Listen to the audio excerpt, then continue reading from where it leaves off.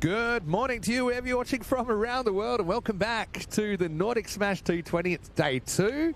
Thanks for your patience. Of course, a few technical things to sort out this morning with some pretty heavy overnight rain and wind, so it took a little bit longer to set up the ground than we anticipated.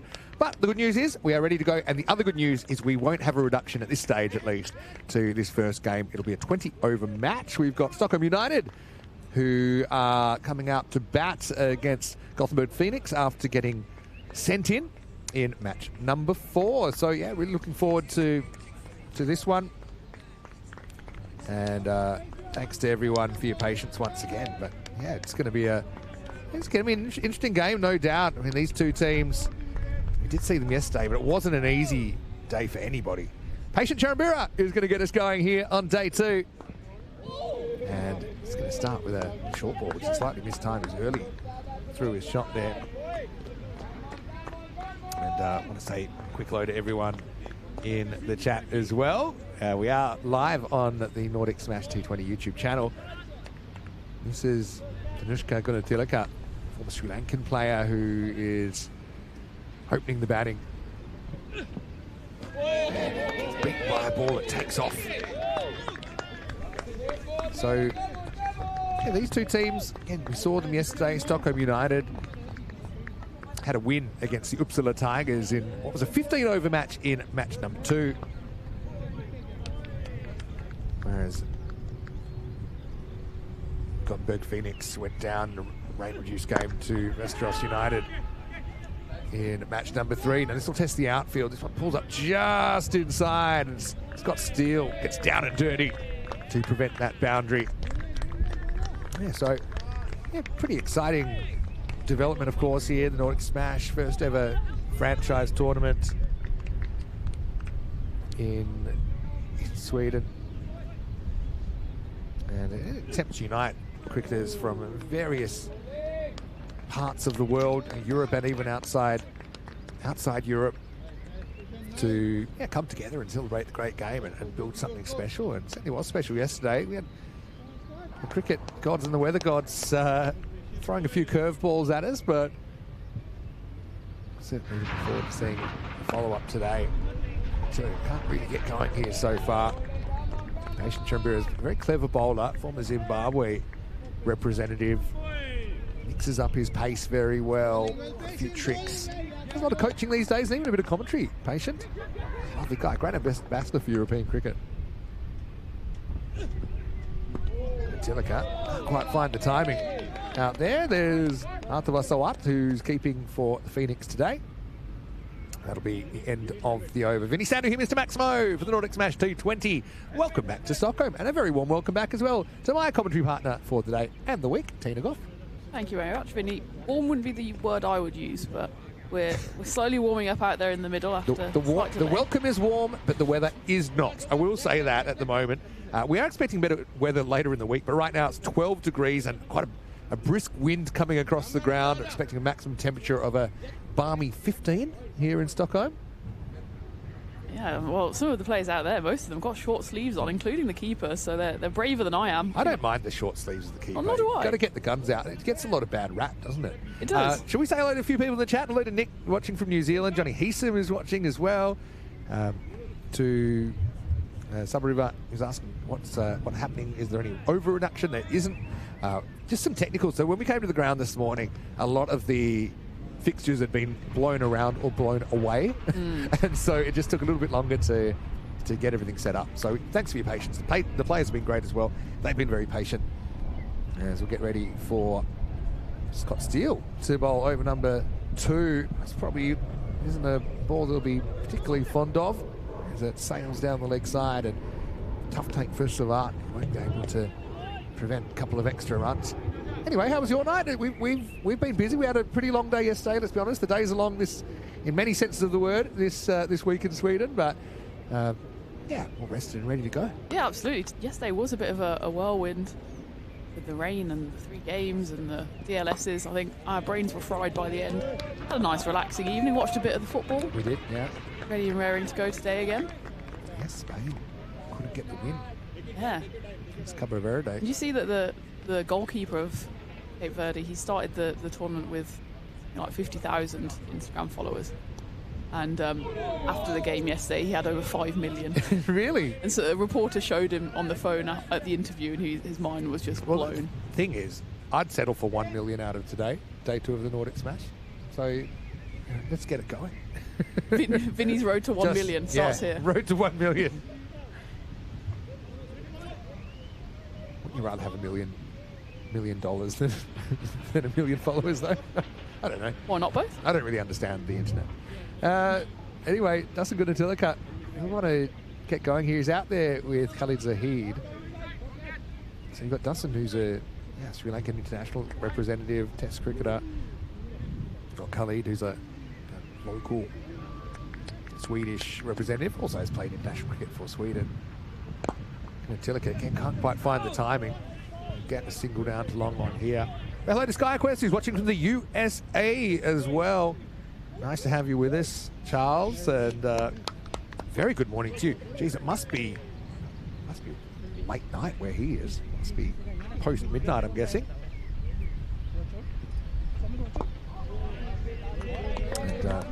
And Scott Steele doing a decent job here. He's just trying to play this tactic of sneaking through and over in the first couple with spin and asking a slightly different question. He's getting itchy to hit a big shot here, I think.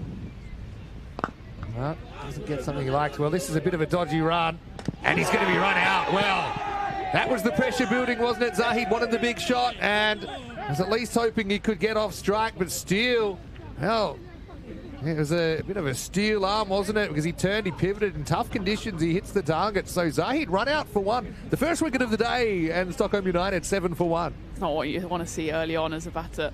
It's one of those where it's a slow motion, and yeah, I think it's a fair call from the umpire. They've been pretty much bang on in all their decisions so far today. And just seeing if we can get another replay. Instinctively, Ian and I, we'd both say that looked like a run out. Great work there from Steele. Didn't have much time to really eye it up, just turn and throw. Yeah. Nailed those stumps down. Well, the reaction of the batter often says it all, doesn't it? Well, I know that we're not... This will hopefully tell us the story, but I mean, he's out. I think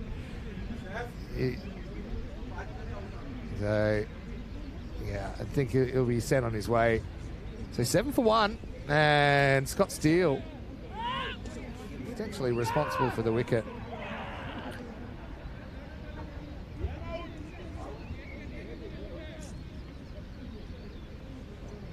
So Zahid, he's going to have to walk off the Boccia cricket ground.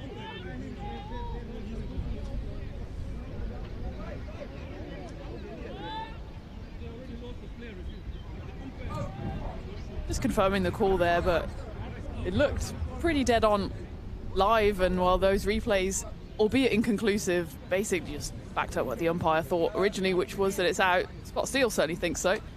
He's got his arms folded for the new batter to come in, and belatedly then will be a new batter, and of course then an early wicket, a big wicket here for Scott Steele and his Phoenix side. Remember, they lost to Westeros yesterday evening in the rain and the storm.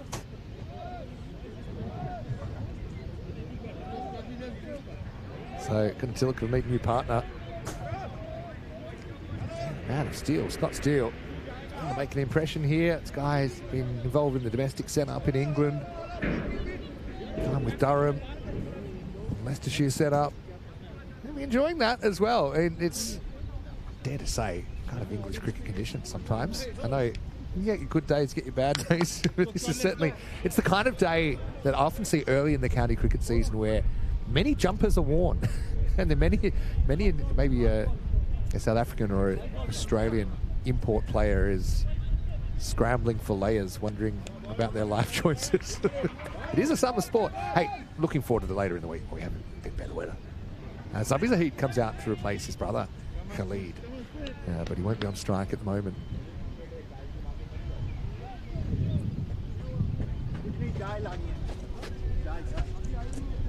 We've got Uncle GT saying, hey, Vinny, big fan of you and Tina.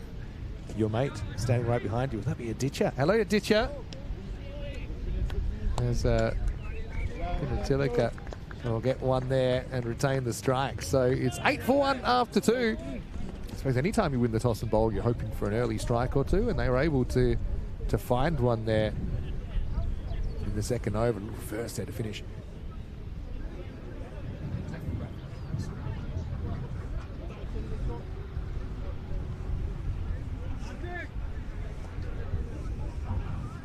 So it looks like Patient will be continuing. He's marshalling his troops from this lower end. Decent first over from him. Steele goes for 6, of course gets that run out as well. Patient only went for the 2 runs in that first over, so it's been a really decent start here for the Phoenix, who are looking to make amends for that loss yesterday evening. Stockholm United, meanwhile, of course, coming on the back of that win in game 2 yesterday. Rain affected game. I mean, all of the games yesterday were rain affected too. One way or another, in wild and wildly different ways as well. Hey, exciting. We got one World Cup on the Football World Cup we talked about. What about the Women's World Cup? Yeah. T20 getting underway in England. Really exciting as well. He's Patient coming back for a second over. And just to single out to deep square. Yeah, he must be excited for that and hoping for good weather there. And what should be a really exciting tournament. From a European cricket point of view, a big moment for the Netherlands, qualifying for the first time. Yeah, the Netherlands, Scotland winning their first game. Yeah, Scotland, got Ireland there as well. Yeah, I was there at the opening game on Friday at Edgbaston in sunny conditions. It was a beautiful evening.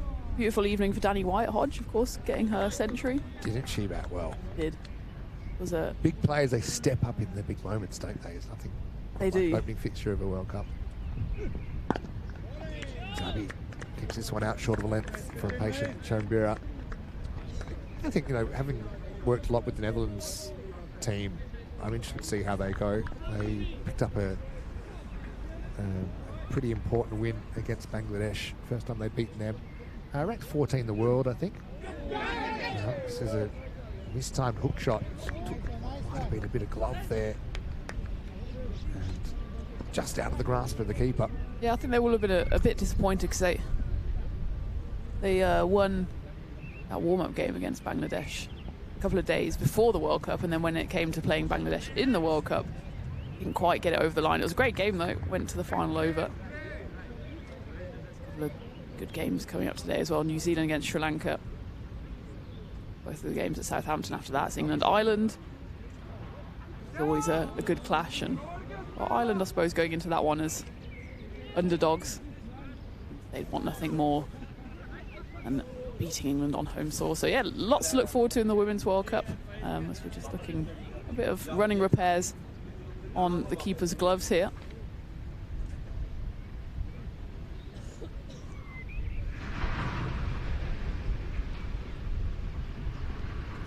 Hey, quick hello in the chat as well. Got Richie Robbins in the chat saying some big names in this tournament. Looking forward to seeing some of the games later in the week at the venue when the weather is better. Well, Richie, you're smart there. But until then, enjoy it here online. I like the old, what would you call it? It reminds me of a Paisley, checkerboard layout, or it's like Paisley? one of those fancy vests that you might wear. Zabi, big number 0. No, there is a word for it. Not Paisley. Yeah. Paisley is like the pattern. Slower ball, but he picks it and he hits it. And I think this is an issue with Charambira's slower ball. Sometimes it is so slow compared to his top delivery that batters, even if they don't pick it out of the hand, they pick it in transit. And that is the first Maximo of day number 2. Lifted up and out of the ground. Bit of a pressure reliever from Kunatilaka. Argyle. Is that what it's called? Yeah. Argyle. So it's like a chessboard, but with the diamonds, basically. Yeah. Okay. It's very kind of Scottish vibes, isn't it? I suppose that's why it's called Argyle. Comeback ball, and he puts the pace back on. Nice comeback from Patient to finish the over. Still going at just 5 and over in his 2 overs. And at the end of 3, it's 16 for 1. Don't forget it's a T20 match. So 6 over power play. Only 2 fielders are allowed outside the circle. After that, reverts to 5 fielders.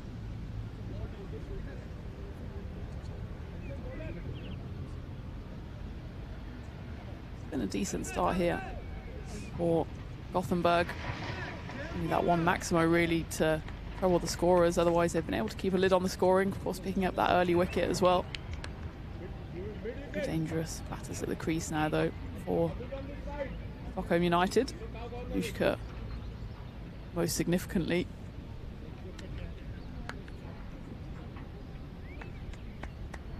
Zabi proudly wearing his Swedish helmet.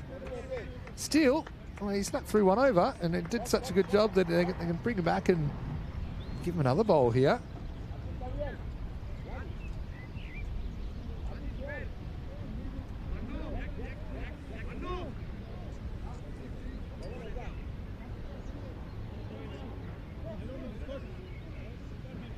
It's actually one of the first times we've seen a bowling side have opening bowlers bowl consistently. I suppose yesterday the weather was so volatile that no bowlers were really able to settle into a pattern, but Steele and Patient have built a nice little opening pairing here for the bowlers. You often talk about the batting partnerships, but here Steele from the one end keeping it tight, of course with that dead eye run out as well. Patient at the other end have really got the strangle on Stockholm United side. With a talented batter like Danushka only going at, well, just under a run a ball. Of course, plenty of time left in this one. Yeah, he's biding his time. It's not easy conditions, although I will say it's probably worse conditions to field. I think these hard hit balls, even with guys with professional cricket experience, he's about as tough as it gets. This reverse this time, all taken by Sawat behind the subs. Never easy when the batter switches around. It's probably distraction level 11.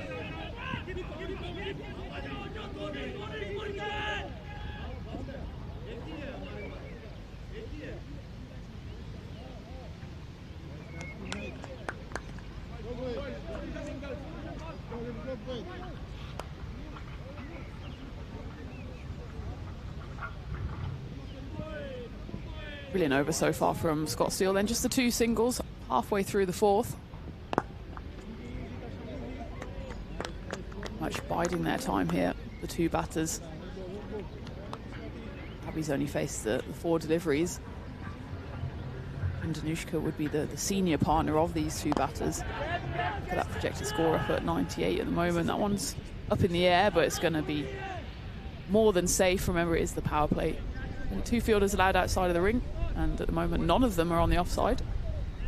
We've got one at long on, one patrolling the deep mid-wicket boundary. So that offside, that lofted shot, although it was a bit loose, was a safe enough shot there from Zabi.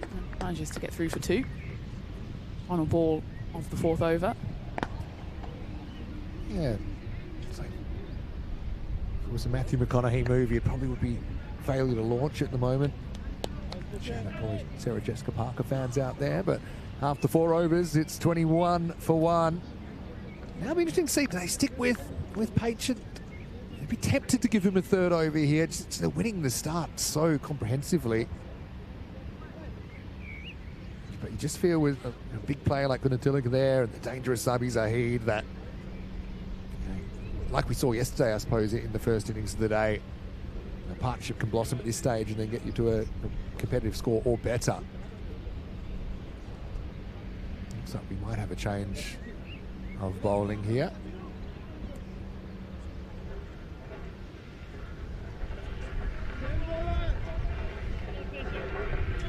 Well, maybe not. They will. Late change have decided that they'll stick with Patient.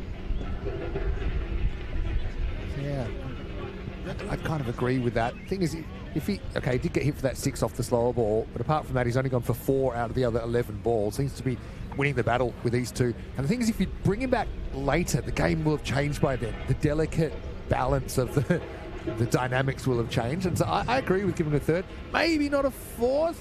It's handy to have up your sleeve, but yeah, I can certainly understand that they're really trying to get on top and potentially break this partnership. Very late on this one. Just can't quite get his timing right here, and I think you've got to give credit to the bowler here with these variations that Charambira is able to deliver. more than once fooled a very good cricketer in Gunatilaka. It's always a stick or twist with a bowler, isn't it, when they're bowling well? Whether to keep bowling them. I want to be knocked away, and it will be a much-needed boundary for Stockholm United. First one in a good 2 overs. Not quite the right line length there from Patient. Previous bumpers have cramped up the batter room on that occasion. Where it just tailed into Zabi, and he was able to help it along on its way.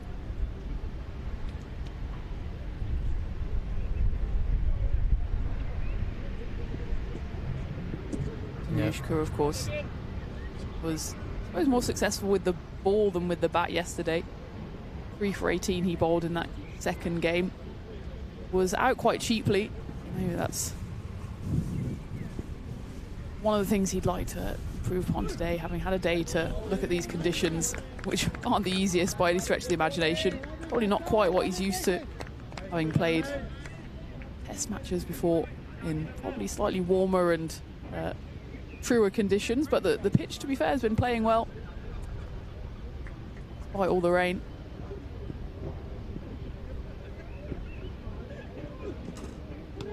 Oh, that one again. Not really picked out of the hands. So he tried to give it the big heave over the leg side. And Trambera continues to dominate this power play.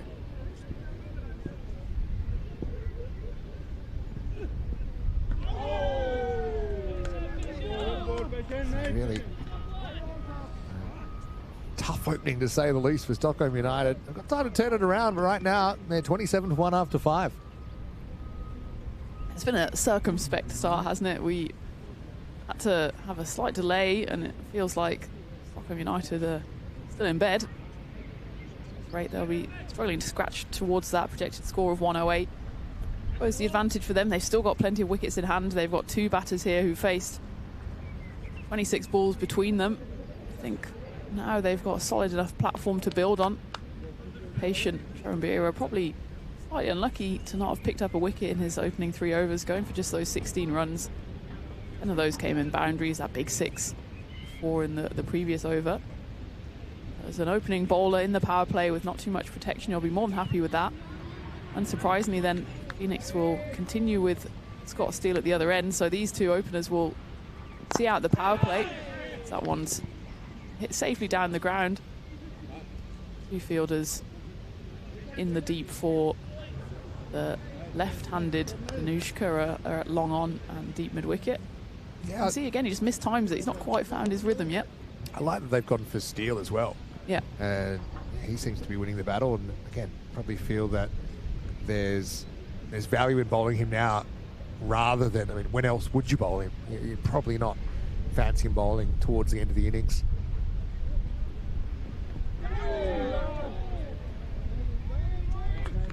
Looks like they're trying to hit a tic-tac with a toothpick at the moment, really. It's not really what you expect from a top order partnership. Like I said, they've got time to turn it around. And this does come off the middle of the bat from Zabi Zahid. Well, the pressure had been building. Maximo finally won back for United.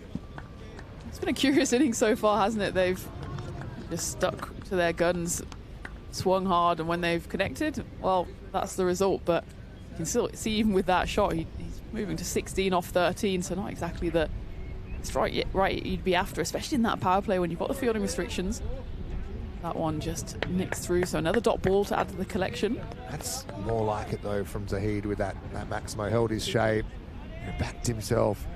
It's a funny game. It can get really tough or really easy, depending on how confident you're feeling. Right now, these 2 players just been feeling for the ball more often than not. Maybe that's the blow that gets Zahid going. But still, I mean, you look at his numbers, bowling off spin in the power play, as Sawat almost gets his head taken off by the ball hitting the end of the pitch. Yeah, you look at his numbers, 19 off 17 balls, and he created that run out really through a build-up of pressure. And yeah, he's well, one more ball here to sort of 14 off 16. That one finds fielder in the circle, so Gunatilaka can't really take a trick so far. That'll be the end of the 6 over power play. Not even run a ball through that one. It's 35 for 1, Stockholm United. A power play that goes the Phoenix way. Be more than happy with that. Remember, they won the toss, wanted to bowl. This is exactly what they had in mind. Scott Steele and patient Charambira doing the damage in the power play. One run out for the end of the opener for Stockholm United. So just really got going. Partnership now kicking along. It's worth 28. Oh, well, get this. Best part of 5 overs. It's not exactly the 20 over pace that you'd want. We are going to have a change of attack here from Stockholm United. Well, pardon me, Phoenix in the field, and well, maybe a change of tack from Stockholm United, who need to ignite this innings here. Will be Kamran Ahmadzai, or the 7th over here for the Phoenix.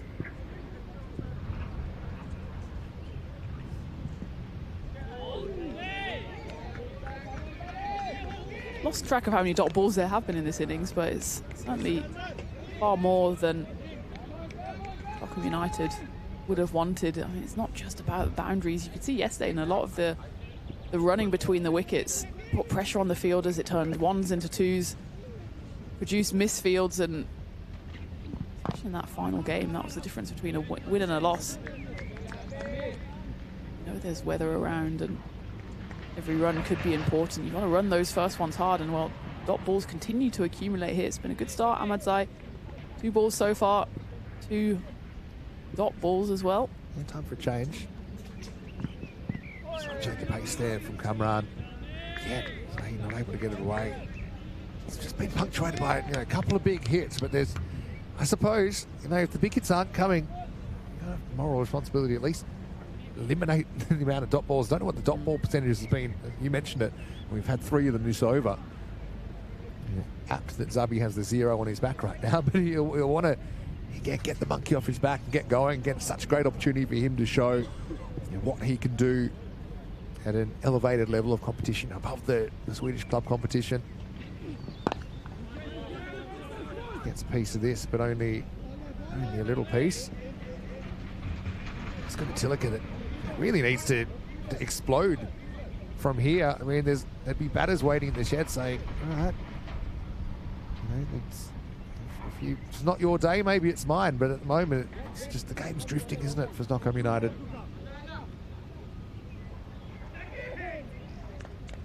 I haven't found the middle of the bat, apart from on those 1 or 2 occasions where suddenly there's a big hit and we think, okay, this is the kickstart that the innings needs, but then it kind of goes back to default, which is dots and 1s scratching around, not really getting that momentum into the batting innings. And we have to say that the Phoenix have been bowling excellently so far as well. I was just going to say, the stumps have been amazing not falling over yet, given some of the wind and some of the conditions we've had. That's the first time. It's the first time that we've actually seen them go over. But yeah, let's take this opportunity to mention Stumpy and their fantastic support of the Nordic Smash. Stumpy has a revolutionary system that is being used for the first time at this level of cricket. Normally would only be the very top of the tops that you might have a stump cam, but they've made it more accessible and something that they are making available to club sides, and capture some amazing footage, the Stumpy. So check them out, and also have a look on the social media Nordic Smash, and you'll see some great vision from the Stumpy.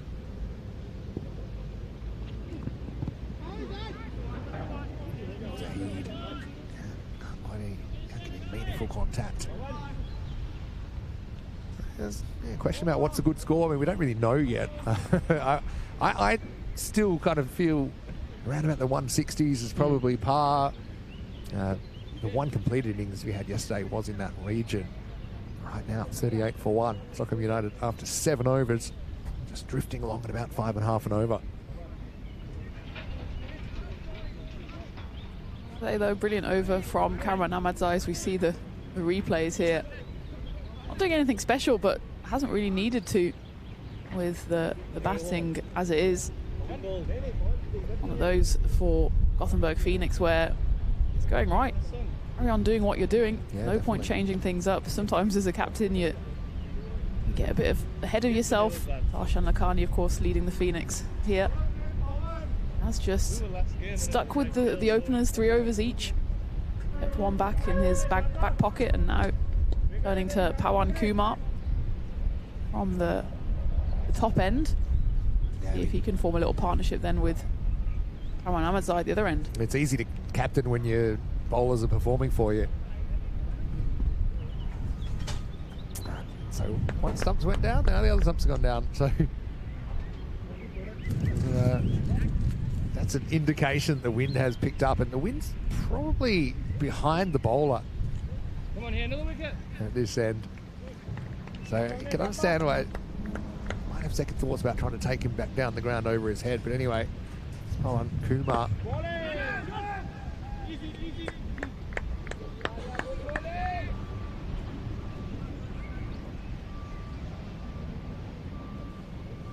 Yeah, T20.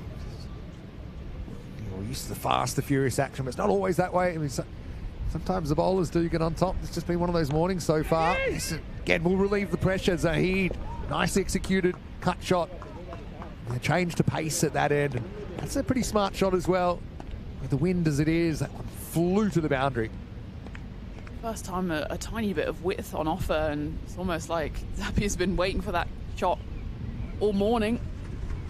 Just a warning there to Gothenburg Phoenix that you can't allow any kind of width on this pitch because it will just sit up nicely.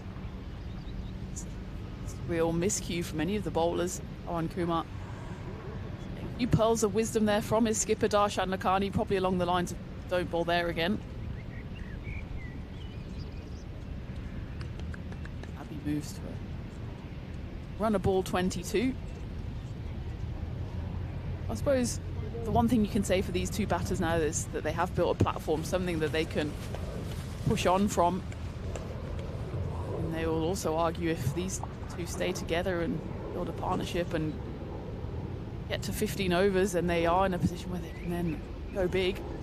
Again, it's one of the features of this innings so far. It's been very much feast or famine for Stockholm United. Brilliant cut for 4 is then followed up with a bit of a tentative push that goes through to the keeper, who's a lot of the balls land in his glove so far, Zaid Ahmed.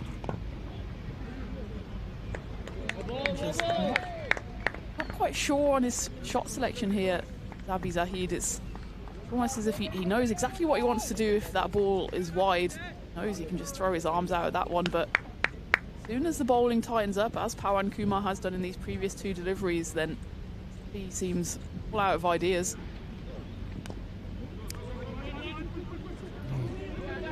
His first one hard, but again, I have to settle for a single. It's just been the sort of innings so far where the batters have never been able to find any kind of momentum. There's been never back-to-back boundaries or anything like that. It's been punctuated by a couple of nice strikes, but in between, I just think it's, I don't know whether, it's hard to put your finger on it really, but it just hasn't been happening, and that's what cricket's like sometimes.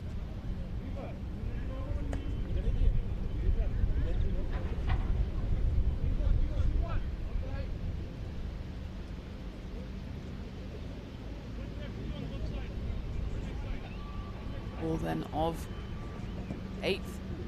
That one boundary in the 1 so far, and well, could be cut off as Nirud Maya comes across from deep mid wicket, so they will end with a single. Another excellent over for the Phoenix with just the 6 runs coming off it. So there is the equation, 44 for 1 after 8 with Abi Zahid 3 off 25.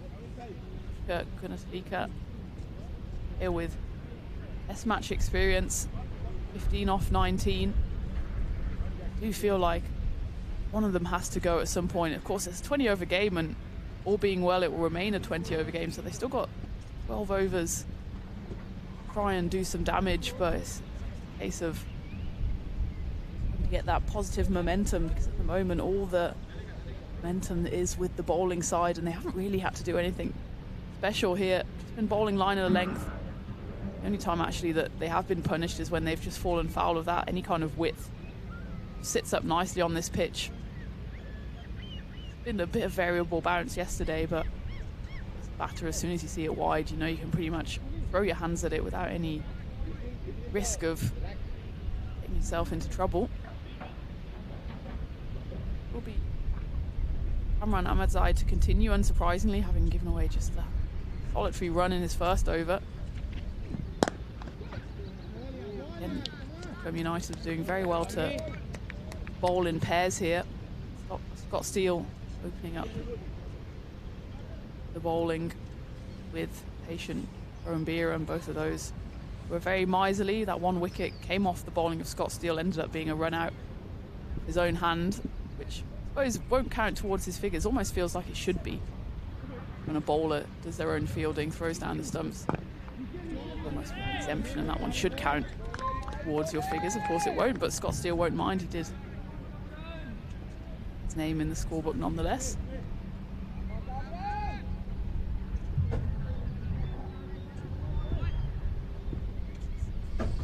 Strange how fortunes can change in cricket.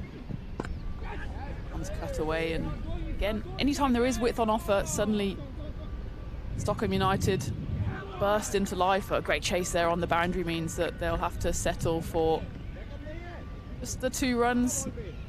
For a moment like they could get an overthrow in, but it was a good chase there from the 2 fielders. I think the ball was pretty much stationary by the time the fielding was done there by Jack Hogarth, but put in the nice dive, got his hit dirty. Stockholm United sneak towards that half-century mark by saying fortunes here have changed for these 2 sides. Remember, Stockholm United won game number 2 yesterday. I was against Uppsala Tigers, and another one that was rain affected. They ended up taking the win by 6 wickets, and Gothenburg Phoenix lost game number 3 yesterday to Västerås. That ended up being a 6-over smash. Lost that one by 7 wickets, but were, I suppose, victims to the weather as well. They had to complete their batting innings, or part of their batting innings, absolute deluge, and then had to try and bowl in that and defend a total which ended up being too easy to overcome for their opposition. Of course, remember, we see all 6 sides playing every single day, so every game plays 1 game a day, as that one is cracked up in the air. It doesn't quite have the legs on it though. Patient is settling underneath it, and it's a great grab by the tall man at long off. Judges that very well in the swirling wind. It's almost going to be one of those where you settle underneath it and a gust of wind takes it over your head at the last moment, but not on this case. It's Gothenburg Phoenix claim their 2nd wicket, and it's that man, the star man, who has to go. Well, his star wasn't shining quite so brightly this morning. See the reverse angle, and Patient clutching it out of the air, knowing all the time where that rope was. Pretty close to it, about 1 metre away, but comfortably within it. Danushka Matilaka, with test match experience, has to take the long walk off, and in all honesty, he never really got going. One who promises so much, and I'm sure we will see a lot of, not only in this game in the bowling innings, but with the bat as well. Departs for 16 off 21. It's that 1-6 in anger, but anytime you hit the rope. Maybe, I suppose, not the worst wicket to lose on Stockholm United perspective, to see if the new batter here can ignite the innings. That projected score up at Nelson 1-1-1, but really hoping to see if they could boost that towards 130, 140, as Shadab Jakati is the new batter in. Skipper is on the responsibility here of trying to revive United batting innings.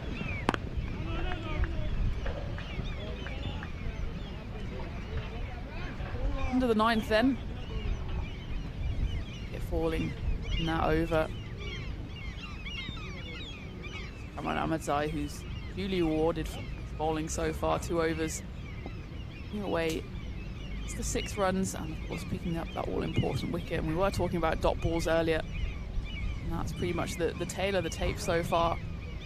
We've had, just doing the maths, 19, 27, 30 dot balls so far, but we've only had 56 deliveries, and 30 of them have been dot balls. 4 deliveries. So pretty much shows you the struggles that the batting side have faced here. Stockholm United, they do bring up their 50. They scramble through for a single. Pawan Kumar again, unsurprisingly, has been asked to bowl his second over here by the skipper. 1 over before the halfway mark, and Adab new to the crease, and Zabi Zaid, he's still there, 27 off 29 of the 2. He's going decent click to build a new partnership now with his skipper, with that current run rate even touching 5.5. But for now, they're happy to just knock the ball around, play low risk cricket. At some point they need to take the gamble here, because otherwise this innings is just going to peter out before it's even had a chance to get going.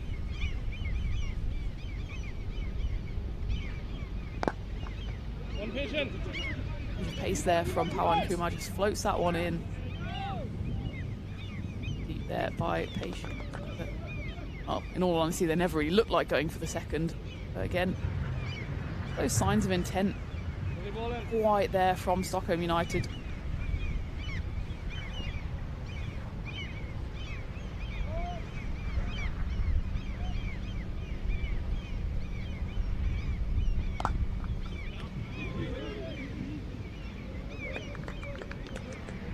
You have to say there's 2 sides in every story, and the reason why we've been able to get going is because the Phoenix have bowled so well. There's been very few extras to speak of, just the 2 wides. Best part of 10 overs. Really put a stranglehold on United batters, and if they were an animal, they kind of would have rolled over and let themselves be strangled at this point. 1 left before the halfway mark, just 4 singles in this over so far. Pawan Kumar bowling with a lot of guile.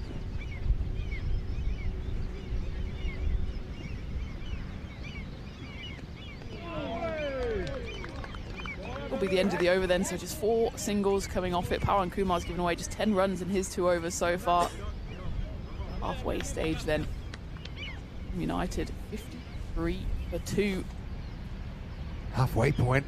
I mean, even if they go at 10s from here on, looking at 150s, which I still think is a bit below par. They've dug a big hole for themselves, Stockholm United. As you said, there's 2 sides to every story, and the bowling's been pretty disciplined so far. I think all 4 bowlers used have performed well.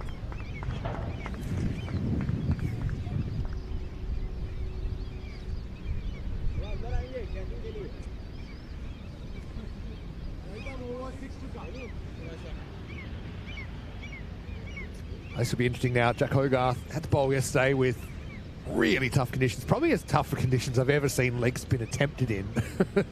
Again, call the Guinness people. But Jack Hogarth is a Scottish bowler. We've seen him in the Scottish setup. Plays the cricket for Forfarshire. Real character as well. I wouldn't say these are easy conditions. I don't know how he feels his fingers in these conditions, but certainly easier than last night. And let's see how he goes here, bowling the 11th over, bowling to Jakarta. First one is short of a length and dabbed out to the sweeper. Hogarth will be hoping to perform well here. Again, just like so many other European cricketers, I think appreciative of the opportunity to play in a different environment, different conditions, although I will say that in Scotland they do have some similar days, even in the cricket season. Jack's laser focused. He's got him. And Jack Hogarth breaks through. He's such a clever bowler. And I don't think that Zahid picks this.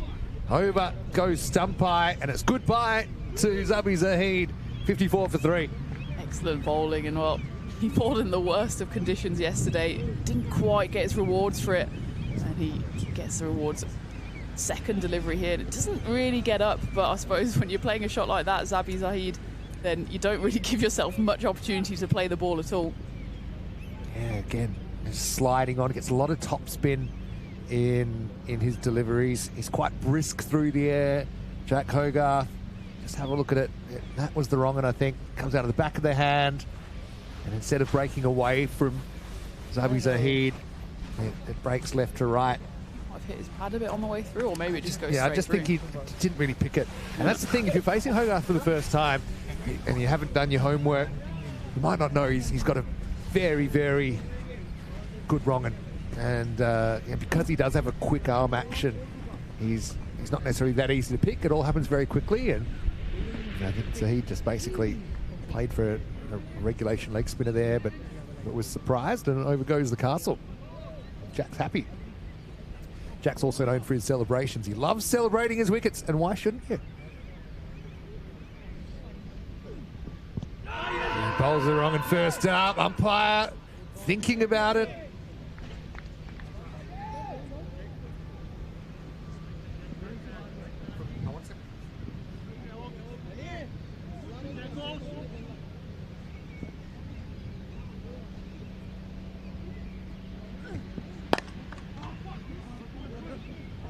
So yeah, that one looked to be a wrong and first up, and again, don't think it was picked. New batter out there is Mohammad Farhan Chowdhury. Gets off the mark at the second attempt.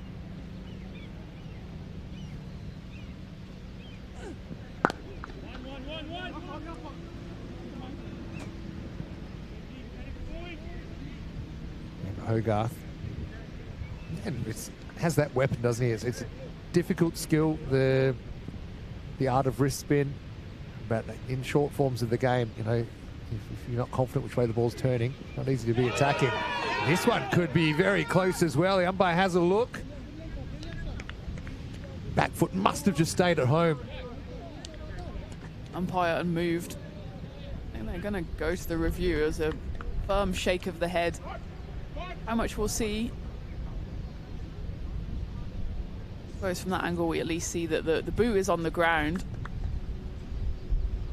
This will show us. Yeah, I think that's fair enough. The boot does lift, but it drops down, and it drops down the right side of the line. I don't think he really knew too much about where his back foot was. He was hoping that the toe was behind the line. So, well, 1 wicket for Hogarth and almost 2 more in the over, really, after 11 overs. It's 56 for 3 and 1 for 3 for Jack. Again, that's the 5th bowler we've seen from the Phoenix, and they've all been on fire, really. Yeah, they've been excellent. They've been bowling very well in pairs. Looks like Scott Steele will be coming back for his final over. Tried to roll the dice here. He's not picked up a wicket per se, but he did get that run out in the first over. Gone for 19 runs, which is very fair going in the power play. Protection out there now.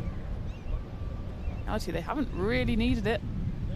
As the backward cap comes out here. Going for the style, seeing if that ignites the innings here for Stockholm United. You're playing for the MCC, do you get many backward caps? I think you do, and then that'll be your first and last game for MCC. Well, you know, there is a thing in American sports that if your team isn't going that well, you wear your cap backwards. Have you heard of this? No. In baseball especially. As if you're just playing Little League now. No, so the crowd will start either wearing the cap backwards or inside out, thinking they can change the luck. So, okay. hey, so actually, this is T20 cricket. He's innovative. But quite a few people would say it's not the greatest look. And hello to Rob, who's watching from New Zealand. Hey, Rob, hopefully well. And yes, I was in Perth the last couple of weeks. Those that have been following me around the globe. But I'm here in Stockholm, here with Tina. This is day 2 of a 6-day tournament. Just to give you some context, there's 6 franchise teams here. It's the first ever Nordic Smash T20. And each team plays every day. So there's 3 T20 matches every day. This is just the first innings of the first match of the day. We'll see all 6 of them again today. I think he had his cap on the right way by the time he faced. Again, we're on cap watch. There you go. He was just punking us. Just the quick backwards to change the luck, but then when it's time to face, come on, it's real business. talk. Real talk when you're bowling. So thanks for joining us. I know a few people have followed us that follow European cricket, of course. And Tina and I regularly on the European Cricket Network. But there's no ECN cricket this week, so I know that we've certainly encouraged all the ECN fans to get behind the Nordic Smash. And interesting mix of players as well. From Sweden and then Greater Europe and then abroad. As far flung as Australia, England, South Africa, West Indies, Zimbabwe. Who have I missed? Plenty more. That's all the non-Europeans, and even in Sri Lanka. Sri Lanka, yeah. In Europe, you've got Austria, Italy, Norway. I think we have. Yeah. So you've got principally a Swedish flavour. Now Farhan Chowdhury, whatever he's doing with the headwear, it seems to be working for him. As this one is pulled away, it's fraction short from Steele, and despite the amount of rain that's fallen on this outfield in the last couple of days, still running pretty nicely. That'll be the end of the 12th over. Steele ends up bowling out none for 26, so he did conjure a run out off his own bowling earlier on, and 63 for 3 after 12, but still finding it hard to break out of that kind of 5.5 and over pace, which really only translates to about 110 off 20 overs. Look at the firepower that Phoenix have in their ranks as well.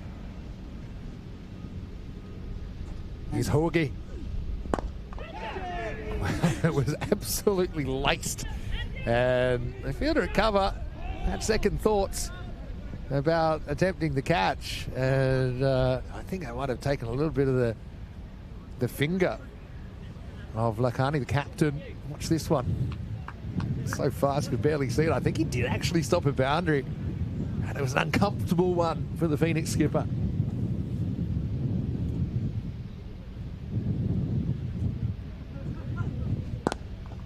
Hogarth, I think, will enjoy bowling to the left-hander. I think it just makes his wrong and more of a weapon, probably brings the stumping into play a little bit more as well. He's a wicket taker, and when he's bowling well, he bowls very few bad balls. He's tough to score off as well. Deadly combination. And has energy about him. He bounces to the crease. He's one guy, he won't be complaining about the conditions. Put his hand up to bowl last night, even though we're in about a Category 3 tropical storm, untropical storm at that point. Yeah, I'd quite welcome the tropical at that point. Again, not 100% sure that they're picking him. Again, got a guy here, McCarthy, the captain of Stockholm United, that is 9 off 13. Again, just kind of digging themselves further in at the moment.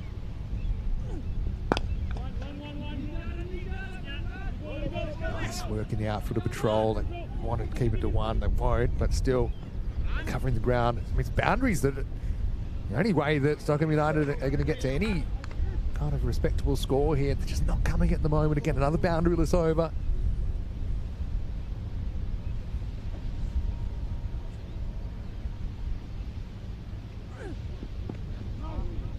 Excellent over once again by Hogarth. Only goes for 6 at this stage. And the thing is, he's still got 2 that he can bowl. 13 overs down to Stockholm United after being sent in match 4. First of the matches on day 2. They are 69 for 3. And we appreciate your feedback, your comments, your questions in the live chat on YouTube. Nordic Smash T20. It also gives me the opportunity to give a shout out to some of our partners as well. Stride Sports have been fantastic supporters of the Nordic smash, and they supported the toss this morning. The toss, of course, was won by the Phoenix, and Darshan Lakhani elected to bowl. So big thanks to Stride, who are making great strides in revolutionising the way that cricketers train. A huge focus on girls cricket, and supporting the efforts of Stride to grow the game. Stride, play strong, think stronger. Right now, it's Stockholm United, I think, that need to play strong, think stronger. Probably need to roll the dice a little bit. Thing with 5 matches for each team is that there's a pretty good chance the teams are going to finish on equal points, and therefore net run rate comes in, which means margins matter. No bonus point systems or anything like that. So it just strictly comes down to the amount of wins you've got, which translates to an amount of points, and then potentially net run rate mattering. So 4 of the 6 teams will qualify for the semi-finals, and then it's a straight 1 versus 4, 2 versus 3 on Saturday. So if you do have to suffer a loss, you don't want it to be a bad one. Right now, if things keep going like this, United are in a bit of trouble. New bowler coming in, and it's Archit Dupan to bowl for the first time. Steele, of course, bowling out in the last over from the top end. It's called a wide. It just sneaks down the leg side. And Chowdhury off 6. Come back to the helmet. Happy to see that against the seam up bowling. Almost takes out his partner this time as he hits down the ground. But again, only a single. Yeah, hello to Scotty as well, who's watching from Victoria in Australia. And Jack letting a few rip. Good start by old mate. He's a character, Jack Hogarth. We've seen him a lot in the Euros of cricket and T10 format. And again, it's been a handful. Often would open the bowling actually in that format. You're not the kind of bowler that I hope is adept to playing in the first over. But yeah, loves to put revs on the ball. He's a bit of a larrikin, I will say. He's a character on and off the field. The game needs characters.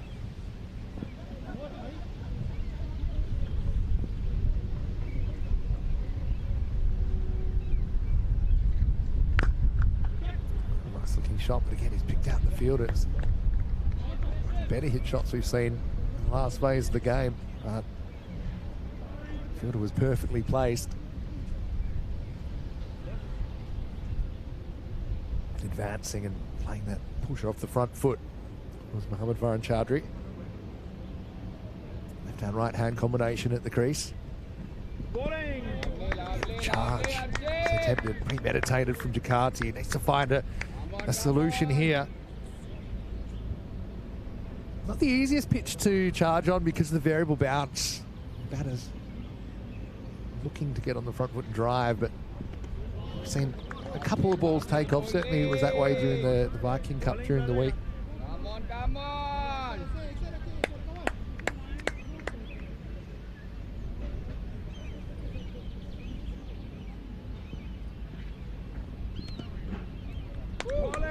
Again, he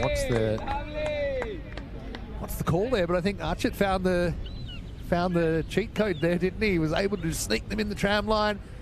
Umpire said, yeah, that's fine. And so it's the end of the 14th over, and Stockholm United 73 for 3. Only 4 runs coming off that over. See, that one was called wide. But he just seemed to be able to find that off stump, wide-ish line. Some of the highlights of the last couple of overs. But you see, I think one of the issues is that Jakarta's backing away a fair bit and he's reaching for the ball. So these balls, he thinks they're wider than they actually are. Hogarth. Certainly a bowler that you're going to keep going as long as you can. Potentially bowl overs 15 and 17. Try and stop any kind of resistance. Well, many layers young Jack's wearing today. He knows his way around a cool field. His cricket in Forfarshire. He's based in Dundee. Chowdhury goes after this. Fielder's there, and he's dropped it. It's gone straight through his hands, and it's 4 runs. Well, again, no easy catches today. Anirudh Myers, the fielder down at deep square leg. Never really got set with his feet. Just burst through his hands and across the boundary. Well, Jack will be nonplussed with that. Again, not the cleanest of contact from Big Chowdhury. He was concerned. That luck was on his side. See if he can make him pay. He's dropped on 9, and now he's going to get another 4. This one more of a regulation sweep shot. He's just kind of playing the length here. Like I said, I don't think Hogarth's that easy to pick, especially if you haven't faced him too much. A bit more air that time. That's probably the first time he strayed onto the pads, Hogarth. Chowdhury good enough to put him away.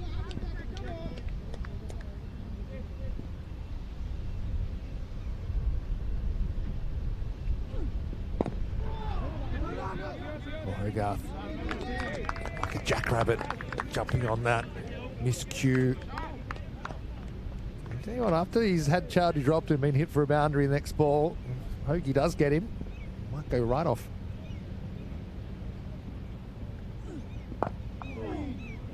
Tries to advance, but have to settle for 1. And Johnny Heasom puts it well in the chat as well, saying, hey, that's cricket. One day you're up, one day you're down. And I suppose with all these teams, it's a pretty simple format. Every day they'll play a game. They play one game, and some days they'll be up, sometimes they'll be down as a team and also individually.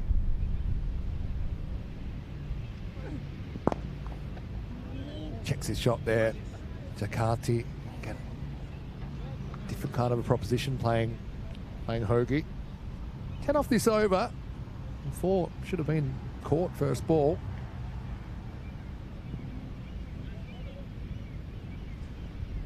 Last ball, the 15th. Advances and hits very well. Maximal! Chowdhury shortens the pitch. Doesn't give the chance the ball to break. So, a bit of a counter-attack coming from Farhan as he moves to 24. It's the 30 partnership. And it's 89 for 3 after 15. So, I mean, what's your best case scenario here? You'd be hoping for 2 a ball. I mean, that's kind of minimum of what you'd be expecting in, let's say, par conditions. But if you go 2 a ball here, you're looking at 60 off 30 balls, 149, set 150. I mean, that's total best case scenario. One thing they do have in their favour, I suppose, United, is they've got wickets in hand. They've got 7 wickets in hand. They've got batting to come. They've been neutralised, haven't they, so far? Archie Dupan is ready to bowl again. Over 16. It was frustrating, the left-handed Jakarta, who he said kept kind of backing away slightly and finding it hard to access those tramline type balls. Archie right arm fast, comes around the wicket. Again, excellent location. Really almost brought a wicket. Skewed away towards backward point. I'll come back for 2, but I think this has been a really disciplined bowling performance, as a side, but every bowler they've called on seems to have been having their way. I mean, Archie again taking advantage of the fact that Jakarti is his weight's going towards the leg side. He's reaching at the ball. He pokes at that. Could have easily gone to the fielder.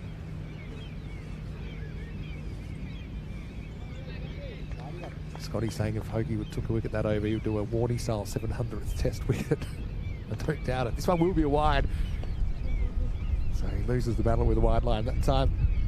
Yeah, Tino, again, waiting for the counter-attack, but signs of it last over. They had that lucky break with the drop catch at the start of the over. I still think they're going to bowl that Hogarth. And again, I think they've got a good variety of bowlers as well. They've never allowed the batting side to settle in this 15 overs so far. No, and the bowlers have bowled well in tandem as well. We saw Scott Steele with Patient at the top of the order, or the top of the innings, and we had Cameron Ahmadzai bowling well with Jack Hogarth. So they've kind of picked their pairings well as well. Had different types of bowling from both ends and just never let the batters settle. That's a nice shot. Oh, Chowdhury's been a difference maker here. Just picks that one up off a length. Economy of movement there, so it was more timing and brute force from Vahan, but he's certainly doing his best to improve the score. Well, this is the kind of intent we've been crying out for the whole innings from Stockholm United. He's not taken too many risks. He's still played sensible cricket, but he's going at a strike rate of 200. Compare that to the openers when you had Dashan going at, or Danushka going at, well, 76.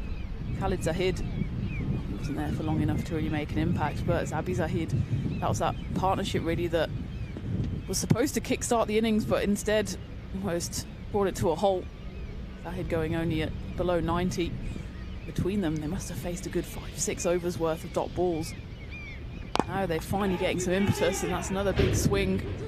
Good land safe between the two fielders, converging from long on and deep mid-wicket. The other thing, it's been mentioned, and I've got to ask the question, Sarul Kanwar, who made 89 off 32 yesterday, hasn't been cited in the top 5. And I can understand you might want to give opportunities, but you've had Jakarta, the captain here, eat up 22 balls for 16. And probably is dying, even if he had the plan to be out there first. You've got to use your resources. Not get a wide here, but you've got the guy who played that's the best innings yesterday. 89 off 32, striking at 278, and you've let your team drift to this position. I mean, you only get 5 games in the tournament. It's fine if you sit on top of the ladder and you want to muck around with it later in the tournament, fine. But right now, drifting well out of contention with the star from yesterday sitting on the bench.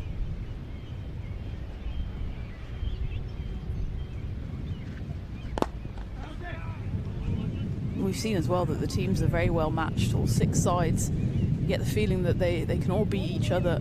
So if you have half an opportunity to get a win on the board, then you have to take it, and you can't rest on the fact that, of course, Stockholm United won yesterday.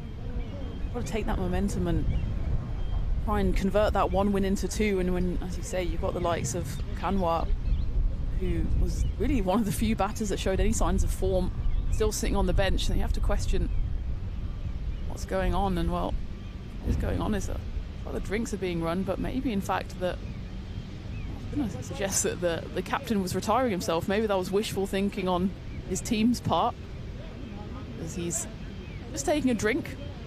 17 off 24. Yeah, 4 overs left. I understand, Sarul's an experienced player. Maybe it's his idea to say, okay, look, I made some runs yesterday. Let's throw the opportunities around. But yeah, it's this way. It's a strategy that's not really designed to optimize the team's performance in the competition. Patient Charanvira is going to come back and bowl out. Bowled very well earlier. He's got 3 overs, none for 16, and helped lock down that end in the power play. Bowling from the clubhouse end.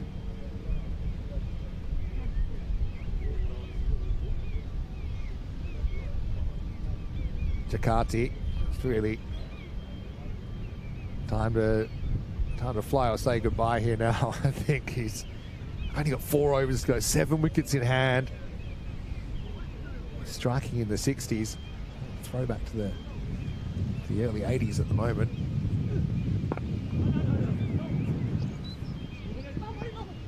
Yeah, happy just to knock it down for a single. Probably get an overthrow if he's looking for it. Again, couldn't go because his partner had run through.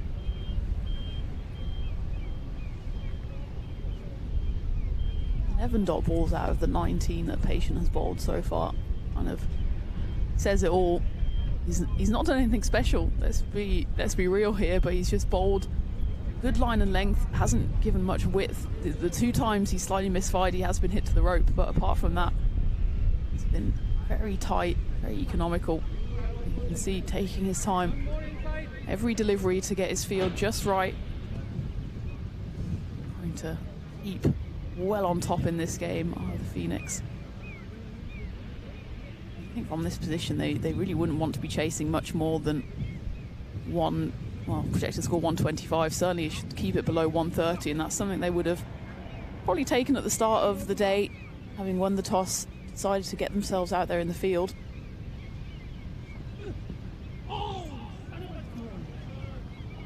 Not handled by someone behind the stump, so they'll get a bye here, I think. This one, yeah, not signalled.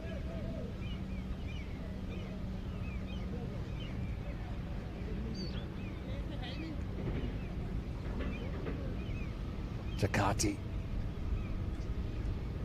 Jakarti needs to come to the party. You know it. Late to the party. Jump down on this, can't make contact. Yeah. I suppose it's new competition, everyone's trying to find their way, but again, Jakarti 18 off 26. You've got someone that scored 89 off 32 yesterday, sitting on the bench right now. And you've only got 20 balls remaining. I think it's to play in professional competition, you have to hold people to a professional standard. And he wants to run here. It's going to cause a run out. We've got 2 running in the same direction, and it's going to be the captain that will survive. Again, you've got to question, even in this situation, with Chowdhury batting so well. To be honest, I think that's Jakarti's fault. He hits and runs, and in the end, Chowdhury respects his call. And he takes off, he feels the pressure, then... He never really says no, does he? And then he runs back, and then Chowdhury... Even now, they had time to say, no, maybe I should fall on my sword. You've got 29 off 16 versus 18 off 27, and the 18 off 27 pulls rank. I hate to say it, but it's not good cricket in many, many, many different ways.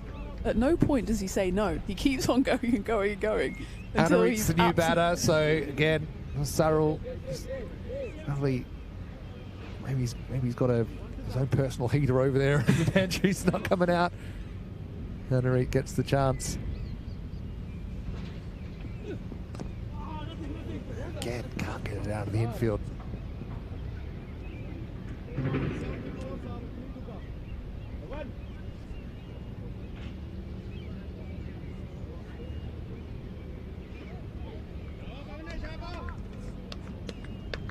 "17 overs down, then 103 for 4.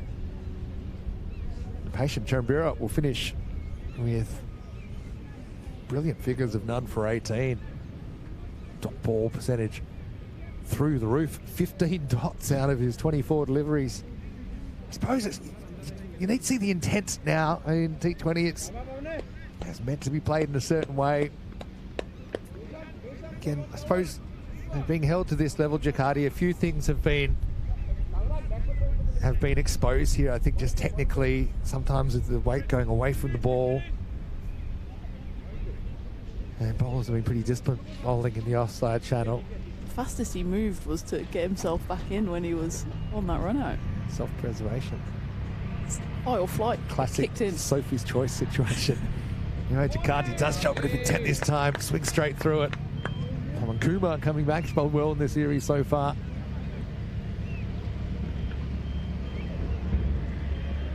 One of the quicker innings we've had, actually. This should run more or less to time. We haven't had a lot of balls leaving the field. I've had a lot of balls leaving the pitch. It's been the amount of dot balls if you're from United. So Anurik will get his first opportunity now.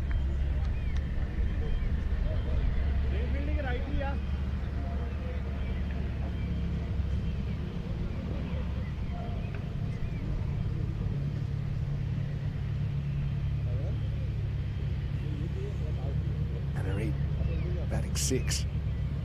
Ahead of some more established talent, so he won't want to waste any time here. 16 balls remaining in the innings.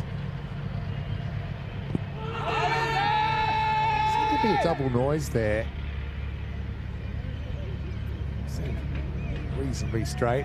Umpire, a wry smile. Again, just feeling for the ball. And this is the problem as well. You've got a new batter coming in. Was kind of pinned on the crease, but I think that's a good decision. I think the wicketkeeper even there suggesting that there was a bit of bat on it.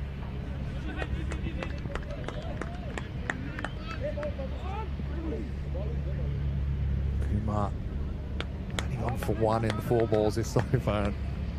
It's a curious innings really to start the day from Stockholm United.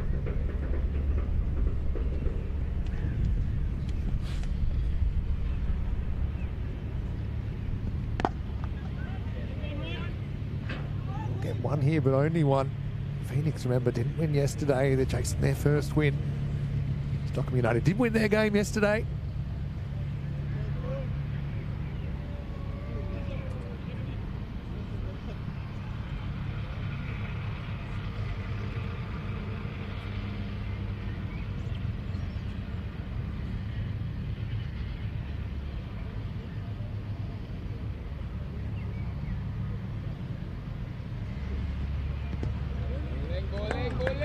Once again, Jakarta not being able to access that ball outside the off stump. Kumar, discipline stuff for him, 2 off the over. And the score 105 for 4.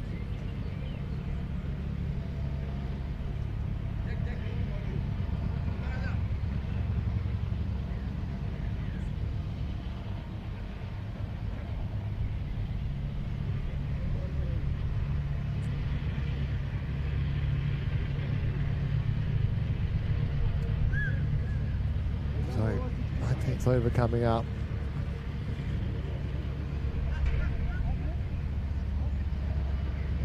Projected score 117.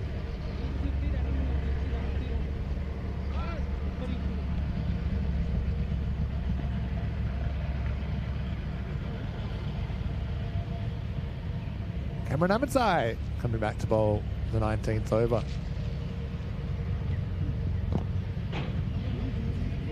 Run. Throw comes whistling in, but they beat it out for the single.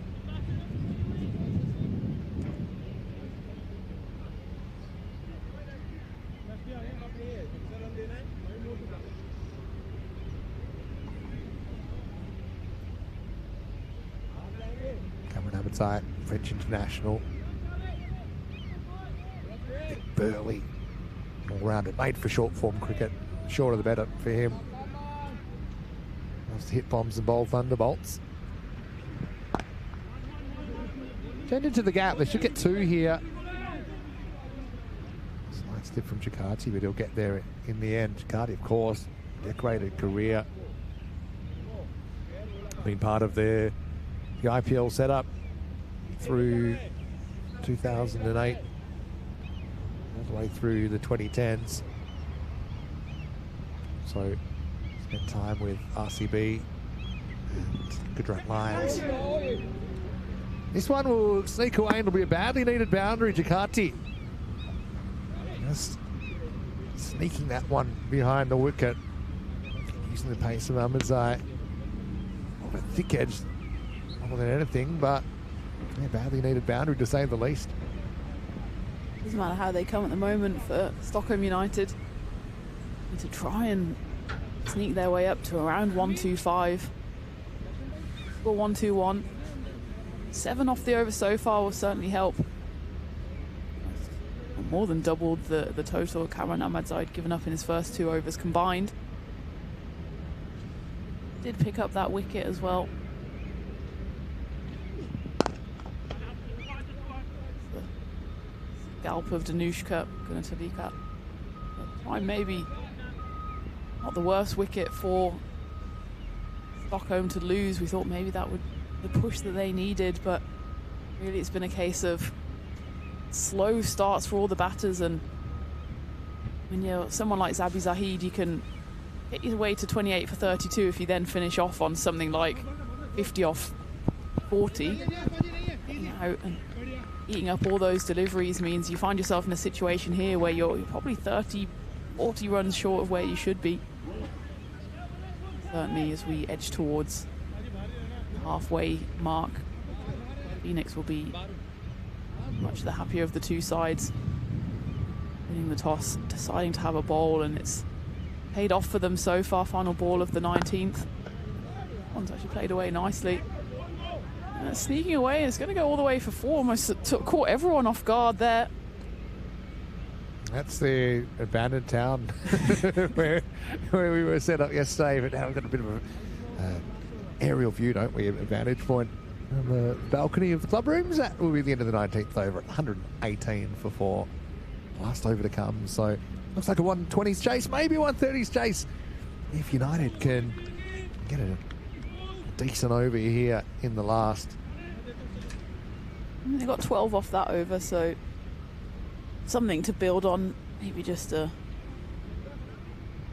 hint of impetus going into that defence for them. Will be Pawan Kumar. Ball the last for Phoenix, unsurprising, given that he's bowled excellently so far. 3 overs for 12. They also had Archie that could have bowled 2 over 15. Had 6 bowlers that have all dominated, really. Got him. As Pawan pitches up, and Anurit trying to get on with it. You can understand that. Had nothing to work with. Over goes the castle, and it's 118 for 5. It's only a wicket that Pawan Kumar has deserved for his labours so far. This one full straight, thank you very much, through the not very defensive defences there of the batter, and just have to make the long walk off. Anurit, who stuck around a while, 6 deliveries, wasn't able to contribute more than a couple of singles. Look at the boundary count as a whole. It's not been where it should be, only 10 boundaries or 11 boundaries in the innings so far, massively dwarfed by the amount of dot balls we've had, which has been quite frightening if you're of a Stockholm United persuasion. But 5 balls left. They want to creep their way up to 130 or round about if they can. Yeah, 54 dot balls. There's 9 overs of dot balls in the innings. It's quite remarkable. There's another one. Still Saru Kanwa digesting his breakfast in the dugout.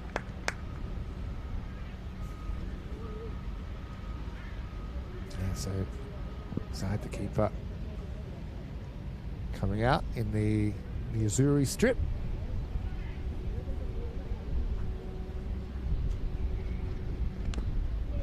Get some bat on this, and Ahmed Zai will track it down.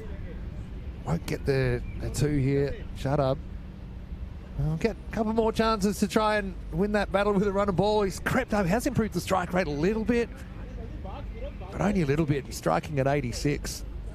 He was kind of down in the 60s for a while. He's hit 2 4s and no 6s. He's faced 36 balls.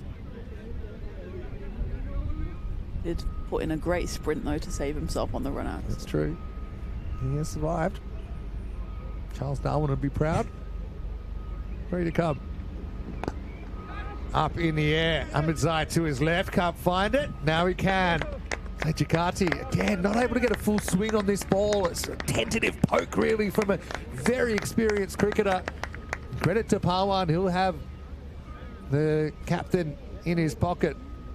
Out for 31, and it's 119 for 6. Not going to go for it in the final 3 deliveries, then when are you? And again, just all at 6s and 7s, doesn't know whether to kind of try and loft it over the out infield or go full-blooded. In the end, he does neither. Take the long walk back. Exchange his bats on the way. Well, maybe new batter wants a piece of timber that can actually find the rope, because it hasn't been the case too often in the 118 deliveries we've seen so far. Brilliant over. Final one for Pawan Kumar, picking up 2 wickets, just giving away the singles so far. And well, we said 130 would be at least a optimistic total for Stockholm to get to. And at the moment, struggling to scratch their way up to 120 with 2 balls left. So whatever happens from here, Gothenburg Phoenix looking at a chase that's going to be around 1 a ball. It's 2 to come then. Good Yorker from Pawan. I've liked his skill set that he's had on display. Even though we've only seen a little bit of him this week. Gets that right up in the block hole, so he's hard to get one more opportunity. 120 is the score. Last ball to come. Again, not going too fast. Story of the innings. They'll finish 121 for 6 in the end. And a bit of a masterclass from the Phoenix after winning the toss and electing to bowl. United never really got going. Khalid Zahid was run out in just the second over for 1. Gunatilaka, very experienced cricketer, but even he couldn't get his timing, aside for 1 big 6 that he hit. Ended up out for 16 off 21. Zabi Zahid had some highlights, but again, not quite a runner ball. 20 out of 32. Jakarti, not quite a runner ball. 31 of 37. Only Chowdhury was able to score at better than runner ball out of any batter that we saw. He struck at 181, 29 of 16 before he was pushed off the cliff by his captain, run out by Darshan Lakhani. And Anurit Zaid and Rajput were sighted, but didn't have too much time to play with. No Sarul Kanwar, who made 89 yesterday, doesn't bat in the top 8. Just an innings that I suppose would be very disappointing for all the Stockholm United supporters out there who would have hoping they could follow on from yesterday. Having said that, it's only half the game, and Phoenix, they've got some work to do to chase this 122. I think they are heavy favourites, but this is short form cricket and anything can happen. Bowling wise, I would say all 6 bowlers did a fantastic job. It was Kumar who took the figures, 2 for 15. Pawan Kumar off 4 overs. I've just mentioned I've liked the way he's executed, particularly in the middle and the end of innings so far. Wickets also to Cameron Ahmedzai, 1 for 18. Jack Hogarth, 3 overs, 1 for 25. I thought bowled very well as well. Charan Birat was wicketless, but didn't go for too many. None for 18. Steele, none for 26. And Archie got a couple of overs, none for 15. We will take a break. Back in about 10 minutes. 122 will be the victory target for the Gothenburg Phoenix for their first ever win in this Nordic Smash. When he's out of here, Mr. Maximo with Tina Golf. Don't go too far. We're back shortly in Stockholm Live. You're watching the Nordic Smash T20.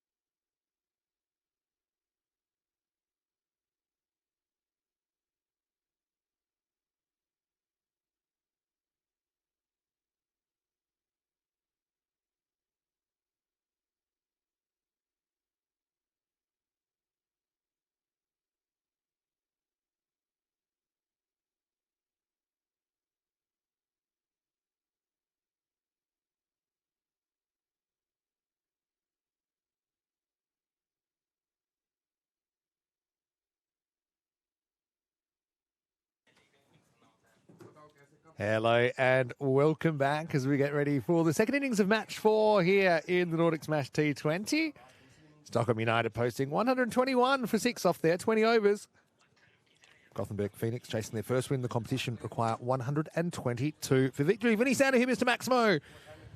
Proud to be bringing you this action from the Bochuka Cricket Centre just outside Stockholm. And so far, I mean, tough conditions, I suppose, all round. 13 degrees. We've had a lot of cloud cover, but luckily haven't really had any rain of any serious degree during the first 20 overs. Phoenix, I'll be hoping to do this and do this comfortably. I think gives them a real chance, I think, to gain some net run rate as well. But look, first things first, they need to win the game. And I think it's been Meyer to open up with Scott Steele. Raj put the bowler. Welcome back to everyone on our YouTube channel as well. Nordic Smash T20. Good to have you with us.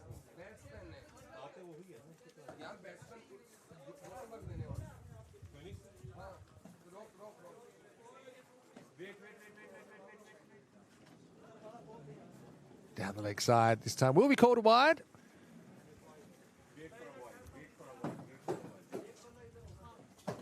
So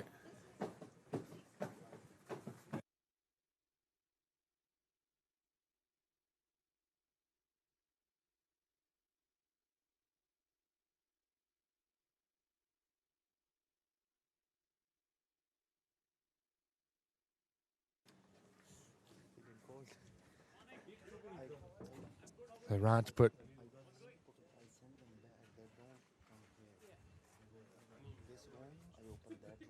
got him. Well, how about that? We've got an early wicket. The dream start really for Rajput. It was an attacking shot to try and put it over the top of the infield, but in the end, it just crashed into the top of the stump. So a dream start for Stockholm United. And the first wicket falls 1 for 1. I think that seamed in a little bit. And Meyer again playing across the line. Nothing but fresh air. So 1 for 1 in the first over. Welcome back to Johnny Heasom. Good to see you. Hello, crew. Hello, Thomas Martinez. Buenos dias. ¿Cómo estás? Watching from Madrid. That's Scott Steele. English domestic player. Getting a taste of some franchise action here up in Stockholm. Won't be facing right now. It's going to be Darshan Lakhani, the captain, to come out to bat at number 3. So, yeah, 1 for 1. Widen a wicket so far.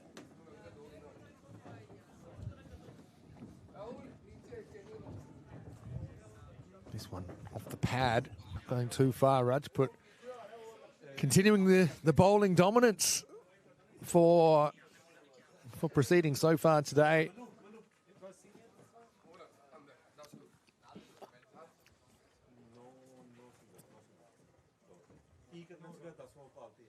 First of 3 matches today, of course. Next match we'll see the Uppsala Tigers taking on the Malmö Mavericks, and then Västerås United versus Stockholm City in the final match of the day. A one-hand heave here. We'll test the fielder.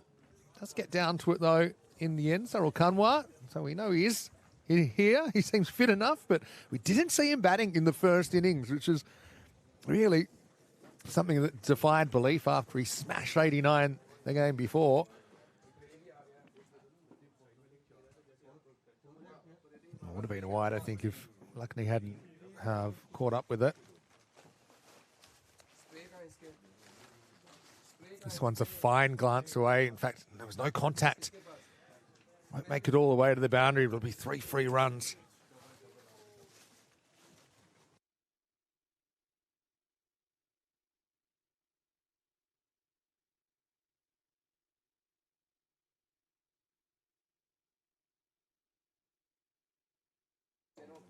Rajput already tumbled the timber once this over. Steele faces up. Misses out outside off stump. So the batters maybe finding this a little bit of a two-paced wicket on that length. Occasionally, there's a bit extra, a bit less bounce than you'd expect. Still be pretty keen to make a good impression.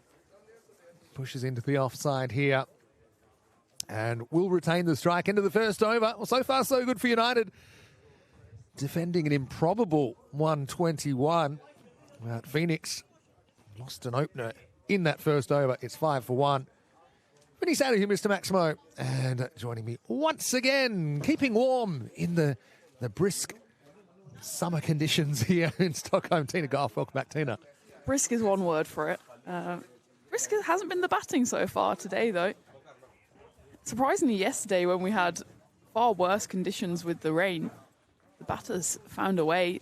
They were maybe running more to keep warm. But today, both sides so far have just been struggling with the bat in hand. Still early doors, though, for the Phoenix in this run chase. The quiet rate, nothing to worry about whatsoever. Pretty much bang on a runner ball.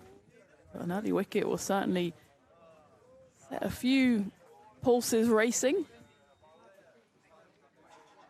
With Scott Steele, the double threat, opening the bowling, opening the batting. Yeah, under 12s rules, that's what we used to say. Open the batting, open the bowling. So we do see some spin early here with Jakarti, the captain. Certainly seen a lot of action out in the middle so far. Bowling his left arm spin. The first one is dragged down short. It's going to be one bounce four. Well put away from Scott Steele. Not the kind of delivery you'd be hoping for first up. Jakarti gave Steele a good look at that and was well put away. First over, wide, wicket, dot, 1, 2, dot, 1. And nobody in that part of the outfield. They had a long off and a deep square leg and a short outside off and an unprotected part of the field. And offer too good to refuse for Scott Steele.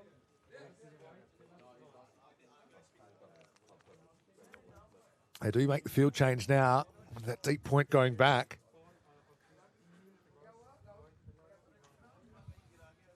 And Steele won't get this one out of the infield. I mean, obviously wickets the order of the day. They'll be hoping to pull the old Uno reverse on the Phoenix and restrict them and come up with some early wickets of their own. So far, we've been able to do that.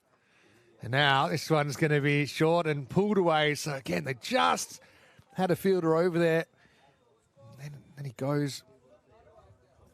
And once he moves the deep point back, he gives him something that's quite easily pullable. So I mean, Jakarti, you'd be hoping that he can get it right. Again, he can put the fielders wherever he likes. It's so far, he's just let the pressure off a little bit in this second over.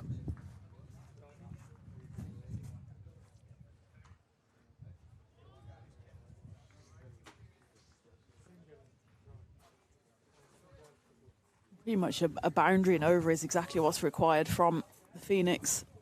Run a ball, get 4 or 6 of those off one delivery. Pretty much takes the pressure off the rest of the over, and you can see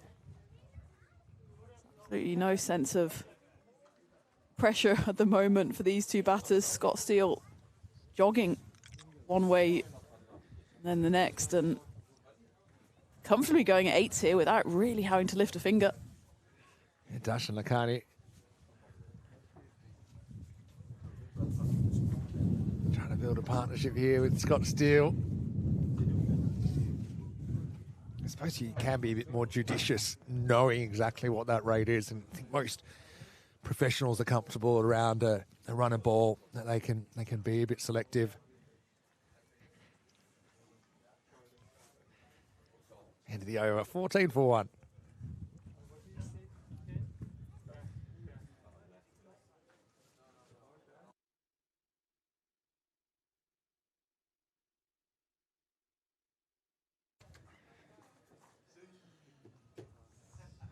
Rajput going to come back on.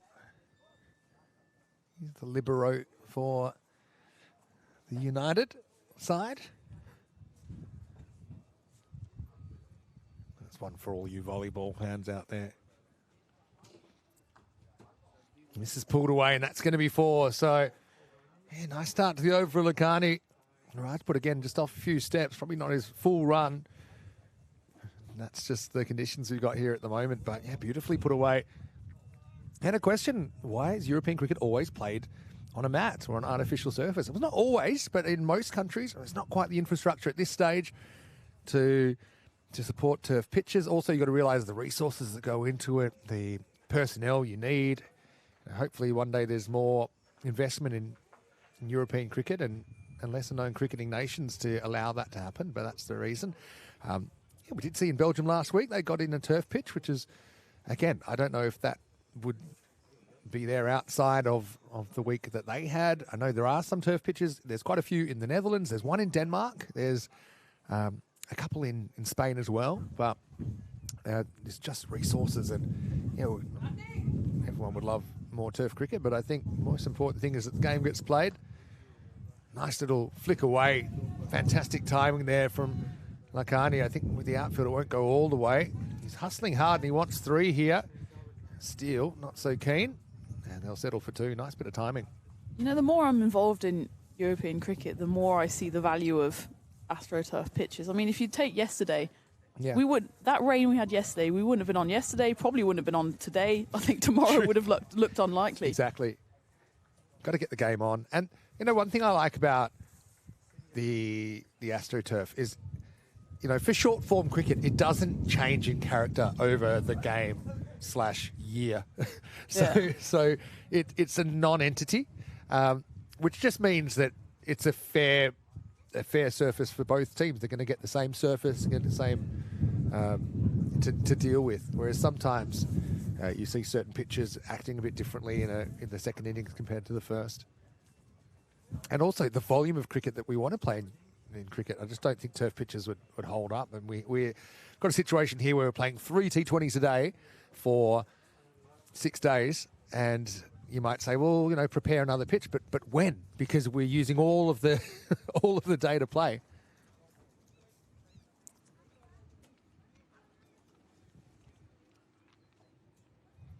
Johnny says there's warm weather coming your way.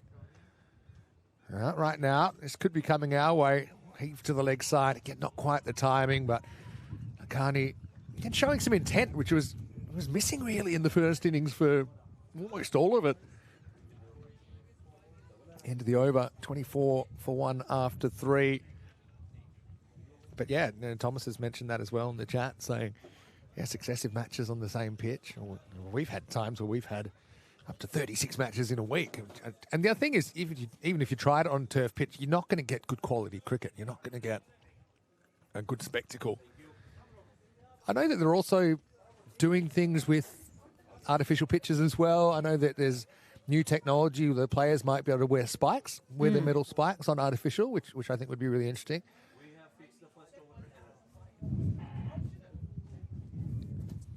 So it is Scott Steele out there, not Anirudh Maya, just to be very clear.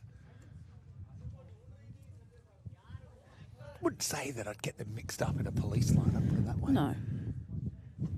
Unless you're doing the lineup from 2 miles away. True. And without my glasses, Anurit Singh is going to bowl now. And over number 4.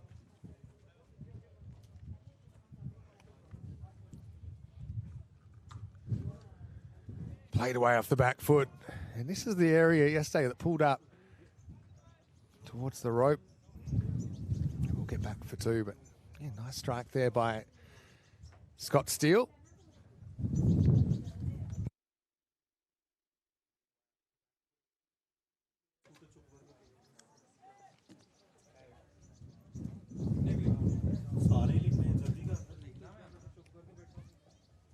I know that we've maybe discussed this before on previous games, but what's the coldest you've ever been? 1 degree, whole day in Bulgaria.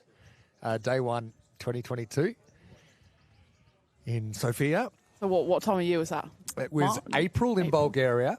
Which is January by anyone else's standards. And it was 1 degree for most of the day. And we played because it wasn't raining. The next day was cancelled due to snow. We had a snowstorm. And during that series as well, there were some times that instead of, you might get a bit of water on the pitch, you have to brush it off. Yeah. There was ice on the pitch and the Get the chisels scraper. came out.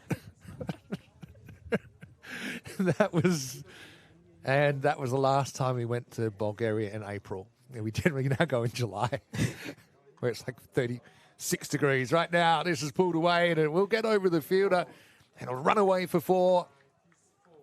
So Lakhani dealing with the short ball well. Henry trying his luck, but comes up snake eyes and another boundary to the Phoenix. 30 partnership up as well. We love to see it. 30 partnership. It's come up a lot quicker than that partnership. The opening stages for Stockholm United, of course, there was that very early wicket. After that, the partnership we never really got going between Danushka Gunatalika and Zabi Zahid. I'm going to talk about celebrity in a minute. Please do. He tries the shortish ball again, leans back and dabs it down a deep third for 1. Celebrity is always being asked, what are you wearing? Or who are you wearing? Who are you wearing? What are you wearing? I'm wearing a blanket. Tell us, maybe not who you're wearing, but tell us what you're wearing, Tina, at the moment. So I'm wearing base layer. I'm wearing shirt. I'm wearing zip hoodie top, Yeah, blazer, yeah, coat, yeah. double hood, Yeah, blanket, yeah. hand warmers, which you're yet to provide me back with because they are on charge. But yeah, you can have that anytime. Headset as well is providing a little bit of warmth for the old ears. Yeah, actually, I never thought of that. Like, I've got a hood I could go. Yeah, so it is where we are. I mean, you got the wind, the chill factor as well. That's the thing. And I've relinquished all control of my hands because I've wedged them so far down my blanket that I'm almost Tutankhamun'd in here. Yeah, I mean, the one thing you say for the players, at least they're running around a bit. we're not going anywhere anytime soon. Into the 4th over here, Phoenix 34 for 1, chasing their first win in the competition. Going along nicely. Current rate of 8.5. Quad rate below 6, so less than a run a ball really. They're just playing sensible cricket, and even just these fine margins are the difference. You could see the batters of Stockholm United, their strike rates were almost all below 100. In fact, apart from Farhan Chowdhury, everyone was below 90 in here.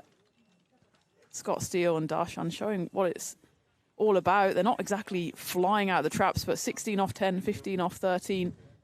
That's the kind of rate that will just see you scampering along at 7s and 8s. At the moment, cruising to victory, of course. Still a long way to go. 88 runs required.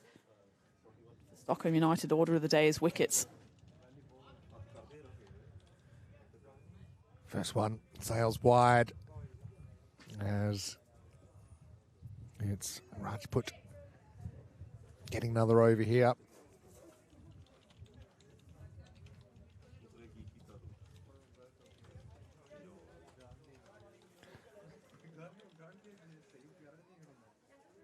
So it's one of those ones where you just need to stay on top of the rate, don't you? And the only thing the only way you could see them losing from here would be some sort of epic collapse. So you can kind of be a little bit more conservative. You don't want to go into your shell too much, so you still want to play the ball on its merits.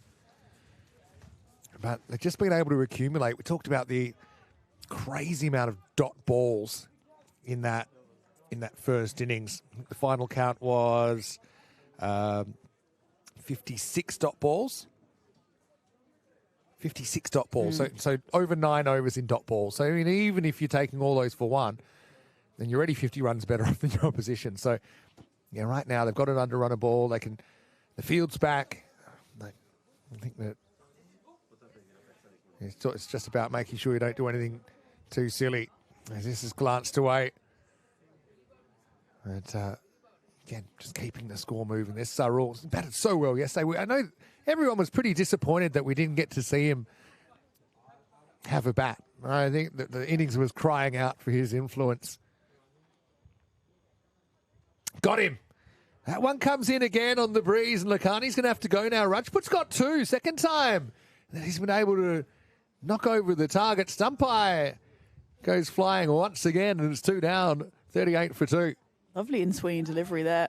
Just drifts in quite late as well. You can see even from that reverse angle the way it wobbles in. And Darshan played down one line, and the ball ended up going down a completely different one. Second wicket to fall then. Decent enough partnership between these two, almost gets them third of the way there. For Stockholm United, though, a couple more where that came from, and suddenly they might feel like they're back in this tie. New batter striding out to the crease is Sunil Yadav, joining Scott Steele out there in the middle. Yeah, Steele showing a bit of maturity here at the other end, 27 years of age.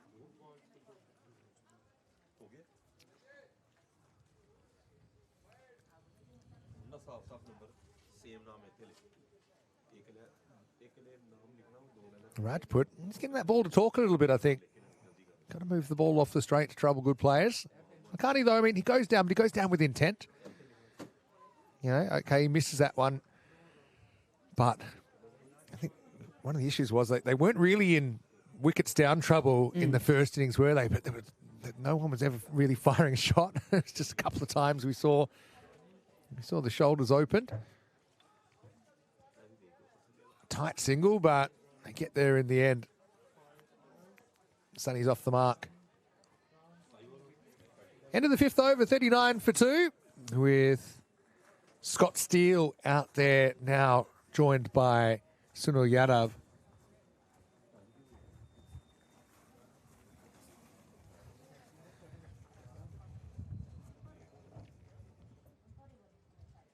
He's got an interesting action, doesn't he? He's got a few different types of release. Sometimes kind of rolls the fingers on the ball a little bit. That was more about the length than anything else.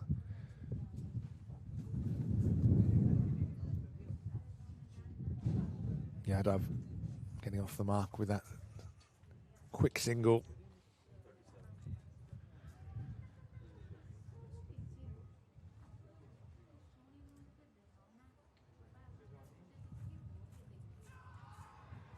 Big appeal this time, and he has been given. Doesn't love the call, does Sunil Yadav.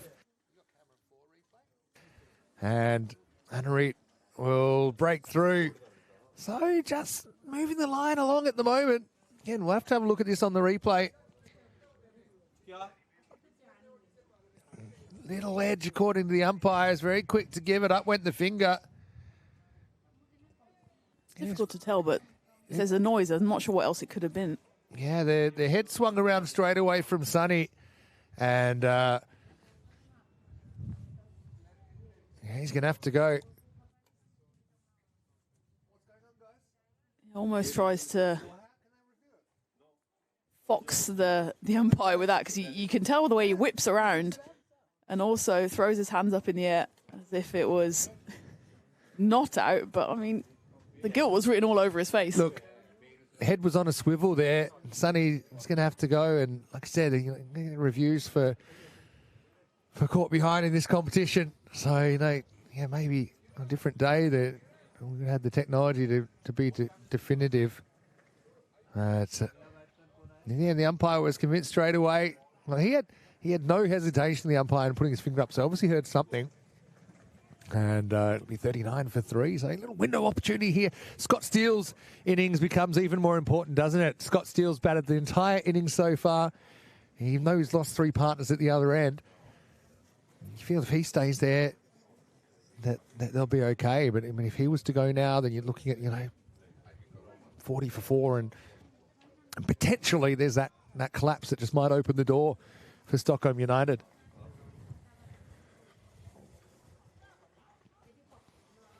Misfield. They should get 2 here at least. New batter coming in as Yatharth Chauhan.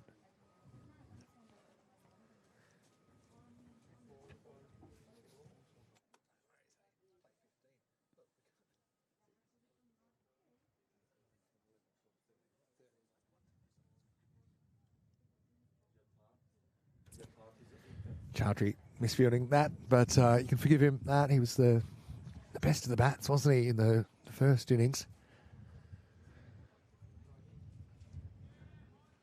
Does that one go by?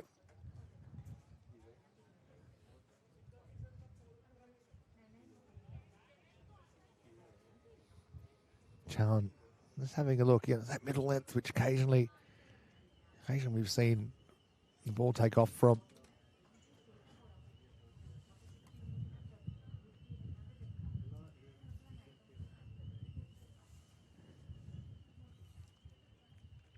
Great over so far from Anurit. So that will blot his copybook somewhat, as that's just a stand and deliver. Well hit there by Yatath for his first boundary.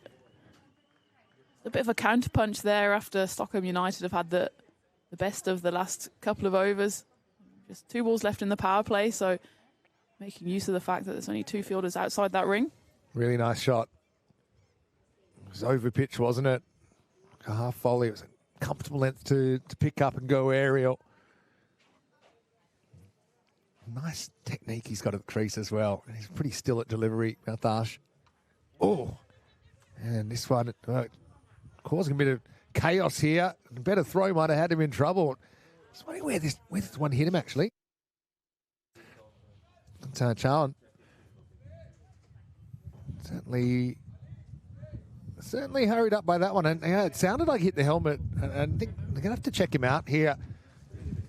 I wasn't sure, again, from our vantage point, whether it got some of his bat before it got their head, but I don't think so. Let's have a look at where this one gets him. That's the earlier wicket.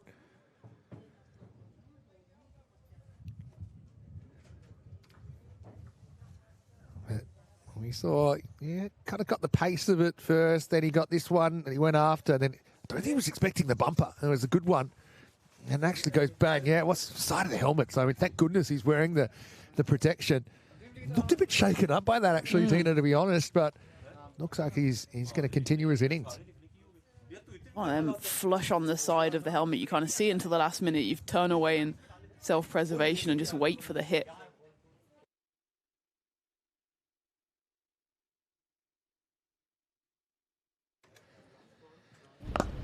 Goes short again this time. He's waiting for it, Yatharsh. He pulls it away in front of square. Might have to run him out here. Might have just pulled up. No, it's just crept over the line in the end. So it could come back. After getting rattled, he gives a bit back, and that'll be the end of the 6-over power play. Phoenix in the box seat at the moment. They're 49 for 3. Gutsy there from Yatath. Probably knew that this one was coming. Stands tall, watches it all the way, and this time instead of seeing it rattle his cage right off the middle of the bat, flourish to end the power play, which, well, you say probably is evenly matched power play. The runs going at a decent enough click for Gothenburg, but they'll be slightly concerned with those 3 wickets that they have lost. For them, Scott Steele is standing firm, 18 off 16, having opened up. Imagine if he stays, they'll continue to sneak their way to that target where the required rate is below 5.5, so they don't have to worry about that. You imagine if they play the full 20 here, they win. Path for victory for Stockholm United is pretty clear. Need 7 more wickets. Nurit Singh, slightly expensive from his 2 overs, but he has picked up 1 wicket along the way. Ankit Rajput picked up those 2 wickets in 1 over. Still have batting to come to Gothenburg Phoenix. Interesting to see where Jack Hogarth comes in. The captain, Darshan Makani's already come and gone. It'll be Anurit Singh then. In fact, this is the, if I'm not mistaken, the lesser spotted Saru Kanwar, who didn't get the opportunity with the bat, but does now have a chance with the ball. Yeah, he's impressed with his ball striking yesterday. Very experienced player, of course. This way, he's put himself in a tight spot if he is electing to play as a bowler today, because there's not that many runs on the board. Less now. 48 already knocked off. Down the leg side. Pretty good piece of work by Zaid Ahmed behind the stumps to block that. But not the kind of delivery you'd hope for.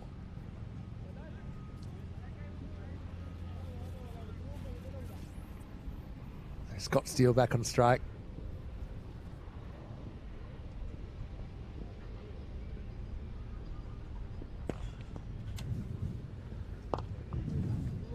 And Scott Steele just continuing to keep the score ticking along.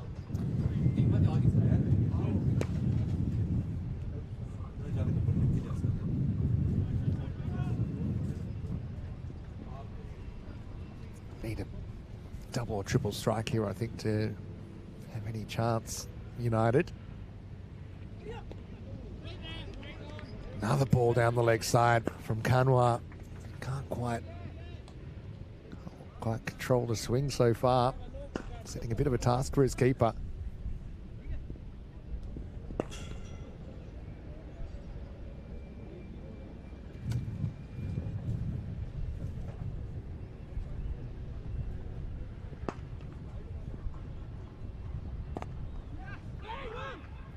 Quick yes-no call there from Yatharth. Yatharth Chan, given this opportunity, what I've seen from him so far, but a really nice elevated straight drive and a nice pull to the boundary as well. So copped it on the helmet in his short innings so far. Oh, wow, what a shot that is. He gets down and dirty, doesn't he? And he's able to maneuver this ball over backward square leg 4 runs. And yeah, necessity is the mother of innovation. This was a brilliant shot from Chow. And he kind of shaped to pull it, but it didn't get up as much as he thought. And so, yeah, rather than give up the shot or try and check the shot, he said, okay, if the ball's lower, I'm going to have to get lower. And yeah, made a really nice shot. Almost stuck the landing as well. Intelligent cricket as well, following up with the single, turning it over. So this over's already gone for 9. Or 10, actually, if you include the extra wide. The asking rate is under 5, so instead they're cruising. And anything for Phoenix, I think supporters, they'll want to make sure, especially after the loss yesterday, that they don't just win this, but win this well, win it with time to spare.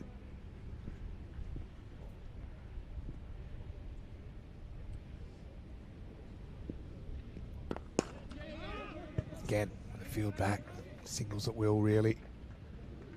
That will take us to the end of the over. So 58 for 3 after 7. Phoenix with all the running here in match 4. You have to say they've put themselves in such a good position because of their bowling performance. They bowled in pairs, which is almost what's missing here for Stockholm United. They're not quite sure who to turn to next, so they've turned to Saru Kanwa, who of course we saw more as a batter yesterday. He's not really got going in his first over, going for 11. Whereas if you look at what Phoenix did, they had a pairing at the top in Patient and Scott, who bowled out the power play and did it excellently, just really tied down the opening batters. And then they had through the middle Jack Hogarth batting with Cameron Ahmadzai, again another pairing that worked very well. And they had in the end 6 bowlers, all of whom contributed in their own way.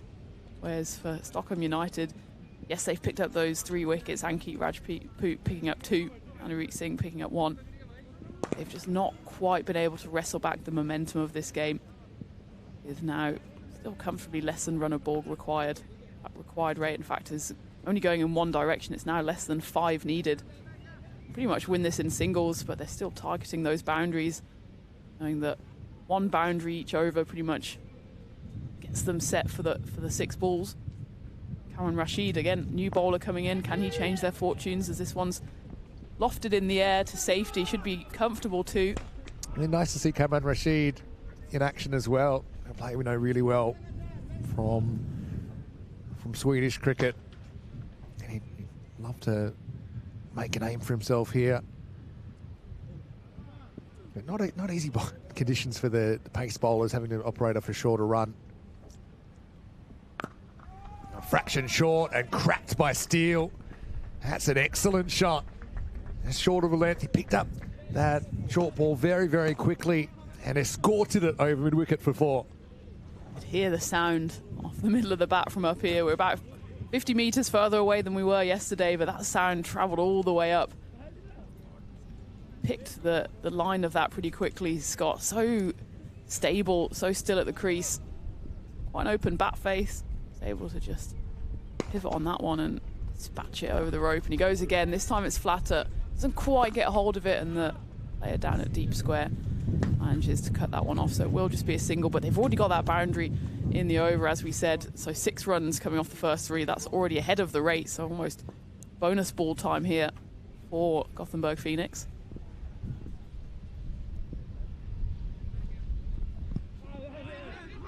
Johnny on the chat saying it's a nice scoreboard at this ground. Maybe we chat a bit about the ground, because it is a lovely setup with these 2 pitches, isn't it? It really is. There's not too many places in Europe that have side-by-side pitches. Maybe outside places like the Netherlands. Back to live action here. And that's nicely hit as well by Steele. And just too short, and it came in towards the hip. He had fast hands. So Scott Steele moves up into the 30s now. And he's certainly batted very intelligently. Yeah, there's a 30 partnership as well for these two. You've got the back-to-back scoreboards as well, haven't you? The electronic scoreboards. And it's always good to see those in Europe. We do like the old-fashioned flip-over plastic scoreboards as well, but there's something about those electronic ones. They don't break down that often, although I have seen balls hit them. Yeah, it's really nice. It's very clear. And I also I think they can set it so the 2 grounds can have different scores, or they can both be set to the one controller. So, yeah, it's really nice when you see back-to-back, side-by-side grounds. Even in Italy, went to where I was a place where they had 3 all next to each other, because it creates that community feel, doesn't it? It connects the community in the one location. And there's a nice viewing area in between the 2 grounds. Of course, we're in the club rooms, which unfortunately were destroyed by a fire not long after they were built the first time, but now they have been rebuilt. Meanwhile, the runs continue to flow. Really, at the rate they're going right now, they're going almost, say, 8.5 and over. You can imagine that this could be over with a lot of time to spare. They're on track to kind of do it in around about 14 or 15 overs.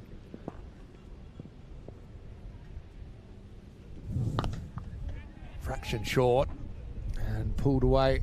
Fielder starts to get out the boot. That's Rajput. But I was just going to say, considering we have lost a bit of time because we started this game about 25 minutes behind schedule, so with the next game listed to start in about 50 minutes, might get us back on track if we do have an early finish.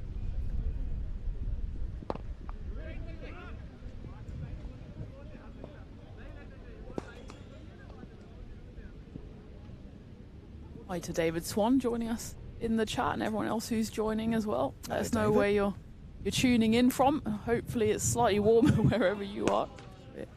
Feeling the full effects of the Swedish summer here. This one beats him and beats the keeper as well for a bye. I think he's kept pretty well so far, Zaid Ahmed. He's had some tough takes.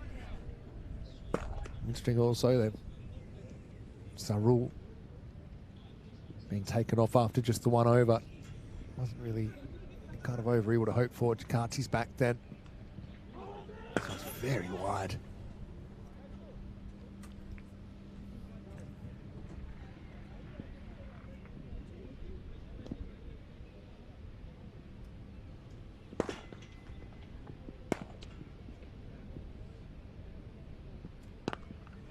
Next one cracked to cover, but it won't beat the fielder.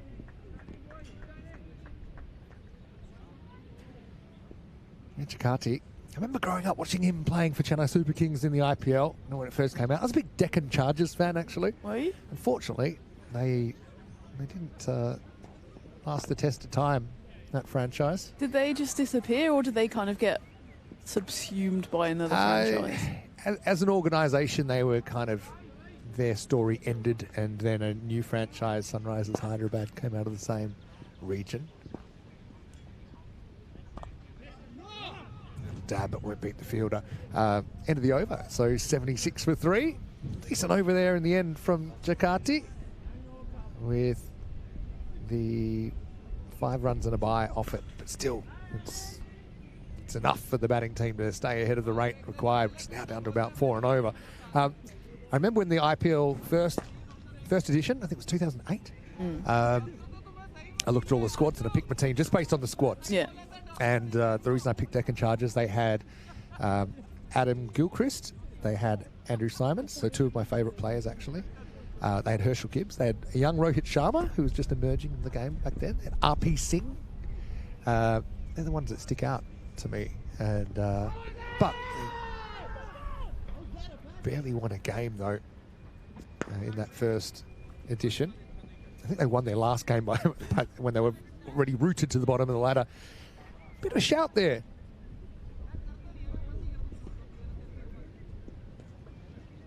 Rashid getting another over.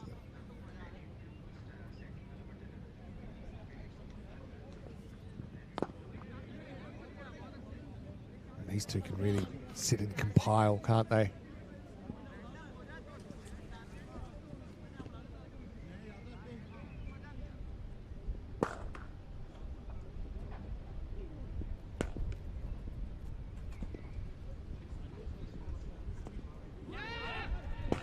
Down the leg side. Again, tough one for the keeper to handle.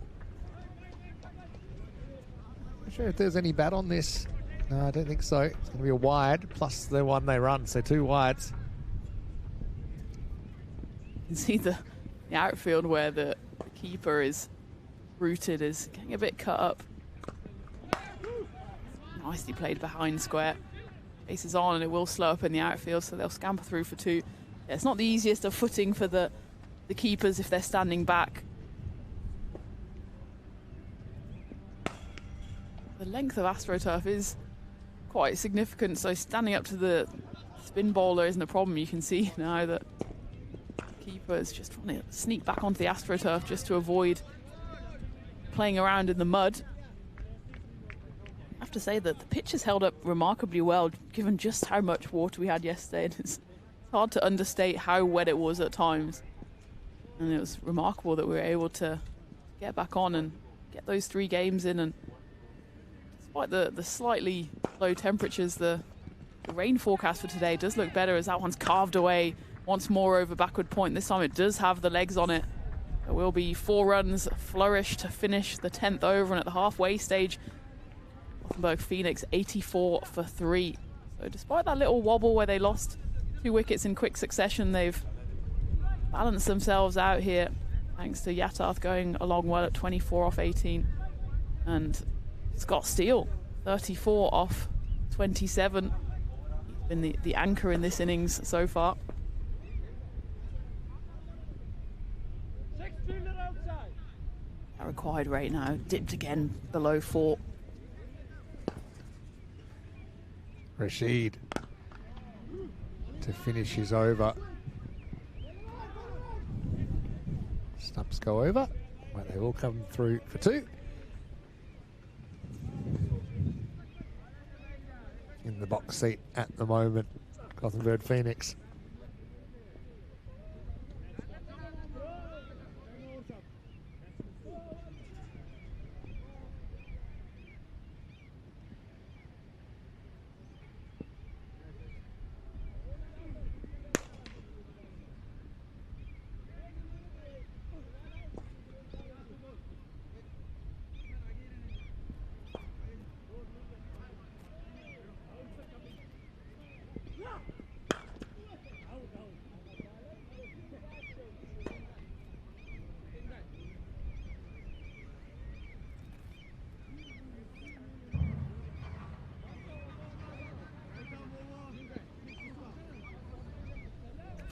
Cyril Kamwa coming on to bowl.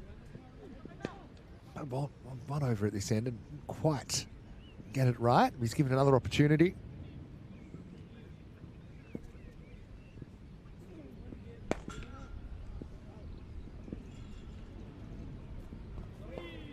Nice little late cut there, but the field was pretty fine at 3rd.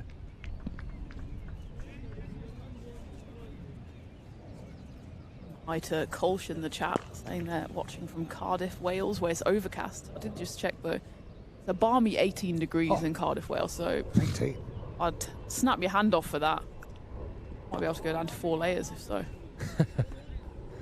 No, it is brisk, but I think I'd rather start the week cold and a bit inclement and improve rather than the other way around. And if we'd had bright sunshine the first couple of days, and then say we had the finals day ran out, that'd be no good. I mean, I wouldn't say no to sun throughout, but beggars can't be choosers. Tomorrow does look much nicer. So, it certainly does. Just systematically picking off these runs at the moment, aren't they? Just over 30 to go.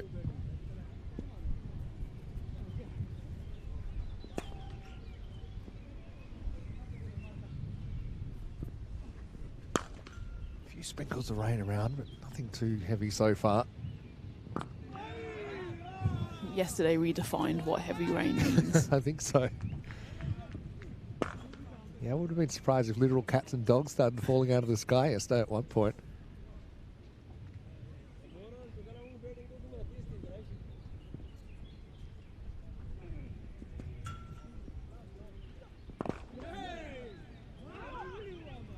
Speaking of franchises, what's happening over in Australia? Well, don't even start me. Yeah, there's a controversy. Thing is, a lot of it, without getting into the weeds about it, there are certain things, decisions that if they're to be made, that certain parties have to agree, including the Players Association. And so, when you start announcing things and people are like, hey, I never agree to that. So explain what happened. Is it Melbourne? So Melbourne has 2 franchises. Yeah. Let's get to the end of the 11th over here. It's 92 for 3. So Melbourne has always had 2 franchises. So the Big Bash League was created around about 15 years ago, 16 years ago. And before that, they had a couple of 2 or 3 years where they just they called it the Big Bash, but it was the states. So Australia typically has 6 states that are the 6 first-class states. Western Australia, South Australia, Queensland, New South Wales, Victoria, Tasmania. And it's been that way for quite a while. Big Bash League was, even though it looks franchisey, it's still completely controlled by Cricket Australia. But it was a marketing thing. Right.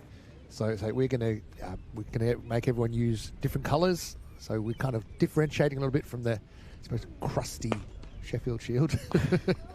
Up in the air. Chowdhury's going to have a chase here, but it takes a friendly hop and it gets away from him. 4 runs. Nice shot. As the target gets ever closer for the Phoenix. Nice shot. Held his shape well there. Opened up the wrists a little bit. Sliced it away into the gap. Nice shot by Steele. So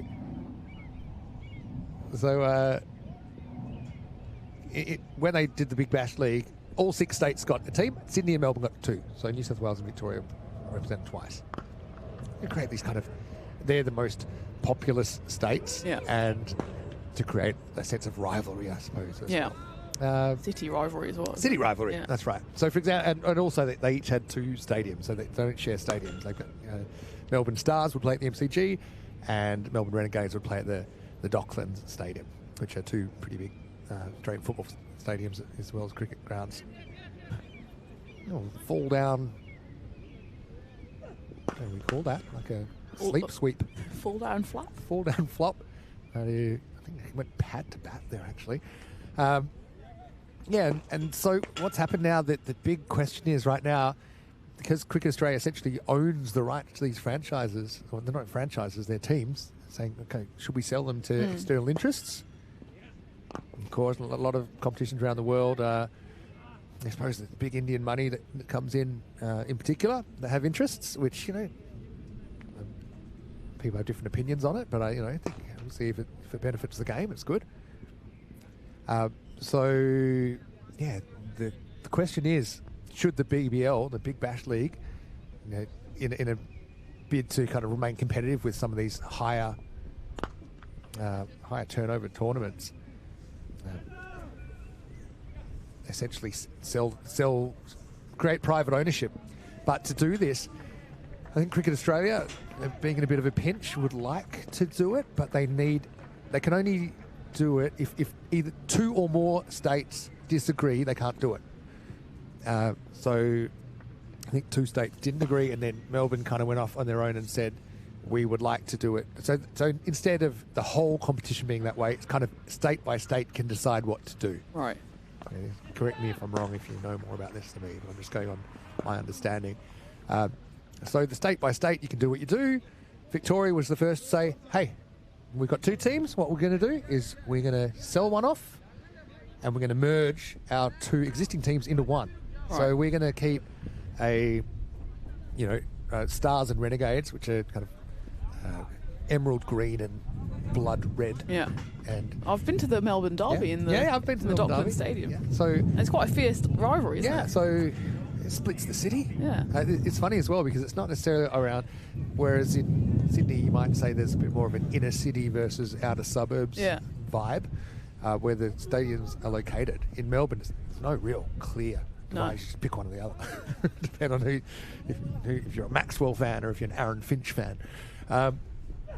So the idea, the first story was that they're going to merge and they're going to basically have a new identity and try and, I suppose, unite the sport of that. And then the one that is technically now the Renegades will be sold off to an external interest. And there's talk about the new team, which is the merged team, being called the Melbourne Bush Rangers or Rangers, because that was the name of the Victorian Sheffield Shield / one-day team through in the 90s. There was an effort to brand all the states. So I remember I was part of the Junior Warriors, WA under-15s. Nice. So it's cool. Queensland Bulls, etc. And so, essentially, this has hit a bit of a snag because, again, it's pretty unclear whether this will even happen by the new season. And technically, it's not really a merge because each of these organisations have their separate administration. Cracked away, only a single as the hundreds come up, and there's not too many runs left to play with for Stockholm United. Yeah, so that's basically what's happening. But the most recent thing is, they may still play as Stars and Renegades for another season, but reverse attempted and failed this time by Steele. Maybe bored of playing normal shots. It's looked a bit too easy for him so far in this innings. But the Players Association have stepped up and said, hey, hold on, you need us to agree to this, and we don't agree to this under the current kind of agreement. So it's still up in the air. It's very hard to get a consensus. Different people think different things. I think what Cricket Victoria, I will say, compared to other states, are a bit ahead of the curve as far as what they'll do. Right. So they've actually had a Victorian team go and play in franchise competitions in North America and different things. It's not really a Victorian team, but they wear the Victorian colours and they're a bit more open-minded to this kind of thing. That's a nice-looking shot. An elegant drive that's going to go all the way. Maximo! Yathar. I mentioned that I really like how still he is at the crease. He's got a beautiful, elegant swing of the bat. That was timing all the way for 6. Gets them 6 closer. And also by the end of the over, it's 110 for 3. Just 12 runs required now for victory. So at the end of the day, Cricket Victoria, I think also Melbourne is one of the biggest proportions of South Asian heritage population. So they're thinking, hey, if we can sell this off maybe to an IPL-linked franchise, that we could create a rivalry. So it'd be a natural team. But again, then there's the counter-argument. Is it historically in Australia, particularly if you use football or association football / soccer as an example, having team identities around ethnic lines has been problematic. Yes.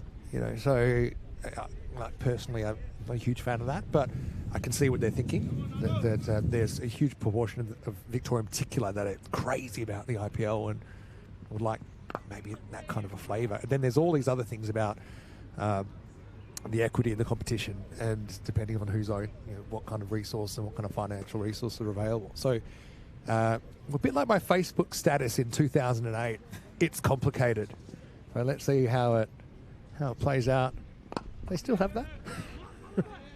What, Facebook? You poked anyone lately? Remember Facebook? It's quite a private question. The poke? And that was a bit left turn at Albuquerque there, conversation-wise. But Poking on Facebook was the equivalent of kind of teenage flirting, wasn't it? I poked someone for 7 years. True story. Facebook. Yeah, Facebook poke. Helen, if you're watching. Poke me up. Yeah. They took it out. Yeah, eventually. So much of the internet was being used for this, this fashion. There was quite an insidious time where people's, and I won't take the word for it because it's not very nice, but when people's Facebook was kind of hijacked by their friends or whoever, and then they wrote all kind of statuses and that's the first generation hacking. That was, I think. If you left your youngsters Facebook today will open. never understand Facebook. No. Oh, well, there we go.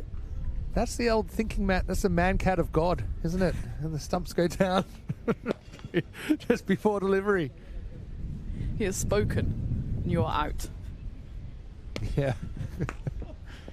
Scott's on 48 here. A chance for a half century. A lot of his innings, he wasn't even there apparently, but he'll move to 49. Shows you how good he's playing. Again, looking around, slower moving clouds than yesterday. I don't think the weather's moving quite as quickly. So we haven't had too much rain so far. I'll tell you what, we have the Phoenix to thank for the fact that they might have caught us up here as well. We could be on for a 12:30 start, still to be decided, but it's our first match to go the distance, even though it doesn't really, but it hasn't had any over reductions. That's what I mean by that. About over there, but it's all academic at the moment. Phoenix 114 for 3 off 14, just 8 runs required. This could be the last over. All these players will go back to the hotel and get in the sauna, I imagine, this afternoon, get into a recovery, and of course still 2 matches to go today. Chakati coming back on to bowl. Skipper, leading the front, but I guess it's not been the best of days for him and his side. He didn't really click with the bat, and he's been going at 7 so far, hasn't picked up a wicket. A wicket now would be nothing more than a consolation, but I suppose you have to say he's stood up and been counted, the skipper.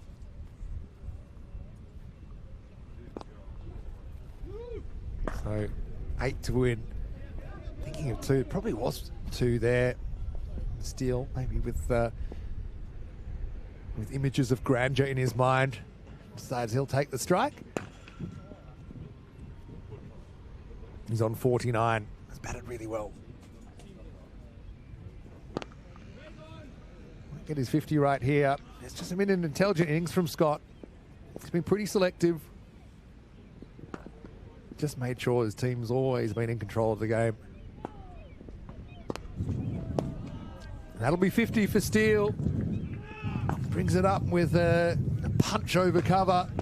And in fact, it will go all the way to the boundaries. So a 45-ball half century, his first of the Nordic smash.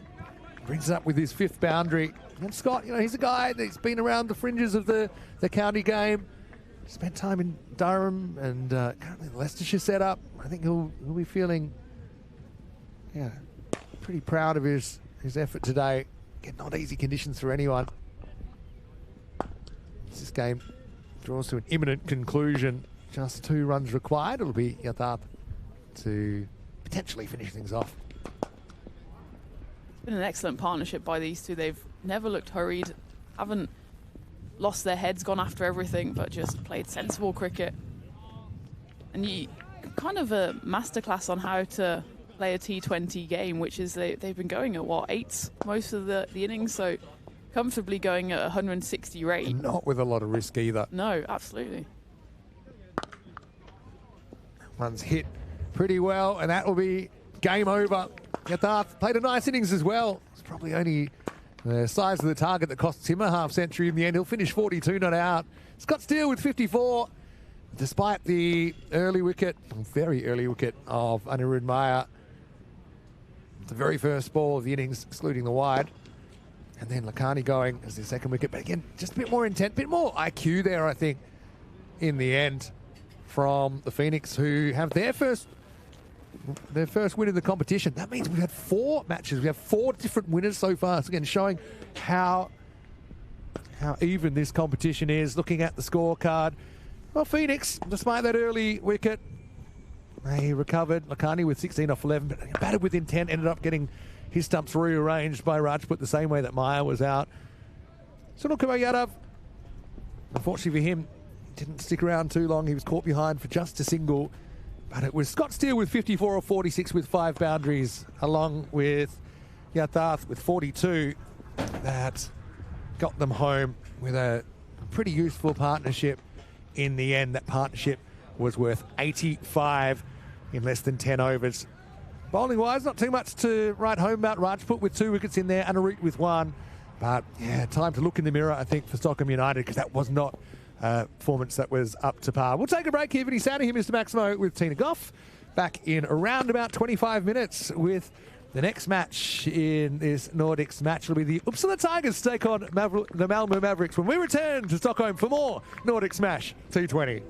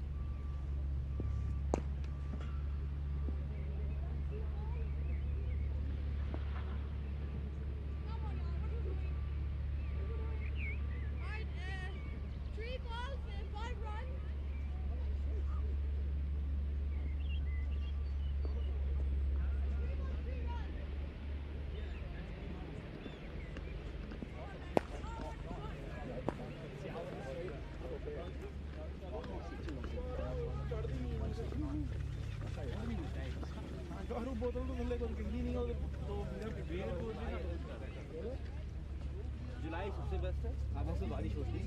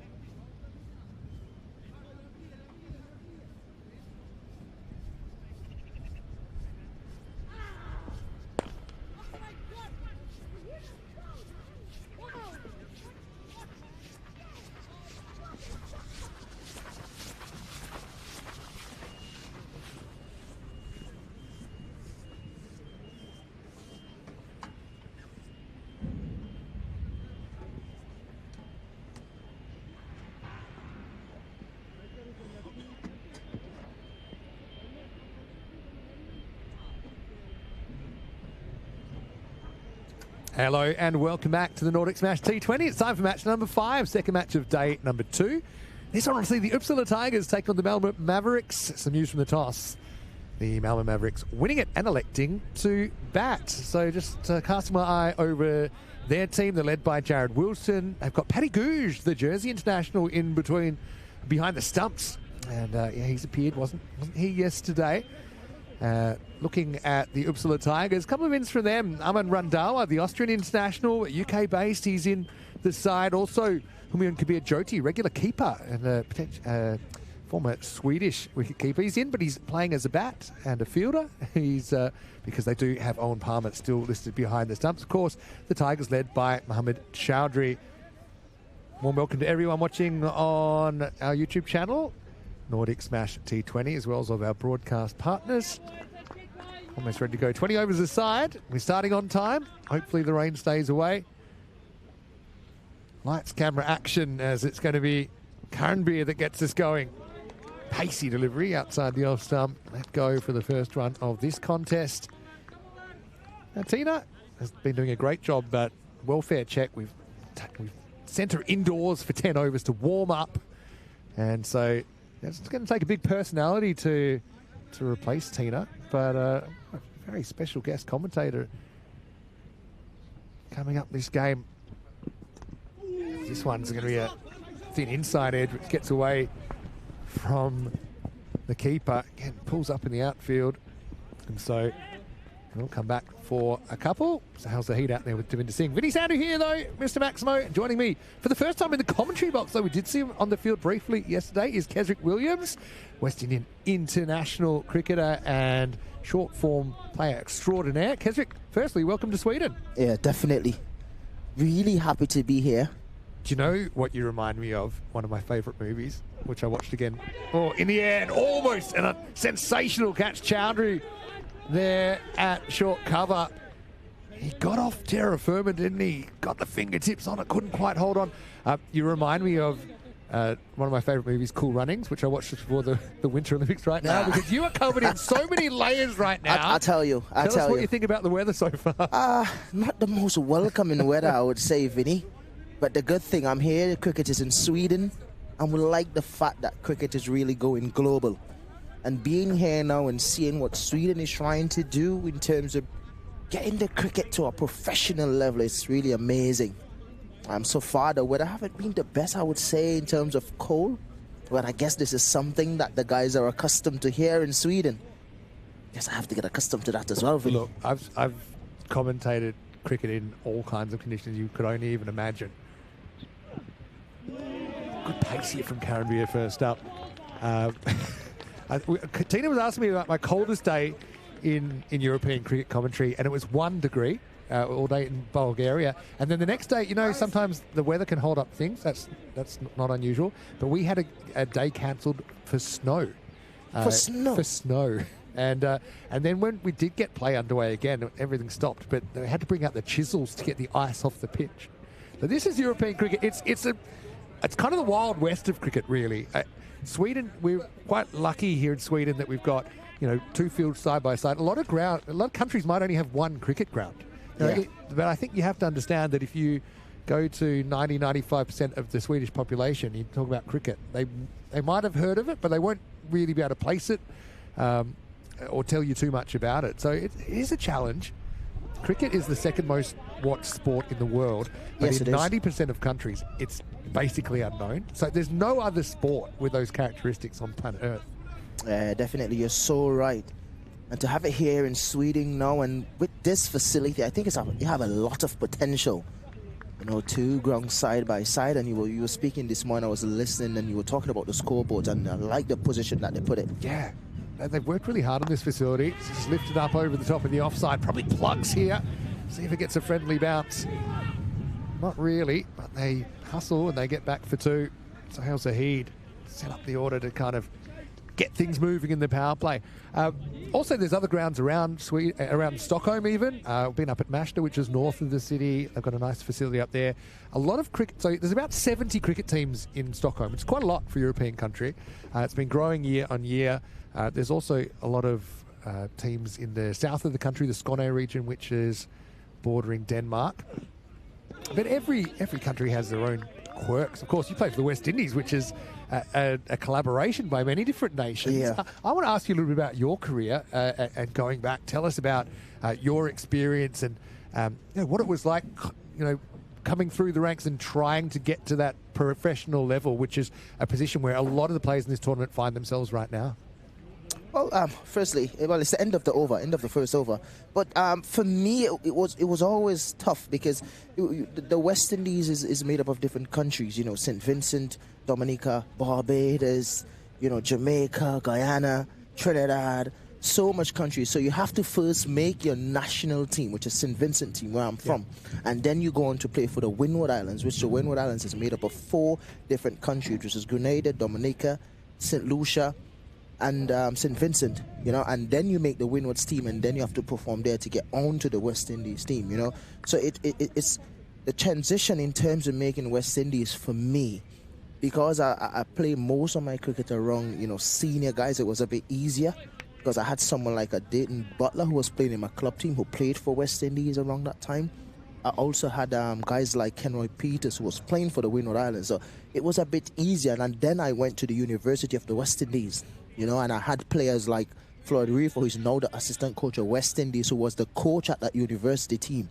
So the transition was a bit easier, especially going to Barbados.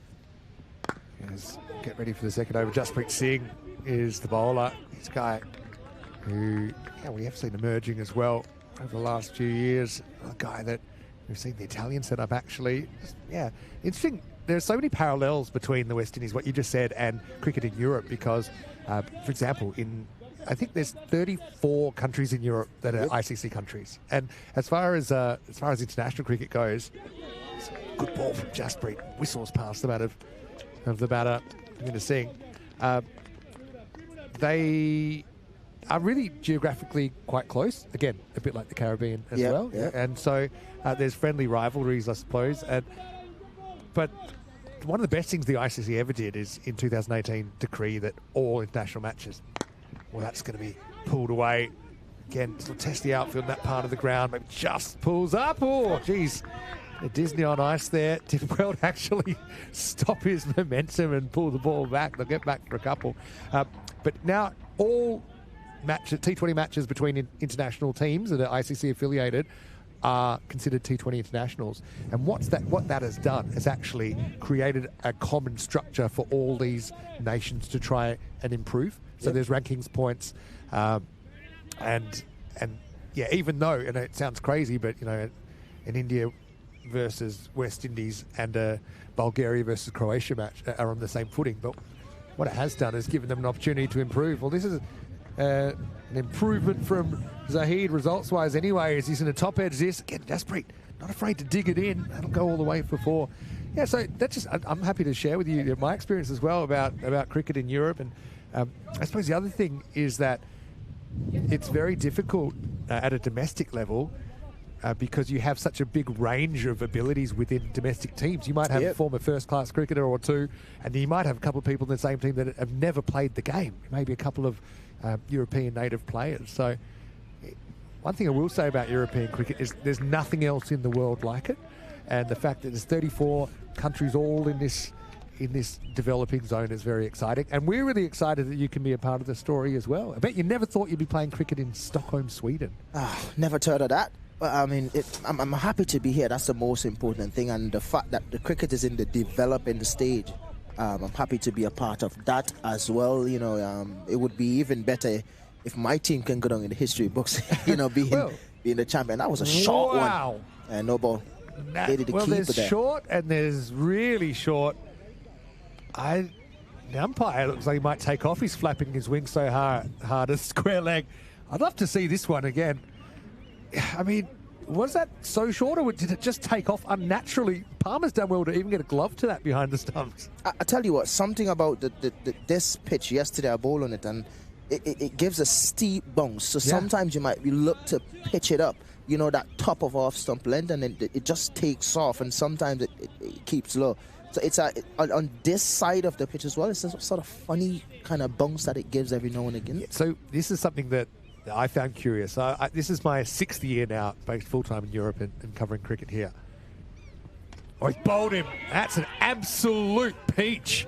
It's cracked into the top of the stumps, and that'll be the end of Sohail Zahid. He gets a jaffa from Jaspreet. Well, Kesrick, you're a bowler yourself. There's no better sight than seeing the stumps flying, and it'll be 15 for 1. Yeah, this fella was looking to go hard. Devendra.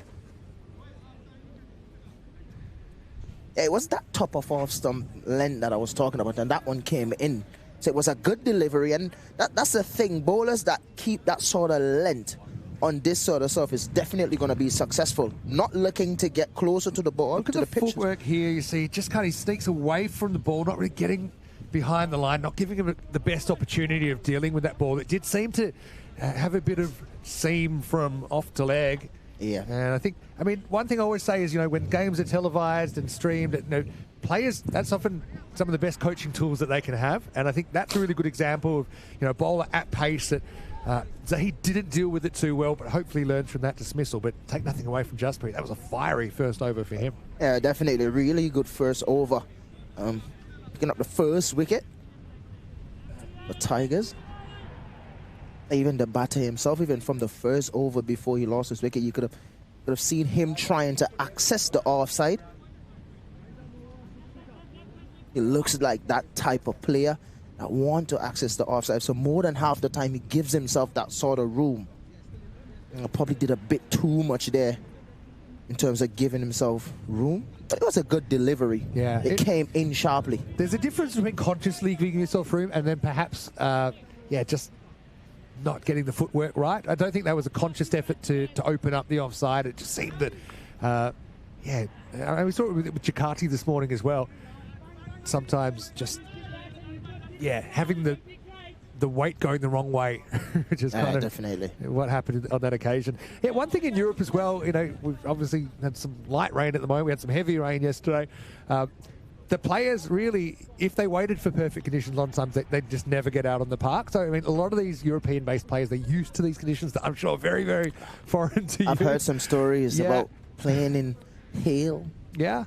Playing when it's about to snow and stuff. It can also change really quickly, though, the weather. I saw that yesterday as well. This is pulled away by Devendra, and that will beat the fielder. So, trying out the short ball, Karan Beer. It's been a pretty pacey opening from these two. Again, these two bowlers are good examples of bowlers that probably are cutting their run up, and they're used to doing that when the conditions are suboptimal, rather than kind of risk it on a slightly soft run up. But they're still able to generate decent pace. Karan Beer is a guy who plays his cricket in Austria. He's a pretty good all-rounder. This is up in the air. Fielder.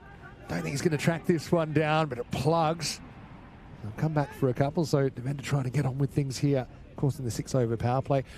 What would tell us about, coming to foreign conditions? When's the last time you played on an artificial surface, for example? It's been a while. I haven't done that in a while, probably years.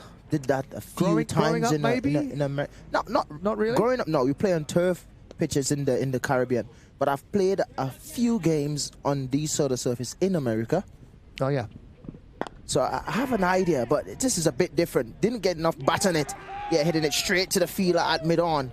And losing another wicket here. Things are looking really good for the Tigers. Funny, they kept trying him out with that short ball, Devendra, and he got most of them out of the bat and had enough, but that one didn't.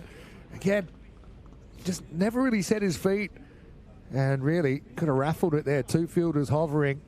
So Devendra's the second one to go, 22 for 2.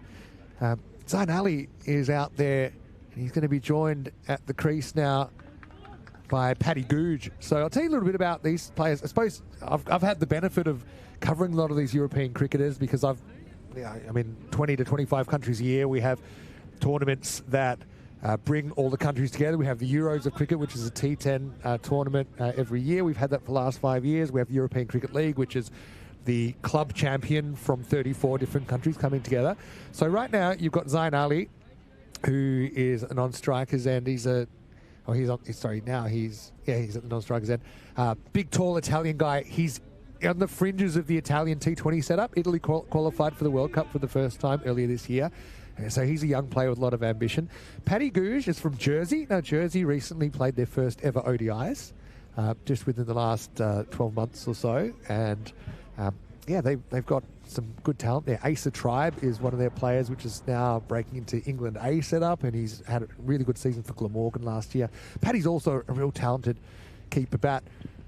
Facing up for the first time, he'll push and get his first run. So I suppose cricket's all about stories, and with so many countries in such a small geographical area and so much interaction, I just love the stories in European cricket, and for these players to get the opportunity to play with and against players like yourself that have had really successful professional careers, I think is only going to benefit their development. I like the fact that you mentioned Italy, you know, playing the World Cup this year. Fantastic showing, I would say. And yeah, they're proud. You know, they're proud to pull on that blue shirt. And we do have an Italian player on our side as well, wicket keeper. Gian Pieramid? Yeah, fantastic batter. Yeah, he understands the game, and he's that type of player that know what he wants to get out of the game as well. Reads the game pretty well. Yeah, he's somebody that I've watched over the last few years as well. I was in the World Cup as well. So. Yeah, and they gave a good account of themselves as well. Might have omitted him here, actually. It's definitely come off the beak of Zayn Ali. Yeah, it seems like a difficult pitch to charge on against the fast men, because you do get this unpredictable bounce off a length. When you charge, you're generally looking to drive, but I think if the bowler spots you, they're not giving you something to drive. You can't drive off your ear. Rush off the helmet. And that's the thing about the pitch, because when we got here, we did a bit of a net. And from the top of off stump length, it's difficult to predict, because some comes through at top of off and some comes through at your chest. So it's always hard to hit the ball when it's at that length, especially when it pitch around that area. So for bowlers, I think if you maintain that line and length on top of off, you'll be good in this tournament. But for batters, it will always be difficult, because it's hard to chip, hard to hit the ball straight. Yeah. And then you're not sure if it's going to kick or if it's going to keep at the same length. It's just that little bit of variation. And one thing I've noticed, and this surprised me, okay, I played a little bit on artificial growing up. In Australia, there's quite a few artificial pitches, because the volume of cricket, not everything can be on turf. This is cut away, but only a single down to Rajapaksha, who's fielding at deep third. But yeah, one thing that's fascinated me is that there's actually different types of artificial pitch. So yeah, so I always just assume all artificial pitches are the same, and they're concrete, whatever. But here in Europe, there's actually different pitches. It's just in the artificial universe, just like there are. Some take more turns, some have more bounce, some are more predictable than others. Some are absolute roads that batters have absolute confidence. The bounce is 100% consistent. So that's something that I've learned, being introduced to this universe from a developed cricket playing country and playing at a reasonable level in Australia. That it's different. So you never stop learning about the game. Yeah, this is something that I'm happy to learn as well, because just listening to it, I'm guessing that some artificial turfs, they use sand sometimes they have then concrete. Yeah, sometimes there's no concrete at all. They will have different types of rocks, and they'll have different types of sand and clay underneath, and then things like the pitch in my city where I'm based now, Prague. It actually, if there's too much sunlight, the clay underneath cracks up and it starts to play a few tricks. But if it rains, then it kind of gets set and it's flatter. And there's pitches in Italy. I've been to Milan, and they make it out of a material called calcestro, which is what you might see in a children's playground. You know, that kind of rubber, which is a bit soft to make sure the kids don't hurt themselves. And this pitch is a really interesting one. The best artificial pitches, though, like we said earlier, there's not really the resources to have turf pitches year-round in Europe, and even if you did, you need to employ people that can look after them, the equipment, and they might not play well under the volume of cricket required. But the best artificial pitches replicate turf pitches. Now, turf pitches are generally consistent, but there's good ones have something in it for the bowler, and I think that's what this pitch is a little bit like that, with the ability to have a bit of unpredictability off a length. I think brings the bowler back into the game, and we've seen that with the scores so far. Anyway, that'll be the end of the set. The fourth over, it's 27 for 2. Okay, tell us what you know about Sweden, and tell us how you got the call up here in the Nordic Smash. How did that all come together? Because you're a big get for the competition in their first edition. Yeah, I mean, I'm well connected, and I've always believed in having conversation, because I think building a network is more important than anything else. And the director of Staros, we're close. We've been friends for years, so he got that opportunity, and it's only right that he got that opportunity. And you know what? I have a friend that played at the international level that might be willing to come over and be a part of the development of cricket in Sweden. And he's like, look, you want to come over? I'm like, yo, for you, I'll come, And it's all about the development. And also, while I'm here, it's always good to have a conversation with the youths. That is the most important thing. Being able to talk to the youths, let them know what cricket is like at the highest level, what it takes to reach at the higher level as well. So, I mean, that's what's more important. Yeah, definitely.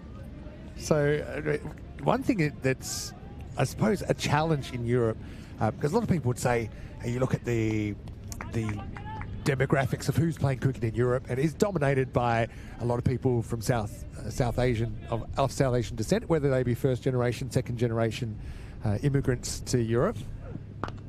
This is hit nicely, and Zain Ali, he's got long levers. We saw him warming up yesterday, really, in his knock. Pretty unlucky to miss out on a half century, but that'll be a confidence booster for him as he takes Columbia over mid-wicket. He's just got a big stride in as well and hits very clean. He normally hits straight that time, went slightly leg side. Yeah, so there are some programs where people will go to schools, but again, you're pitching a sport that isn't really known. So you go to Sweden and you say, hey, come play cricket, and they're like, okay. You might as well be saying play tiddlywinks. It's really not known, and it is very hard to wrap your head around if you aren't in the country to understand. Football dominates the landscape in Europe. Up here, I mean, ice hockey is very, very popular as well, but it would be the same as going to St Vincent and Grenadines and trying to get kids playing ice hockey. They'd say, you're not going to get that. But it's probably, at least ice hockey is a bit simpler to more of dirt hockey. Exactly.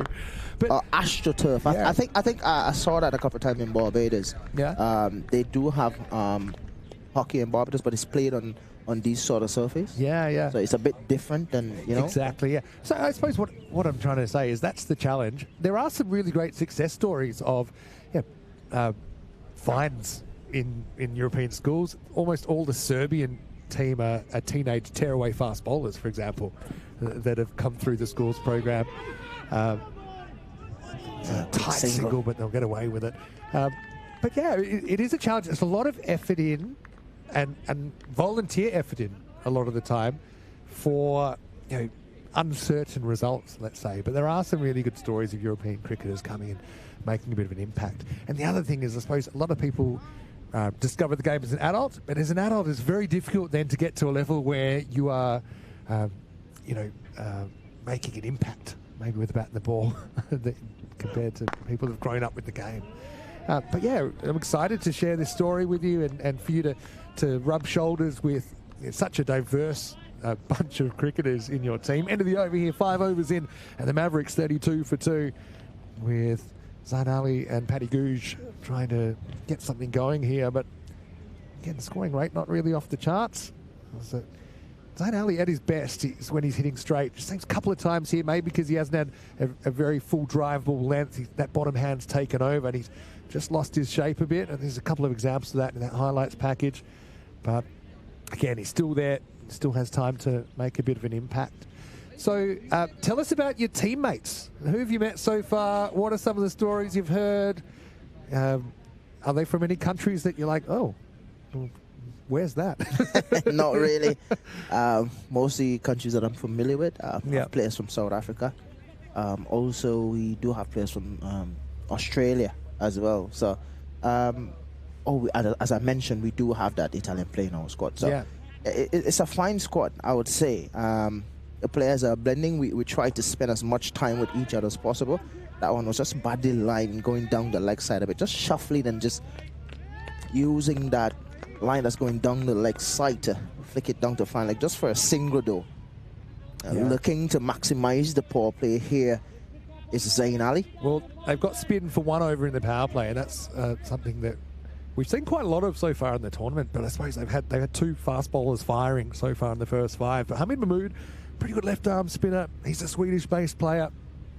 Paddy Googe is from a pretty talented cricketing family as well. His sister Erin also plays for the national team. Yeah, Jersey, like I said, the ranked up in definitely in the top 20 in the world now. And been up as high as around that mark. Over 100. I think there's 100 countries now on the ICC men's rankings, which is quite amazing.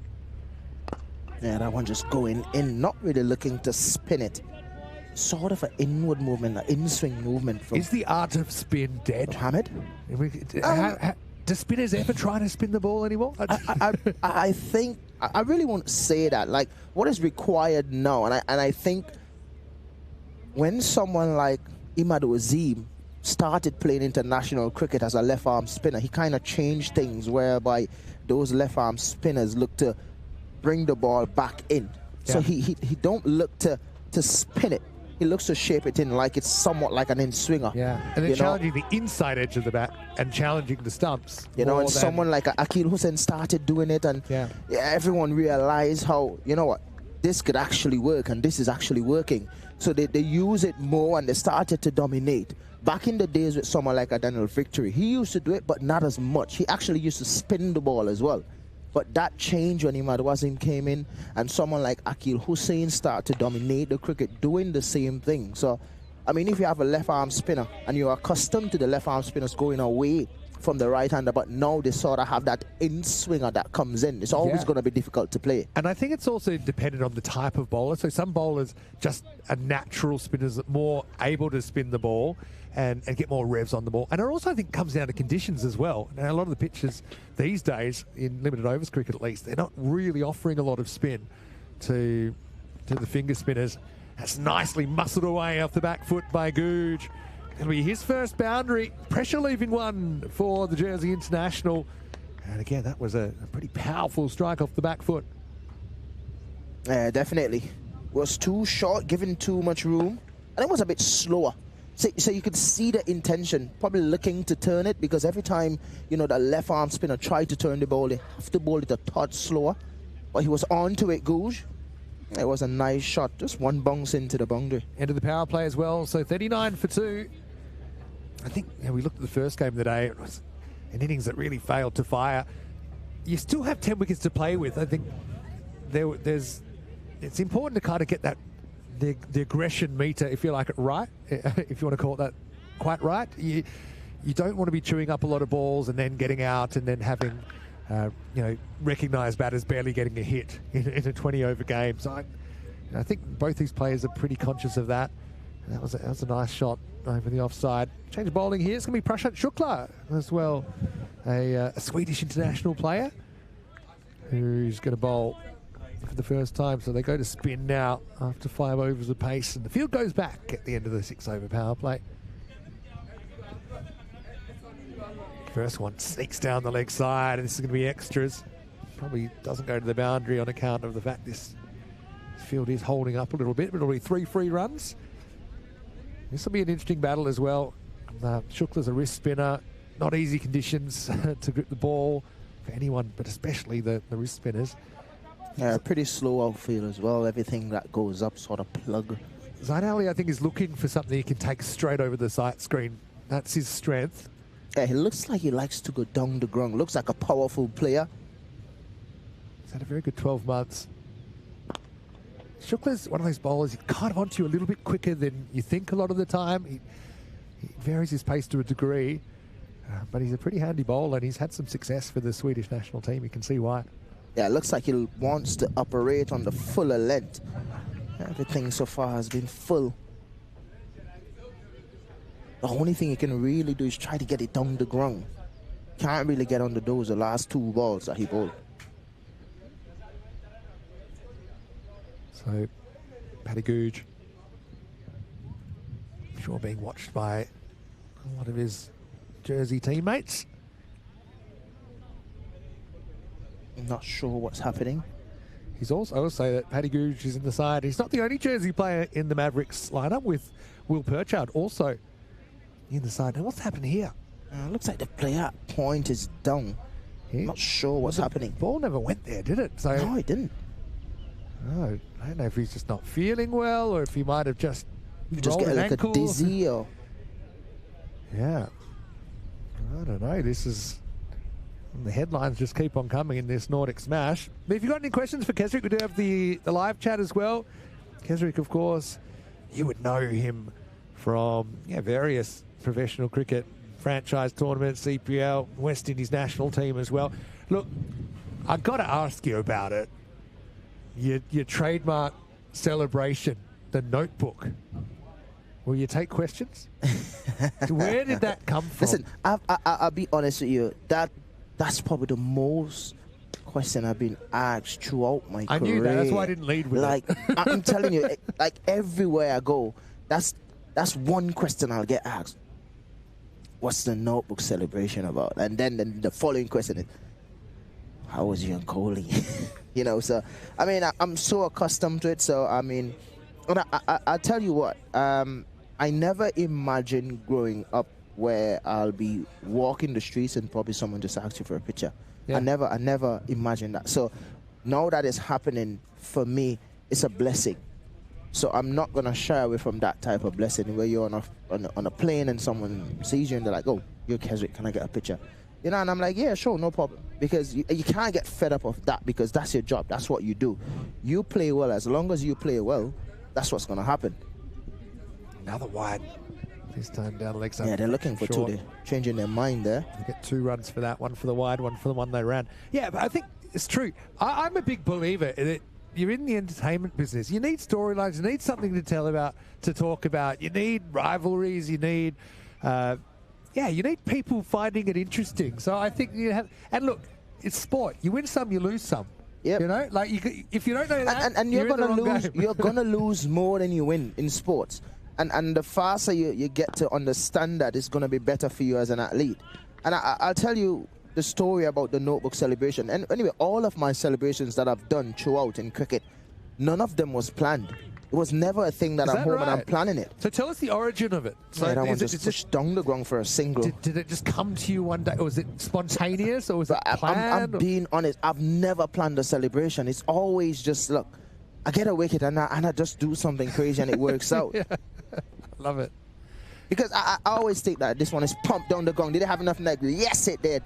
Yeah, this one is hiked over lawn. You just reminded me of something about, in the moment. So I remember when I was playing an under-17s grand final. I used to bowl before I took up keeping, which I took up when I was 18. But I was 16 or 17 when I was bowling. And I had 2 memorable... The one I remember the most, I took a court and bowled. And there's no one watching. I ran... and I did a knee slide like they do in football, and I ripped open my shirt as part of a celebration. As a 17-year-old, probably ripped open your shirt. Too much test. I consciously ripped like Hulk Hogan. My mum wasn't too happy about it, by the way. But yeah, I know what you mean. And the Football World Cup's on at the moment, and of course, with goals come celebrations. And in cricket, compared to baseball, where outs happen every couple of minutes, in cricket, getting a wicket is something to celebrate, right? So I like that you like to enjoy them, and you just kind of go with the feeling. I just go with the flow. I could remember one time I was in Bangladesh for BPL, and captain at that time was Darren Sami. This one looking to go big again. It's Patrick Shukla. He's doing well. He's just attacking the stump, and you mentioned that about him. He looks to attack the stump most of the time, and that one just a little too full to try to hit over mid-wicket. They're trying to go big again. Yeah, I think the thing there for Googe, he misjudged the pace of the delivery again. He's trying to hit a straight ball to the leg side, and the risk with that is if you haven't judged the speed just right, then you're going to get in trouble. It slides on more of a top spinner than anything from Shukla, crashes into the leg stump. So, yeah, Paddy, not quite finding his touch, but it's, I suppose, early in the week. It's only his first game. He'll have the opportunity to have another hit or two before the end of the week. But right now, he's the third wicket to fall, 54 for 3. And pretty good over there from Shukla. A couple got away from him, but when he got it right, he got the big wicket of Paddy Googe. Here's Jared Wilson, the Mavericks captain, coming to the crease at number 5. Do you think it's, do certain batters like starting against spin versus pace? And is that something that gets talked about in the when you're planning who's going to bowl when, at the professional level? So. It sort of happened before the professional level, probably playing for your country, like playing at like say you're playing for St. Vincent or you're playing club level. But when you reach at the international level, it kind of goes out the window. You know, you have to be able to start with any bowler. Yeah. You know, because at that level, if you prefer to start with spin, if the pace is on, what are you going to do? So you have to get comfortable doing, you know, both things. There's also, for fast bowlers, there's some bowlers at the club level, you'll say something like, oh, I want to bowl at this end. At the international level, you're going to be comfortable at any end. You know, so there's just a lot of things that's been thrown out the window at the international level, because at that level, you should be able to do anything with the ball or with the bat. It's pretty clear that you're under the microscope more and more the levels you go up. And so other teams will do their homework on you.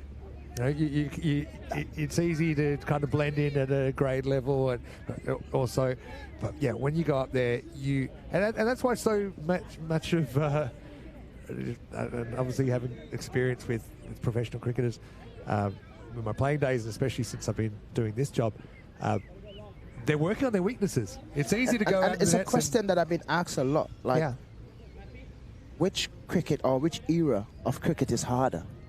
And it's a question that I've been asked a lot. And I always say this era is harder, and then the next era might be harder as well. Yeah. Because the thing is, there's no analysts and these guys, so they can tell you how much balls this guy bowl in an over that might be a slower ball because they have it. It's a full delivery. Missed out this time. No ball. Should have been 6. Yeah, maybe it was about numbers higher to Zayn Ali. Can't believe he kind of clonked it, but you can understand he was surprised.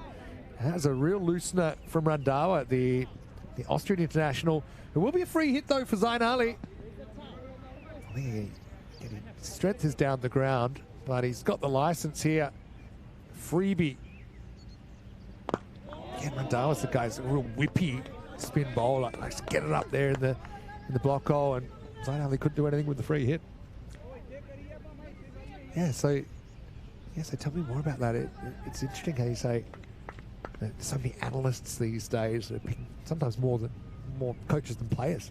Yeah, I'm telling you, this time, straight to the field out there, over the head, just enough bat on it. It just going over the head of the skipper. That's the Tiger team. Yeah, Chowdhury out there. I think he was a bit out of position. I mean, there's not too many twos on this ground, but he was about 3 meters in, and you can see that he just propped and then had to try and moonwalk back and wasn't able to do it in time. It's a maximum of 6 runs to Zayn Ali. Held his shape, but I would say that if the fielder judged that better off the bat, it might have been caught. Probably if he was right back on the boundary. Must say the ball flies here a lot. Easy to get it for 6.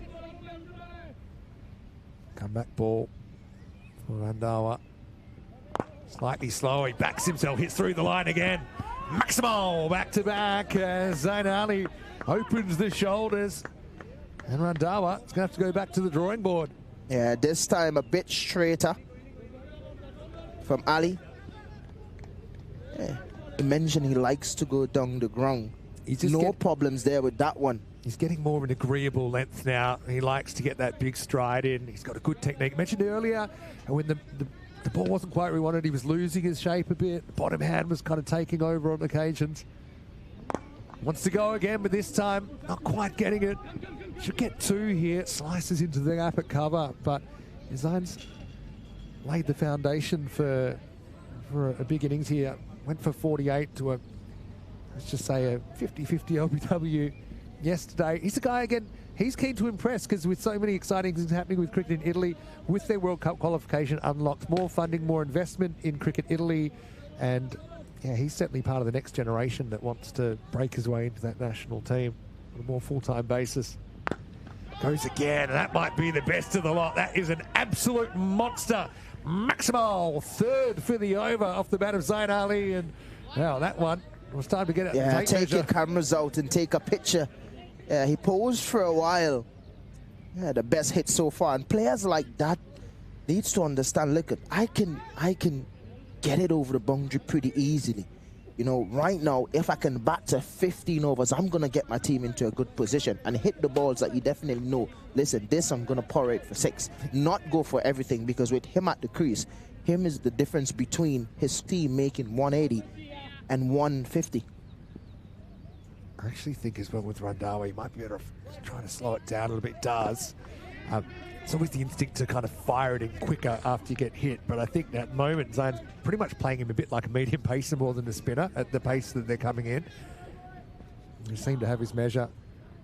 It was a no ball. I'm not sure what it was for. It was a no ball before that last 6. So that was actually a free hit. That's better. And that one was a bit slower as well.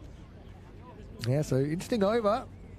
And interesting and expensive for Randhawa. I'll tell you what, Vinny, like, bowlers need to understand on this sort of surface, especially with the rain that's falling on and off, these sort of surface, the ball will slide on. So you trying to bowl at your pace that you will normally bowl at, it will come like a medium pace. So you have to bowl a tad slower, because then batters are going to bat you like you're a medium pacer. The ball comes onto the batter with easier to hit. Looking at the last over, really went helter-skelter. Yeah, he took on the fielders, didn't he? 3 6s. That was the one, I think, that looked like we paused the footage, but it was actually Zayn Ali who was frozen in time, wasn't he? And that was the last one. And a little bit shorter of that full length as well. Yeah, just before the start of this over, he was on 12 off about 17 or so deliveries. Now he's on 31 from 21 deliveries. Yeah.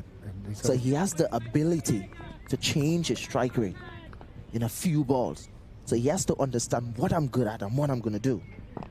Shukla to continue. Jared Wilson's an interesting player as well. He's brought up in South Africa, has moved to Ireland now, lives in Ireland. We've seen him for Ireland A and the Ireland development team. And again, Ireland now a test nation. So I think he has ambitions, still a reasonably young man, of breaking in. Yeah, Ireland, the most recent team to be granted test status. I know that it's an exciting time for cricketers in Ireland. Exciting time for cricket worldwide.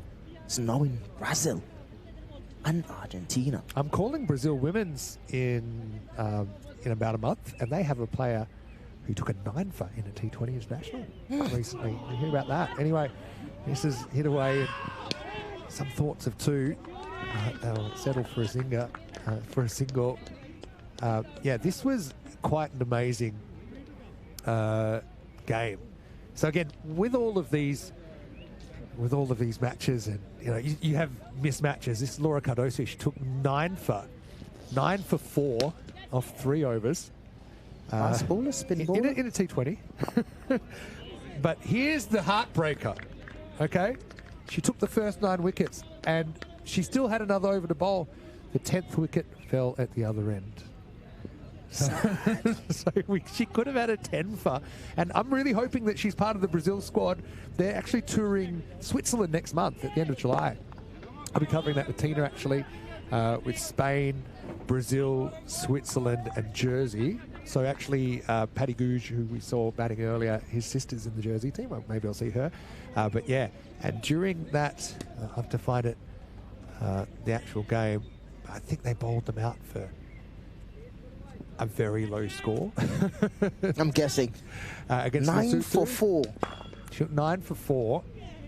I'll have to find the exact. Coming in nicely is Shukla. Yeah. Not a bad spell here for his team. Yeah, they're interesting spin twins, aren't they? Randhawa and Shukla. Quite a similar bowlers, the way the ball kind of comes out. Not a big wrist spin, but more just kind of sliding out and trying to catch the batter on the hop. But yeah, good over from Shukla. And the score now is 79 for 3 after 9. Yeah, so I think from memory they bowled him out for 7 or 8. But even that's what's crazy. We saw Sydney Thunder bowled out for 15. I have one question for you. Was there any wide in that? I think it was mostly wides. I'll have to find the scorecard. I should be able to find it. Yeah. But I mean, like I said, I've covered 5,500 games, mostly the T10 format. Probably, maybe a few hundred T20 internationals and other T20s. So of course you're going to get extremes. You're going to get really unusual games. We had one team that bowled out for 6. Which was, and it was their in a T10 game. In a T10, and for a lot of them, it was their first game of hardball cricket, and that same team won a game the next day. Gets a team that would 2 years later win the national championship. So you get all these crazy stories, and it's very, it's very, very amazing. We've had the other end of the scale. We've had commentated a 21 ball 100. Had one batter hit 193 not out in a 10 over game himself. So that sounds crazy stories, huh? I think I felt a shudder go through your body when I told you that definitely hit like 193. 193. Okay, I've got the scorecard.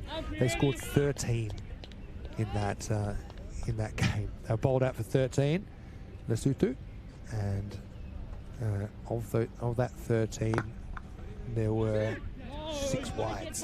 Not a bad start here from Unlucky for some. Mahmood.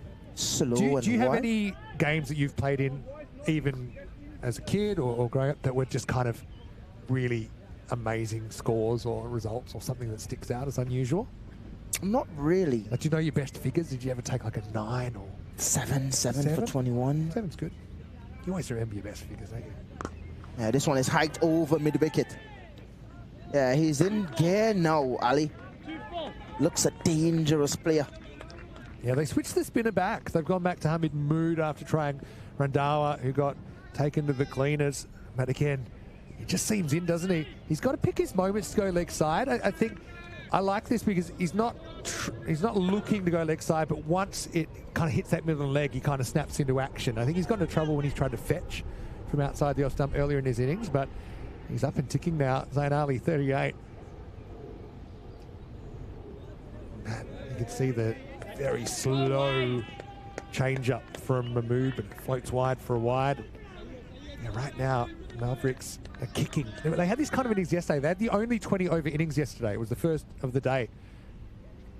And they seemed to kind of bat themselves into trouble, but be able to bat themselves out. Ended up with 167 off the 10 overs. In the end, it was a reduced second innings. It was only a 5 over game in the end of the second innings, but they're kind of doing that again today.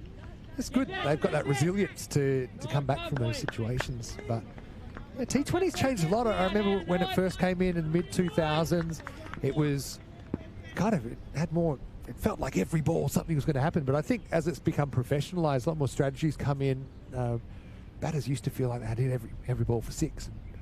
Now it's pretty smart here from Mahmood. He's looking to bowl the ball outside the line of the off stump, trying to force the batters to hit the ball on the offside. Having that feeler out there on the sweep boundary. So Wilson's, again, following this trend of the first 6 or 7 balls, going for a couple of runs and then breaking out of it as Wilson goes large. Again, nicely struck. He held his shape well. Mahmood goes the journey as well. As the Mavericks have been enjoying batting from this clubhouse end at the moment. Yeah, they're paying for those fuller deliveries. Every time they've gone full, it's been walked out of the park. Going into the pitch is a bit better if you realize the amount of boundaries that they hit is really down the ground and from fuller deliveries. Trying to bowl that top of off stump length is the right length that they should be bowling.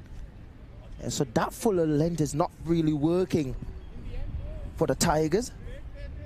The Mavericks just chipping away nicely here. Looking good for a good total. 95 for 3.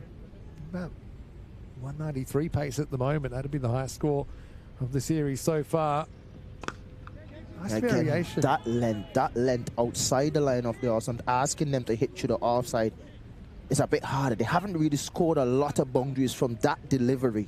Yeah, and it's probably a bit easier to protect as well, the square boundaries on this field as well. So it's the end of the 10th over. It's 97-3. Keswick, I want to say big thank you for joining us, and hopefully we can have you back in the second innings. Keswick Williams what a pleasure it is to share the commentary box with him. And good news for Keswick is he might have the special pass to get inside to the warmth. But yeah, it was really interesting chatting cricket with Keswick, and obviously looking forward to hearing from him in the second innings of this game, but also looking forward to seeing him out there in the middle for Vestros United.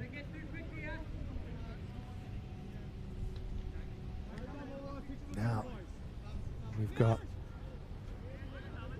the 11th over, almost ready to get going. So 97 for 3 after 10, 194 pace. Any sounder here, Mr. Axmo, for you, covering the Nordic smash as we see this ball smashed over the leg side, and it just creeps over Maximal. Well, the dreaded double click might be coming as Zayn Ali's raced to 39, and it's Jared Wilson who's doing his part as well, but Zayn now moves to 45, one blow away from a 50. As Tina Goff joins me back in the commentary box. There's some great hitting here from Zayn.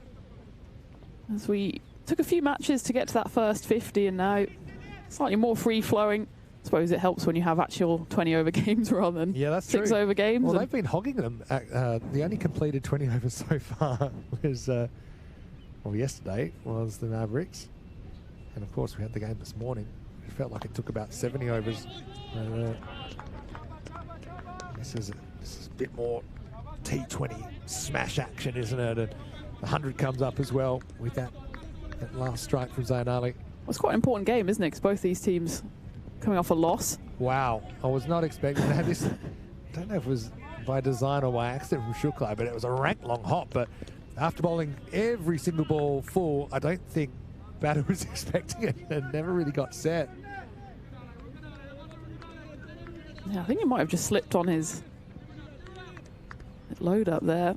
Yeah. And then the batter slipped when he hit it. This is hit down the ground, but only a single. Jared Wilson was able to get going after a slightly slow start, cracking a 6 last over. They've gone pretty spin heavy in these middle overs. They had 5 overs of pretty pacey stuff early. You just wonder if maybe they could kind of broken up the pace and the spin a little bit. As this is straight down the throat of the fielder, and it's going to go down well. There's another one that really should have been taken. He was too casual, wasn't he? He almost didn't move, just assumed that he would take that one. And it went straight into the hands and straight back out. Had he taken a step forward, it might have been a more comfortable catch, but it's one of them where if you approach it casually and take the catch, you look like Mr. Cool. Look like a bit of an idiot if you don't take it, though. Half a chance again here, and, well, it's another less than satisfactory effort on the boundary as he allows it to bounce just in front of him, does Chad. He's not able to either take the catch nor stop the boundary, so 2 disastrous balls there for the Tigers. And could prove to be costly as these two slowly looking like they're in the mood. Well, Zayn, nothing slow about him at the moment, 47 off 29, but Jared, the skipper, getting in on the act as well. Costly couple of balls there for Uppsala. Malmo moved to 110 for 3 at the end of the 11th, so 9 overs left. You'd say they've built a big platform here, going at 10s, 200, well, certainly in their sights, and you'd say the way these two are going, it's not beyond the realms of possibility. Yeah, let's see here, put that catch down at deep square, and then the Chad got himself in a sticky situation. And 110 for 3. It's interesting, we've had 4 matches so far. We've had 4 different winners. If the Mavericks could win this, or actually, no matter who wins this, it'll be 5 out of 5. Yep. So, again, just showing how even this competition is. Yeah, I was just saying as well, both of these teams have come in with a loss, so you don't want to be the side that's played 2, lost 2. Plays this late, and we'll get a single. Yeah, obviously Paddy Goodge didn't necessarily fire with the bat, but he'll be behind the stumps for the Mavericks in this game. Jersey international, so I imagine he'd be a difference maker. Joins Will Purchard, who's also in the Maverick side from Jersey. I suppose Mavericks have won over the Jersey audience. I wouldn't say it's the biggest population, but they'd be happy. What is the population of Jersey? I'm going to guess 300,000. That many? Can you check it? I'm going to check it. 200 to 300,000.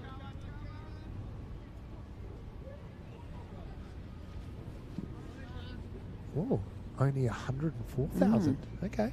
Did increase by 510 people from 23 to 24, though, so... Heading in the right direction. I spent some time there last year. Take on the 2 here. Get it. Good hustle from Wilson. 150 people did die, though, so then it kind of levels itself out, doesn't it? What's happened? How about Guernsey? I think that's the smaller of the 2. 64,000, so pretty much can fill Wembley Stadium, or not even. They've got a big rivalry, Jersey and Guernsey, Channel Islands.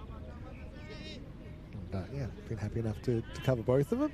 Yeah, my trip to Jersey last time was beautiful. You can see France actually from some of the coastline there. We were talking about earlier coldest places we've been. I think Jersey's probably up there with one of the coldest places I've played cricket, and it was just pure wind. Yeah, it is. Well, it is an island. I covered the MCC side as well in the T10 women's competition there, which was it was interesting to see MCC playing T10 cricket. That's a shot. That's a really good shot. As it's going to be Jared Wilson once again striking a bomb off the tee. And it takes Jaspreet out of the ground. They go back to pace. It hasn't been working this end. But Jaspreet, I don't know if I can get him seeing the hit that hard. That was a monster strike. Oh, Sarah tuning in from Jersey. Hello, Sarah. Nice to see you. I spotted you saying hello to Tina. We had a lovely time there.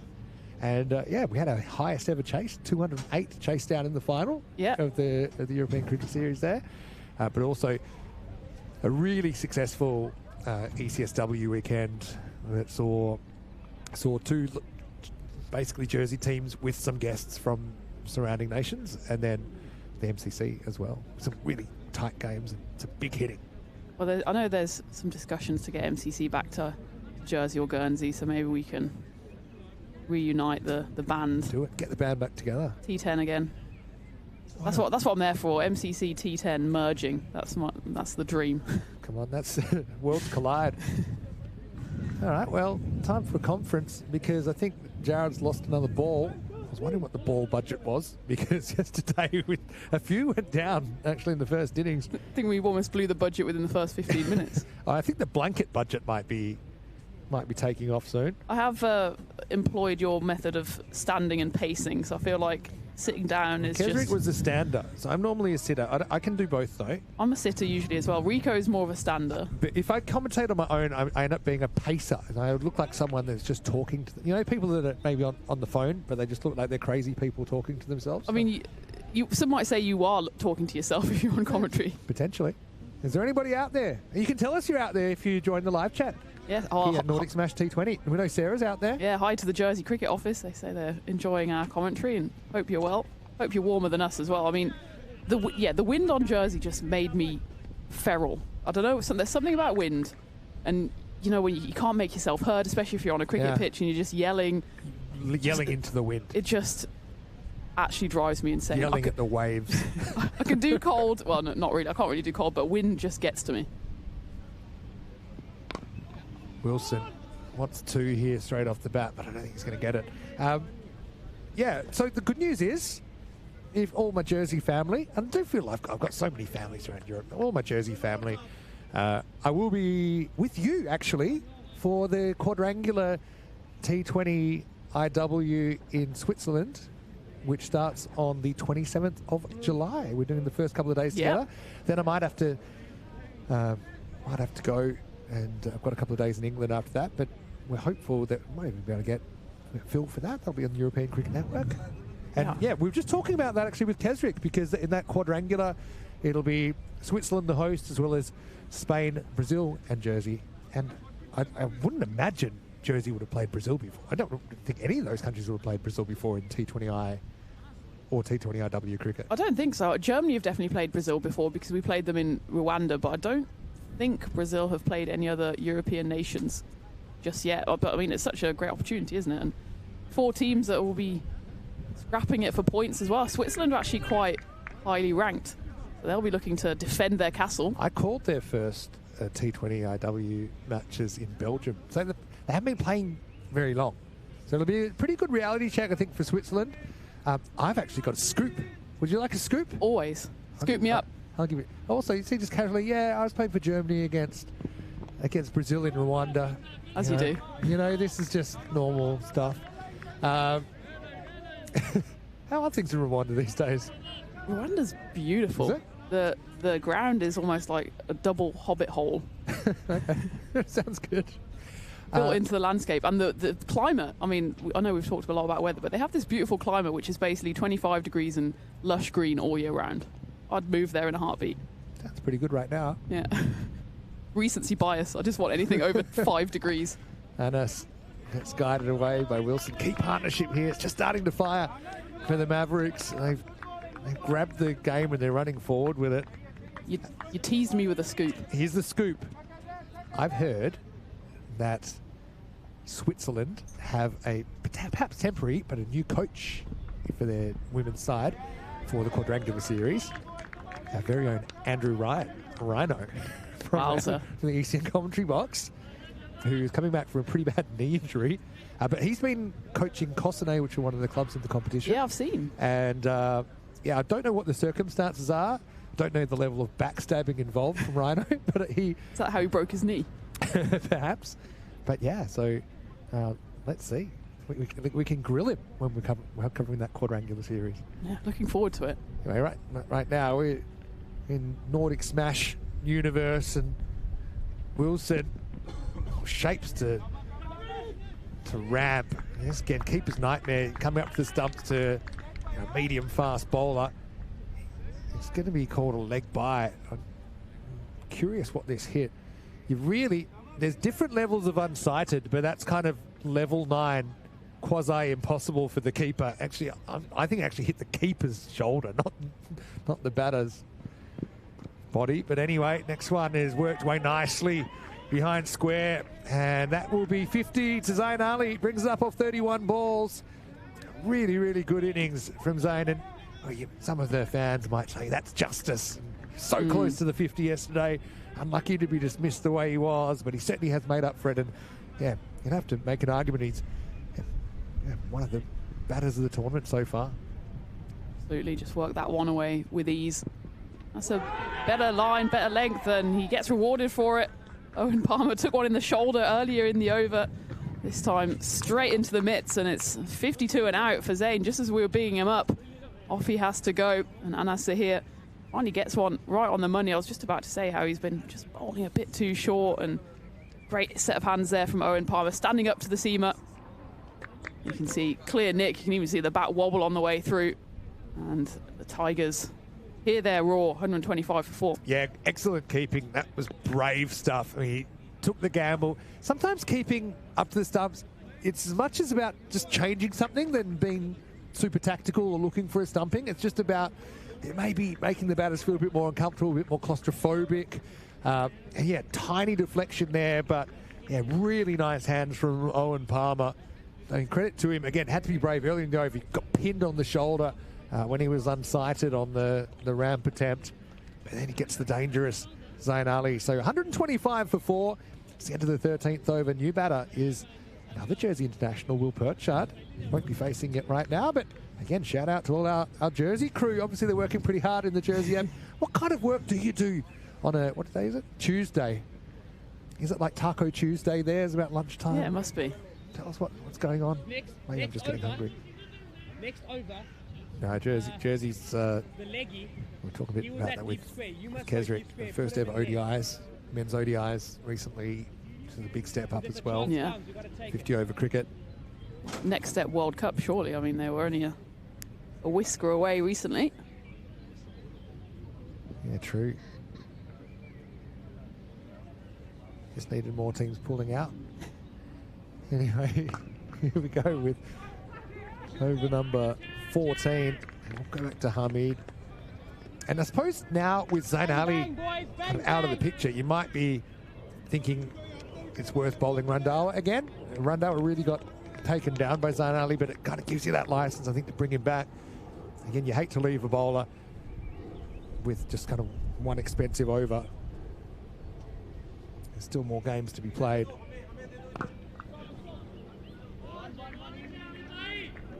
But yeah, I suppose another crossroads. Will Perchard, I think, batted really well yesterday, 41. He's run out of the last ball of the 20 overs, but I don't know what he's looking for in there, but I don't know if he's going to find it. Good stretch on those trousers. 12 degrees currently. But anyway, yeah, I thought he batted really well, and he's, yeah, I suppose I tend to think of him as a bowling all-rounder, but he's had more and more responsibility over the last couple of years with the bat. Nice to see him performing and batting in the top 6. That's what we touched on yesterday as well, as that one takes. What has happened there? Well, he's got it. Well, we're going to have to see this one again, but the Chad has basically plucked this one in Arctic conditions. It was flat. Was it flat or was it deflected? Look. Oh, it's come off the non-striker's bat, and it's been caught at long on. Well, it was too fast for the human eye. Watch this. Bang. It's unbelievable.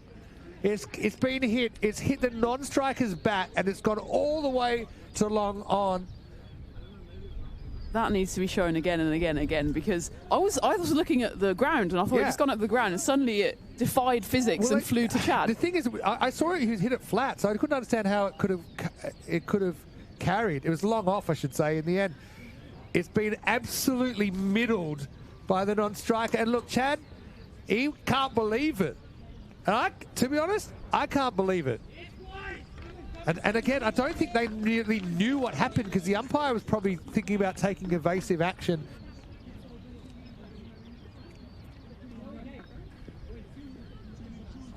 I've got this pillar right in front of me which blocks my view. I mean, so you and I were both, I mean, I saw that he hit it flat, but I thought, geez, if he's been caught at long off, that he must have hit that so well. And also, how could you catch a ball hit that hard? That is an unbelievable dismissal. And it's a game changer, really, because Wilson was looking good, but it's essentially cricket's version of an own goal. Perchard, look at him. He can't believe what's happened. He'll never middle a ball better in his life. Whose bat is that? Oh, well, it's a new batter coming out there, Sharia Hassan. And that's an unbelievable dismissal. What do you think of that? Wow. Jeez, that's one of the unluckiest dismissals I've ever seen. It did happen in a New Zealand test a while ago. What about Nichols was involved? But I don't think it's gone to the boundary before. But yeah, not to the boundary. Like, it might loop up and get, like, that was, to be honest, it was a great catch by the Chad out of long off. Well, you're not expecting a ball. What's happened? Wow. Flashpoint in the game. Keep soldiering on, bud. Yes, buddy. Still coming to terms with that dismissal. What's the bowler's name? Let us know what you think of that in chat. Nordic Smash T20. And you and I, we've done so many games, it's pretty rare that we lost for words. Oh, that's in the air, and that's an unbelievable catch. Well, things are turning now. And who it is, it's Humayun Kumar Jyoti. Jyoti, a regular keeper. And there was a bit of keeper style about this catch. Like he was launching himself in front of first slip. But he goes the one hand, brought in as a specialist fielder, Jyoti, and he delivers 128 for 6. And this game has taken a huge U-turn thanks to active cricket god and active human. Over 14, just put that on the highlight reel. 6 balls of absolute madness, and Jyoti caps it off with a horizontal Superman, followed by the CR7. What a catch. Oh, unbelievable. Oh, yeah, you got to love the celebrations. That was, mark it down as undeflected, but a one-hand stunning catch.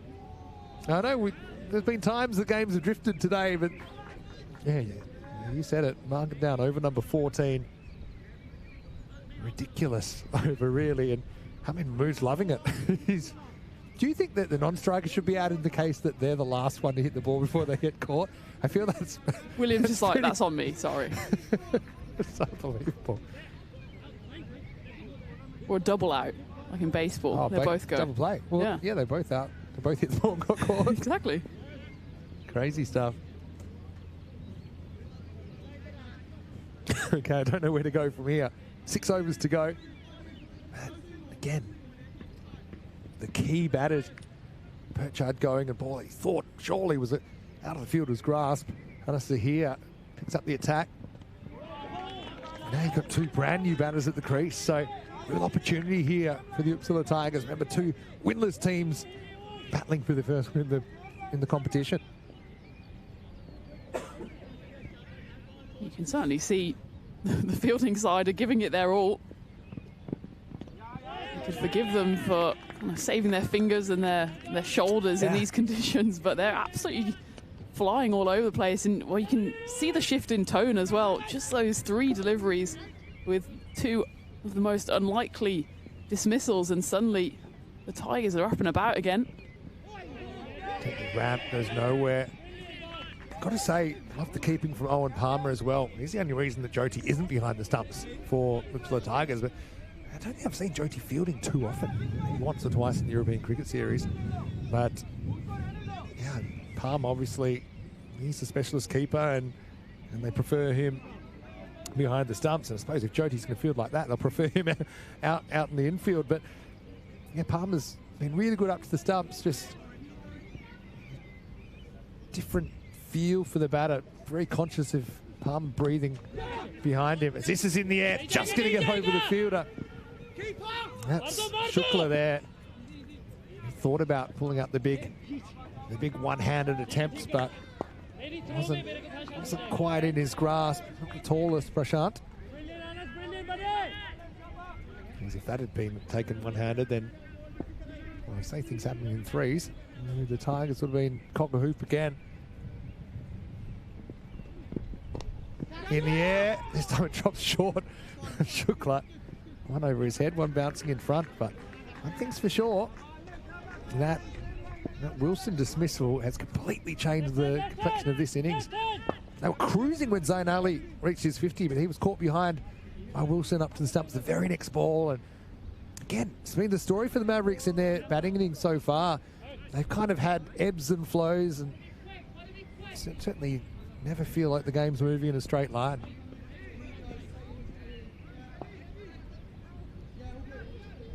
So we've got Ashutosh Samal, left-hander, getting ready to face up for the first time. Still 5 overs to go after this ball. 6 wickets down for the Mavericks. Ashutosh quick to send back his partner. That'll be the end of the over. Good one from Anas here. It's got 1 for 7 off 2 overs. 5 over frenzy coming up, 15 overs down, and the Mavericks 131 for 6. It's been an innings that's had everything so far. Malmo looked like they were cruising along, especially that middle order. Some nice contributions throughout. Zayn Ali 52. He was very much 50 and out, but there you go. Deflection catch again. I mean, a word for the umpire as well, who thought he was about to get kneecapped. He's saying, I don't understand what happened. Not me, Gov. And then this is the catch from Jyoti. That was so athletic. And you want to see highlights. You want to see magic being created out there. First ever Nordic smash. You cannot ask for more. I mean, Mahmood, the beneficiary on both those occasions, and he's going to get to bowl his last over here in over number 16, the left arm spinner.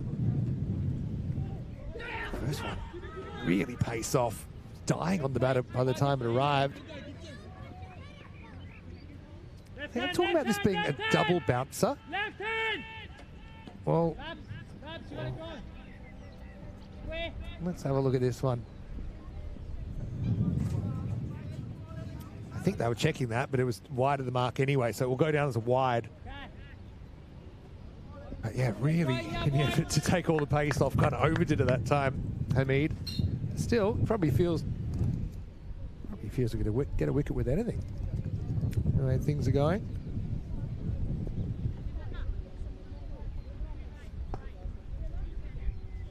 So a different look now with the left-hander. Ashutosh on strike to the left arm spinner. He's going to go over the wicket. Hit pretty well in front of square, into the gap.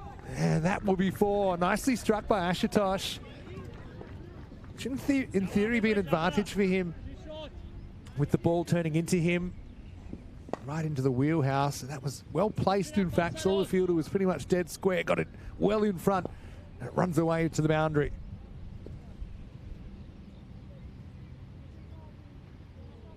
Comeback ball for Hamid. It's a bit quicker. That one really jumps. Good comeback, actually. And we talked about the fact with Kesrick that Hamid, like a lot of left arm spinners, a lot of time he's trying to curve the ball, kind of almost like a little outswing or out shaper. To the right hander. It's another one that beats the outside edge of the bat. So after going for 4, it's good comeback from the left armer. Ashutosh under the pump once again after a couple of dot balls. Wants to get away from strike. Calls his partner through for the quick single, but a completely different game, isn't it now? They were freakish dismissals, but the fact that they were 2 of their 4 batters, it makes it all the more crippling for the Mavericks. And then you throw in that Zayn Ali, okay, got caught behind, could have easily missed it. He'd still be there potentially and still banging balls out of the park. So this game's turned on a sixpence, really. I mean, you can't legislate for a dismissal like the first one. And, well, talking of dismissals, here's another one. Swipes across the line, does Shariat, and the finger of doom goes straight up.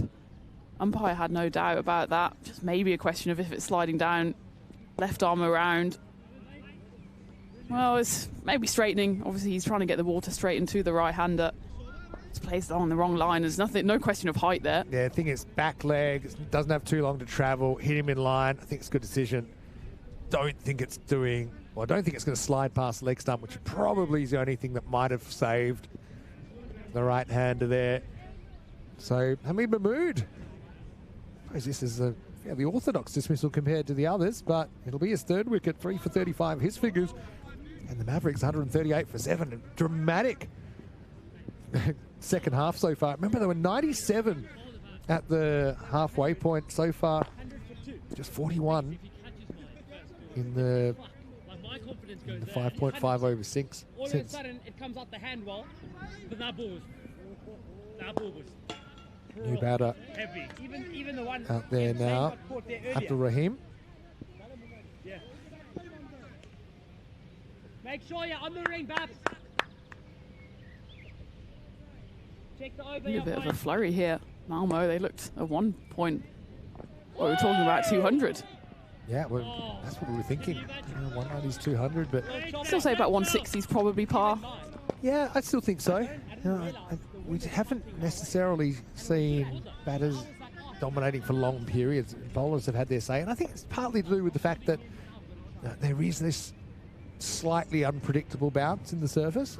See it there. Mirrors what we saw in the Viking Cup in the internationals last week. The highest score of the whole week was 177. So, yeah, little things make a big difference. And it's what we mentioned yesterday as well, is that the contest between bat and ball has been pretty fair. There's been times where the batters have got on top. We've had I think 17 ball 50. And then we've had suddenly flurries of wickets and batters not being able to really get up to speed at all, like this morning. So we've had all extremes. It's good to see in a contest where when you put teams together, one of your big hopes is that it's not a mismatch.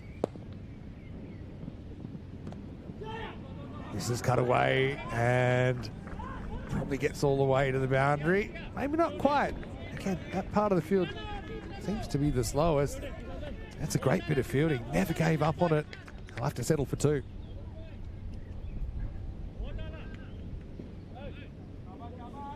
Nicely played from the left-hander. Makes width himself by just stepping away from it. Knows it's always going to be coming across him on that angle. This time, nudges it straight to the fielder. So, Ashutosh, I've liked his hustle since he's been out there.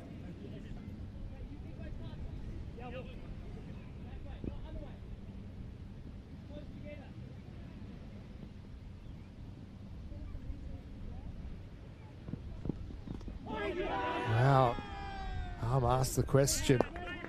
Don't think the back foot ever moved. Again, loved his work up to the stumps. What is the dummy appealing to the wrong side as well? I was wondering, where's the umpire gone? Done that a few times, actually. You're like, oh, what do you think? But, yeah, left-hander. You don't always see the umpire on that side. Often in limited overs games, or stay one side because they're in a vast paddock.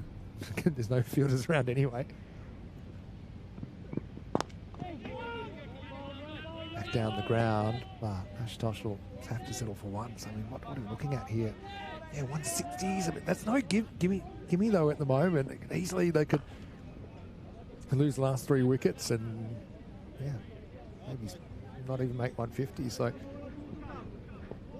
Well, they've ground to a bit of a halt going at less than a run a ball, which would just about take them up to 160. I suppose Uppsala Tigers going to be happy with their comeback efforts, thanks to a few strikes of fate as well. That's in the air, and it's away from the fielder. That's going to be 4. So Abdul trying to get his name up in lights as well. Got the placement right, got it in front of square, just in with that angle. Yeah, kind of crouching a little bit to manoeuvre that one away to the leg side. Again, all important runs to the Mavericks, who are probably spluttering their way to perhaps a par score. Maybe, maybe not.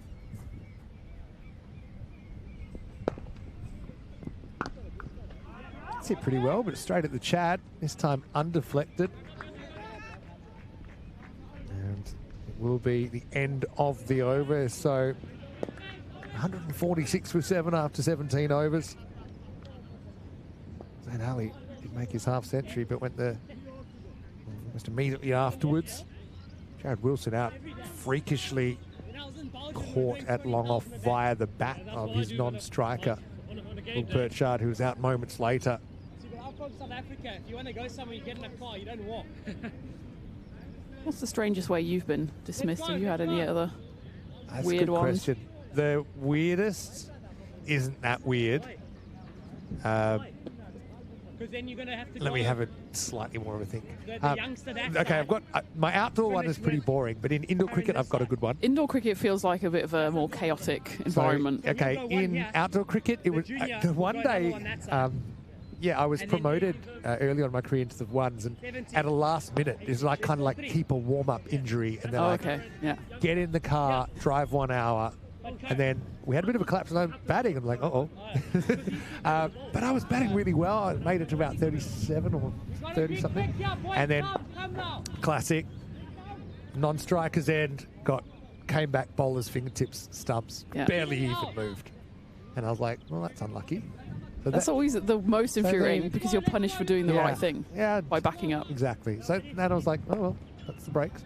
My indoor one's pretty good. I was the non-striker, and in indoor cricket, the version we play in Australia, you actually are half the pitch away. So you only have to run half the pitch. Yeah, so the non-striker's already halfway down. Non-striker's already halfway down. The ball got hit into the ground by the striker, and as I turned to go back to my crease, it lodged under my arm. I didn't do anything. It lodged under my arm, and then I. Did you feel it? Yeah. It just kind of, it's just weird. It's just lodged under my arm. Like it was the perfect space for it. If it fits, that was holding my bat. I was holding my bat, and the ball lodged under my arm, and then, it was an accident. Yeah. And then after a couple of seconds, I took the ball out and handed the ball back, and they said, "You're out." What were you supposed to have done? I said, "Excuse me," and I said, "Well, I don't think so." It doesn't feel fair. And they said, "You handled the ball." I said, "Yeah, but come on." The ball handled me. The ball was in my armpit. Non-consensual nuzzling into the armpit. Catch it! And that sparked what this was a game. It wasn't a super competitive game. Like, hits this straight. Has he got enough? The field was converged and it's put down. Well, the Chad, he's been in the action, hasn't he? Made good ground to get there, but ended up having a goal with his fingertips and a pretty useful life for the Mavericks, who are already 7 down. Yeah, I did. I thought that was Would straight have to been you. a sensational catch. got off the ground as well. Well, might have another chance. He's going to use all of the boundary, and he will. So the Chad, certified ball magnet at the moment. That time he judged it perfectly. Was able to get set. As Abdul Rahim's gone for 5. There is the 8th wicket for the Mavericks, 146 for 8. Yeah, this one has really turned on those 2 wickets in 3 balls. Since then, Malmo just have almost ground to a halt. Looked at one stage like they're on for 200. Chad has been involved in a couple of those dismissals. He put down a chance a few moments ago. Wasn't going to let this one slip through his fingers. Lined it up nicely, knew exactly where the rope was into the bread basket. So 7 down, and Malmo, well, now it's maybe a case of just seeing through the overs, making sure that they use all of those balls available. So Still 2 wickets. You'll like this. So this was in what I'd call a competitive social game Okay. Of indoor cricket. And that was about 15 years ago. And one of my good friends was the captain of the team that appealed. And even if he appealed, I'm like, I'm appealing. I'm like, come on. I'm like, you serious? He's like, oh, well. Them's the breaks. He was batting the other night, and they were having a bit of a shocker. I was back in Australia last week. And at the end of the innings, there was a bit of a mix-up. We were killing their team. Yeah. And they both ran. They went at one end. And instead of letting us run him out, he hit the ball away. And then, so I said, I was actually bowling. I said, how's that? You're out. The umpire was like, well, you're not appealing for that, are you? You're not. And I said, 15 years ago. Get your little notebook out. Like. It's the same fixture. I was given out like that. So, yeah, elephant never forgets. Anyway, that's the end of the 18th over, 148 for 8. Hey, we're talking about some of the fantastic partners here in the Nordic Smash. We were talking about Stride earlier on as well, and they're revolutionising the way that coaching is administered and the way the game's developed. Huge focus on girls and women's cricket as well. And, really exciting as well that on Saturday, which is also finals day here at Norsbury, the Bochilka Cricket Centre, there's a Stride clinic for all women and girls, free of cost, free of charge. You can register or come on ground directly. So, check them out. Stride have been huge partners of this Nordic Smash. And again, they're sharing the philosophy of passing it on to the next generation and bringing cricket to the masses and giving women and girls a pathway into our great game. Yeah, absolutely. I've actually checked out their app, and it's such an excellent, such an excellent app. This is an excellent shot, but it's going to be even better fielded on the boundary, so they'll just log through for 2. It's just an excellent, I'll find the word. I was going to say facility. What word am I using? I don't know. I'm looking for the word tool. Like, it's an excellent tool to... I was just going to say, the way that knowledge is administered these days in cricket and out of cricket is so different. I mean, think about the ability to coach remotely, but with sport or to pass on knowledge when you're not physically present. And the way their app is set up, they have different areas of focus. So they have videos on nutrition, they have videos on mindset, they've got experts in the game. I think they've got Heather Knight doing a couple of videos on batting, Lydia Greenway. So it's about making the game accessible, especially to women and girls who might not have had those role models. And let's be honest, you might train once a week, right? But to really get better, you want to be doing something every day. Yeah, don't you? And if it can be kind of, well, doing something every day, he won't be doing much more batting. Because that one flips the top of off stump, and that is 9 down, and Malmo really falling away here. This innings has been the equivalent of being hit by lightning, really, and not in the good way for the Mavericks. That's not a bad seed, actually. Again, Keswick was talking about that top of the stumps kind of length, and yeah, that was a really nice piece of bowling. Not one you want when you just come to the crease. He'll go for a duck.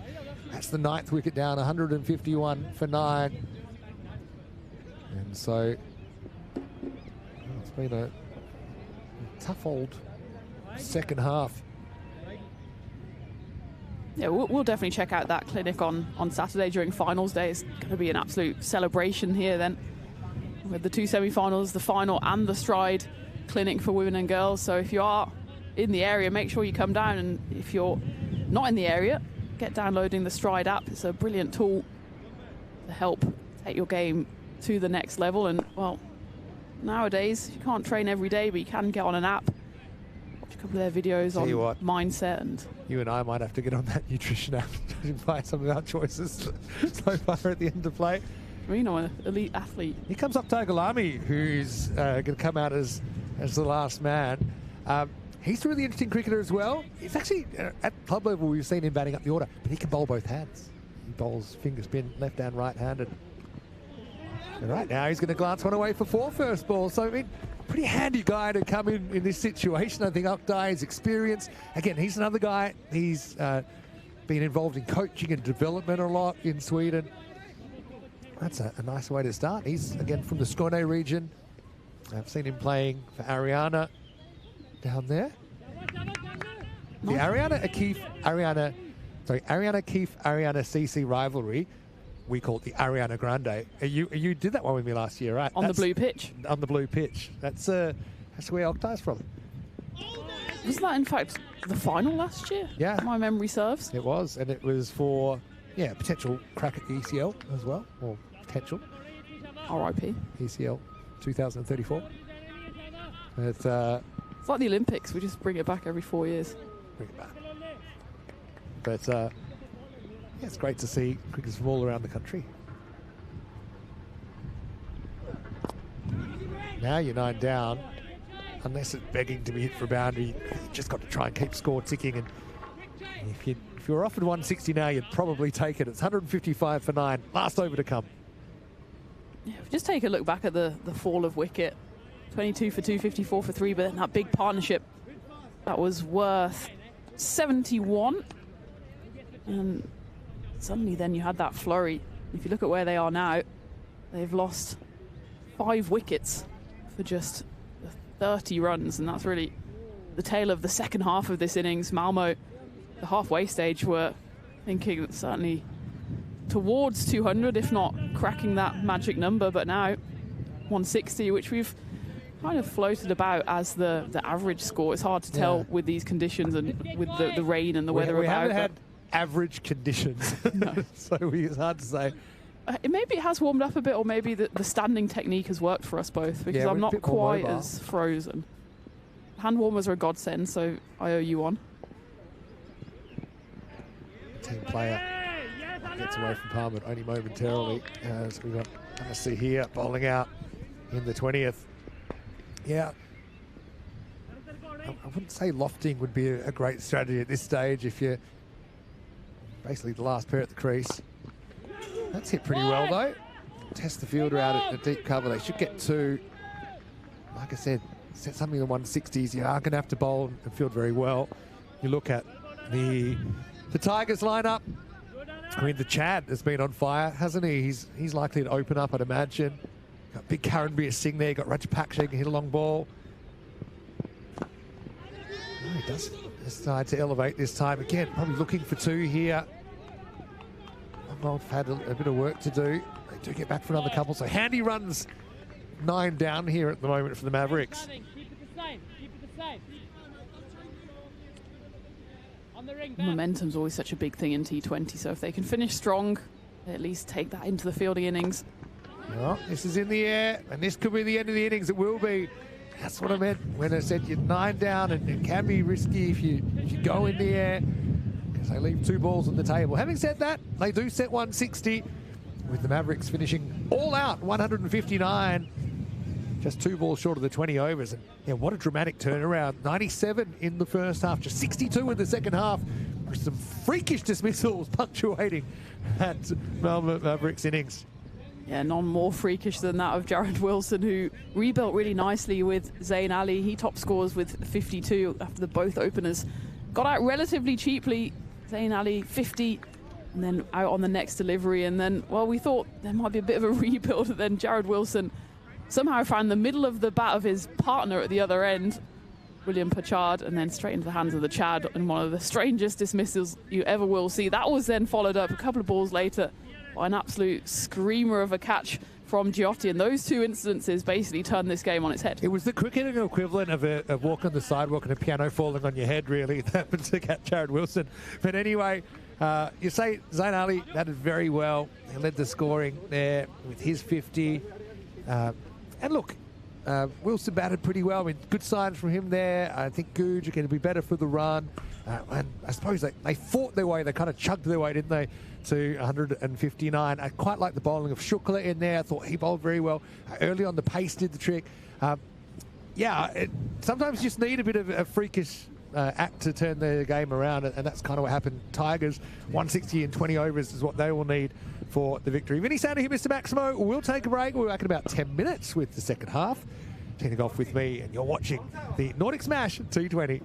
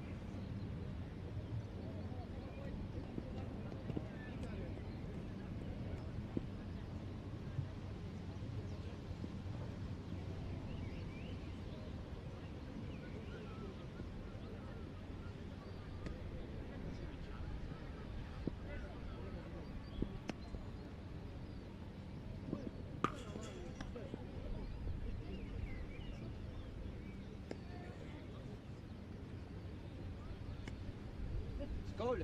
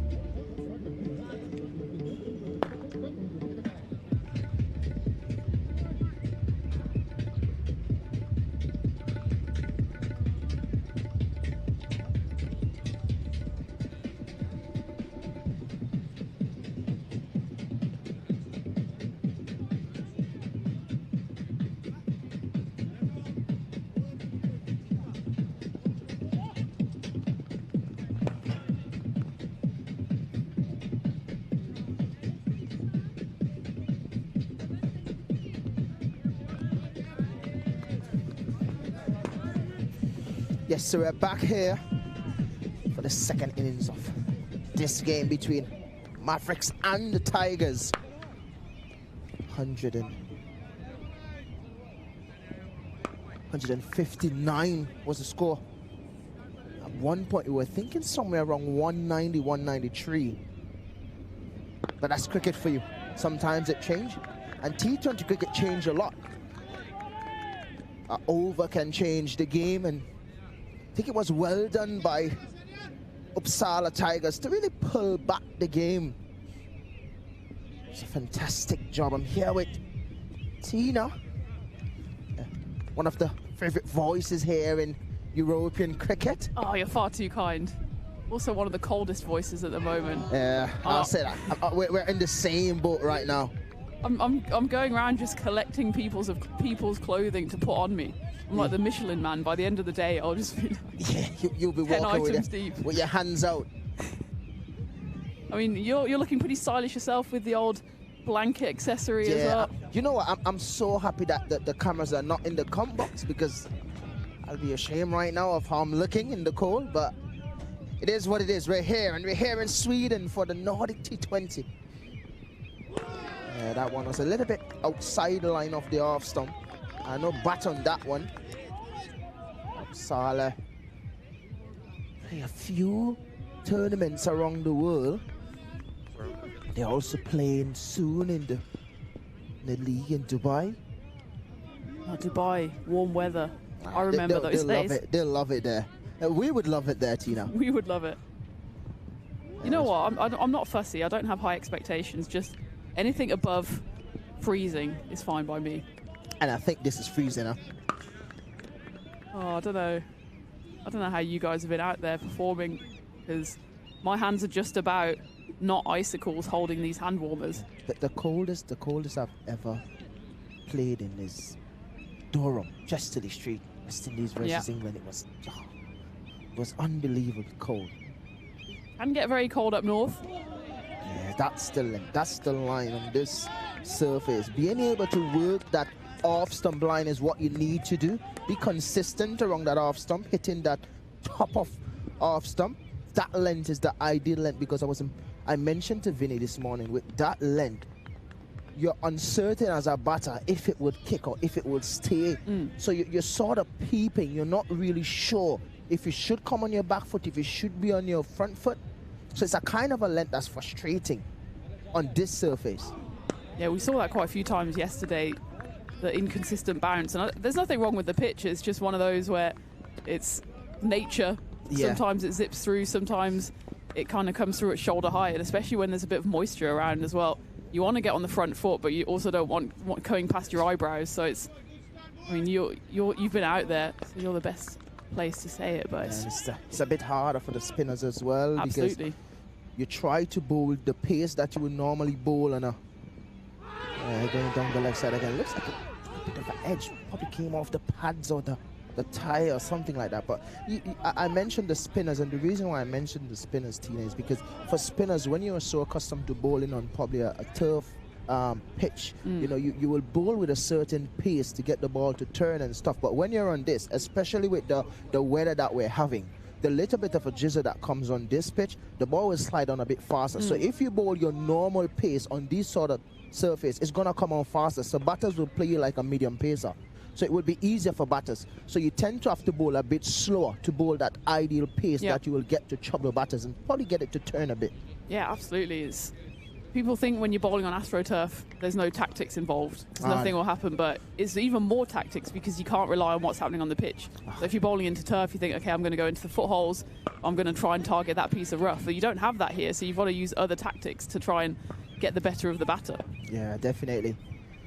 I mean, as an international player coming to play on these surfaces, sort of difficult, but I mean, as an international player, you definitely have to work with what you have. It's gonna be difficult, but listen, in cricket, you're gonna be playing in difficult conditions. Absolutely. So it's just a matter of just sucking it up. Learn the conditions as fast as possible. It's not gonna be ideal in 2 overs, but probably in 2 days, you probably get accustomed to it. We do have a few days to go. Remember, it's 5 days of group stage action and then big finals day on Saturday. Yeah, straight down the leg side, just helping it. Over fine leg, really good shot. You don't want to stray too much to Karen Bear. That was nicely played, wasn't it? Karen Beer, he's an icon of European cricket, and he's not going to miss out on a freebie there.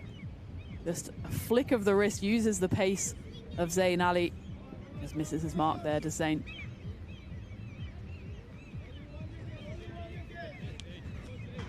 You don't want to stray too much on this surface, and I think Vinny mentioned it this morning. Vinny mentioned it this morning. For bowlers that are accustomed to run up and bowl, it will be a test for them, because then they can't really run up because the AstroTurf is a bit longer. Yeah, this one is too full. Really good shot. Spanked over. Yeah, it's straight. Yeah, really good shot here, Tina. It looks like he's getting in, and he's getting in early into these bowlers. Karen Beer is the kind of batter who doesn't need much time at all to get up to speed. We actually had a fun fact yesterday, and you might not have heard it, so I'm sure you'll appreciate it. Karen Beer Singh actually holds a world record for the most runs in T20Is in a calendar year. He scored 1,488 in 1 year. I mean, most people wouldn't score that in a lifetime. Yeah, Dan. And I guess it's the amount of T20 cricket that right. is being played in, especially in the Associate Nations. Absolutely. I'll give you this joke. So I could remember playing for West Indies in Zimbabwe in the World Cup qualifiers. This one, that's the length I'm talking about. That length of uncertainty, whether you want to go forward or go back, and it just popped a little. Just look like it takes a top of the bat or probably the glove. Just falling short of the fielder. Yeah, that's the length. Falling short of the fielder there at point. But I was talking about Zimbabwe. Yeah. And when you look at the Papua New Guinea players, Scottish players, and those players at that time, when you look at the West Indies players, some of us just have about 20 ODI games, 15, 10, 9. And the most games was Christopher Henry Gale, obviously. After that, you're talking about like Jason Holder. Yeah. The rest of us is below 30 games. Right. And when you look at the Scottish and the Papua New Guinea players, they have like 68, 75, because that's all they play. That's all they play, and they play tournaments where they have 5, 10 games in the space of a couple of days. You can kind of say the same in women's cricket as well. There you have the problem that not enough women play test matches. So you've got someone like Susie Bates, who's coming to the end of her career, having never played a test match. One of the greatest female players of all time. So it's one of those things where the accessibility of cricket sometimes varies, and it's amazing when you get opportunities, and someone like Karen Beer Singh has taken absolute advantage of that. Yeah, you just never know who's looking. It's always important whenever you get that opportunity, whether it's learning or whether if it's getting to make that transition into probably a better league, you take the opportunity. This one is short. It was pulled out to mid-wicket. Not sure if it will get enough legs to get into the boundary. The chase is on. Just 2 though. Takes it up to 17. There was 15 at the end of the second over. They're ticking along nicely. Uppsala, I suppose they may be taking a bit of a lesson from Malmo in that first innings, who started off like a runaway train, looked like they were on for 200, lost a couple of wickets, that absolute freakish dismissal, caught on the boundary right via the deflection of the non-striking batter, and suddenly their innings fell away. They're just trying to build here, the Tigers.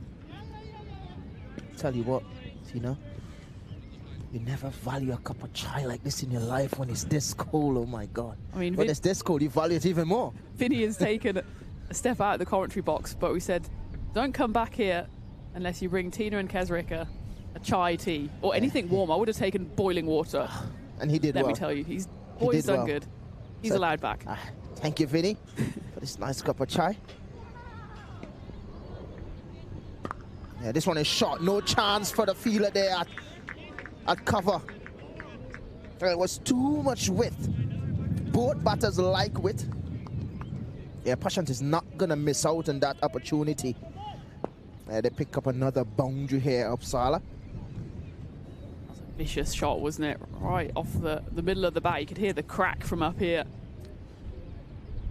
Starting to motor their way along here, Uppsala. We were talking about it earlier. 20 overs is a long time. I know it's the shorter format, but You don't need to panic if there's one or few overs that don't quite go your way. Since T20, since the inception of T20, everything looks like it's getting longer. Even the T10 looks long now.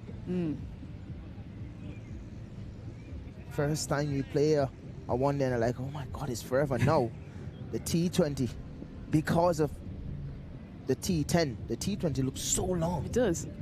Yeah, this one is short again, and he likes width. He likes room. Yeah, and spanked over cover again for another boundary by Prashant. Just too much width on offer here by Pramodya, especially bowling in the power play. He's not able to have that protection. He does have one fielder out at deep square leg, but if he's giving width on the offside, he really needs someone out there. Yeah, probably a change of feel here. Yeah. Maybe bringing up that square leg and push it. You could probably have deep point with the line that he's bowling with. And he's coming from over the wicket, left arm over the wicket. Probably a change of feel, maybe bring up that square leg, push back the deep point and third man. Well, you've got to back yourself as a bowler as well as we come to the end of the third 26 for no loss. Because I used to bowl left arm over seam.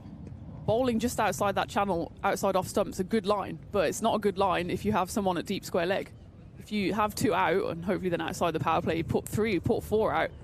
So you've set a field for a good delivery rather than just hedging your bets and thinking, well, I want someone there in case I miss my line. Well, in an ideal world, you don't miss your line. You've got to try and place your field to your best delivery. And I think there he kind of missed a trick. There was runs over on the offside, which would have been stopped had he backed himself to bowl that delivery. Yeah, something that I've learned growing up, and you explained it well. Being able to bowl to your field. I have one question for you as a left arm seamer. Short again into the pitch, a bit slower. As a left arm seamer, to the right-handers, yeah, you used to nip it back. Yeah. I wouldn't say nip, Kesrick. I'd say hoop. Okay. Those were in my old days. I've gone to left arm spin now because I've got old. I find that's a thing. I find that's a thing with a lot of fast bowlers. Yeah. They tend to, after the old age start to creep in, this one looks like a quick single. Yes, it is. It's a bit shorter into the pitch. A lot slower as well. So the hard length deliveries, which we continue to talk about, that's giving some trouble. That length of uncertainty. You can see he almost plants his foot forward. He wants to swing through the line. And last minute he realizes he's going to be cramped for room. He's only able to nudge it away for one. So Zayn Ali, good start to his second over here. Well, it's a change of feel for the new batter and strike. And Mohammed. That length again. That's the length that you should be bowling on this pitch. Now there's a deep square leg and deep point. Karen Bear is back on strike. You're talking about different formats of the game. I assume you haven't had. Have you played test match? I haven't played a test match. I'm sure you would have loved to have. I'll tell you one thing, right? You have to understand what you're good at, I think, and be honest. This one is fuller. Yeah, hitting that one true mid-off. Would pick up two, though.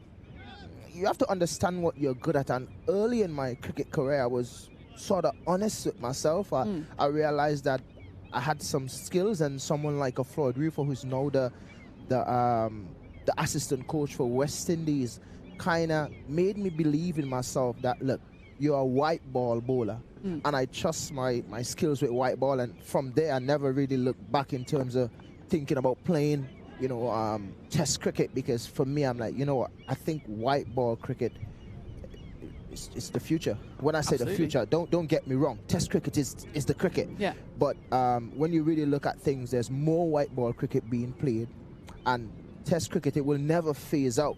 It will never phase out. But more cricketers are inclined to play white ball cricket because obviously the financial benefits, and yeah,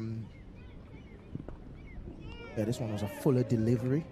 No bat onto it. And growing up in the Caribbean, we tend to come from, let's just say, a poorer side of the family. So when you're in a position that you can be that person out of the family change things for the family financially. You Sure. sort of just lean towards that, and that's the reason why I never really looked towards like playing Test cricket, because I realized, look, I have this skill, I'm good at this, I'm going to work towards this. Absolutely. And that's what I did. It takes a lot of honesty and bravery and self-reflection to also recognize the position you're in and how you can best use that position, and also reflect on your skills. I mean, everyone loves playing Test cricket, but it's almost a completely different game. And if you've got that ability with the white ball, the different tactics, and the explosive power, that is a different format to Test cricket, which is more about stamina and grinding out. Not to say that you couldn't have done that, but just to recognise where your skills lie, I think is very admirable. And yeah, and I answer this question a lot. People ask me this question, and when I say it, they kind of get upset with me. But sorry, I just want to take it back. Jared Wilson is the new bowler now for Maverick. And Skipper bringing himself on. yeah, and I'll tell you what, Tina. Yeah, this one was shot into the pitch again. It's pulled out to mid-on, just a single. Yeah, so I'll tell you what, with Test cricket, you sort of have that time to bowl that top of off stump length all day, and a batter sort of have time to leave, a batter have time to look at it. In T20, batters don't have that time. Yep. Right? Bowlers don't have that time either, because it's a faster paced game. So that top of off stump length that you're bowling, that was troubling someone in the Test match, guys are going to hit that for 6. Yep. Guys are going to give themselves room and hit it to cover for 4. Guys are going to come inside the line and just flick it. So different shots, so it's like you have to think a lot more. So for me, I always say, T20 cricket's hard, and that's bold. Yeah, bring himself on, Miss Jared Wilson. Yeah, I'm picking up the wicket. The first wicket for the Mavericks. Skipper has done the job. Smiles all round for Malmo. And this opening partnership is broken. I suppose it wasn't quite getting away from them, Malmo, but it's a perfect time to take a wicket. Still in the power play, 32. It's a dance down the pitch there. Just kind of Yorks himself in the end. It probably would have been a better delivery for him to stand and deliver. Jared Wilson doesn't mind. Big celebration for him. And it's the skipper who bowls the skipper, Mohammad Chowdhury. He has to go. And Uppsala Tigers lose their first, 32 for 1. Still 2 balls left of the 5th. Yeah, I haven't seen a batter who advanced down the track yet and get good connection for 6 for 4. Because normally the bowlers tend to go shorter or just looks to go fuller, which is good for the bowlers. I think the biggest hits we've seen so far this week have been with batters staying still at the crease and just lining it up. Yeah, and they haven't tried to overhit it, because there's enough pace on the ball. The wicket is true enough that if you get in line and just trust your timing, far more likely to be successful than dancing down the pitch. New batter here is the Chad, who almost gets himself run out on the very first delivery. And, well, he was involved in one of the strangest dismissals in that first innings, where he was minding his own business at long off. Thought a ball had been drilled straight down the ground. It was straight into the middle of the bat. William Perchard deflects off the bat of the non-striker, and Chad gleefully takes the opportunity at long off. One of the strangest dismissals I think we've ever seen. And not only was it a dismissal, it probably changed the course of that Malmo Mavericks innings. You see there, 159 is what they finished on. They looked well on course to beat 200 or 200 plus. Is though Uppsala now chasing with 33 for 1 on the board after 5, so 127 still needed in 90. Run rate just creeping up a little. Yeah, it was a good finish by Uppsala, I would say, because they were well on course for 190, 195. Pulling back the game. Not a bad start by Uppsala either. Losing a wicket over a goal, still not a bad start. They've certainly built a platform, haven't they? They just need to be careful with that run rate, that it doesn't start creeping. And that's the one thing that can happen in T20. It's quite a fine balance between knowing that you have enough time, but also not being too relaxed, that suddenly you relax for a couple of overs, look back, and the run rate's gone from 5 to 8. Chad, though, he can change a game in the blink of an eye. He's got that brute force. He also has lovely hands, lovely timing. He's got the opportunity here to get a win for his side. Looks like a big fella. That one just rushing him a bit. Left arm spin from the top end now. Oktay Galami been given the opportunity to bowl here. Jared Wilson, the skipper, getting the first wicket from the other end. That's the sort of pace that you should be bowling on this pitch. But just a touch slower. It's quite brave to be a spin bowler bowling slow on this AstroTurf as well, because you feel like slow is going to be picked off and it's going to be hit. But more often than not, the slower almost the better. See there. Just need to get the length and the line right, and then you should be okay. You can see there on that occasion, it's a perfect example. It's almost so slow that all the power has to be generated by Karen Beer, and he just mistimes it. Even if he'd got a bit more of that, it probably would have gone into the hands of Long On. Too full, too full. Need to get it right. How much left-arm spinners have we seen in this tournament? No, they're quite popular at the moment, aren't they? Yeah. I know in women's cricket as well, there's way more popping up. Maybe that's why so many seamers are turning to spin, because it not only saves all the joints, but actually can work your way up the game. Yeah, this one is flighted on the line of the off stump. This time, enough bat onto it. Karambe, he's not going to miss out on those. He can't just throw it up there. Have to look to bowl it and not throwing it up. That was a big hit, wasn't it? He's stand and deliver. Two batters out there at the middle, Karen Beer and Chad. Probably two of the most destructive batters on the European circuit at the moment, and these two get going. Tigers could be making light work of this run chase. Again trying to go down the ground. Loud appeal by the Mavericks. Unmoved as umpire. I think maybe just the line might have saved him. He was lining it up to hit it back into that field. Decision for the umpire. Probably just sliding down. It is the end of the sixth, end of the power play then as well. 42 for 1. You'd say probably still in the balance. You can see that current run rate is at 7. The required run rate creeping towards 8.4. Oh, that wasn't the LBW appeal. Highlights from the just the over highlights. It's sort of a mixed bag from Galami.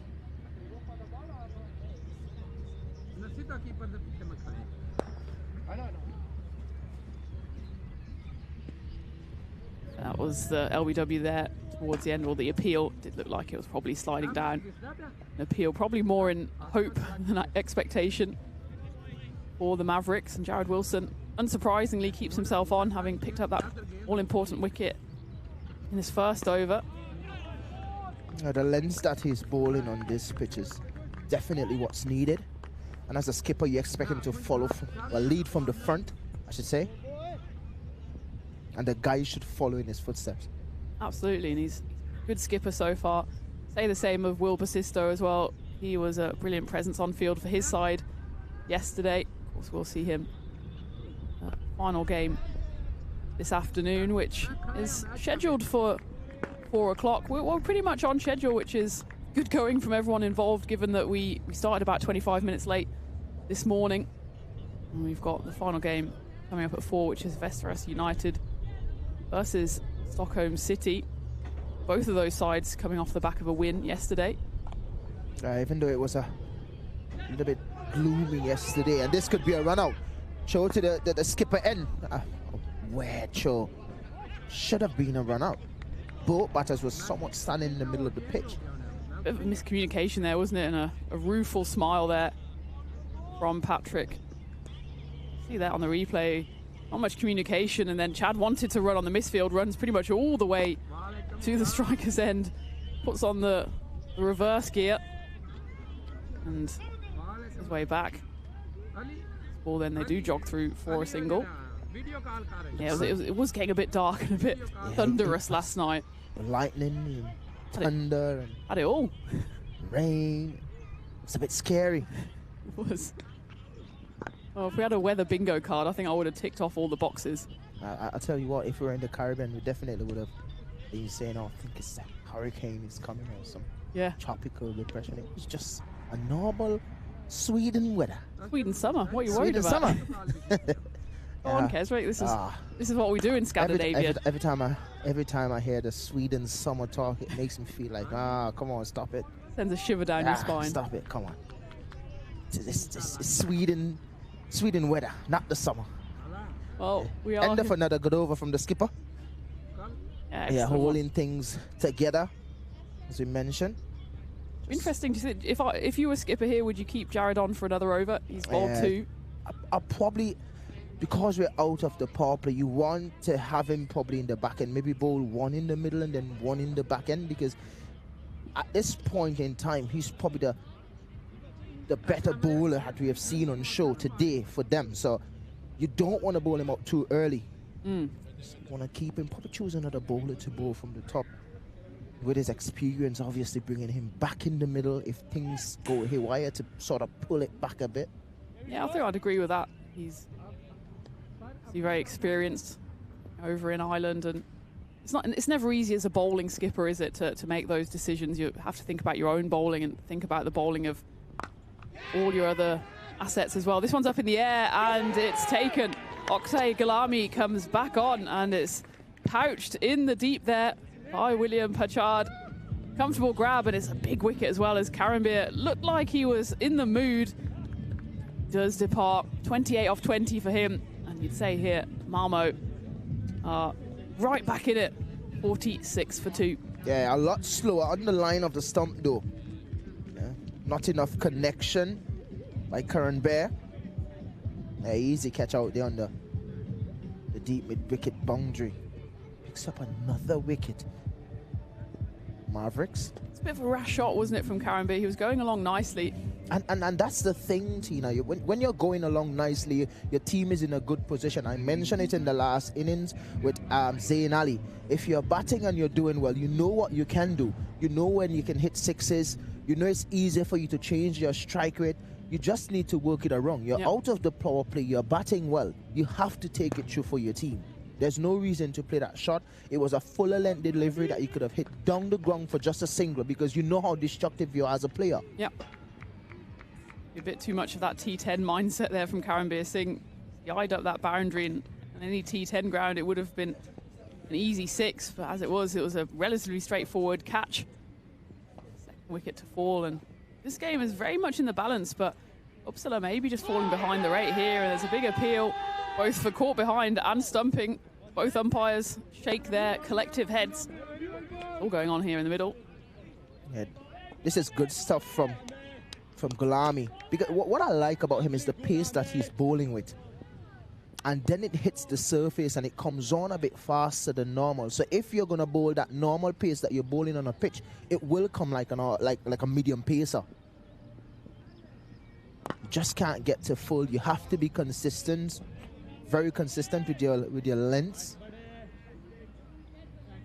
You don't want to make it too easy for the batters. Not much room for error, is there?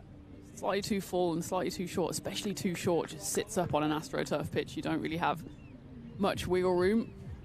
Excellently so far. Gulami up a wicket for his endeavours as well, but that one's going to be absolutely sent into outer space. That one's gone over the nets. We've seen yesterday a few landing on the nets. I think that one's landed closer to the road. There's a fair few cars parked down there who probably thought they'd be safe from the action, but not when the Chad is at the crease. Massive 6. It was, look at the speed of which it comes off the bat with. He doesn't try to overhit it, does he? It's just a smooth swing of the bat. Well, that's one you would have been proud of. And I mentioned again, the length is important. Yeah, that's a gift. Anybody would hit that. It was right there. Easy hit over mid-off. Looks a powerful guy. You mentioned it before. We've said it over and over. Your lens is the most important thing on this surface. I haven't seen anyone being pulled for 6 that much. And the length deliveries are the most important balls to be bowling on this surface. The skipper came on and he bowled almost all of his deliveries on length. Yep. And everything was a single or 2, which is good. He bowled 2 overs for just 6 runs, picked up a wicket. So these are the things that you have to look at. You basically have to become an expert in boring cricket. I know as a bowler you want to show your bag of tricks, you want to have your cutters and your slower balls and your bouncers, but sometimes you've just got to swallow your pride and say, like you said about your decision in your career, decide what you're good at and do that. If you can bowl 6 balls on the spot, then you're forcing the batter into doing something different, into playing that uncomfortable length. And the thing is, you don't really have to change it much, Tina. I mean, you can just bowl your slow ball from the same length. So you could bowl your slow balls from that hard length. You can bowl your pace on delivery from that length. The only time you're going to change it is if you're looking to bowl a Yorker and you're committed to executing that Yorker. That's the time when you change it. But so far on this surface, you have to be able to hit the top of our stump, because that is the length of uncertainty for batters. Yeah, absolutely. We've seen a couple of successful Yorkers so far, but what we've seen more of is successful bowling on a length, which has either been caught when a player's gone after it or has taken the stumps. And what, now having to take a new ball. Jared Wilson gets the honours as skipper, because Chad have hit that one into the next postcode. Definitely. It was a good shot too. Didn't look to overhit it. Well, sort of just lean into it and just, to me it looks like it was just a chip. He's a big lad. Yes. He's explosive play. He's played 9 T20Is for Portugal so far. He's in the active squad, so I'm sure he'll be looking to add to that. High score of 52 not out, averaging 24. A real asset to the national team over there. I tell you what, when you start hearing the name of some of these teams that start to play cricket now, it makes you feel so happy that you're a part of this wonderful game. Absolutely. You know, now that it's taking flight, it's going to different countries. You know, Portugal, when you hear Portugal, you think football. You hear Argentina, Brazil, you think football, and those Sweden football. But now cricket has gone global. Yeah, this one is too short and deserving. Yeah, 6 runs, easy. Yeah, one is too. That's we mentioned the length, Tina. You have to be very meticulous in terms of your line and length on this pitch, and if you're not, you're gonna go. You'd absolutely call that 6 pretty much before it was even hit, because from our angle here, we've got quite a decent kind of diagonal side-on view. As soon as you see that ball drag down, you know it's going to be absolutely marmalised. That one just sits up nicely, pretty much about shoulder height by the time it reaches him. There's no spin really to trouble him. It's baseball swinging practice. At the end of the 8th then, well, there was the wicket in it, but a few runs as well to add to the collection. Uppsala Tigers 60 for 2. Current rate is 7.5. They need to go up past 8. You'd say this game is very much in the balance. These two can do some damage, especially Chad. I'm looking at him as being the one that might take this run chase deep. As for Malmo Mavericks, really like another wicket. And while we were talking about it, Kesrick, does the skipper keep himself on? Jared Wilson, he's gone with your plan, which is to take himself off for now and turn to a bit of seam to see if they can make another breakthrough. And it will be a new bowler then from... We haven't actually worked out the name of the end. I think we call this the bowler's end and that end the non-bowler's end, because I've previously had tournaments here bowling just from the one end. Call it the... I can't even... There's not many features to call the ends anything in particular. But anyway, the game carries on. Just call it the green building end. Green building end. It's the green build. Oh, the commentary end, I should say. The commentary end, yeah. But commentary end. Well, maybe we'll change our position tomorrow as well.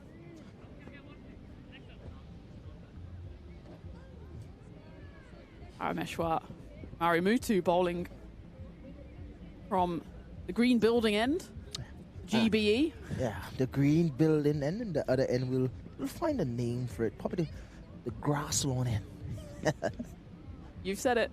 Grass banks end, I would say. Grass banks end. Then we've got 2 GBEs. Yeah. The green building and the grass banks. Yeah, let's work with that for now. Okay, Kesrick, you're the boss. Yeah, let's work with that for now. So the green building end, or the commentary end, or the green bank end. There's just a lot of green, isn't there? Yeah, that's what I like about Sweden. You know, that one just shaping in. This is the impact player for the Mavericks. Wow, I'm sure. Pretty much looking to make an impact with the ball.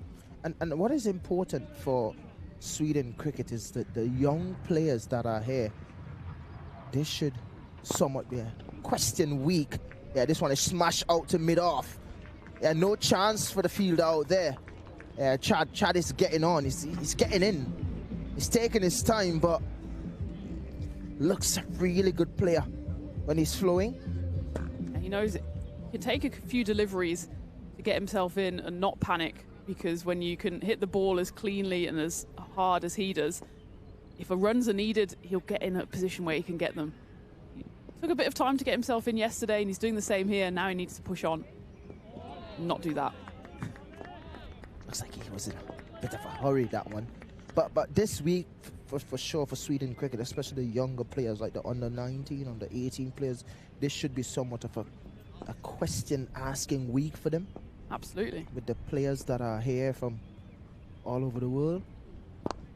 And try the best to probably ask as much questions as possible. Try to learn the game as fast as possible. Because it's a fast-paced game and it doesn't wait for you. Absolutely. So you have to learn it.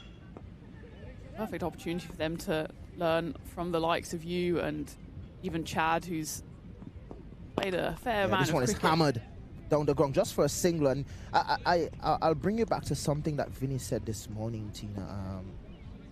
A lot of bowlers will be very uncomfortable bowling here because of some bowlers will be accustomed to a run-up. Now they'll have to shorten it. Yeah. Because just in front of the AstroTurf, there's a bit of dirt, so you don't want to come off dirt and go under AstroTurf because you can slide. So you just have to start under AstroTurf. So it might be difficult for bowlers who are accustomed to running up. Yeah. And if you choose to run from the dirt under AstroTurf, you cannot run with your full pace. So it would be a bit uncomfortable. But as I say, as a cricketer, you're going to meet uncomfortable situations that you have to play in. About getting out your comfort zone and adapting. And as you say, it's kind of the better of two evils. You can do your full run up and then you have to contend with the mud and going from turf to Astro, or you just again swallow your pride and say, I'm going to go off a shorter run up. I back myself not at full pace but still to use my skills. Yeah. And Yep. that's what most bowlers are deciding. You can see here though, some of them do look to go on the full run up. This time it will be Abdul Rahman to bowl from the green bank end. Yep. 69 for 2. Probably the Nets end. Nets end, yeah. We have a few names now. We're getting there. We'll do some brainstorming at the halfway point. Not a bad start. Not a bad length either. I think if Abdul stay around that line and length, he should be safe. Because from that length, as we mentioned, it's different things. It either get that extra bit of bounce that comes around the chest height, or it just stays with that normal length going across the top of off stump, or it can go a bit lower. Very slingy action, doesn't he? He almost hyperextends his arm on the way back. He's able to generate the pace, is seemingly going off his full run up as well, making all the use of the grass, and then the kind of hop, skip and a jump over that. A little bit of a puddle, Yeah. or mud, I should say. I suppose that's where the wicket keepers who are standing back are having to stand, and we saw Owen Palmer slipping and sliding in the previous game as well. But you have to say the pitch has held up terrifically well given how much weather and how much rain we've had in the last 36 hours. They had a fuller leg delivery going down on move. It's the umpire. I tell you what, the rain will never be an issue here on this surface, because as soon as the water gets on it, it disappears. It's a mystery of Stockholm. I did put a bit of a jinx on as soon as I said it held up well. Abdul Rahman absolutely face plants in his follow through. Sorry about that, Abdul. This one is smacked over extra cover for 6. Yeah, that's a good shot, even off that length. Glad that kid had a helmet on, because that came with some heat towards him. Yeah, that's exactly the length not to bowl when you've got two explosive batters. Then, well, yeah, maybe just slightly back of a length. That allowed him to throw his hands through it. still need to be a bit straighter. You can't bowl that length with width. No, it's one or the other, isn't it?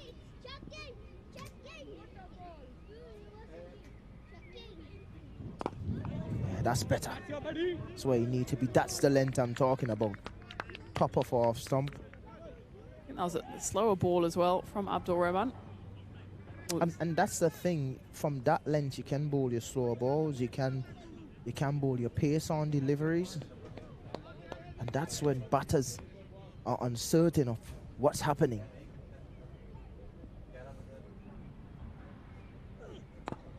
And going for the fuller delivery on the line of the leg stump, just a single. Looks like they're going to get two. They're going to go for two. Yeah, get there easily. Good running, especially from the Chad, who has to shift into top gear. Does it? He does it well. So the halfway stage, 78 for 2 Uppsala Tigers. So it's a very delicately poised game here. Keswick Williams, thank you very much for joining us in the commentary box. I'm going to let you defrost and get back inside, but it's been an absolute pleasure. Definitely need it. If there's any good news, it's you can take the blanket with you if you want. Thank you very much, Keswick, as Vinny joins me back in the commentary box as we see that tumble from Abdul Rahman, which was vintage commentator's curse. I've seen many commentary curses. I've never seen one that was pitch-based.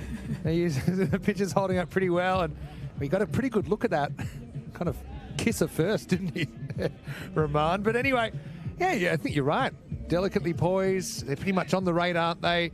Just feel this game could turn on a couple of wickets, potentially being taken or not taken, and some chances occurring or not occurring. So it's all to play for, really, and has thriller written all over it, really. Aman Randhawa, the Austrian international, UK-based player.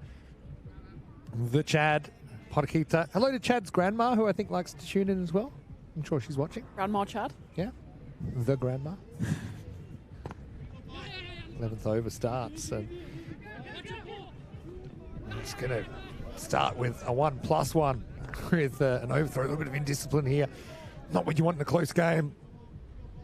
But, yeah, what do you make of the first 10 overs so far? Certainly looks like a bit of a tug of war at the moment. It's very delicately poised. Mohammed Chowdhury on a decent little opening stand with Karimbir.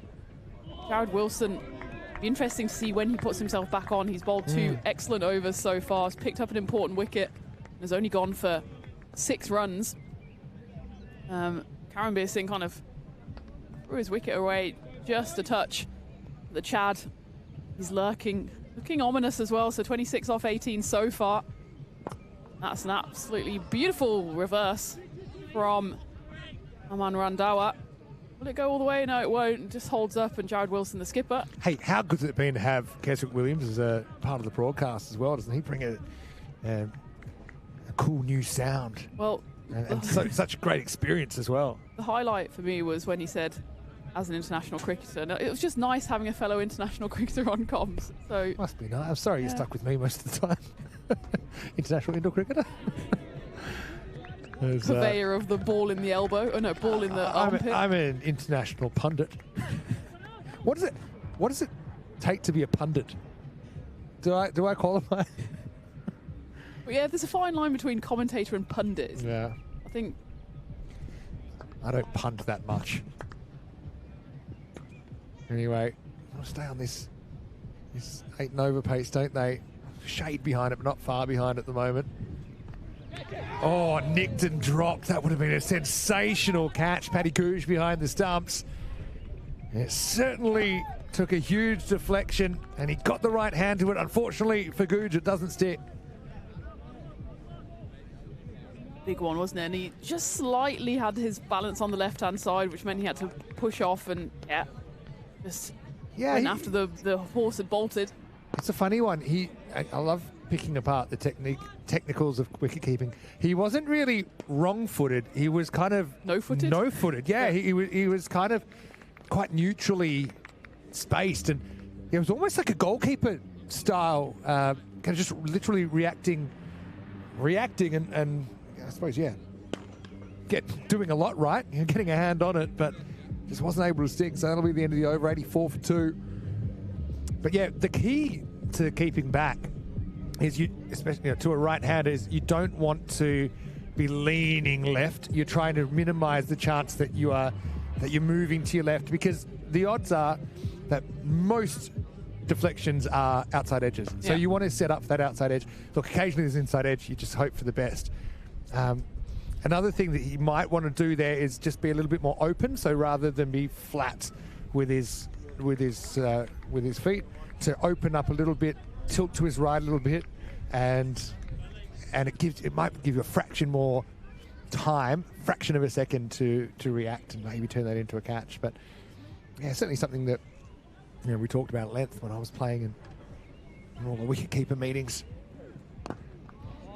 So yeah, and so what it means is if there's an in-swing bowler, so assuming everyone's right-handed, in-swing bowler actually would almost be starting behind the stumps, because I know if I start my normal position, I'm just going to start leaning left with the swing of the ball, and then it's going to be difficult to change direction.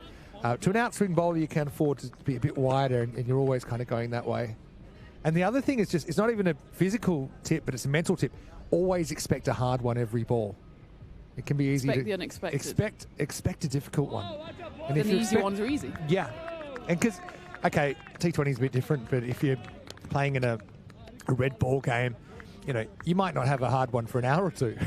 And then when it happens, you're kind of so in the kind of mindset of repetitiveness of nothing happening that you're mentally just not, you're a split second behind, and split seconds make all the difference when you're keeping. Always be ready for that hard one. That's lifted up nicely, but the fielder is circling. He can't get there. It'll go all the way. Maximal Gulami ended up having to watch it sail over his head. Randhawa goes large and moves the Tigers up into the 90s. I do think wicket keeping and having no expertise whatsoever is very much a mental concentration game. Because it's a huge part of it. So much of it is just routine. That is the out of routine parts, which are always the wicket-taking parts, or quite often the wicket-taking parts that kind of put you in that bracket of being a good wicket-keeper or not. Yeah, and it's one thing that's very hard to practice, is the mental side. But yeah, so one thing that we would talk about, so wicket-keeping's not understood by 10/11ths of the population. So training and those kind of things, a lot of things sound like they'll be useful, but a lot of things are pros, and I said this is not that useful. So, but I certainly, when I've been coaching keepers, we work on like how we can take these hard ones. If you get to a certain level, you already know how to catch, you already know how to, which way your fingers should be pointing. So quite a few times your hands don't end up pointing straight if you've been wicket keeping. But you also got to have that kind of goalkeeper's mindset, which is that, you might make a mistake and you need to then just get over it and not let it affect your future performance. So yeah, you might miss a stumping or something like that. That can snowball and affect your confidence. So you need to have a goldfish mentality. Yeah, really. Sociopathic is another way I'd put it. It's just, I was trying to be kind. Yeah. And just really compartmentalize. Wow, what a shot. That's an unbelievable shot. Jeez, I can't wait to see this one again. Well fielded there in our old house. Now get a load of this from Randhawa. He just sweeps this almost effortlessly off Rahman, who's not slow. But this will be a really interesting replay. Go back and have another look at that one. 97 for 2 after 12. Let's have a look at it here. Again, he's very quick. Gets the ball he wants. I suppose, yeah, the idea being here that the bowls are typically bowling an off-stump line. And that basically changes the whole orientation of the pitch, doesn't it? So brilliant shot to finish the over, 97 for 2. One thing you can do as a keeper is have a really rigid routine about every ball, when to switch your mind on. And it sounds like a crazy thing, but you cannot concentrate 100% of the time you're out there. You need to really be cool with just kind of drifting and I don't know, thinking about what's in the news or what you're going to eat for dinner. Spend a fair bit of time doing that. But for me, it was when the bowler got 4 steps from delivering the ball, this cut just before they're loading up, I would have a routine where I'd be like, okay, cool. And like my brain would then be like flicked in out of low battery mode. Yeah. And I felt that helped me a lot to have that routine.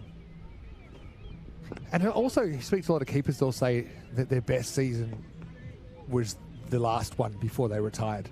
It's just all bets are off. Because it's even though your body, hopefully it's holding up, but you get these little micro adjustments of where to stand, what your mindset is, how you're catching certain balls, certain types of edges. It just becomes more instinctive the more you play. Good pick up and throw here. Batter's home. They won't get an overthrow. And so, yeah, these little things like body angle and things that most people don't notice, up to the stumps kind of technique as well. These are things that you get with experience. And also, your mistakes tend to bother you less as you learn how to deal with them.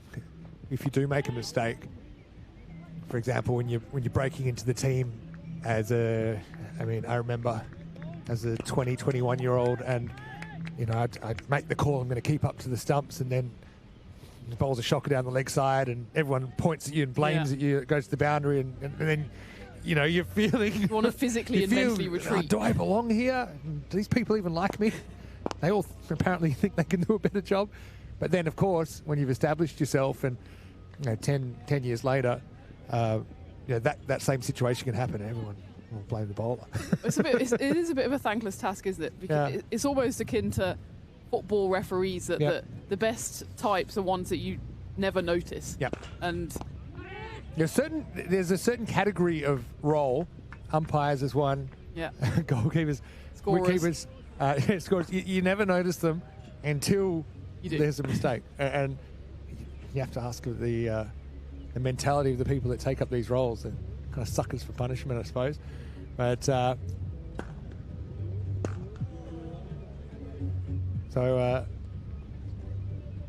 it's certainly something I enjoyed, and again, I think wicketkeeping chose me in the end. I tried to avoid the role as much as I could because wanting to play for Australia, I just felt being a wicketkeeper would be the worst odds of doing that, because you got a 1 in 11. Yeah, exactly. 1 spot in 11, so I tried to play it, but I wasn't as decent as a batter or bowler, but not quite outstanding enough, I think, to make it to the top level.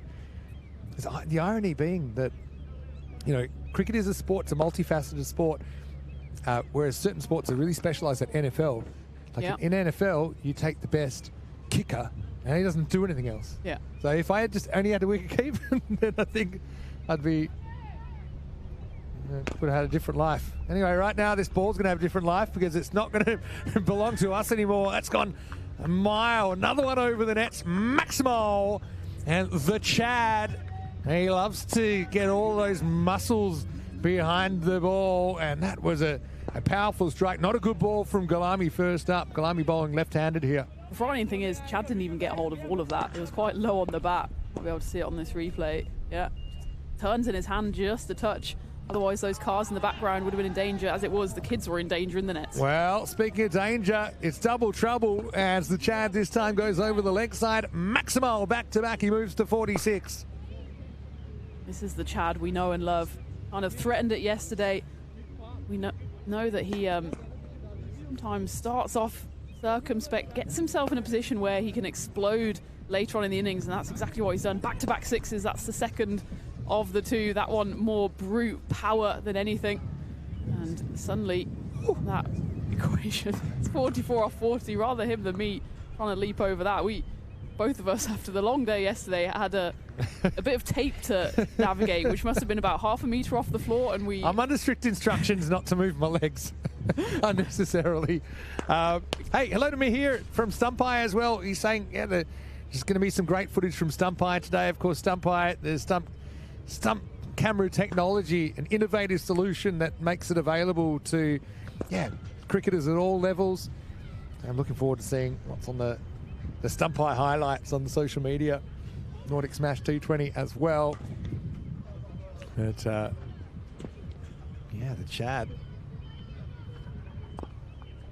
looks in a mood, doesn't he? Moves to 47 now. And to be honest, pretty close to what happened in the first innings before my mixture of act of God and some freakish fielding. The wheels fell off the Mavericks. Ended up only making 159. Ask the question. Gulami's an ambidextrous bowler. He can bowl left arm and right arm off spin. Sometimes we'll change mid-over. Typically he'll bowl left arm to right-handers and vice versa. And there's no regulation on that. You just have to inform umpire. And then the umpire generally says, sorry, what? That's well timed, actually. This outfield's slow in this part, though, so it'll probably hold up. Yeah, so, yeah, we've seen him do that in the ECL. We've seen him playing for Sweden as well in the past. But, yeah. But there is an argument. Same in Randhawa. You've seen he's pulled out the switch a couple of times. Pulled it out very well against Abdul Rahman a couple of overs ago. But, yeah, the batter doesn't have to say anything. So, the question is, should the bowler have to say anything? This is just going to creep away. In fact, I think that has gone all the way. It's hit the boundary on the full. I'm calling that one maximal. And it will be another powerful strike. The fielder's trying to claim a 4, but when the umpire saw it, so did you, Vinny. It looked like it kissed the Toblerone on the full. Might try and double check it if we can. Yeah, I think they hit the boundary on the full. That's certainly the way it looked from down here, which would make it a 6. So the Chad, he will go to 50 one way or another. Let's have a look at this one.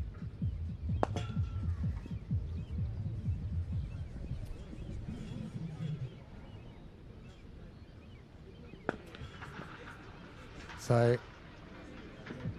55 off 30 balls for the Chad. Doing Portugal proud right now. Gulami ends up 1 for 45 off 3 overs. Not the entry to the series that he would have hoped for. Looks like Jared Wilson is bringing himself back on. It was discussion Kesrick and I had. Jared was bowling excellently, the pick of the bowlers for his side. I think just the 9 runs in his first 2 overs. Picked up a wicket as well. It was a case of, does he carry on? Put everything in. Took himself off and hasn't really gone their way since. That's why he's coming back on for this 15th over. I mean, it's getting close to last roll of the dice time as well with some of these bombs. And of course, Chad was the eventual recipient of the catch off the bat of Jared Wilson via the bat of Will Perchard in the first innings. Yeah, Wilson's a good on this cricketer as well. He loves the game. He's also keen in involving more people in the other aspects of cricket as well, and trying to find opportunities and deliver opportunities for the cricket community. Charges and basically Yorks himself here, Randhawa, looking more comfortable. So yeah, it's funny that this couple of days, I know we've had some crazy weather, but yeah, there certainly have been times that the bowlers have seemed completely in control and times the batters have seemed completely in control. This is the ladder right now. Both these two ticking at a very good strike rate. Wilson wants this breakthrough. He's only got 4 balls left to bowl. Again, little fumble there. So yeah, Mavericks consistently kind of in the mix in both of their games, but the way things are looking here, looks like they could start 0-2. And let's not forget, you only get to play 3 games after this, and 2 of the 6 teams aren't going to be part of the finals action on Saturday. Mavericks in the danger zone. Conversely, the Tigers, it's just what the doctor ordered. 1-1 is a lot better than 0-2 after day 2.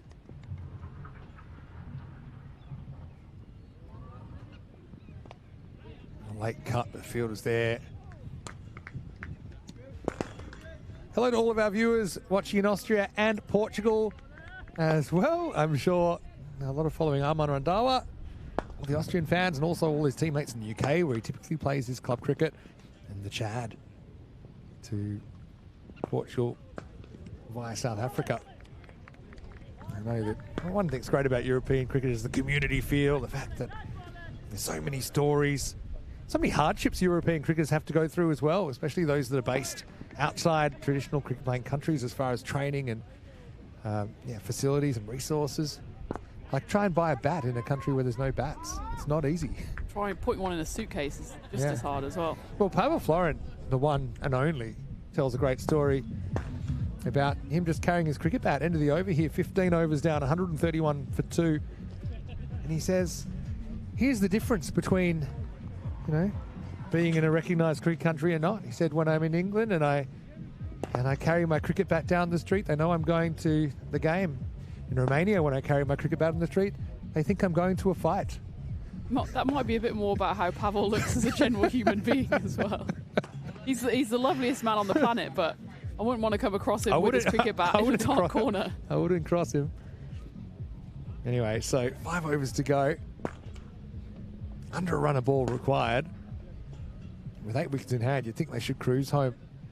Wilson does a good job, 1 for 18 off 4, but he's bowled out now, so they need to find somebody else, try and find this breakthrough. Isn't it great to see the nets full as well? Oh, yeah. There's a few of the players warming up for this And afternoon's we're still game, during the week. This place is a hive of activity, especially on the weekend. A lot of juniors cricket as well. I assume if Sweden's anything like Germany, school finishes relatively early, finishes about 1 o'clock. Perfect chance to come down and play some cricket. Lucky you. But it does start at 7 a.m. Oof. Unlucky you. I was moved out. I was moved out the country before I had the 7 a.m. starts. Sounds like a wise decision from your parents. And this is Sharia Hassan, who's going to get knocked out. A bit of foot fielding.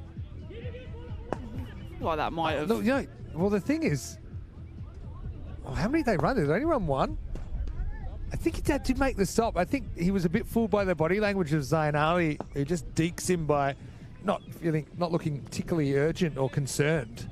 Well, it's difficult to tell if it stopped naturally, if it stopped as it kissed the rope. Yeah, I think it was also in maybe a Toblerone-less part of the boundary as well, which makes it a bit unclear. But someone got hungry. Yeah, it's been given 4 now, so. That was my instinct. It did feel like it rolled to a stop. I didn't see a signal. Well, yeah, it rolled to a stop, but where? On the rope. Let me finish my sentence. Okay, sorry. The ball did stop moving one way or another. But I thought it was a 4. I think they are just clarifying. I think it was only a 1. I just heard on the umpire mic that it was in fact just a single. Yeah. Lack of a signal was a bit of a giveaway for me. Well, the Chad is no mood for singles now, and the kids are getting their iron over there. They've got another souvenir. Maximo has Pochita swings his way into the 60s. He loves that part of the ground. As great as you like, and that one pinged off the corner of the metal frame. So crossbar challenge complete. Even if that one comes back, I think it might have a chunk of the nets in it. I mean, that's not an easy find. I'm pretty happy there's less cars around today as well in the danger zone. There's a few over there that Chad almost found. Yeah, he's feeling about 3 meters tall, I think, at the moment. Surely it's a canter from here, 21 off 26 balls.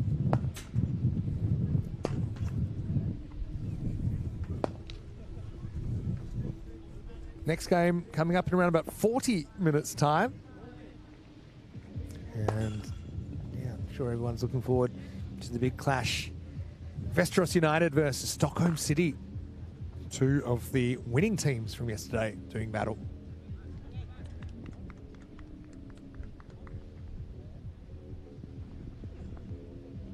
Keeps a bit low. First one that's played up in a while. First one the Chad's missed in a while. It'll be interesting to see how Västerås go, as yes, they won yesterday, but it was in a very much rain-affected game. Stockholm City, I think they were the only ones that got in their full batting innings. Lifted up in the air. Fielder sets himself and takes the catch. Well, it's very late. It is their time to turn this game around. as the Mavericks will pouch Chad Pockheater for 64. Really good innings. That's Ashwin Albert out there, I think, that takes the catch out in the field today. Takes the wicket of Big Chad, but the damage is done on the scoreboard. It's 3 down now after 16 overs, 139 for 3. Excellent shift there from Chad. Some of the biggest hits we've seen in this tournament so far. Has to depart though, 64. Almost gets his side over the line. Less than a runner at ball required now, 21 needed off 25. Good news for Uppsala is that our man is going excellently at the other end as well, 32 off 23, and he's joined out there in the middle by the wicketkeeper Owen Palmer. And isn't it nice to see some sunshine? We've got plenty of blue sky right now. Seems the finally had a break in the weather. We haven't actually lost any time to rain today, which is a good result. I wouldn't say it's boiling hot, but it certainly feels a bit warmer with the sunshine out. Might get a bit carried away and take off my 6th layer. Easy. Although to everyone in the chat as well, good to have you with us. Johnny Heasom saying, great catch. Opportunity then for Owen Palmer, the keeper. Here's the end of the over, so he won't be facing. Scored 15 yesterday, Owen Palmer, but I think he'll be better for the run. Really liked his keeping. Had good hands up to the stumps, good technique.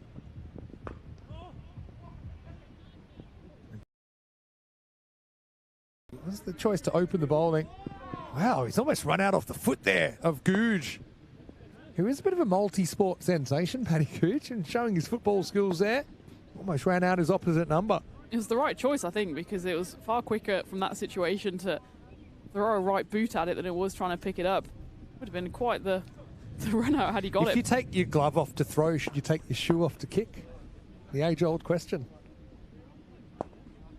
Anyway, Palmer does survive. 20 required of 23 balls now, so he's got to keep it ticking at this stage. Sign him up for the Jersey football team. And they've quite qualified for the World Cup, despite there being 48 teams next year. Palmer faces up.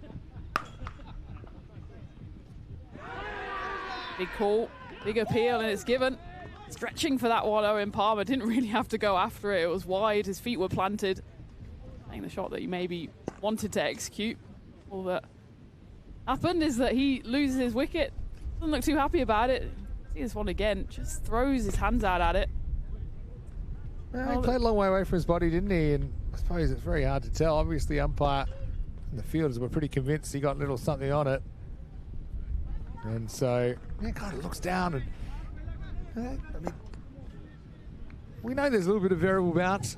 The further you get away from your eye line, the more difficult the shot is as well, and especially when you're early to the crease. So Palmer somehow gets out twice in just one ball. He's almost run out off the foot and then nicks off first up. So it'll be 140 for 4. Are we watching the start of maybe a dramatic collapse? Because I think that's the only way the Tigers will lose this game. Dramatic collapse of the stumps. The striker's end, and while Paddy Googe used his foot on the previous delivery, this time safely into his hands, comfortable grab. You could see that Owen Palmer almost shaking his head as soon as it passed his bat. I don't know if that was a case of frustration at himself or trying to tell the umpire that he didn't get anything on it. He had to make the long walk off though. Chintaka is the new batter in at number 6 for Uppsala. Still very comfortable in terms of the equation, less than a runner ball required, but a couple more wickets. Could be in business. Well, that one's crunched away. Could have another wicket, should have another wicket, and it's dropped. Deep cover, charging in, and should have really taken it. Just dies on him last minute. He dives to the ground. The ball follows. And what could have been a dramatic couple of deliveries ends up being another escape for the Tigers, and they run through for a single in the end. Yeah, did all the hard work. It was a tough one for him because he had to hustle in. Once again, it's Albert, the outfielder in the action. But yeah, with the wind, it was blowing it back towards the pitch, so it meant he had to really hustle in. Got 2 hands to it in the end, but Rajapaksha, I was just about to say, this is the kind of situation that I've seen him perform well before. in the European Cricket Series final last year. Came out after a couple of quick wickets and just kind of played a really good counter-attacking innings to get them over the line. His club, Albizamu. But, yeah, really should have been gone first ball. Ah, and we've got the twofer. Both stumps fall down at the same time. Coordinated falling there from the stumps. Yeah, it's interesting as it's gotten brighter. Still pretty windy, though, as you can tell. Yeah, we've got a pretty small base, these stumps. That's the one thing I would say. Need to get those beach cricket stumps where you can pour some water into the base or some sand. Or just nail them down. Take 2 then. Ramadja picks up a wicket. Probably should have taken a second in consecutive balls as well. Handful of runs required. Balls of catch it again. This one should be taken and is grabbed comfortably by the skipper, Jared Wilson, and smile on his face. And suddenly the Tigers are wobbling here. Mama Mavericks pick up second wicket in just 4 deliveries, and pretty brainless here from the Tigers. All they need to do is stroke around the singles, keep it on the deck. It's a rash shot from Chintaka. His stay at the crease to having 1 reprieve. Isn't so lucky on the second occasion. He somehow got less distance, didn't he? And was lucky to survive the first ball. And falls the next ball he faces. Wilson makes good ground, judges it perfectly. Abacum with the double strike here in the 17th over. Is it a game-changing over? And they've almost got it back to run a ball. New batter is Jasprit Singh for the Uppsala Tigers. Guy we have seen playing for Italy and in mercurial type. He'll be facing up. Still got Randhawa there, who is set. So imagine if they wouldn't really start to panic until he gets out. I'm sure he has no plans. Jasprit faces up. More sensible, but not so sensible is this running. And well, I think Arman was rooted to the spot because he wanted to keep the strike going into the next over. Yeah. Jared Wilson does himself a bit of a mischief here as well. He tries to break the laws of physiology, does Wilson, he'd already kind of dived, he had no momentum, and he just had to try and arm it and heave it to the keeper. And if they did, then Randhawa was in serious trouble because he'd stopped when the ball got fielded. One of the most frustrating feelings as a fielder when you field the ball and you want to throw it in and you're in some kind of position where you just can't. All your momentum chips have been spent, essentially. Thomas is asking, we had a super over in this event till now? No, we have not. I believe we will have a super over if we go to a tie. I'm not sure, though. We'll have to double check that. Or will they just say it's a tie? Yeah, the points. Who knows? What other ways could we split a tie? Penalty shootout? This World Cup. Penalty shootout. Bowl off? Yeah, bowl off. Bowl off is a classic cricket idea that in theory, there's a million of them, but in theory sounds great, but in practice just doesn't work. There was one recently in the women's Vitality Blast. Washed out for 2 days. Washed out. Did it just one day wash out, and they did it indoors. Yeah. Yeah. I think Leicestershire against Worcestershire. Yeah. I don't mind it. I mean, it's funny because they all drama. when this has happened before in England, I know they just spent 2 days everyone practicing, and then they're like, all right, whoever hits the most, you're it, and whether you're a bowler or not. Yeah. And quite a lot of the time it wasn't people that were bowlers. No. But then, of course, it's one thing to do it in practice, another thing to do it under pressure. Yeah. I think they hit 2 out of 10 or something. I assume there's playing conditions for super overs because they must say that it has to be overarm bowling. I guess. Maybe they just assume. I mean, for bowl outs? Yeah. Yeah, it has to be a legal delivery, so underarm's not legal. Famously. I can't remember why they brought that ruling. Can I also say, underarm bowling isn't against the spirit of the game, but rolling the ball along the ground is under this. Because I'll come back to that in a second. This is short and looks off the glove, picks up, goes the long way. Maybe had to play at the keeper's end there, the Googe. In the end, it'll be a single. It wasn't off the glove, I think. Because underarm bowling actually, apart from it being the traditional way of bowling in cricket, it can be inclusive in areas where people are just taking up the game and, you know, maybe they're not quite confident bowling overarm. It's a strange technique to master. Yeah, so I actually am pro underarm bowling, but remember, the ball can only bounce once. Otherwise, it's no ball anyway. So bring it back. Probably only because I've seen various levels of cricket where it is legal because it's developmentally, especially, you know, if people haven't learned how to bowl properly yet.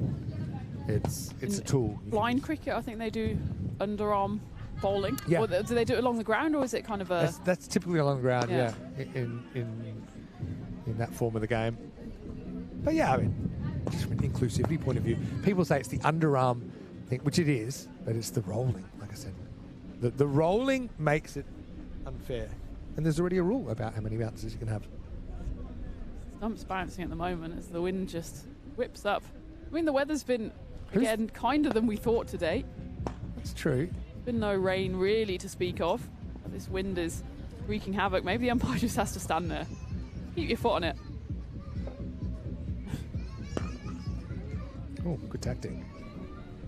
Old stretching. The really heavy bales can also hold down the base.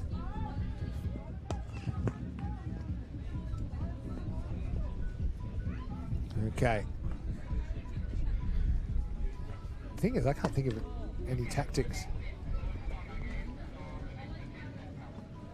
Jared's almost watching the stumps, daring them to fall. It's like a watched. What is it? A watched pot never boils. Never boils. That's true. Well, I mean, I feel like they should be playing while they're up. A watch stump never falls. So where are we at now? We got 16 required of 17 balls. Make that 15 off 16. Got to find a couple of dots. I always think you've got some sort of a chance if you can get the equation back in your favour, get the runs required above the balls remaining. It's about winning these little battles now. Zain Ali, brilliant with the bat. Gets the ball to his Italian teammate, Jaspreet Singh. High in the air. Tough one. Over the shoulder. And he's got it. Wow, what a brilliant catch. That was up for an age. And it's a fantastic piece of work. Padam. He was able to run back with the flight. It was kind of blowing back towards him. Slight quarter turn at the end. Zain Ali does get his Italian teammate in the end. And another turning point in this game, 145 for 6. That was in the air for a long, long time. You could hear the collective intake of breath from the Mavericks. Excellent piece of fielding. It's one of the hardest skills of fielding, to watch that one over your shoulder. You can see the delight on his face, the delight on all of his teammates' faces as well, because they know they're absolutely not out of this one. 144-45 for 6. Still 15 runs required. It's a runner ball. Suddenly you're very much into the tail end. Arman is still out there. There's not much he can do. The non-strikers, I think he's telling his incoming bat, just be sensible. Yeah. Calm down. You calm down. I am calm. Padam Manimutu with a brilliant catch. Fielding makes all the difference, doesn't it? In short form cricket or even long form cricket. New batter out there is Hamid Mahmood. Batting 8. Pressure's on. Wants one. Well, there's no one there. Oh, I'm surprised. They never got a play there. Abdul was a bit slow coming in from backward point. Got it back to runner ball territory now. 14 required, 14 balls remaining. Shouldn't have been a 1, but clearly the batters had made their minds up that they're going to get bat on it and run. Randawa surely puts the game to bed here. Couple to come in the 18th. Decides to bring a bit of calm to the proceedings, and they're going to go for 2. Actually, it's an excellent call in the end. I don't think that's going to go out. Nope. Big shake of the head from the umpire, and what sealed that there was Hamid turned and went straight away to the non-striker's end, which pretty much took run out of the equation from his end. So the throw had to go long to the wicketkeeper. And Arman, who was always going to be the slower off the mark of the 2 batters, puts on the afterburners. Take a look here. Hamid knows immediately that he wants to go for 2. Almost doesn't look where the ball has gone. That means he gets in comfortably. And Hamid makes sure that Arman is able to get in at the other end. Big shake of the head from the umpire. I think they do just want to double check it. My instinct, maybe the umpire's instinct as well, that Arman is in. He took a long time to look at where the ball was. It's a really tight one. And again, there's nothing there that's going to really give us a conclusive look. So they'll get away with it. Back to live action then. Lifted in the air. Well, Fielder's there, but pops just short of him. They get the 2, then they get the 1. That'll be the end of the over. Randhawa on strike. That's the man that the Tigers want facing up as we get to the end of the over. 149 for 6. 11 required off the last 2 overs. But Jared's bowled out, so it's a question of who you turn to now. Pramodya, he opened up. He was going at 6s, so that's exactly what Uppsala need. I think that's who they're going to bowl. Pramodya Bekun. As it look back at the last over, pretty action-packed one from Zain Ali. But geez, they'll be kicking themselves, Mavericks. They only scored 159. They're really set up to score more than that. It's been a good effort in the chase. That was a brilliant catch from Param, that short fine leg. Add 10 to this score and it's a different proposition entirely. Really the bare minimum that Malmo should have got. We were talking about 160. Kind of sold themselves short, especially with that platform that they built first 10 overs. Biggest over of the game then for Abe Kun. And back to their opening bowler, left arm around. Well, that one's left, and I think he was hoping for a wide call. He's trying to review the wide call as well, which is a little cheeky from the batter. To be honest, I mean, the question is, do you give the line to the bowler or the batter? This one seemed to, if it anything, it caught a little bit of the paint, if that. I mean, just don't leave balls outside off stump if you don't want it to be a dot. Maybe try and hit it. It's only there to be hit. Got a sense of theatre. That one definitely is fine. So 2 dots and the plot thickens, Tina. Run a ball, just over a runner ball now. 11 off 10. What Malmo have to do here is take it deep, take it to that final over where anything can happen. Pressure does strange things to people. Narman, who's looked as cool as a cucumber throughout, suddenly a few nerves jangling as he faces up. Essentially a 3rd dot ball. He comes jumping down the pitch. Doesn't quite get hold of it, so it would be a 1. You can see Hamid is more than eager to get back to the safety of the non-strikers, but he'll face up now. Let's see if Jared Wilson was paying attention. Hamid was so keen to get off strike earlier. You got to squeeze him. He wants to, I like they brought the backward point in really tight. Don't let him get off strike too easily. I don't think he's playing a big shot here. Dot 1 to start the over. And right now, hold on by Wilson Phillips. That's the team anthem of the Mavericks. Right to go for the big shot, and that backward point, as you said, Vinny, is should have been a captain. I should have. They were too scared of my powers. I never wanted the responsibility. But yeah, you know what Hamid's thinking. He's thinking, get me out of here and over to you, Arman. He's the classic willing runner, but not willing batter. I think, that's his role. He's done it very well, but he finds himself at the striker's end here. He misses out on that occasion as well. What an over. Just 1 run off it. Amo Kun. Masterclass here. Nothing happening in the 19th over. Still 10 runs away. 7 balls remaining. Again, tries a little dab. Wants to get it around the fielder. In the end, swings fresh air. Now you can, bring him back a little bit. You don't mind the one now. And to be honest, if you're in a mood, probably now's the time to have a crack and try and hit a boundary. Because he's almost dispensable, isn't he? Arman at the non-striker's end is not going to back up whatsoever. Does go for a hit, and, well, there's an appeal. I'm not sure what the appeal is for. Does he get bowled? I don't think so. I think they're just happy with themselves. I can see why. That'll be 1 off the over. And it started with a pretty dubious non-wide call, and it just kept getting better for the Mavericks. You probably feel like the cricket odds owe them a little bit. 150 for 6 after 19. And it's 9 to tie, 10 doing it for last over. That was the one that I don't think Randhawa could believe wasn't called. This one was inside. Let's have a look. It's a masterclass, really. Randhawa, again, he's now probably feeling under pressure to actually hit the boundary. They didn't need a while ago when they were under a run of ball. Then they were smart. They squeezed Mahmood, didn't they? And he couldn't get too much bat on ball.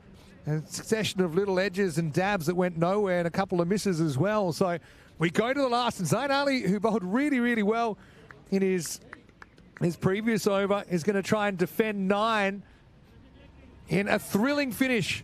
We finally go to the 40th over of a game. Here we are, and it's going to be Zain Ali to bowl. 10 to win. Randhawa on strike. Just go for the big shot. They're going to have to push for 2 here. Whatever happens, Randhawa needs to get back on strike, and well, doesn't really ever get going. Well, Hamid, who wants to get back to the other end, is now faced with having to score the runs himself. looks like he was running up a steep hill there, Randhawa. Just was a bit flat-footed when he hit it. It took him a while to get going. The non-striker had the jump and then just felt he didn't want to run himself out going for the second. So now Mahmood, he's under all sorts of pressure, to be honest. He was the one that kind of was responsible for the temperature rising in this game in the previous over. And kind of unbelievably, I think now we're pretty much at a 50-50. 9 required off 5 boundaries, have been at a premium lately. Well, when Chad fell 139 for 3, we thought, well, he's got his team almost over the line. It'll just be down to someone else to hit the winning runs. Since then, almost ground to a halt. All right, now the game's ground to a halt because of a shoelace issue. Gives Mahmood time to think. I mean, to be honest, Mahmood, he was the beneficiary of the double bat catch, which was a freakish one, and a brilliant bit of fielding from Jyoti as well. But now he's in the hot seat. And Zain Ali, again, just he's a pretty cool customer, pretty cool head in a crisis as well, coming in to bowl to Hamid Mahmood.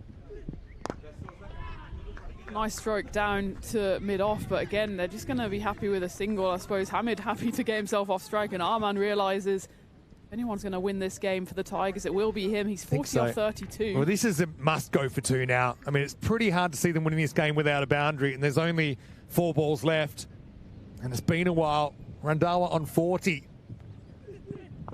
Goes for the reverse, gets the Q end, and it will just be a single. So the balls are running out here. 3 balls left. They need a boundary to keep themselves in the game here. Funny choice, isn't it? Because by playing that shot, you kind of take away any chance of a 6. And it's kind of contingent on getting the right ball, which he didn't get. And also, because he didn't get the outfield, he didn't get a chance to come back for 2 at all. So Mahmood, time to step up to first violin. A brilliant over from Zain Ali. Pulls a 2, but be a comfortable 1. So now 6 needed off 2. We need a boundary. Now you need to go for 2 to any ball for the outfield and hope for a bad throw, or hope you can beat out the throw, and then 4 to win last ball. The other thing is, if they can keep this to a dot, then it's basically going to be 6 to win off the last ball, and the 4's no good. Zain Ali put in a brilliant over. These final 2 overs have been outstanding. Biggest for ball the of the game. Going, and is it kept inside, or it's going to be 4 runs? It's going to be 4 runs. So, well, that means we have a big grandstand finish. Come the moment, come the man, Randhawa. He was able to get it into the gap. He stayed fairly open. And he just punched through it. A little bit of length to work with. Pitches once, and good effort there from Gulami. So now we've got a huge situation. 1 to tie, 2 to win last ball. And we got a last ball thriller here in the Nordic Smash. Match number 5, and both teams winless. This is a huge ball for both of these teams. One of them will be winless after 2 games. One will be 1-1 and right back in the mix, Tina. And what do you think Randhawa was thinking here? Is he thinking kind of minimum 1, or does he think he goes for the boundary? I think he's going for the boundary. Throw the kitchen sink at it. He doesn't seem to have too many other gears. Arman. All right, are we going to a super over? Do we even have a super over? Will it be rock, paper, scissors? We don't know. We're about to find out, potentially. Okay, interesting field. They've kept, pretty much a regular field. Not really looking to save the 1. So here we go. 1 to tie, 2 to win. Last ball. There's the 1. It all comes down to the 2. Got to be fielded clean. He's missed it. That's the game. Randhawa will hit the winning runs. Needed the clean pickup, but it was fumbled. And dramatically, the Tigers have crawled over the line, winning by 4 wickets off the very last ball. Randhawa finishes 47 not out, but they almost clutched defeat from the jaws of victory. The Tigers, but they end up winning just by a single run. over the 20 overs. And Chad Botkita, the player of the match for his 64, and really he was the reason they were in a position to win. There was the final ball as Hassan was down there. He attacked the ball nicely, and the only thing was he didn't get it cleanly, needed to be clean pickup, and then we might have been looking at a super over. But still, Tina, a really dramatic finish to an entertaining game. Yeah, probably the best game of the tournament so far. Not the highest scoring of games, but one that had it all. It had freak dismissals. It had some big hits from Chad and his teammates throughout.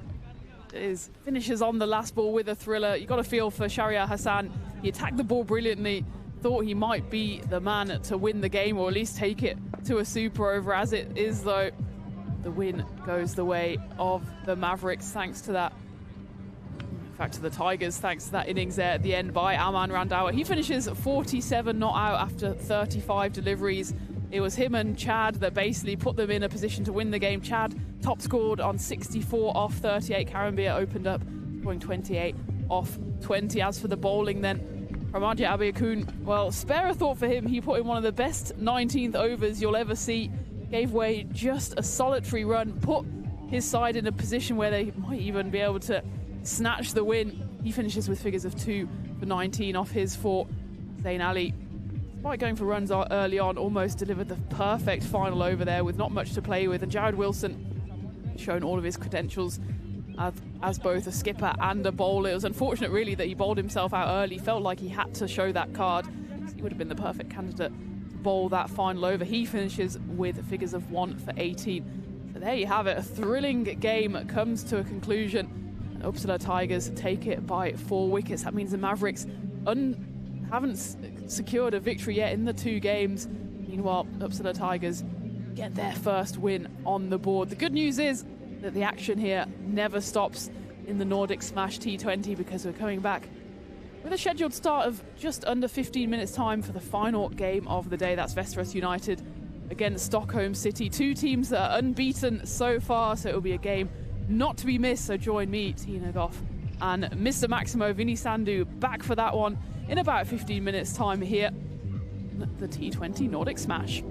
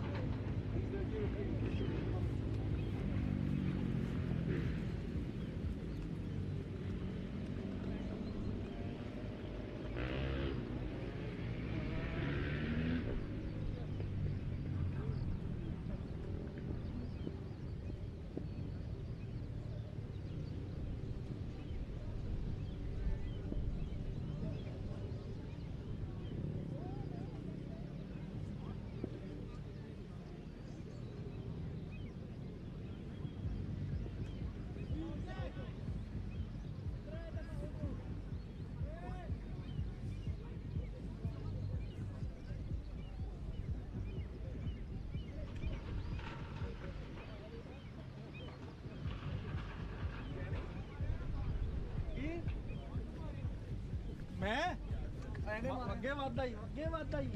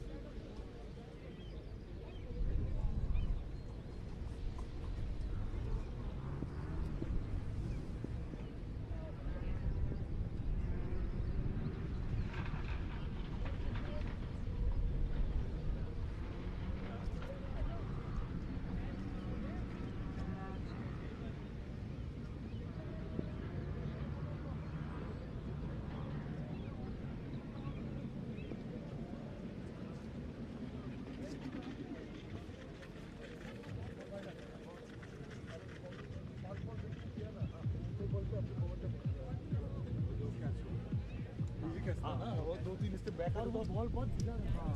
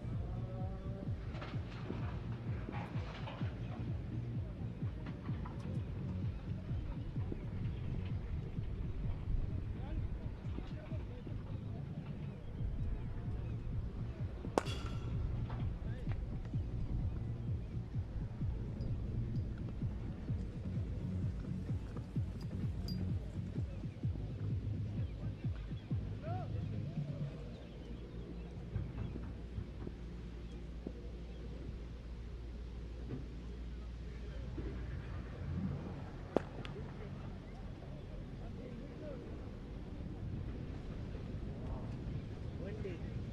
Fucking windy. Bossy.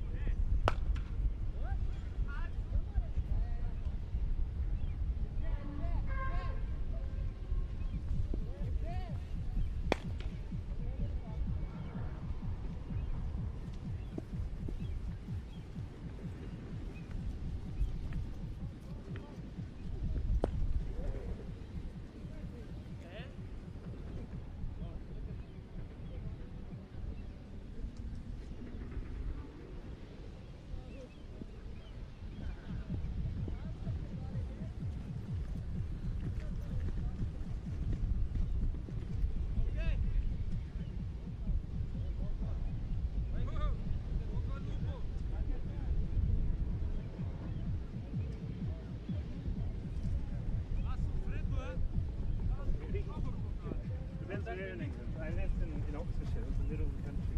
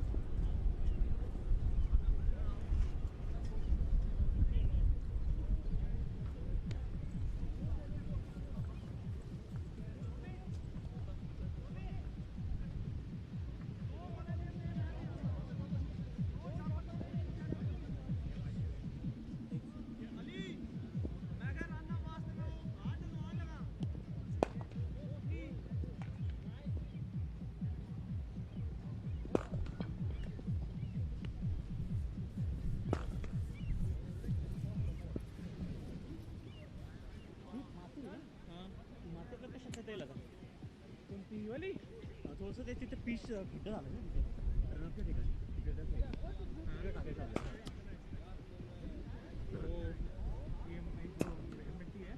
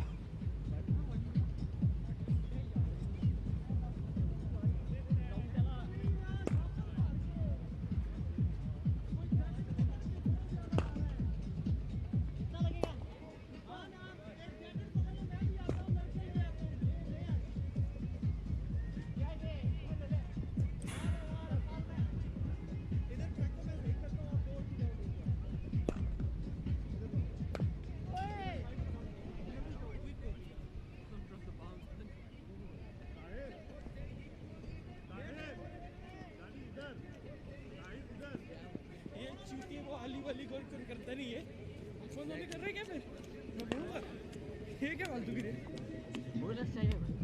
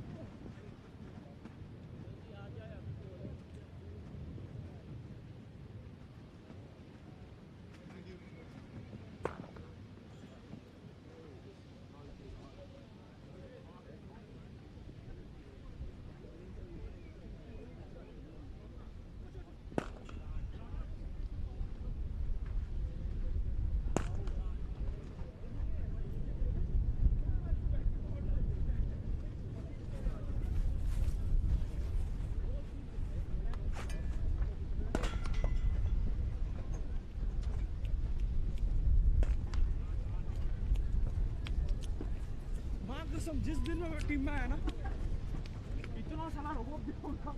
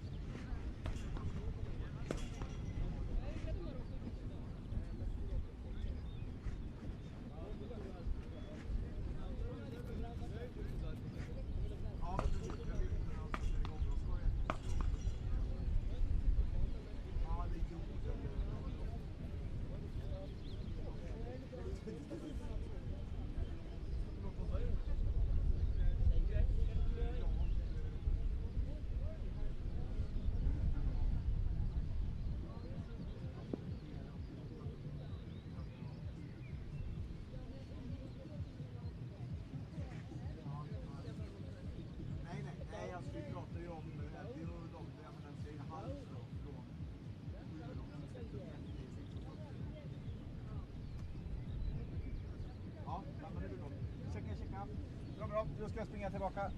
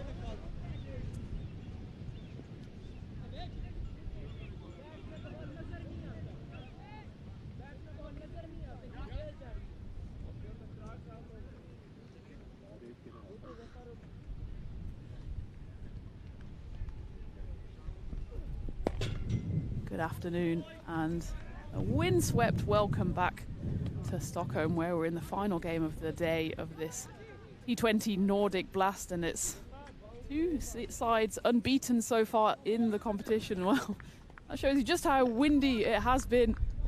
The tent has made a break for it. It's clearly the fielding side's tent. That fielding side will be Stockholm City. They won the toss, decided to put Västerås United into bat.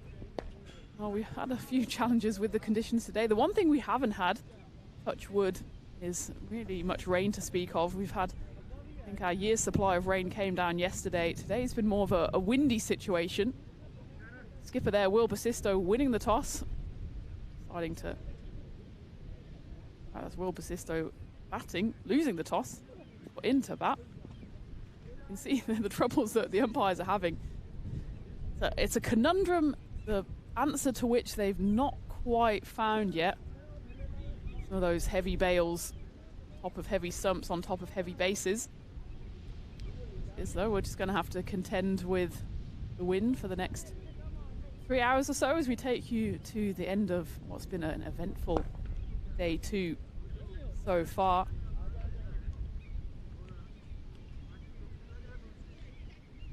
Stockholm City here,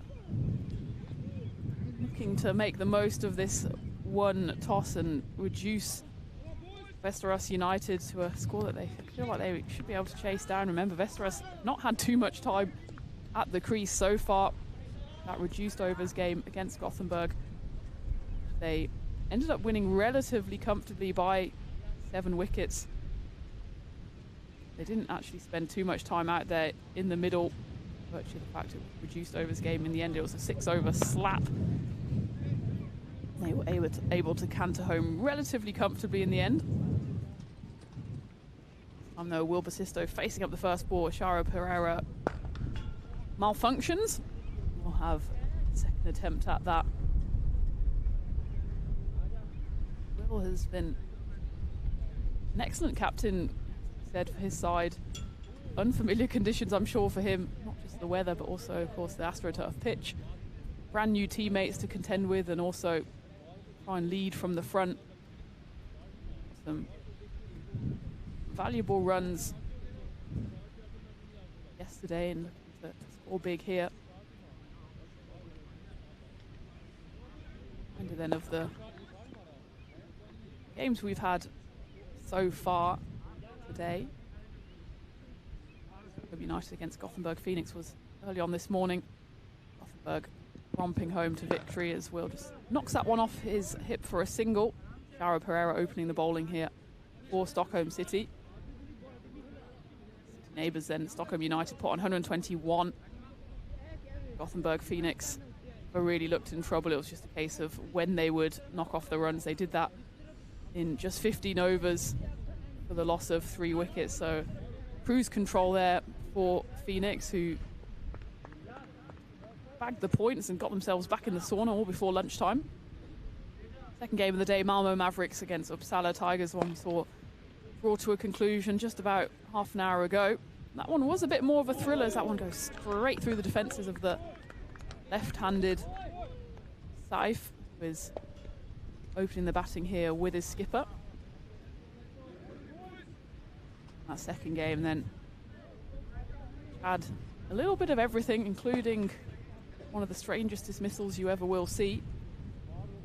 Had Uppsala Tigers looking like they would post a massive total. In the end, 160 was the score. The target put on by the Mavericks, and Uppsala Tigers in return scratched their way to the total with a misfield on the final ball, allowing them to sneak over the line. It's been an eventful day so far. I'm looking forward to this final game, which promises to be a heavyweight clash between the two sides. It probably looked the most impressive yesterday. Yes, we didn't see the most of Västerås United, but they look like a tidy outfit. They've got some star quality in there. The aforementioned captain Will Basisto, but they've also got JP Mead, very busy behind the stumps and also more than handy with the ball. Also got some local representation as well. Sami Khalil played for Sweden under-19s. Syed Al-Galani's also featured for the national side. Big appeal here, and it will be an early wicket. And this has been a dream start for Ishara Pereira and Stockholm City. Saif feels the pressure of facing 3-dot balls, and it's 4th and out for him. Just feathers one through to the keeper. I think he knew his goose was cooked as soon as that took the edge. We'll have a look at this one on replay, and pretty significant edge. Need for the technology there. Loses his shape, swivels round, and the ball, fortunately for him, nestle in the gloves of Aritra Bakat. Excellent keeper as well. Just mentioned JP Mead for Västerås, but Bakat also not going to miss out on that opportunity, and Västerås lose an early wicket. 1 for 1, still 1 ball left of the first. Ishara Pereira started off magnificently here for his Stockholm side. Of course, Shahriz Ahmad, Dutch international in their ranks. He's got 3 for 25 yesterday in the opening game. He was very impressive with ball in hand. Zayn Naqvi, of course, we'll see with the bat later. Would he be licking his lips at the prospect of a run chase here? Sun comes out here in Stockholm. On his brutal delivery first up. Not one like to have. Ayan Gase faces it, a wry smile on his face. He probably did well to get out of the way of that one, both with his head and his bat safely inside the line. A brilliant first over from Pereira comes to an end. 1 for 1 after 1. Two players with enormous amounts of experience at the crease. Grace from South Africa originally, now plies his trade in Scotland, plays for Arbroath United. He must be used to this blustery weather. But we'll say it's improved as the day's gone on, and the outlook for tomorrow in particular looks sunny and bright. Looking forward to that, but you can see, given the conditions we have had over the last couple of days, this is veritably tropical. At the bottom of your screen, the brains trust of the skipper, Teja Demanuru. Alongside Ali Hassan, it looks like, who will be bowling. Teja bowled himself yesterday, had the one over, picked up a wicket. He's not really known for his bowling as much anymore. 26 T20Is for the Netherlands. He bowled once in that one spell, though. He did pick up 3 for 30. Clearly thought that's enough for my international bowling career. Picked up a wicket yesterday. Be interesting to see if he employs himself again today, but for now it will be another international. Ali Hassan. He's played 11 games for Italy. Arm pacer. The claim to fame that he's picked up a wicket against England in the World Cup. So picked up one against the West Indies. So looking to add international scalps to his collection. Big one here if he manages to topple Will Basisto. Key wicket for Västerås. First one, Will just watchfully watches through the channel. See there, the lesser spotted shadows on the pitch, so it is to show glimpses of the Swedish summer that Williams was lamenting earlier today as he was swaddled up like a baby in a wool blanket and a cap and a hoodie. Don't blame him, I'm still 6 layers deep. Certainly the sun beginning to peep out. Yeah. Bustling single there. Probably should have been one, in all honesty. Goes straight to the skipper. Looks like he does himself, I'm going to say a bit of a mischief, but it looks like he's got a bit of mud on his finger. This time it's wider of Teja and the chase is on. It'll certainly be a 2. Not more than that, as it very much slowed up. The outfield is true, and it's been mown yesterday. Just the amount of moisture that the field has absorbed means it's going to just roll to a halt. We had that bizarre one yesterday which looked for all the world like it would go for a boundary and just defy the laws of physics and just stop about a meter short. A brilliant start here from Stockholm City. Tight lines. Gone top heavy in experience with their bowlers. Hassan Ali, man with World Cup wickets to his name. Oh, nicely played through the covers. Action replay as Tasia once more has to do the fielding. Has to be said as well, that Ali's tailored his run up. Sure, usually probably twice as long as it is, but because of the grass and the moisture, he's deciding to just play it safe, stay on the AstroTurf, which is mercifully long enough to get in a couple of strides. Save him on this occasion though, as that one drifted down the leg side. Got Samath Shetty, Stockholm City lineup as well, vice captain, who featured 4 times for Sweden.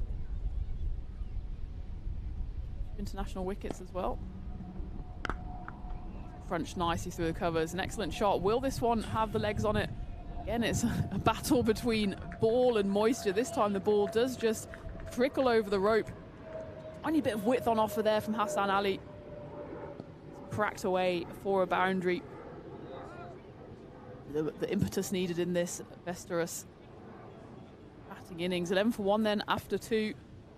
Ayan Gaze, first boundary of the innings, and joins me back on the commentary balcony. What looks like it will be an interesting matchup between these two sides. Yeah, certainly. Yeah, Kieran Grace getting an opportunity here at number 3. So you've got the South African paired with the Australian Will Basisto. So, yeah, 2 guys, I suppose, at different points in their career. I mean, Kieran Grace, just 23 years of age, still got a lot ahead of him.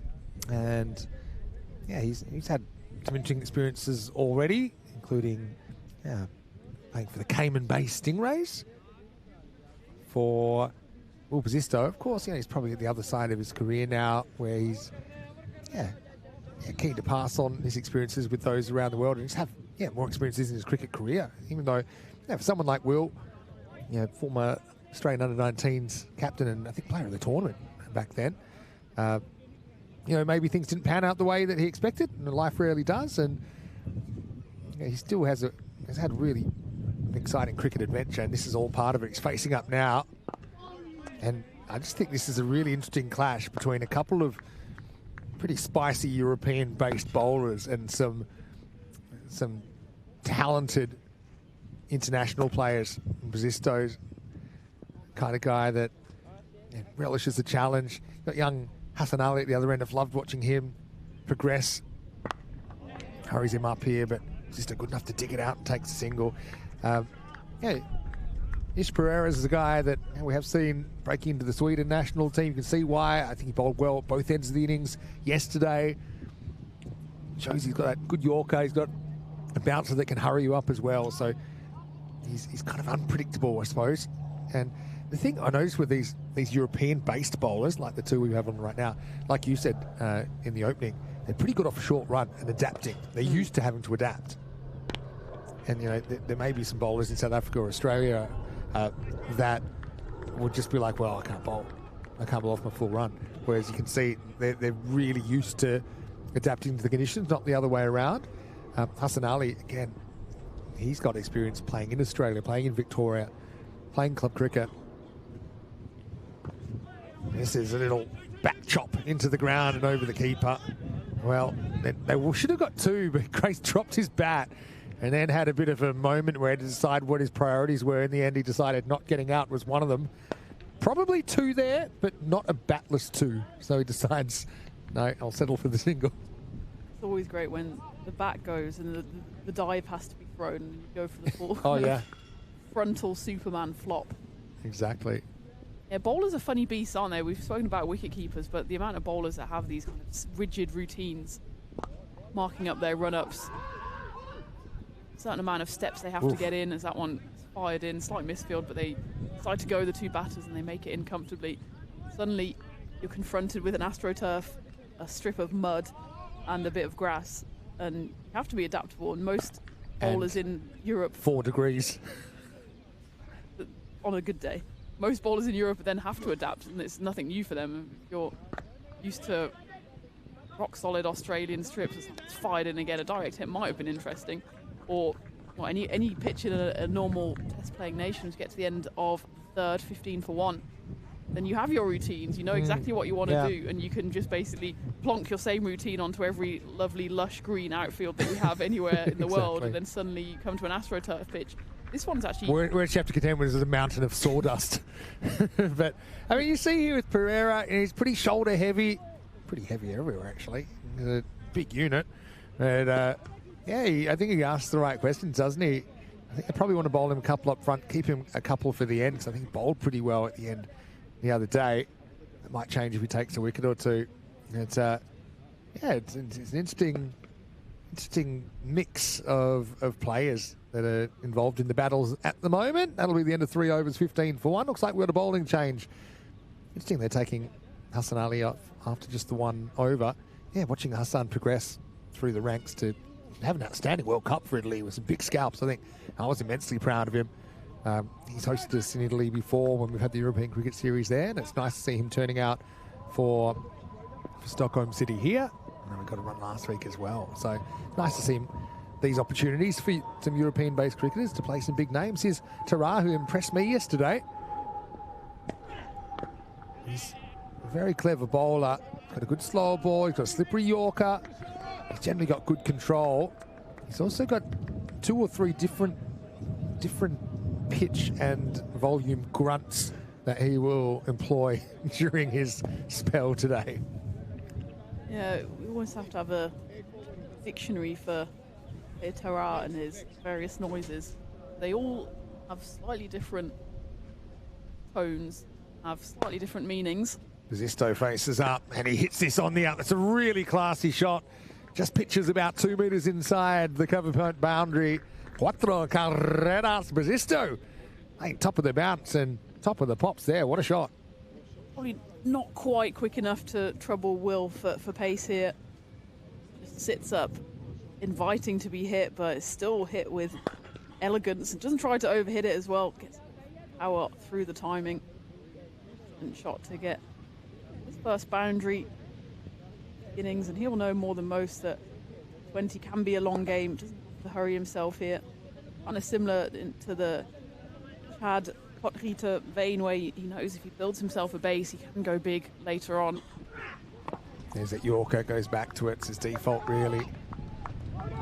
Thinking of 2 here. Both these 2, you'd expect they do the fundamentals well, even though they're at different kind of points in their career.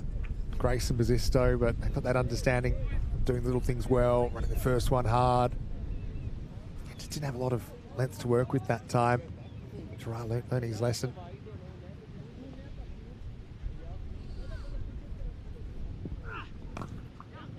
Cracks that one into the ground, and Sheila ends up pulling it down eventually. But once again, they get a single. Yeah, one thing, if you compare this innings to the first innings of the day we saw with Stockholm United, there's an urgency there to score, isn't there? And if there's not the boundary on it, they're looking for 1. If it is a 1, they're looking for 2. They're not necessarily waiting the game to come to them on a platter. I think you expect that urgency from professionals. Again, nice bowling. Tara, what an opportunity for him to bowl it. A couple of globetrotters. Zisto, I think he'll be happy to get a bit of an extended run. We did see him bat pretty well in what turned out to be a 6-over game to finish the day last night. Investors United skipper looking pretty assured so far.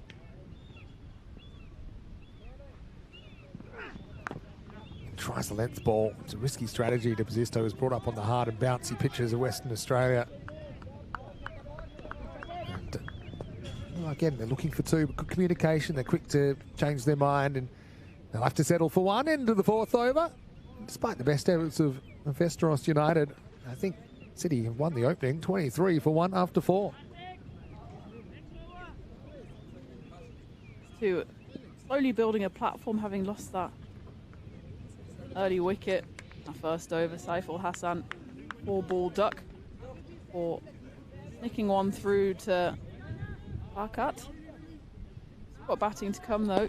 Abe Tipnis just saw in a cameo role yesterday. Well, of course, commentator turned player turned commentator again, Kesrick Williams. Sure, eager to get out there. One thing talking about the game in the commentary box is entirely being out there in these windy conditions as Hassan Ali continues. Swap him On the other end this time. bottom end. Oh well, that was a spicy throw. Too spicy for the first backup fielder. Once again, the two batters were very quick to take up the offer of an overthrow. Hey, hello to everyone in the chat as well. It is the last game of the day. Hello to Wayne. Hello to Kevin, who's watching from the UK. Thomas is watching from Spain.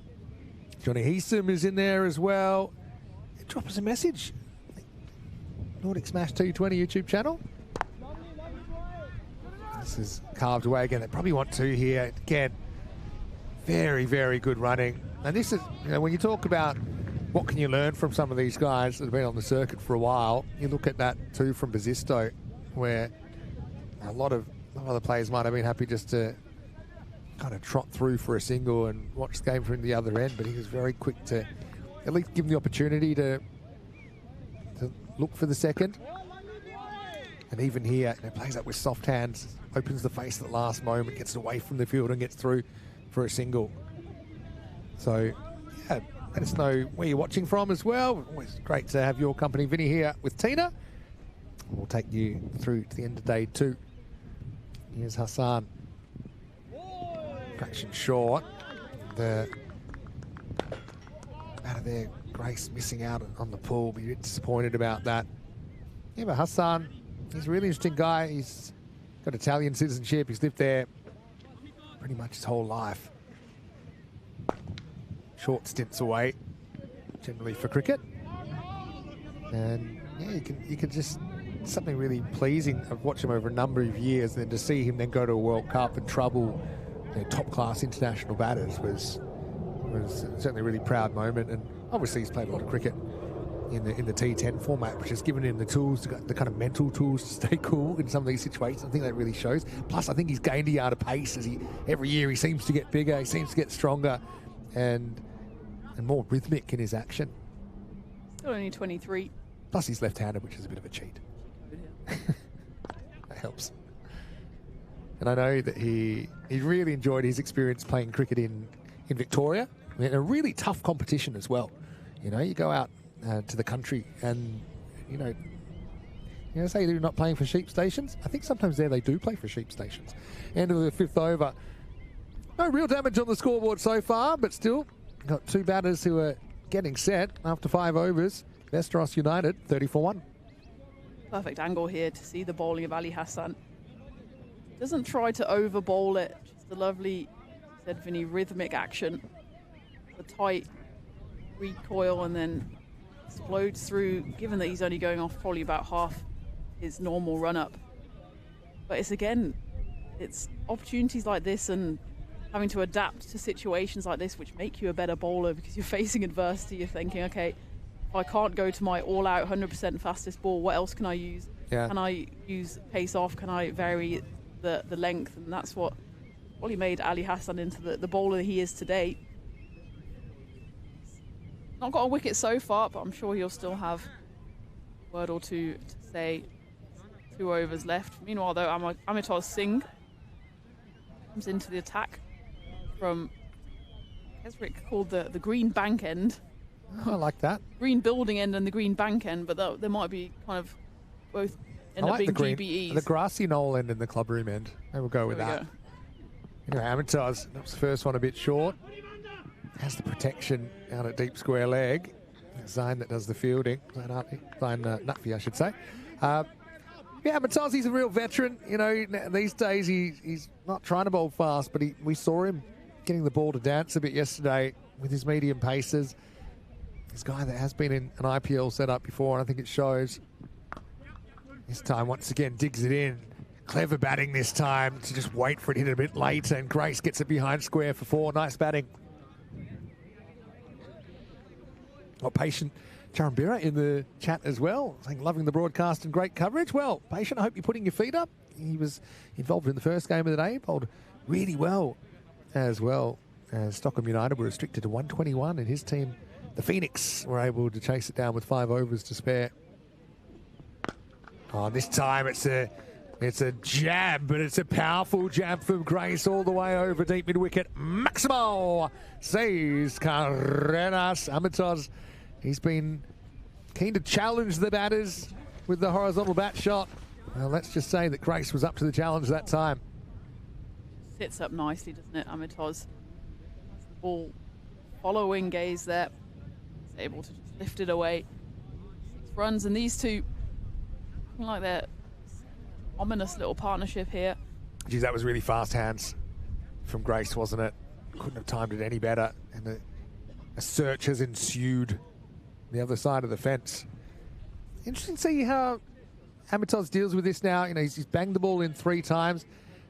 I think there's a spot on length which can be a bit unpredictable. Generally, it bounces a bit more, but if you bowl too short, then I think it just gives the batters more time to see. And also it depends on things like the pace that you're bowling in the first place. The less pace you got on the ball, the less margin of error I think you've got with the length. Ezric was talking a lot about the length, and obviously someone who's got a wealth of experience, and especially on this AstroTurf pitch, if you miss your length and just bowl it a touch too short, it ends up just being an inviting kind of waist to shoulder height delivery, which more often than not dispatched to the boundary, which is exactly what Kayan did on that occasion. Back-to-back boundaries, and ball hunt continues. Still 3 balls left of the power play. Yeah, well, it's not a short throw from where the balls are kept to get the ball out in the field. Now that we're all up in the penthouse suite on the balcony, and maybe it's just the game breaker that Amatos needed. Women's World Cup action happening at the moment as well. We had a day off yesterday, but New Zealand, England, Ireland later. Tonight. They got history. Maybe. They've met each other a few times. Off to the library, read up about it. On and off the pitch. True. New Zealand, Sri Lanka is the first game down in Southampton. 103 for 3 New Zealand. 14.3. On quite nicely. Sri Lanka, of course, on the wrong end of that, walloping to England on the first game of the tournament. So to make amends.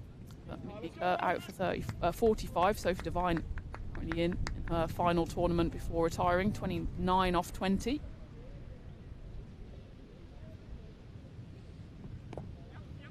Back to the live action here. New ball has been summoned. Yeah, just a reminder. There's a lot going on here. And I've got to say big thanks to Kajal, who sent me some of the information about the free cricket day for girls and women this Saturday, thanks to Stride. Stride with a double I, by the way. And I'm getting a few questions about that. Thinking about 2 here, they'll decide against it. But yeah, that's open to all girls and women. You can register for free now. Just look up Stride on social media, STRIIDE. And yeah, we'd love to get as many people down here as possible. You can register for free now.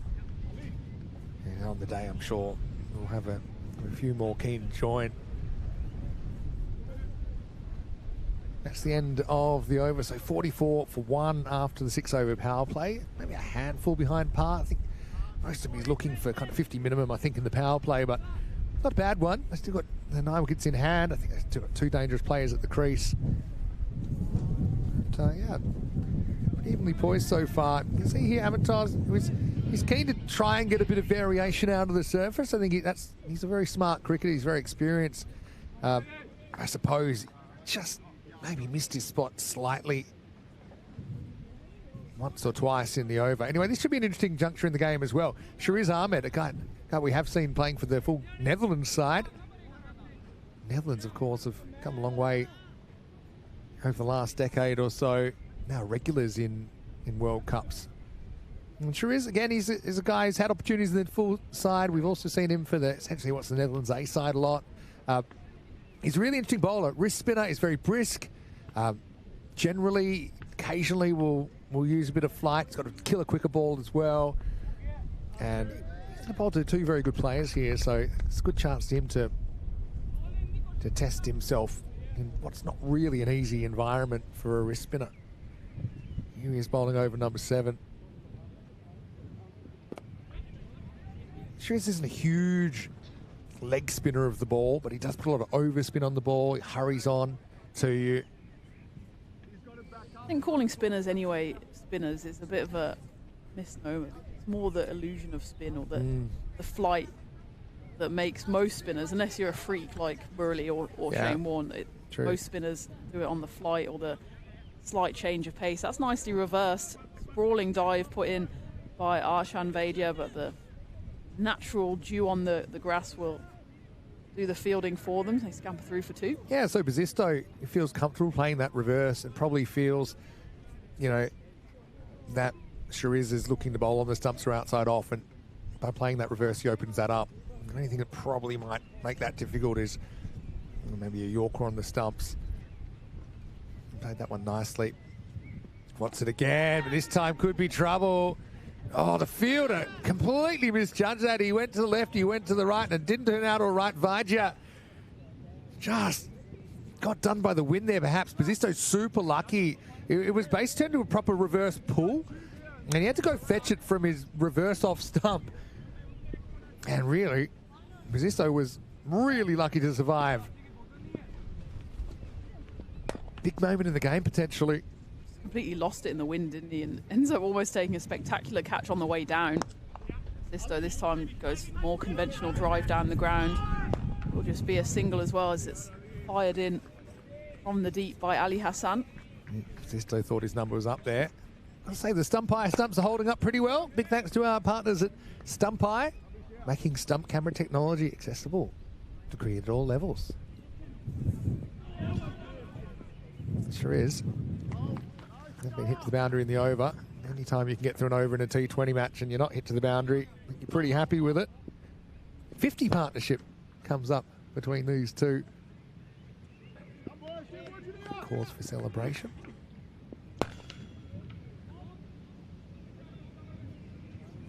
Like this, Patient's been in the chat, and Johnny Heesum's come back and said, "Hello, Patient. You were playing this morning."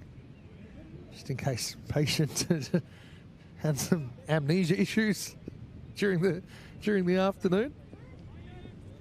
Love a statement of fact. Yeah. Tina, you are here. In body and in spirit, which was maybe not the case this morning. My body had departed to warmer climes. Get 2 there again. Good hustle. These two keen to squeeze every run out there possible. End of the 7th over, 53 for 1. Not a bad over at all from Shrez Ahmed. Goes for 9. He did present an opportunity to get Basisto. The catch didn't go to hand in the end. I'd say it's pretty evenly matched so far. Projected score 151. Curious how that might dip. One of these two gets out. Still though batting to come in the form of JP Mead. Marth Shetty as well. You've seen in the second innings. Batting order, but Keswick Williams stint in the commentary box. Good to see him out there with the bat hand. Of course, Sharaf Sarkar, Abe Tipnis, so they have strength in depth. Hoping Gaze and Basisto continue to build here. Moving beyond 50. Trying to scamper through for a 2 here. There's a slip and slide from Basisto. Luckily, it doesn't prove to be costly as it's a long old throw from the deep cover boundary. Also, I've just put the link in to join the free coaching clinic, free girls coaching clinic this Saturday. So yeah, I'll try and get down there. Yeah, I name dropped you. Said you were around. I am here. I'll lurk from up here and watch how it's done. Yeah, really exciting to see innovation, I suppose, in the coaching space. And I know that there's a discount as well using the code Stockholm10, 10% off a Stride subscription. And I think we'll see come Saturday when it is the weekend, you know, a lot of youngsters coming out and obviously their parents as well, potentially. They'll see the benefits of being able to accelerate their development. Amitas has got him. Well, he's a very wily customer, Amitas. That one seemed to seam back from outside the off stump. It crashes into Stumpai. It's eyes wide shut right now as Vesteros United lose the second wicket. The partnership's broken. It's 57 for 2. Ayan has to go, and he just got caught in two minds there. I think it wasn't the right ball to try and cut. He tried to give himself room. Ends up just watching the ball clatter into his stumps. But it's, I think, just rewards for Amitas, who got hit for a couple of big hits in the previous over. This time, yeah, just a bit of a cutter. Yeah. And it skids on the surface, but you have to say it's not the right shot selection in any case from Gaze. He looks suspiciously at the ground. Just sometimes say hats off to the bowler, using all of his guile. And it's the age-old age versus youth. Age is out. Not that he's necessarily over the hill, but 37 years old, and all of those 37 years. I've got a feeling it's just a bit of natural seam. Just have a look at it here, where it pitches. It's just enough, isn't it? And he didn't really play it with a fully straight bat. He kind of planted his feet and tried to play it through the offside. I tell you, those ones on TV, it looks like they go a little bit. When you are actually batting, it seems like it goes 3 or 4 times the actual angle it goes. So a very clever piece of bowling from Amitas. Who, look, he does find his right length in the end, doesn't he? And it'll be 57 for 2, and it's JP coming to the crease. Giampiero Mead, the Italian keeper bat, getting an opportunity at number 4. He's happy to knock the first one for a single. Amitas, a bit of a golden arm.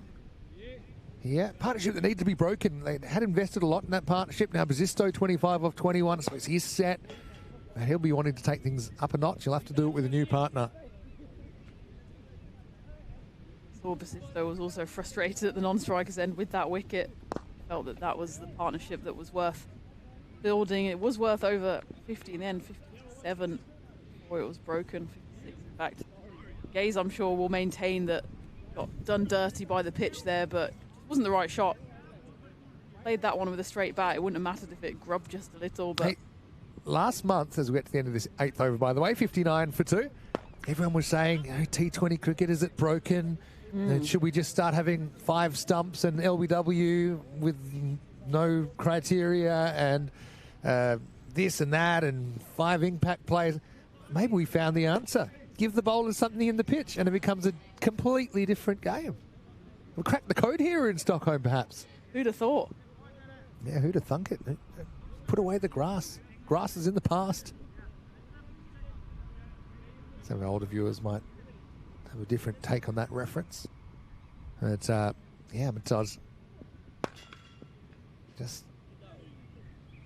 I don't want to be just unkind to him, but medium pace wobblers, they did the job there. Sure is. Back for a second over. This is pretty well placed. Make the fielders work a bit. As Nutfi does well. Won't be able to stop the 2.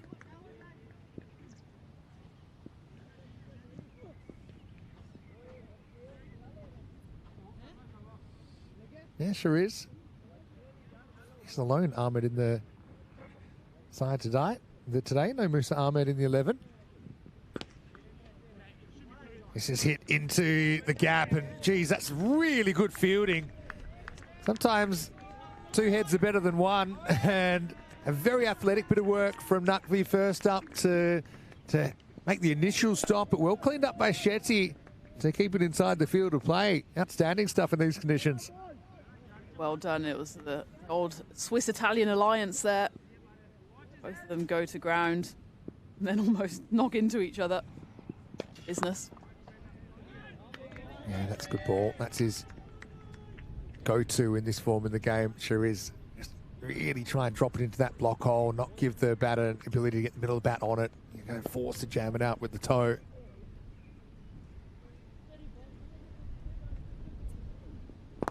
Slightly slow on this time, Bazisto, with a beautiful looking straight drive, but fielder will be able to clean it up. Once again, good running brings 2 runs.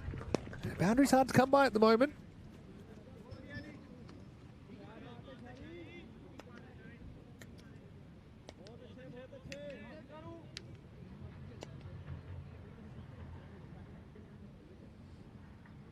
Projected score up at 150.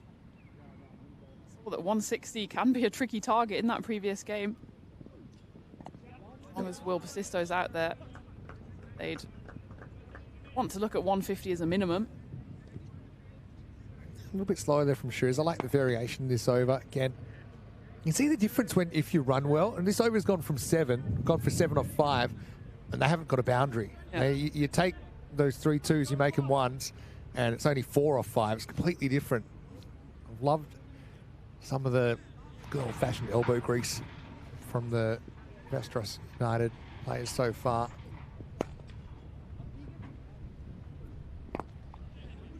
This is more work for Nutfi out there deep mid wicket. This time he will keep it to 1. So 8 off the over, sure is. A handful. And he's bowling reasonably well, but hasn't been able to find the breakthrough yet. That's the end of the 9th over, the score 67 for 2. Just ticking along here more than anything for Vesteros. Not quite been fireworks, but Will Basisto is putting himself in a decent position to accelerate. Maybe looking at the innings of Chad in that previous game as a blueprint. A few nice strokes. Two at the crease now, JP Mead, Basisto. Plenty of experience between them. It's a case of when to stick or twist, and it's certainly difficult to go after a bowler the ability and experience of Shariz Ahmed. Picked up a wicket yet, but kept things relatively tight. Looks like now it'll be Archant Vaidya. Left arm spin to continue. Yeah, well, to be honest, he had the opportunity to remove Basisto in the field. Let's see if he can do it at the bowling crease. Wins a moral victory first up the outside edge. Flies away for a single. Just a little bit behind the, I think what we'd say is par rate at the moment. Not far behind. Basisto will be keen to turn this into a significant innings. You know, he's invested the time, hasn't he? He's been there for a while. 33 off 27 faced. Another little edge, I think, gets away from the keeper. Once again, good running, get back for 2, but it's one of those little edges. If you had a slip in, it probably goes straight to slip. But you rarely do for spinners. This form of the game backs away slightly. It's even probably too fine for a slip. You'll see the little deflection, just not a chance at all for the keeper. He reacts, but it's well too late. Well bowled by Vaidya. And now it's going to be reversed. Gets through on the full, not handled cleanly by Shetty. But lucky for him, it'll stay inside the field of play. Once again, another 2. I think the 2s have been the key to them going at this 7.5 and over. We might have had a similar kind of innings that might be around about the run of ball, if that. There's only actually been 4 boundaries. One big 6 from Gaze, but 2 4s to his name, and Basisto's only hit the 1. So he's hit 1 4. Otherwise, he's run 33 runs. Yeah. Still going at a strike rate of up towards 130. So it shows how you can play T20 cricket. It's not always about the small ball. A small ball, bring it back. Not all about the big hits. It's a powerful reverse sweep this time, and this will test the outfield in that part of the ground that is pretty slow, but he hit it too well. Basisto gets 4. He had the confidence to play the reverse with power to back your eye. Very postmodern shot from the Vestros United skipper. Again, doesn't try to overhit it. Those reverses are all about technique, keeping your eyes on the ball, being steady. It's what he does. There's an example of how not to play the reverse. He gets himself in all sorts of trouble. I wonder if he ever thinks that just facing up left-handed than hitting a right-handed sweep.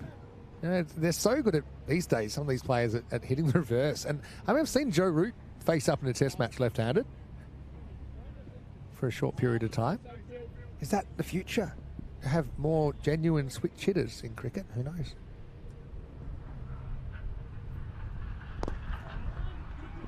in baseball, it's not such a new concept that you'd have right-handed / left-handed hitters. One person that could do both, depending on the type of pitcher coming at him. I think it is in the future in cricket. I think we're seeing players so good at playing both ways. End of the 10th over, 78 for 2. Yeah, what do you think? There's so much talk of matchups nowadays, certain bowlers wanting to come on against certain batters, and you kind of take that out of the equation as a batter if you are able to play both ways.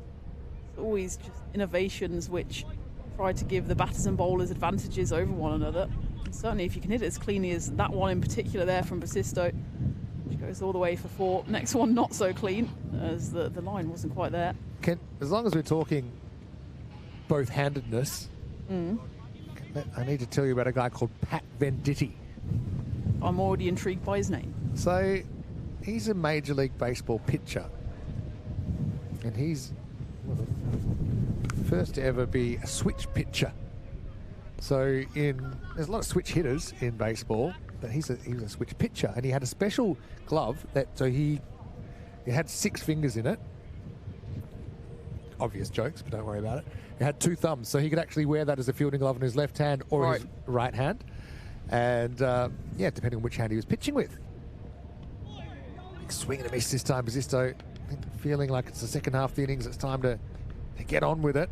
As Amatol's has been switched around to the clubhouse end. But of course, what happened once in baseball, you can't kind of change your stance mid-pitch, because you have to stand in one batter's box the other. You have to bat right-handed or left-handed. Wow, it's a really good shot once again from Basisto. He loves that reverse. And he was able to get enough on that. A little bit of a top edge, but with the pace of Amatol's, he ends up flying over the infield and away to the boundary. So anyway, just finishing what I was saying, he got in what you might call a Mexican standoff in one game where the batter went to bat right-handed, so he got ready to pitch right-handed, because that's what they want.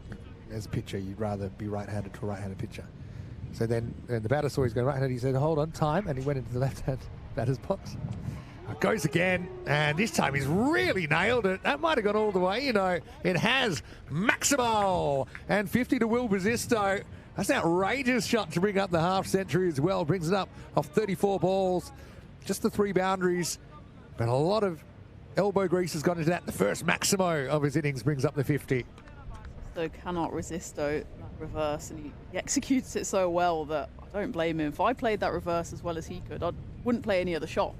I wonder if he's thinking back to his under-19s saying, what if I just played that tournament left-handed? Would my life have turned out differently? Well, he got player of the tournament. I'm not sure he could have done much else. True. But it's very skillful stuff. He's such a talented player. Again, Australian cricket is brutal with selection for first-class teams and international teams at the senior level. And there's so many unlucky players in Australia. That if you're around the scene, certain people would be very unlucky not to play more first-class cricket or test cricket, depending on who else is playing at the time, who's in form at the time. Will's certainly a guy that has been in the system for such a long time, but now I suppose his future's in white ball cricket. Still a young guy. I think he's 32. There's still a lot of cricket left in him, and plenty of opportunities. I'm so happy to see him playing well today. Time he's on the charge and gets a slightly short ball. She turns around the corner. So anyway, Pat Venditti then went to, when the batter went left-handed, he went to shape up to pitch left-handed, changed gloves, and then this continued a few more times. Indefinitely. And there was no rule that said, hey, you have to nominate or you have to nominate. And so it brought in the Pat Venditti rule, which is that the pitcher must nominate first which hand he's going to pitch with. As this is in the end, it will go out of the ground. As Gianpiero Mead goes, Maximo! Good shot, actually. Had the wind on his side, didn't he? Cross bats that and basically pulls it over long on for 6. End of the over, 96 for 2. Hasn't had too much of the strike so far, JP Mead, but makes the most of it there. A few words of advice as well from William Basisto, not surprising. He's looked supreme at the crease so far. First cracked away through the covers. Versus that really impressive from Vesterus skipper. It's a hard one as a bowler to shape up too, because you are thinking, I'm going to bowl that side on stump. This is a right-handed batter, and then if they're really good at turning on it, you're in trouble. I suppose you could try and bowl straighter, but then if they don't reverse, then they can whack it through the leg side. Vajat to continue with his left arm spin. That's beautifully hit. And again, showing that he can do it both hands as Basisto strokes this one through the covers for 4. Signalled 4 by the spectators right next to the rope. I think they might want to just get on the replay, but got to employ a trust-based system here because that one was hit so quickly. It's tough to see it. 4 was called by the spectator, and umpires have to make that judgment call. I mean, we're lucky to have the technology here, but... we got 7th and 8th umpires down there. They said, yeah, it's 4. We'll stick with it. There we go. Here's the 4 signalled by the man in black. That's the only thing with the reverse is it's almost always premeditated, isn't it? So sometimes as a batter, you're kicking yourself because you made that decision and you say, oh, if only I just stayed still, that was an easy put away. There's really no way of kind of making amends either. This is where mind reading would be a pretty useful skill to know what's coming. It's hard to improvise another shot once you've gone for the reverse. And second time Sisto has tried it, it's not come off, but plenty of occasions he has managed to find the rope. Boundary so far for him, 38 ball 58. 1-2 straight away. Not so sure it's there. It's right on the line of the deep mid wicket. It was quick to come in and attack the ball. Just final note on handedness. It's one of those things, a bit like learning a language, that if you were to learn as a child to throw both hands or to bat both hands, it just becomes natural. It's something you still need to work on, but it's very hard to learn as a adolescent or as an adult to play with your non-dominant hand. Vajat spearing another one in. This one gets past Basisto. So Pat Venditti, his dad actually deliberately got him pitching with both hands from a young age, and even to the point that he would get him punting footballs with both legs to build up strength. So that he didn't really have a dominant side or a non-dominant side. This one takes a slight bounce away from the fielder to Ra, who then offers a bit of help as if to make amends for his error by presenting himself 10 metres in front of the outfielder, who just fired it over his head. That'll be the end of the 12th over, and it's 104 for 2. Well, ethics aside, great way to start a sentence. If you were to raise a child to be a kind of sports machine, go left-handed for cricket, I think probably right-handed for golf. Well, golf courses why tend to not favour. both? Well, yeah, that's the thing. So you make sure they're good at off spin because it's easy to do. Okay, hard to do well. But left arm finger spin, right arm finger spin. Yeah, probably left hand bat. Left hand bat. Left hand bat. Get them to play golf right-handed so they feel comfortable on the reverses. Football is statistically better to be left-footed for penalties. So because there's something about goalkeepers not being able to read the pattern of the run-up as a left footer more than a right footer, I suppose. Just scrambles the neurons. Yeah, you don't face it as much. Yeah. But then being left-handed in life is inconvenient. I can't cut anything with a pair of scissors. Yeah. And I don't understand the why. Yeah. From a physics point of view, a scissors not, reversible. I've worked on my handedness. I did, at university, we studied the concept of handedness, you talk about right-handed or left-handed or right foot or left foot, but there's more to it than that. Lift it up.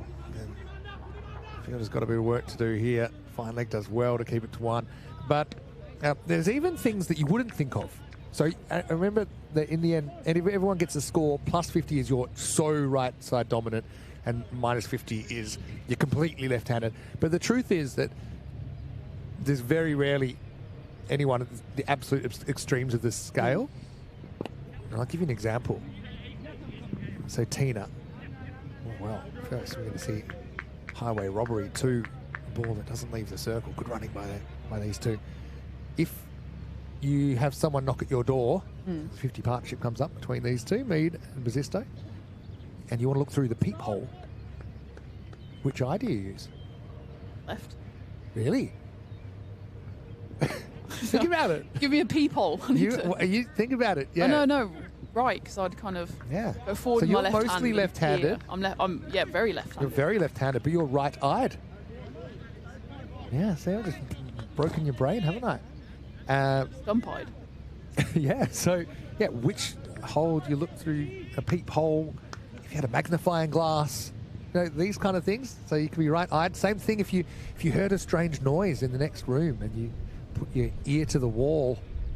I'd go left ear. You're left-eared. Yeah. So these are the kind of things. Once we get into which nostril do you smell with, it gets a bit more complicated because it's harder to separate them. But yeah, you will find that people without thinking will have a tendency to do certain things with different sides of their bodies. You're not a true minus 50. Go. Part of the true left-handers club. I always like the fun fact that word sinister comes from Latin for left-handed. Does it really? Yeah, so because left-handed. Really? Other. Wow, that's fascinating. Yeah, but cricket, one of the first games to embrace inclusivity and diversity, despite a fair bit of segregation in the early English cricket setup between amateurs and professionals. They did allow left-handers to play, so well done. I suppose from a wicket-keeping point of view as well, being left-handed, there's certain advantages and disadvantages. Yeah, the dominance of your body. I'm quite right-handed, although I've consciously worked on trying to be a bit more ambidextrous, more for fun than anything. End of the 13th over, 112 for 2. I'm more comfortable catching to my left than my right. Which is unusual for a right-hander, or maybe. I'm thinking in football as well. If you dive, I would be more comfortable diving to my right, I think. Yeah, it's funny that. Maybe your left hand, your top hand is more dominant.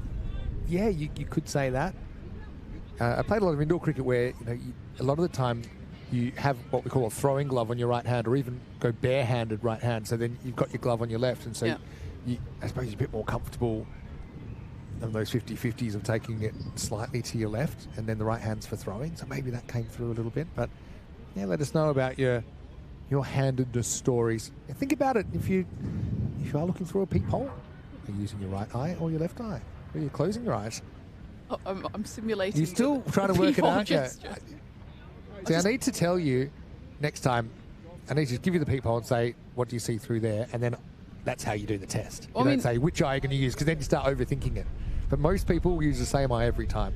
I don't think I have a home peephole, so I'm going to have to try in the hotel later. Just make sure it's facing the right way. It's anyway, got to be an unconscious peephole. Exactly. Here's Tara. Don't overthink the peephole. It's a great shot. It's a really good shot. One bounce for Resisto. Has really turned it on in this innings. He invested time early in his innings, didn't he? He wasn't going slowly, but it was a lot of hard running, a lot of twos that kept him at an acceptable strike rate. Now he's showing all of his class. And this one runs away for 4, and it's so hard to set a field to a batter that's able to go both ways. Interesting to see his wagon wheel. Sisto good on the drive as well. Targeted this slightly bouncy pitch, obviously over in Australia, but he shows that he can hit it straight enough. That one's gone up in the air, and it will go all the way for 6 runs. So it moves into the 70s, 76 off 46 for him. Such a good shot, because I think it's into the breeze. You look at the way that the banners are flying around the background. So I just thought for a second this might stay in the field of play, but he did nail it. Wasn't too interested in running. In the end, it did go all the way. Maximo. I'd say it's a Basistimo. Nutby is forced to be a spectator. Full swing of the bat. Toying with the outfielders. A slower ball that time from Tara. Just worked away for a single, so confident stuff. Basisto 77 now. Still plenty of time to go in the innings. He has really ramped up his production in the last few overs. Almost feel like a switch flicked after 10 overs where he said, right, I'm going to take a few more calculated risks now. Striking at 164 now.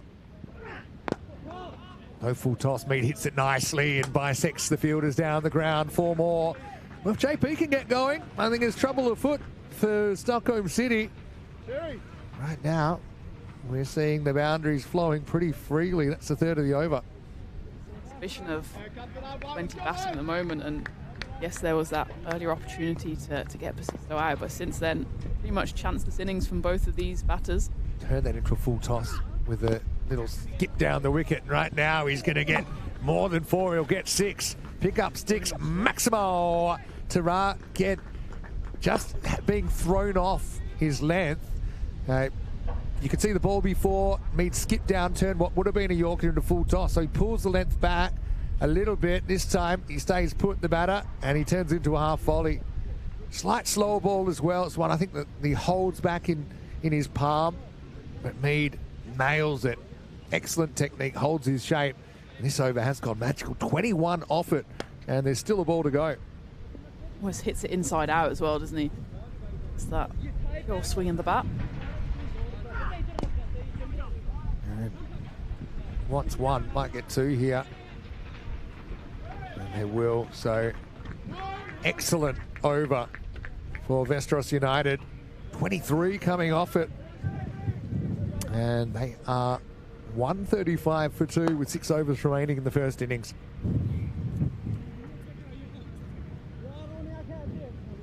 Dare I say it, one of the great jinxes in the commentary box of all time, but Bassisto is looking so assured. And with 6 overs left and just 23 to get, could we bring up the C word?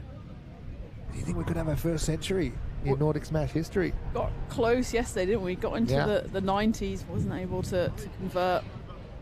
The skipper here for Västerås, mighty impressive. Yeah, Sarul Kanwar was so disappointed that he couldn't make the ton that he didn't bother batting today. Hard to bat with a broken heart. Like an Elton John song. Yeah, could turn it into a song. Here's Shiriz Ahmed. He's going to bowl. Hit pretty well down the ground, but off's pretty straight. That's Hassan Ali. Bassisto to 78. Funny, we got around that 7.5 and over for a fair bit of the first innings. There was a lot of hard running, accumulation now. I think there's a conscious desire to score strings of boundaries. Sure isn't an easy one to get after. He's a clever customer. He's used to batters coming after him. He's got a lot of tools. Most of those tools used to keep his hair perfect, by the way. Always looks amazing. Oh, he always bowls into the wind. Good strategy. Take a look. Now in the air, and it's holding up, should be gone, and it's taken. Nakvi will take the catch. Again, 2 Italians tangling, this time from 60 yards away from each other. Mead holds out to Zain Nakvi.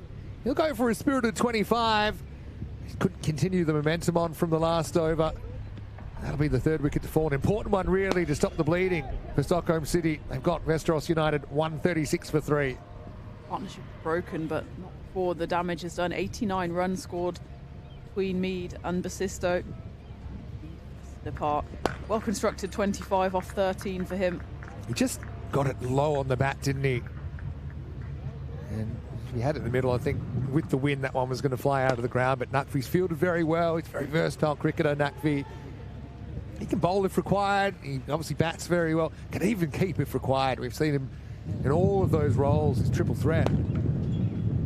But it's the end of the dangerous Mead. We'll see him with the gloves in the second half of this game. But right now, let's say hello to Viral Patel, batting number 5. Projected score 190 at the moment. That looks pretty good. Let's not forget, though, a fair bit of firepower in the Stockholm City lineup. Look no further than players like Nakvi, like Amitosh Singh, Tejan Manur, of course. The captain is a very seasoned player. So Patel to deal with the slippery Shariz first up. Not an easy bowler to come out to and face first up. He's deserved that wicket as well. Shariz bowled well in his first 2 overs. Went for a couple of runs, but gets his rewards. He'll adjust to the left hand, but I think he likes this. Shariz also has a wrong end that he can employ. Go away from the left hander, maybe bring the stumping into play.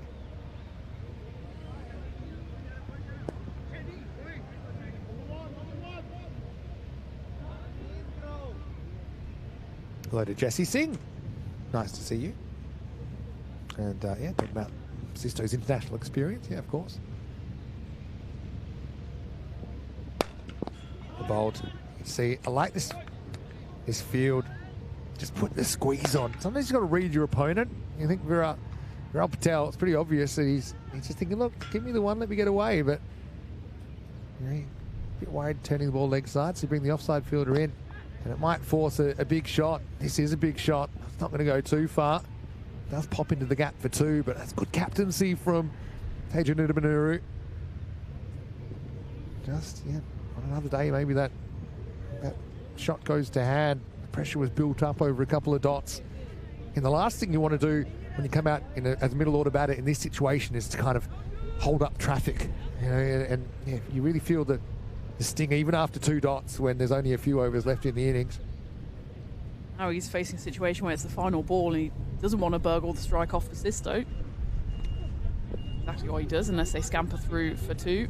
No, they won't get 2 here. That's excellent fielding. That'll be the end of the 15th over. 139 for 3. Bazisto 78. Ever since I mentioned the C word, barely faced the ball. Yeah, big 5 overs come out. Look, with 7 wickets in hand, you can really throw the bat. No, I think Patel, I know what he's thinking. Hey, let's aim for 1. You don't want to be swinging and missing, but I also think he's got a bit of a responsibility to attack. I think with only 30 balls left, you don't want to exclusively pin yourself to turning the strike over at this stage. Also no tail ender. He's coming in at 5 yeah. for a reason. Left-handed advantage as well. Left hand, right hand. The sinister batter with Sisto. See the wrong end from Shariz. Bends that wrist the other way. Early wrong end bowlers actually, when there was video footage, they would ask for it to be not pixelated, but they would be cut it out of the video because they didn't want people stealing what they discovered. That rather than you're bowling your regular leg spinner, you could hold out essentially the back of your hand with the same wrist action. Well, now on coverage, they always forensically dissect all the different actions and how you can pick it. No secrets. A sternly worded email to Sky Sports. Bumper first up. Yeah, borderline for height. This is Hassan Ali coming back. Gets the call. So that'll go down as a dot ball. It's amazing how many batters in this series have struggled to get more than 3 runs off their first 6 balls. And to me, it says that the pitch isn't particularly easy to feel comfortable on straight away. And maybe some of it's real, some of it might be in your head as well as a batter when you know the occasion one's taking off. You don't want to misjudge an attacking stroke and be out too soon. Yeah, 4 off 6.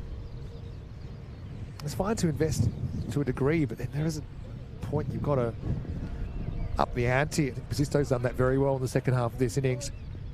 Faces up now, so good one-on-one battle here. Hassan versus Bazisto.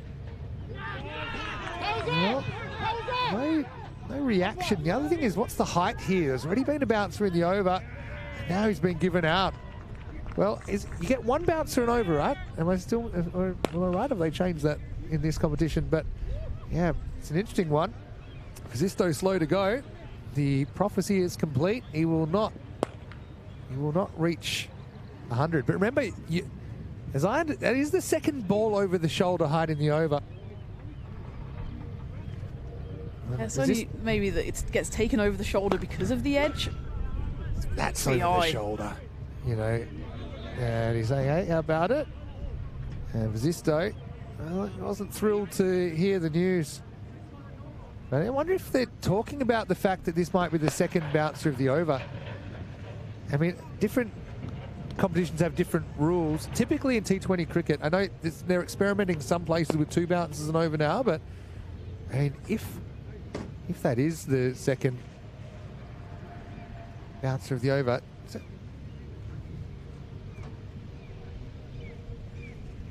it again on the replay. Certainly an edge on it, there's no question about that. It's just he's not moving anywhere. Basisto pretty confident in the fact that it will be over shoulder height. Yeah, I mean, that's the question. These things need to be clarified as well. And the fact, I think it was Basisto's idea to turn. I think he was called back by the umpire. Said, "Hold on, we're going to have a chat about this before we make our final decision."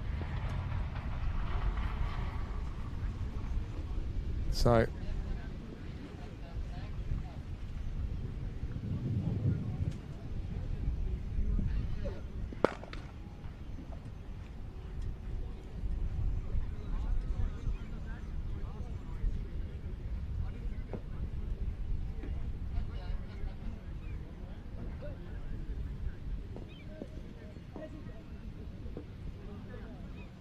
Yeah, so some discussion here. I mean, look, if you look at the ball there, it did appear to be above the shoulder.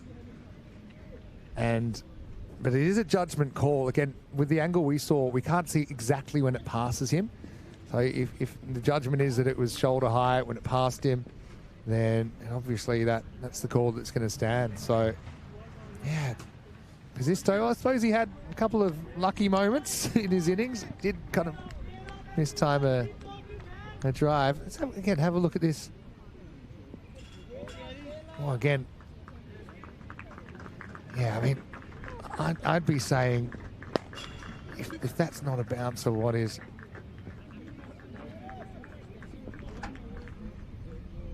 But let's have a look. It does jump a bit.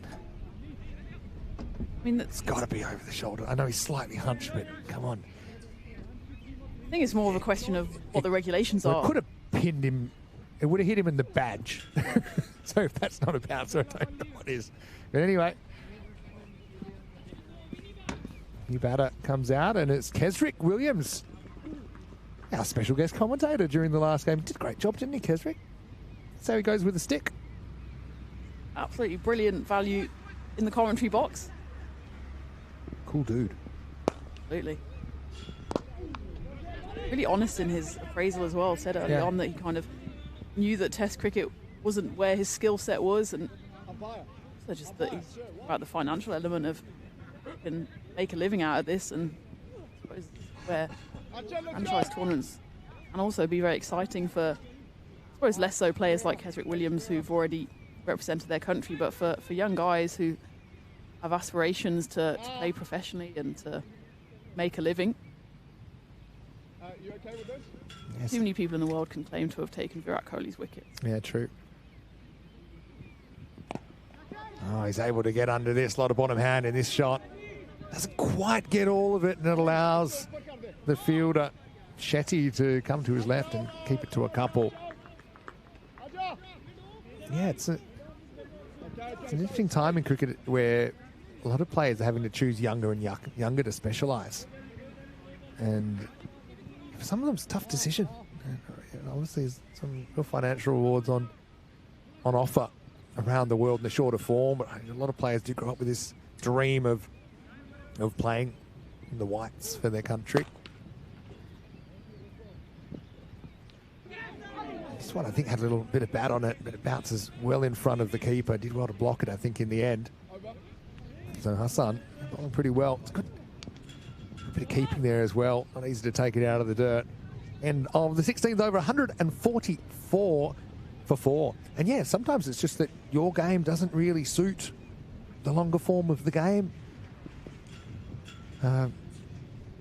And it also depends. Maybe you think that you do, but maybe other people don't see you that way. I mean, yeah, certain players would fall into that category. I mean, David Warner's a good example. For a while, people said, well, you know, you can't play Test cricket. And he proved everyone wrong as far as that goes. But there's many examples I mean, look at the English selection criteria for a little while there. The last couple of years was, you know, who can swing the hardest. Speaking of which, I saw a stat a few moments ago that Joe Root has more test caps for England than the rest of the side combined. Doesn't surprise me. Starting tomorrow, England, New Zealand at the Oval. Wow. Yeah, well, that's a crazy one, isn't it? I wonder if that's ever happened before. I can't imagine, because usually you have a few. Yeah, exactly. Few veterans in the side. It's very rare for a team to field. He's got a baby face, doesn't he? That's one of the keys to his career. He has a baby face and he looks shorter than he is. He's actually quite tall in real life. He's about 6'1". Anyway, Shariz to bowl out here in the 17th over. Pins him on the crease. Umpire has a good look. And now an appeal for a run out as well. Well, Shariz is calling for review, so this will be interesting. Pick your poison. I'm not sure which one he's appealing for. Start on the LBW. He might have pitched outside leg there. That's the only thing. Possibly going down as well. And that's in as well.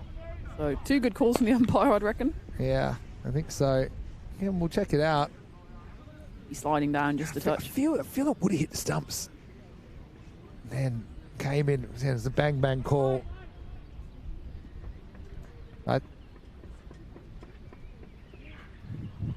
So I think in the end, as with pretty much every review we've had this week, you're going to have to stick with what the umpire says, because there's nothing too conclusive there. Same thing, even though it suggests to me that pitched outside leg, if you'd given it out again, you couldn't have conclusively overturned it, I think, on the evidence. So, yeah, question about Kesrick Williams. Was he on commentary earlier? Yes, he was. And, yeah, did a great job. He's got a fair bit of commentary experience, actually. Yeah, we'll just wait the necessary period of time to communicate the decision.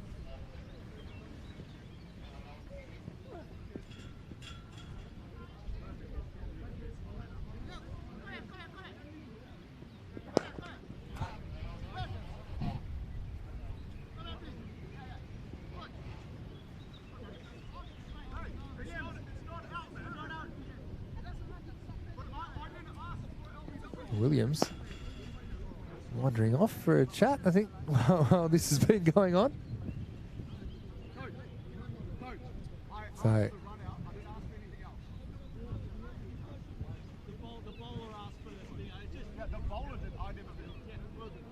four overs to go, 144 for 4. If the bowler goes first, so that's the one that gets taken. I didn't see that. Ready for the resumption of play. So we're into the 17th over.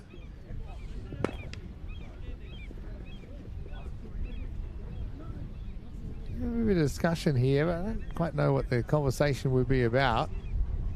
We'll go down as a leg by. Again, I think this is one of those cases where obviously you want to use whatever technology is available to make the best decisions available, but also, you know, out of fairness to the teams, we'd only see a glaringly obvious umpiring error overturned. And that was one that, I certainly was interested when I saw it live. I think with the replay, suggestion to me was it was a ball that kind of hurried straight on and probably pitched fractionally outside the leg stump, not by much. And there was enough doubt there. Anyway, all smiles now. And we'll get on with the game. 145 for 4. You have to say the umpiring's been pretty spot on the last couple of days, even with us having the benefit of replays. There's not been many where we've thought, oh, that's going to have to be overturned. Definitely. I think a lot of these are human judgment calls and they could go either way, and I think you just have to accept the decision. Thinking of 2, but Nuckvy's a panther in the field, isn't he? Gets there very quickly, shuts down any thought of a second.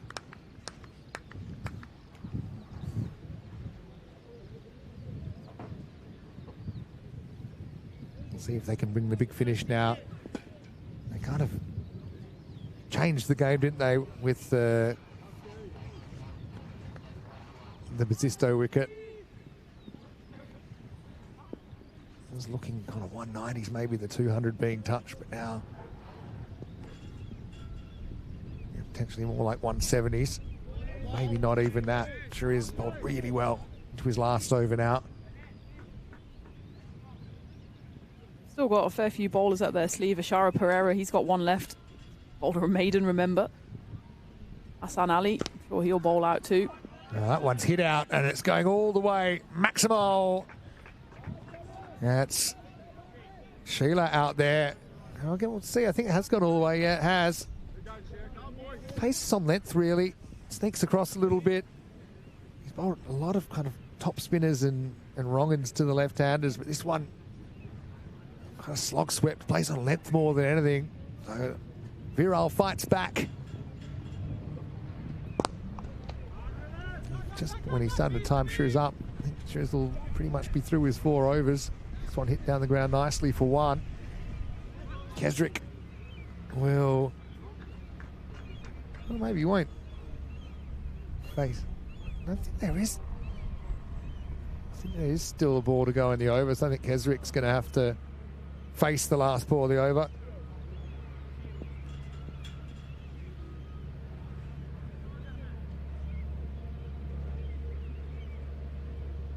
End of the over, 153 for 4. 3 overs left then. Time for a final flurry if you're Westeros United here. Still got plenty of batters left in the hut.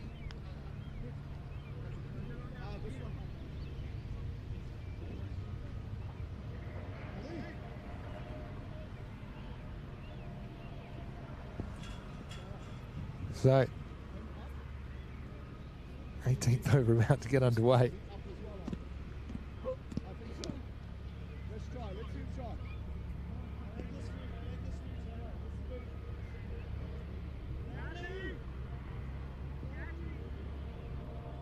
Pereira comes back to bowl. Takes on the fielder and wins. This time, Williams had a bit more chance to score.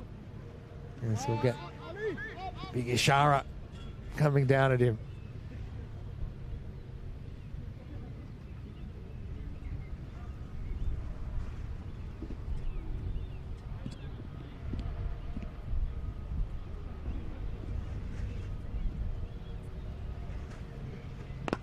Kesrick drives, gets it past the cover, may got a finger on it. Thinking of 2, Kesrick was keen to get the strike back, but Viral not so enthusiastic about it. Big 16 balls coming up to see how high Westeros United can climb.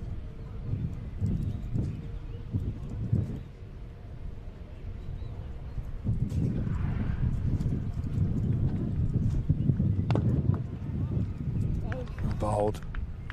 Yeah, Pereira bowls a heavy ball, doesn't he? I mentioned they do like him at either end of the innings as well.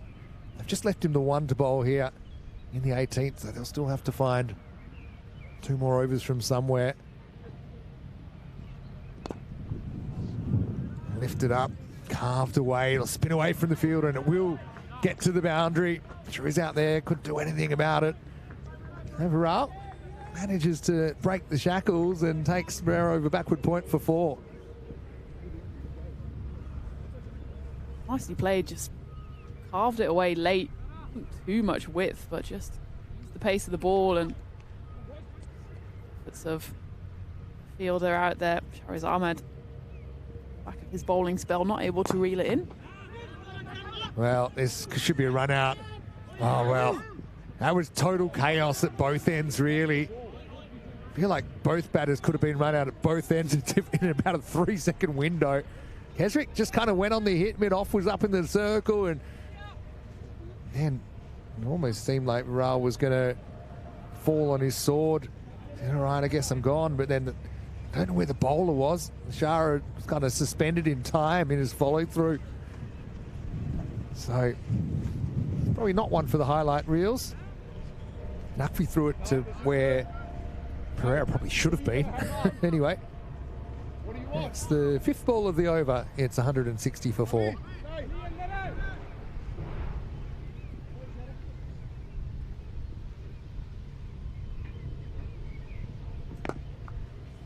Kesrick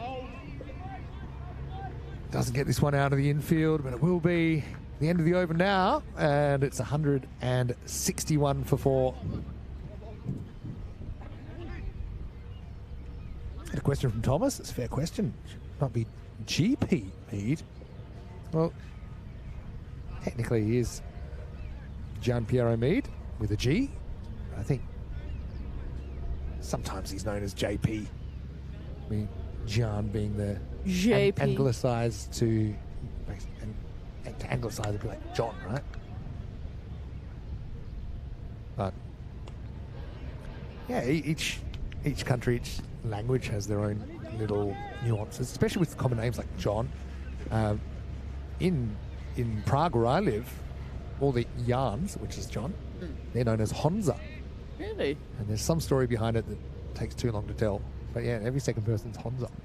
That's their given name. Well, the given name's Jan, Jan, Oh, but they go by Honza. I guess We you had could have. Honza Hevel, a very young right arm teenage swing bowling sensation in Prague in the European Cricket Series just a couple of weeks ago. But, everyone was confused because his initial was J. But whatever you call him, he's a really, really promising cricketer. Still reasonably young as well.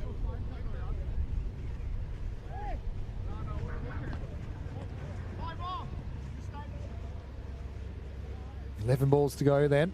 Hassan Ali bowling over 19. Good wheels there. Get across the pitch. It took him 10 minutes to realise that the left-hander was on strike. Got there eventually. Left-handers always spoiling the game. Left-handed now, actually. Kept a little bit low that time. This is going to end up around 170s, which I think is a pretty interesting chase. Maybe 10 above par. No full toss, dug out, but the fielder hovers, sets himself and takes the catch. Really well held down there. Shariz Ahmed, he's been busy. And Viral is going to have to go. Tempted Yorker, slightly overpitched from Hassan Ali, but it hit low on the bat. Nice bit of defense down there at long on to capture the opportunity. And it's 162 for 5. Low full toss. Wasn't that low, actually? Wasn't that low? That's the Sounds standard full toss. Sometimes just catch the batter unawares, and it's a safe pair of hands out there in the deep for Shariz Ahmed. Hassan Ali picks up the second wicket. 2 for 22. Still 3 balls left to do the damage. You'd imagine would be maybe the captain, but he's been quite expensive. Or Shariz Ahmed bowled out, so a couple of options for the final over. I know it's a full toss, but it just shows you by hitting that basically across the line of the delivery, you make it so much harder for yourself. I mean, the cover's up in the circle. It's certainly one thing that I would have been spotting when you're batting at this stage of the innings, where I often batted because they wouldn't let me bat any higher. But you are looking at where are the gaps in the outfield. Yeah. And one obvious one is over cover. You've got Amitabh Singh in the circle, and that's an ideal ball to hit over cover for 4 or 6. And you just got better odds with that shot. And he tried to almost baseball it over long on, and in the end didn't make the clean contact. It's just important to be aware of these things. You often look, you've got certain gaps in your mind that will suit certain types of deliveries, and I just think maybe the fact it was a full toss kind of just threw his wiring off a little bit.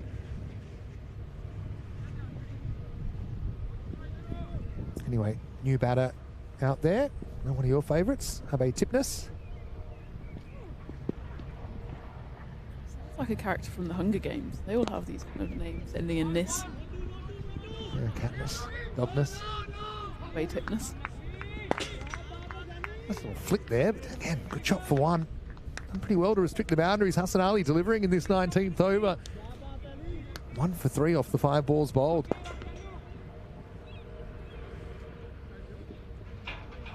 Saw an excellent 19th over in the previous game, didn't we, in that almost successful defence. That was crazy. In vain in the end. Set up a last ball finish, yeah. Last ball for Hassan Ali, 2 for 24, his figures. And should end 2 for 25. as it will be Tipnis that keeps the strike. Last over to come. It's 165 for 5. Good job there by Hassan Ali.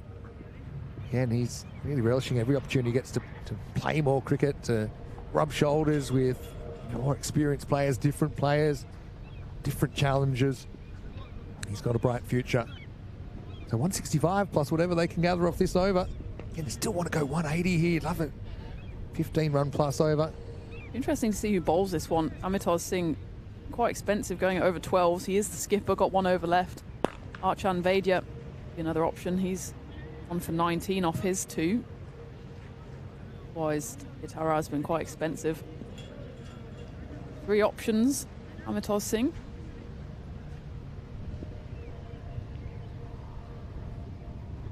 So, Tara taken down in his last over, didn't he? Went for 20 plus. But they do trust him with the 20th. And this is his skill set here, really.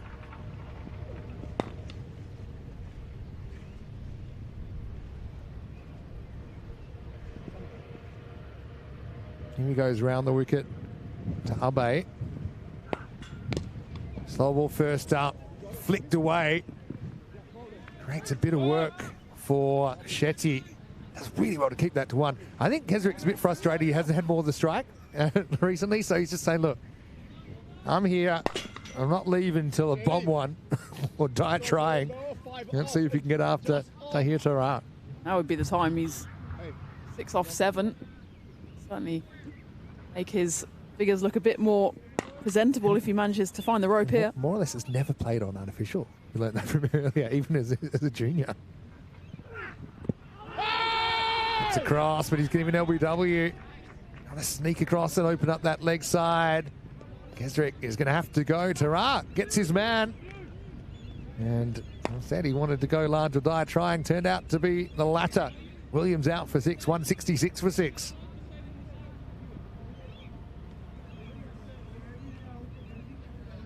I think it's a good call. Got a long way in front. He's caught right in front. You understand Williams asking for reprieve. I think it's 3 red lights. 3 red lights, and if there were more red lights, they would probably light up too, because he's hit on the shin. And you can't blame Williams trying to change the decision, but I think that one's crashing into the uprights. What do you think, Tina? Yeah, I'd agree. Trying to open up that leg side is going to be difficult against decent Yorker. We'll pull the stump high footage later, and maybe Jared Kimber can do a deep dive on that one.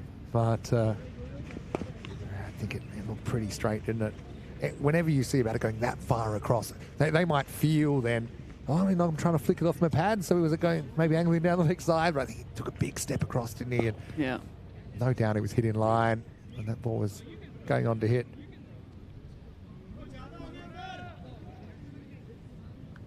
So Tara for 32.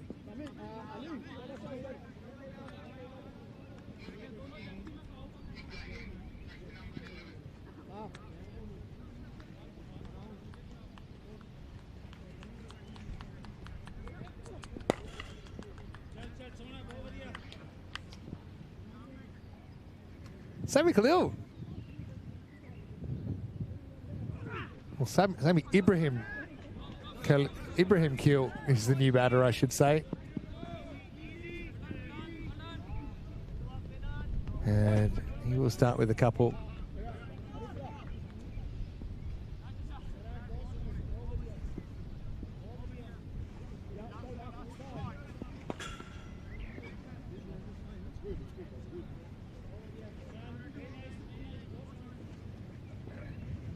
Four balls left then.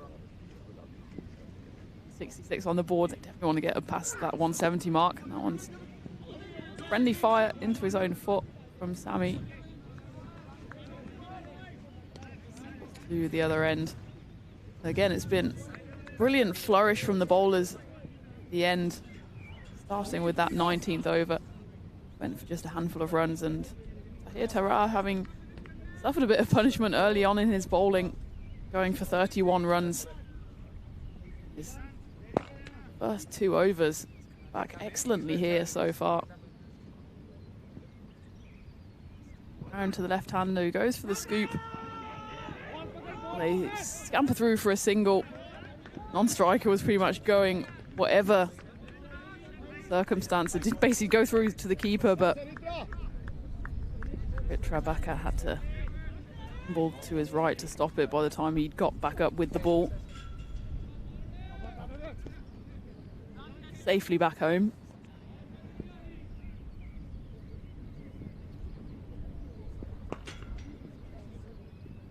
One ball left of batting innings for Västerås, and it's a big swing. It's a big appeal, and it's been given. The question of whether that one was sliding down, but Tara finishes with 2 wickets to his name, which is a great comeback from him, having had quite a lot of punishment in the first 2. Take another look at this around the wicket. Again, it's tough to get all the geometry working for you there. We'll say, again, took a bit of a step across. Sammy Ibrahim killed. And in the end, it's probably all academic. It might have been a run if they'd not given it out, but in the end it was. And Västerås United are 170 for 7 after their 20 overs. The target will be 171. Interesting sort of target. Only a handful above par, I think, in the end. You look at the scorecard. It's dominated by the innings from Will Basisto, 78 or 49. He was given out slightly controversially, caught behind off the bowling of Hassan Ali. 5 fours, 2 sixes. I loved his innovation, his skill, playing a lot of reverses there, also occasionally hitting through the line of the ball. Saiful Hassan, unfortunately for him, went pretty early in proceedings without scoring. Ken Case with 29. Also, shout-outs to Jean-Pierre Mead with 25 and Viral Patel with 20, the main contributors in that innings. Bowling-wise, well, they just kind of were able to start well and pull it back. There was just the middle where they tended to lose things for a little while. 2 wickets to Hassan Ali, who I thought did a really good job. 2 wickets to Ra in the end, who came back well after being taken down in his penultimate over. Wickets also to Ishara Pereira, as well as Amitoz Singh and Shariz Ahmed. Vardy also not the worst job from him. He ended up with none for 19. We'll take a break back in about 10 minutes for the chase, and we'll see if Stockholm City can chase the 171 required for the win. One of these 2 teams will be the first team to 2 wins in the competition. We'll take a break and see you shortly live from Stockholm. You're watching the Nordic Smash T20.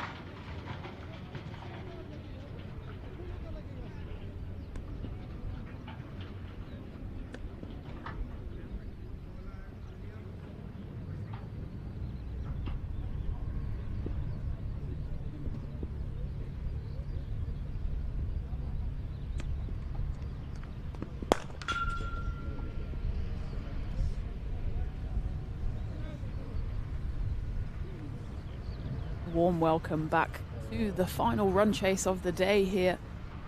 T20 Nordic Blast, where Stockholm City need 171 runs to take home the victory against Västerås United, who have put on a respectable total here, led from the front by their skipper William Basisto, who scored masterful 78 of 49 deliveries before being caught out by the keeper in not uncontroversial circumstances. Second bumper of the over, it seemed, but he was sent on his way. He was supported at the crease by Gase and Mead for a while. Viral Patel also contributing runs. In the run chase, though, will be Zayn Nakvi to open up beside Archan Vaidya. Run chase gets underway with a single as Kesrick Williams spotted in the commentary box earlier today, and what a great job he did too. The ball in hand as Västerås United vying with Stockholm City to be the first team to go unbeaten through the first 2 days of this competition, which is a testament to how balanced these sides are. Everyone's been able to beat everyone so far. 5 different winners in the opening 5 games. First opportunity for one team to go 2-0. Darts it in. Mead behind the stumps.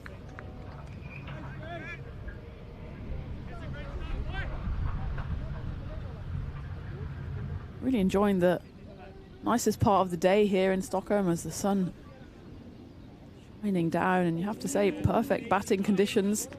Certainly Stockholm City will be hoping so, and all eyes, I suppose, on Zayn Nakvi.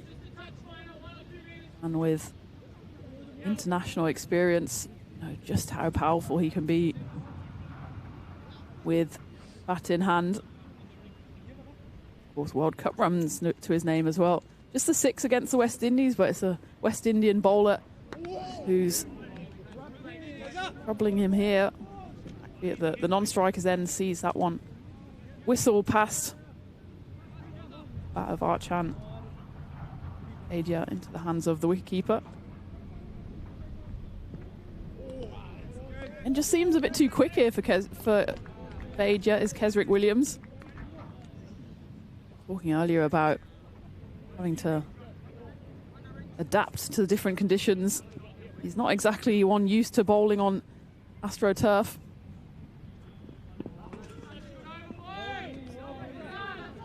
And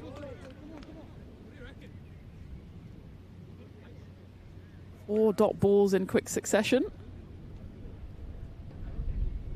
Could be 1 left in the over, but it might be another case of lesser spotted 5 ball over. Let's just call it another dot.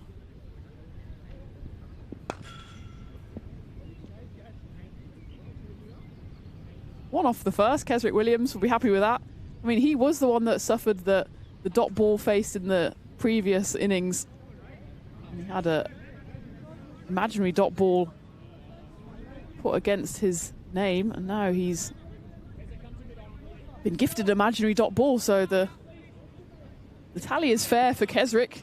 He'll say the cricketing gods are just, even if our maths is a bit tenuous. Into the final innings, Abe Tipness, Hunger Games fame.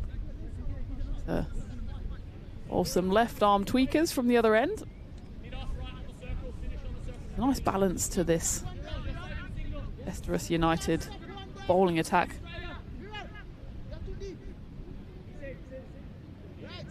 Williams, of course, leading from the front. William Basisto, be interesting to see if and when he bowls himself.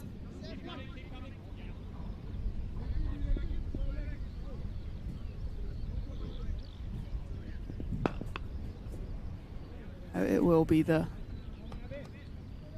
young Tipness to open up round the wicket. Zayn Nakvi's just faced the 1 delivery so far. Misfield there. That point allows batters to scramble through for 1.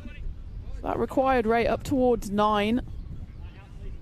One of those tricky targets where you can't afford too many overs the wrong side of that run rate, because otherwise you'll find yourself up against it.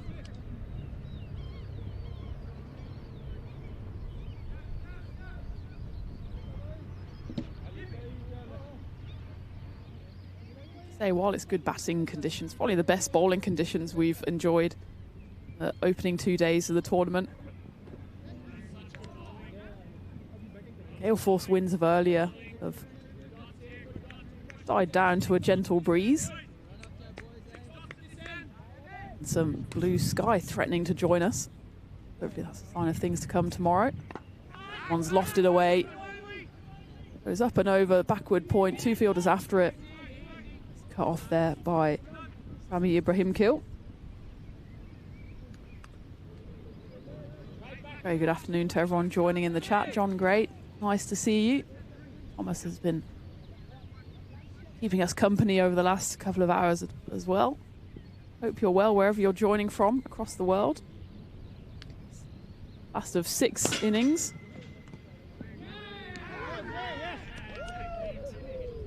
That one has been given out, I think, as a stumping, and, well, Archan is unmoved. He feels like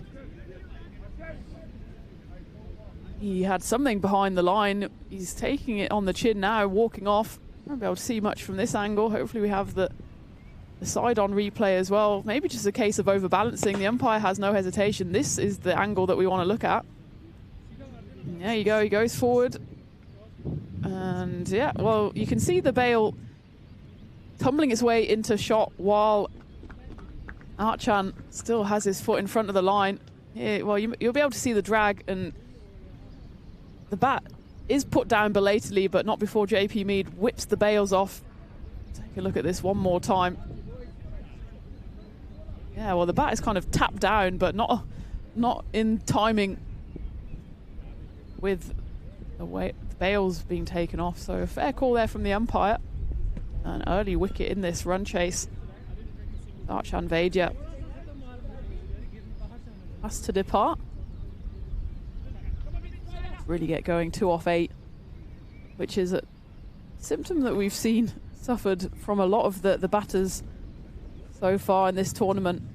Doesn't matter how much experience you have, how many international runs you might have under your belt. To be a bit of a tricky track to get your eye in. Oh. It's the opposite of the commentator's curse, because the new batter comes in and absolutely smashes that one straight down the ground. Samath Shetty, vice-captain, who's joined Zain Naqvi out in the middle. Didn't have trouble seeing that one. Straight as an arrow. Might have the full distance on it, 4 signalled. Might show us better angle. Straight and true. Good value for that shot. Maybe an important partnership to build between these two, both of whom have international experience. Samath Shetty featuring 4 times for Sweden.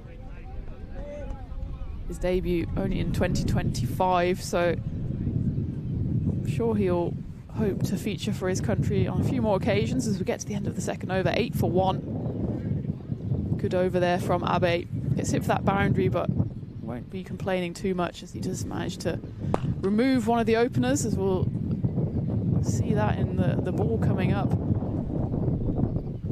First sets it up with one darting across. That one just gets away from him a touch, a bit too much width. Touch too short there on this very next ball. Just overbalances there, does Vaidya. His foot drags out of the crease, and by the time he gets his bat down, JP Mead has already done the smart glove work behind the stumps. Kesrick Williams then to continue, and you can see there by the run-up, he's pretty much starting his run-up at the end of that AstroTurf. Doesn't want to face the challenge of trying to run from the grass onto the matting. So that one's cracked away. It's a lovely shot through the covers. Nobody out there in the deep, still in the power play, so 2 fielders allowed outside the ring. One of them there. Brutal shot there from Zain Naqvi. Equal parts brutality and elegance. Not much footwork to speak of, but almost dismissive. He whips that one away. Interesting to see if that creates a change in the field here. Got deep square leg out. He's actually currently gazing into the sun. It's Syed Ali Galani out there. one of the first times we've actually had sun to contend with as a condition. Speaking of conditions, it looks like Zayn Nakvi has himself a bit of mischief here. I don't know if it's touch of cramp, the way he's hobbling so tentatively. It's his back foot, so you want to keep an eye out on. I'll not be able to tell the difference because Zayn Nakvi fires on all cylinders, whether he's fully fit or not. Williams, no mercy, and tests Zayn Nakvi's footwork there, but Nakvi just knocks it away into the leg side and himself to the relative safety of the non-striker's end, although if you ask William Pritchard, it's not very safe at all. That bizarre catch we had in the earlier game, number 2, where ball was heeled from the striker's end, hit the middle of the bat at the non-striker's end and somehow flew the long off rope where Chad Potgieter took the catch. Most bizarre dismissals you'll ever see. That was over 13.3, game number 2, if you want to go back and watch it. It's definitely worth watching because just 2 balls later, that was an absolute Superman catch in the field as well. That was really the turning point of that game. That one has been smoked on the up by Samarth and fielded, signalled by the fielders out there. That's gone all the way for 6 runs. Kesrick Williams on commentary earlier was talking so much about the importance of bowling a good length on these pitches, because anything slightly short just sits up to be hit, and that's exactly what happened there. A bit of frustration from Kesrick, but in his heart of hearts he knows that's not the right length, or you're going to bowl that length and that line outside off stump, then it might be worth having someone out there. A bit of an unforgiving task having to bowl in the power play as a quick bowler on an AstroTurf pitch when you can only have 2 outside the circle. On that occasion it is fielded by the one fielder on the deep on the offside, regulation 3rd. The one still lurking at deep square leg. That one's been clothed, not quite got a hold of it, and I think it will probably hold up in the wet outfield. They do scamper through for 2, so it's a good over for the batting side. Stockholm City taking 2 boundaries from it and managing to convert a few dots into singles. So 22 for 1 at the end of the 3rd. Was a shot of pure class there from Zayn Nakvi, but worth looking there. Not exactly running freely.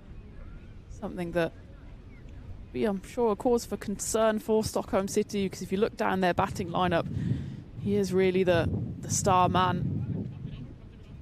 He gets firing, and chase could be on here. Tentatively balanced here. Current rate around 7.3. They need to go above 8. It's Abe Tipnis, unsurprisingly, will continue up that wicket.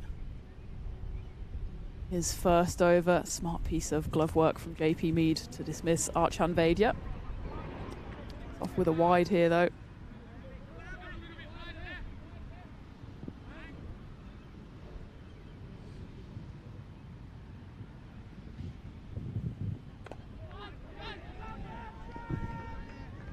Ball's going to win that chase. Vaidya's not quite found his rhythm again in the 2nd over, and Samarth takes full advantage. It's that slightly back of a length delivery which just sits up and allows Samarth to just lever it over the inner ring and away for 4 runs.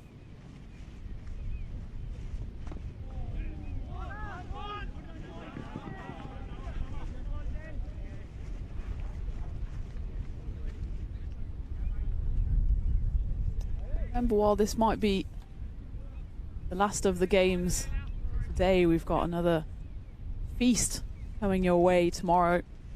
All 6 teams play every single day. 1 T20 apiece.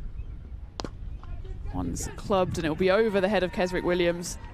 Will be the 2nd boundary of the innings, and Stockholm City's run chase is slowly cranking up into gear here. Again, just misses his length, does Abe, and I think that's what JP Mead, the wicketkeeper, is telling him there. Just a touch too short and literally zero footwork from Zayn Nakvi. Clearly he's carrying some sort of injury. That's pretty much the only ball you can't bowl to him in these circumstances. You've got to make him move. Ball be a dot ball. Coming up for you tomorrow, Malmo Mavericks against Västerås United in the morning. So a quick turnaround for United. They're on the late shift today. We'll be back bright and early tomorrow morning. That's then followed by Salah Tigers against Gothenburg Phoenix in the lunchtime fixture. That's 12:30 local time. And rounding off the day with the Stockholm Derby. City against United. The biggest City-United rivalry in the world. The two Stockholm clubs do battle. I suppose we're getting to the pointy end of the tournament.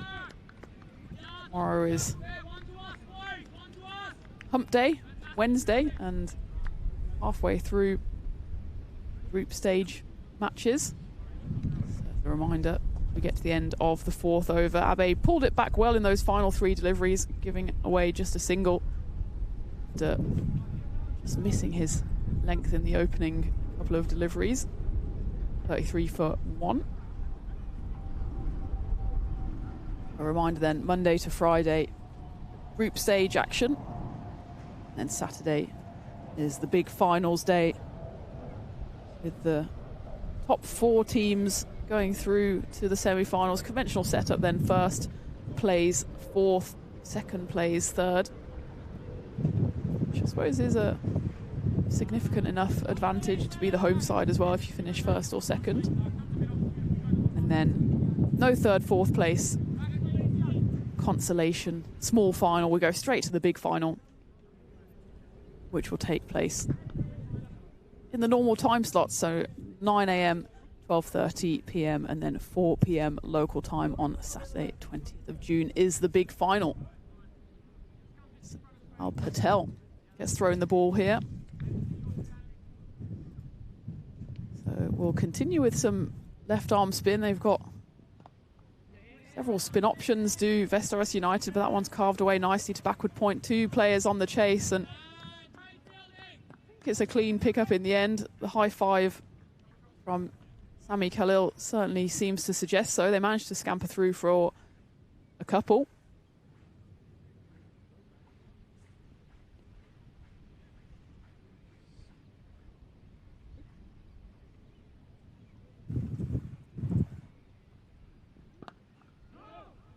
Again, moving quite gingerly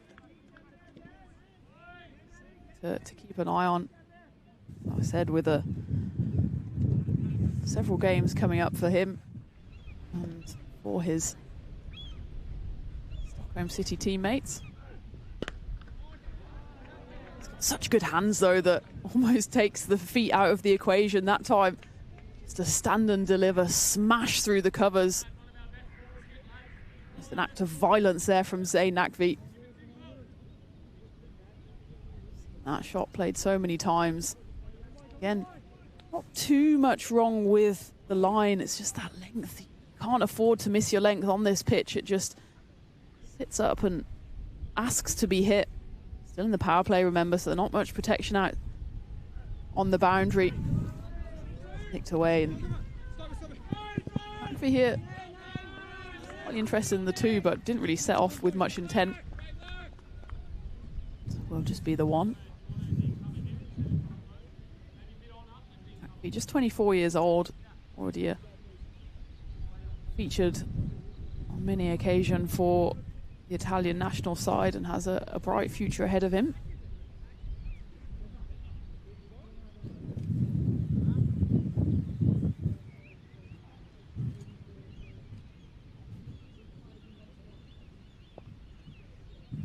Samath Shetty as well, someone with international prestige.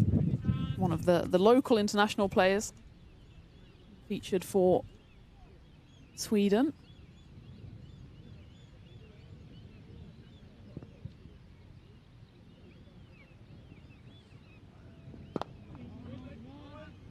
quicker delivery there from Viral Patel. See that, again, Shetty was trying to repeat the trick of Nakvi is smacking through the covers. This time he yorks himself and he gets through the defences, and Viral Patel rounds off the 5th over with a wicket. It's not the first time we've seen that. Samarth Shetty yorks himself, comes down the pitch, sees his stumps obliterated. Sad sight there for any batter all over the world. But happy occasion here for Viral Patel as he finishes off a tidy first over with a wicket. Stockholm City lose their second 40 for 2. Always easy to judge from here once the stumps have been dismantled, but he makes that delivery so much harder for himself by advancing down the track. Rueful look on his face as he has to depart.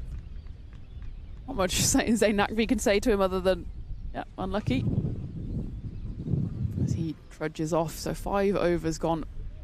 That equation now a little tricky for Stockholm City. 131 required in the remaining 15 overs. I suppose they're not far off on that current run rate. Towards 9, they're at 8s. They just need to keep themselves in the game, keep this game deep. Take it deep, I beg your pardon, which is exactly what happened in the previous game, where the chase was a similar kind of score. Yes, in that game, the target was 160. It was taken to the very last ball of the run chase. A misfield that allowed the batters to scamper through. Comes out once more here in Stockholm as Ali Galani gets thrown the ball to bowl the final over of the power play. The battle of Sweden versus Italy here. Galani, 3 international caps to his name. 3 wickets on the international stage for Sweden, hoping to add some Nordic smash wickets to his collection. For something there. Not sure what part of the law book they were trying to invoke there.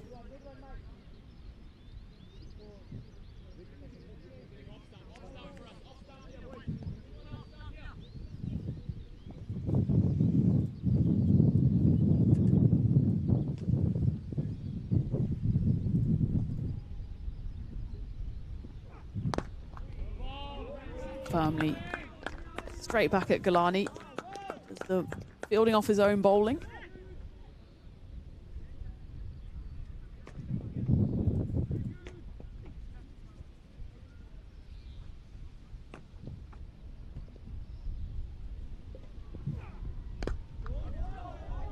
That's gone a long, long way into the bleachers. Take cover, and in fact it's gone up and over the bleachers. It hits the step on the way down. The 2 fans sitting, basking in the late afternoon sun.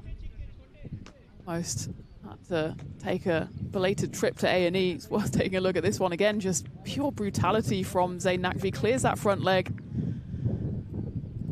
Where does this one go? Not sure if we're able to track it, but certainly the fans were in a bit of jeopardy there. Those 2, all smiles now. Panic stations about 20 seconds ago.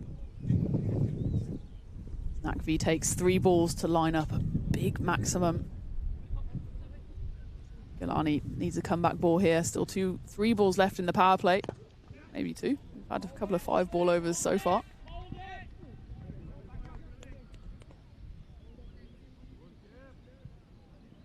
If you're anything like me, of getting several games on at the same time, so while you have the Nordic Smash on here, take a glance over to the ICC Women's T20 World Cup as well, where a bit of a thriller developing. Sri Lanka needing 46, 30 deliveries to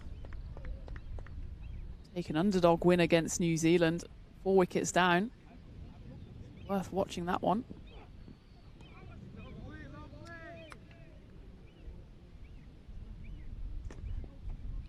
First time I have the sun on my face here, and it's You woman.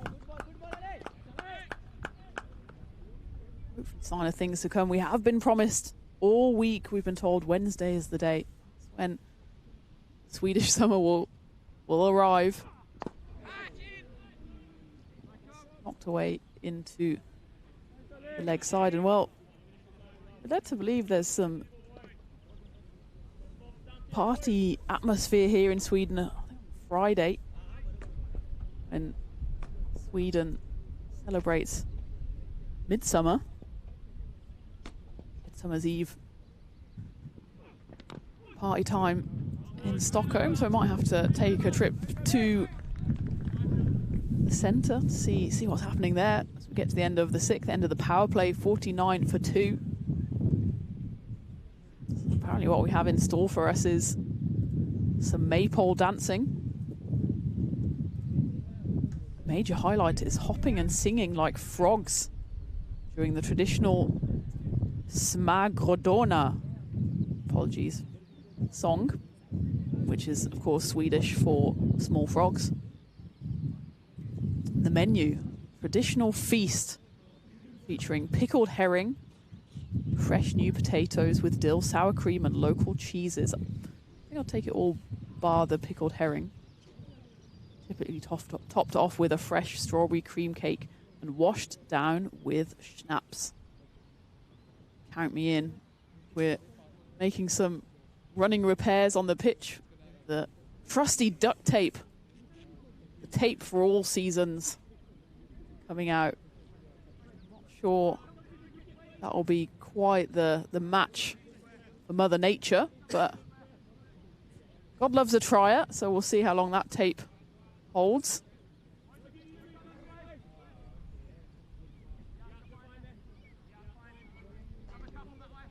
As it looks like Basisto, the skipper, will be bringing himself on.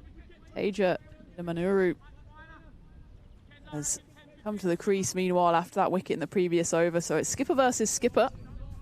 The skipper of the Good Ship commentary joins us back here as well. Yeah, well, calm seas ahead. How about the sunshine?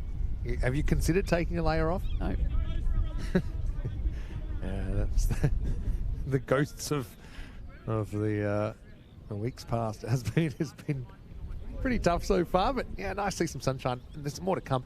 Well, we saw a lot of reverses from Basisto. So this is a leg spin bowler here, or as he calls it, reverse leg spin, also known as off spin. So anyway, here we go with Will. The old skipper on skipper action. Should be pay-per-view, this stuff. It's off with a gentle mystery spin. It's knocked away to bring up the 50 for Stockholm City.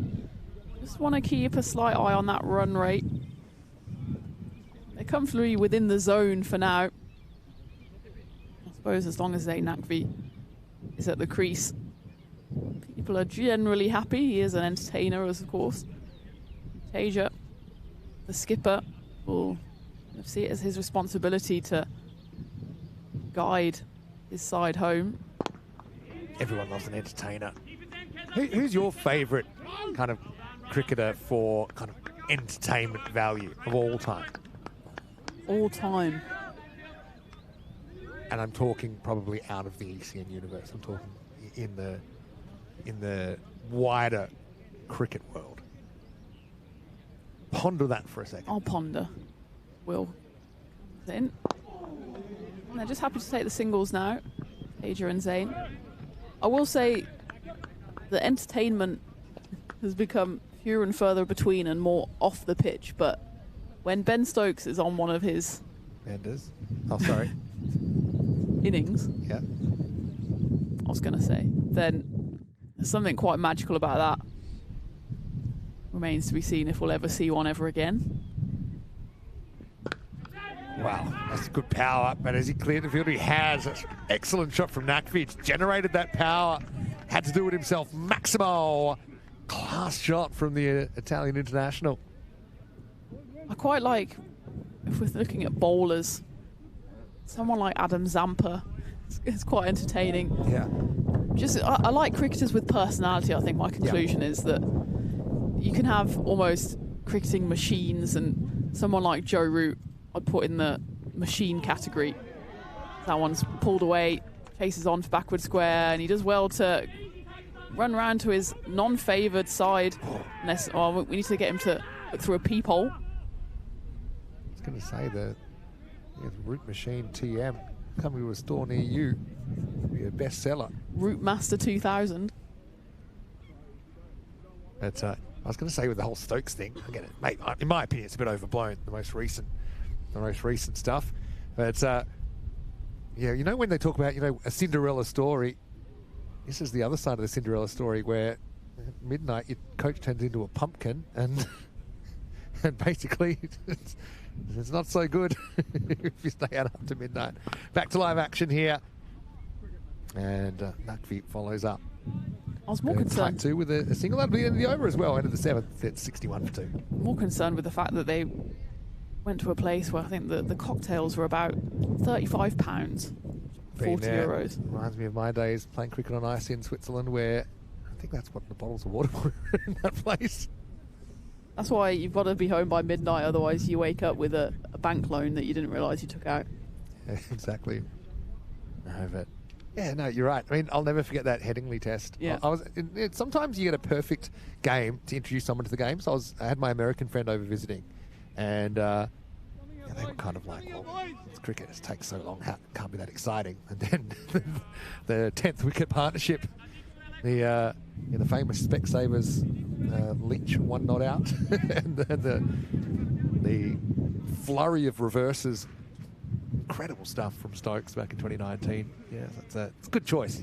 So we were moving house at the time, and we didn't have Wi-Fi because they'd already cut us off.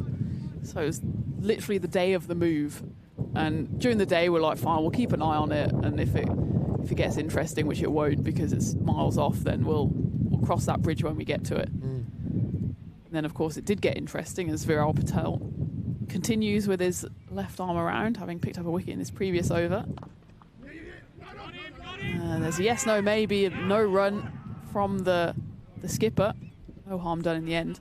So we had to, I first was the scout, so I went ahead to the local bakery on the high street in neck of Hamburg. Yep. And obviously no one had any idea what was going on. What are you talking about? I was just sitting in the corner. It got to the point, because it was quite late, obviously. It was like 5 o'clock probably, which is 6 o'clock German time. One darts through. Got up, didn't it, that one? The fingertips of JP Mead, who blow on that one. And then they were cleaning up, because I think it must have been Sunday, because it was probably the penultimate day. The Hoovers were coming out, and I was just there glued to my iPad. The winning runs were hit. It was celebrating around the bakery as the German cleaners, of the German bakery cleaners, just looking at me like I was an absolute lunatic. Yeah. Now I've got some great stories like that as well. Kind of where were you moments. Yeah. And for me, especially in the last few years, on the odd occasion, I have been able to catch some important cricket. I've been to some pretty strange places. I remember all the ECN crew huddled round a small phone watching the Ashes in, I'm going to say 2023, in Romania, in the hotel. Well, the Ashes weren't in Romania. Yeah, well, they were for us. In that really tense, I think it was in the first test, with the lower order partnership for Australia. That was Pat Cummins, wasn't it? Pat Cummins, yeah. Line got a hit towards the end. Good over from Viral Patel, goes for just the one single. Really doing a good job of tying down Stockholm City here. The over's gone 62 for 2. Would he use 5 bowlers here? Have Leicester United skipper Basisto been the most expensive so far? 12 coming off his over. Viral Patel, pick of the bowlers so far, just 8 off his 2. The wicket. Abe Tipnis is the other one to have picked up a wicket. Got options here, and it looks like Tipnis will be the one to come back into the attack. Maybe Vesteras thinking this is the partnership. If they can break this, then maybe they've broken the back of this SC resistance.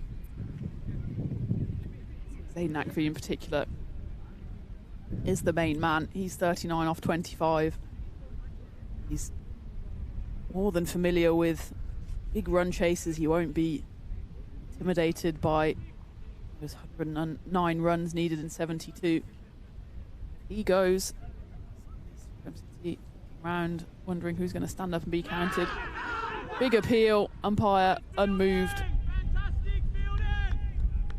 Bowlers always get excited when a batter goes down for the sweep. Fair call, and Zayn Nakvi didn't look overly concerned.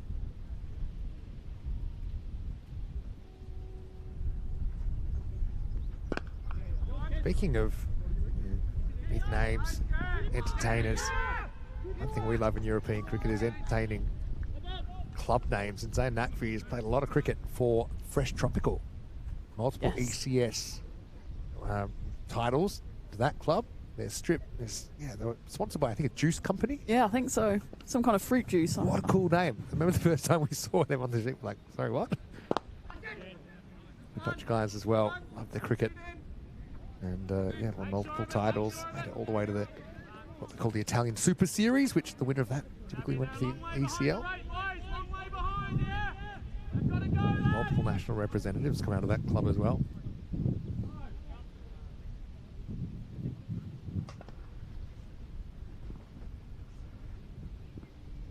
Good 3 balls from Tipnis so far, and a bit of a boundary drought, really. Tasia, Stockholm skipper, has just not been able to find the rope. 6 deliveries faced so far. Maybe guilty of losing his shape a touch, trying to overhit it. But continue to take over the runs, especially with Zayn going so well at the other end. That's exactly what he does on this occasion. Of course, we're out of the power play now. So Västerås are defending this boundary with their lives. It's a good game, isn't it? 2 teams coming off a win. Each one of them would love to go 2-0.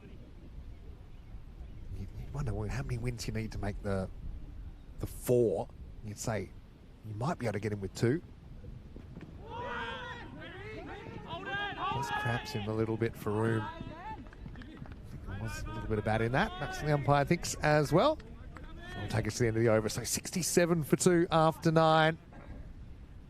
And that run rate, about 7.5 and over. It's kind of 150 pace.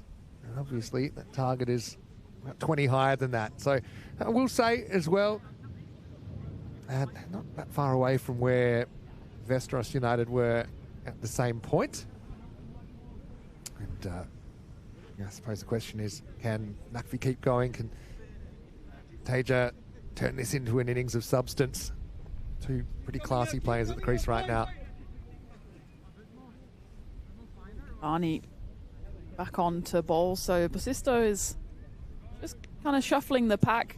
He's got 5 bowlers, it seems, that he wants to employ.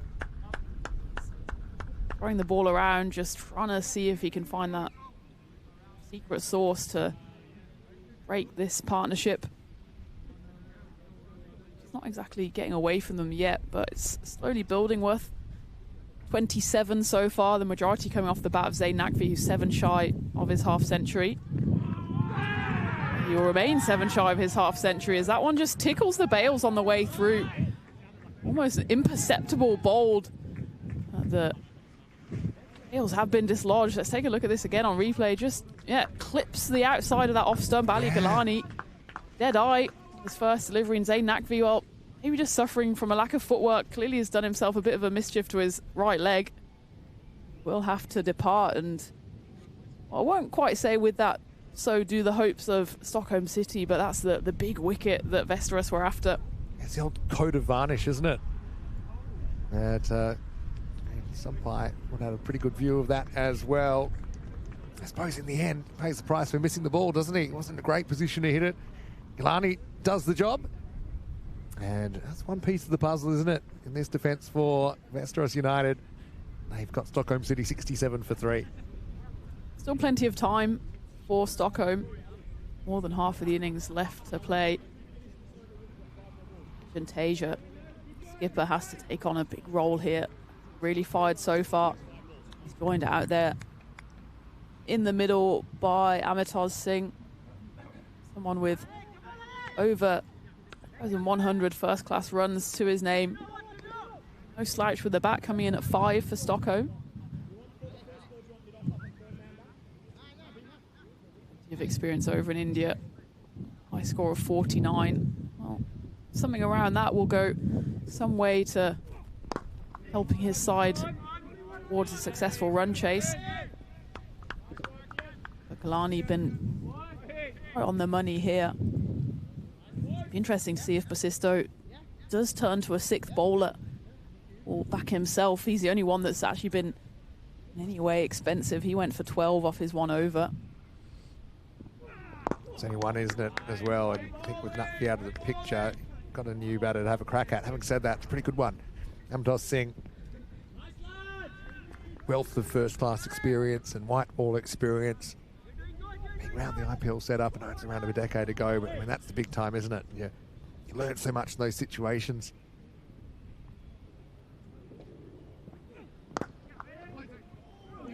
He played and, well, tumbling figure at cover. Wasn't able to stop it. I think that was, in fact, skipper Will. Luckily for him, he's got reinforcements and deep covers and a costly misfield. Here on the half volley by Amitaz, who at first thought there was no run on. Done out there in the deep.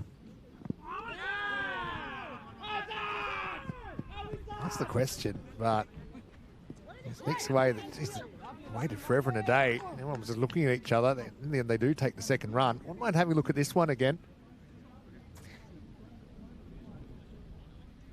Seem to, from the naked eye, always be going down the leg side. Maybe hit him just in line, but yeah, no signal from the umpire there. So maybe a little bit of bat in it. Well, there was a leg by signal. There you go. So must have missed it. So 2 leg byes. But I think for me it was missing. Anyway, Kalani not making any friends, although it probably wasn't the most menacing throw I've ever seen. That'll be a top to finish the over. And a 73 for 3 after 10. So with only 98 in the second half, they've got to get a crack on. There's still 2 of their, might call marquee players at the crease, and the game all set up to be won. That's the dismissal of Nutfi in that over of Kalani. Big wicket as well, the wicket that Vestaras were after. Will be Viral Patel come back on to bowl, so it seems like Will Basisto here is really trying to turn the screw, going back to what has been his best bowler so far, going for just 8 runs off 2 overs, and I suppose from the Vestaras perspective, Viral can put in another 2 overs for such few runs, then almost game over for Stockholm City with that run rate already up towards 10. Clubbed the leg side. Of stick or twist time here for the 2 batters. Faced 13 balls between them, mustering up just the 9 runs. It's not going to be enough. Singles won't even do it here to find the boundary, and it's almost worth going out in a blaze of glory rather than whimpering at the end of the innings. You have to say the bowling's been excellent, especially from Viral Patel. They've had the pressure on, haven't they? They've just managed to win enough of these little battles. You feel like one big over could change the complexion of this game, though. And like I said, if you could choose a couple of batters to be there in this situation, and all their experience and class, you might just choose these 2, Amitaz and Teja Nidamanuru. Well, we've got a bit of a thriller on our hands. Maybe here, but certainly in the World Cup, with Sri Lanka needing 5 runs in the final over to take an unlikely win against New Zealand. So maybe forgive you if you flick over to that one for 5 minutes, but only if you just multi-screen it. Multi-screen it or multi-screen it. Come back. Because it's not beyond the realms of possibility that this one turn. For now, though, I think Västerås are happy with where they're sitting. Kind of just waiting for Stockholm City to blink here.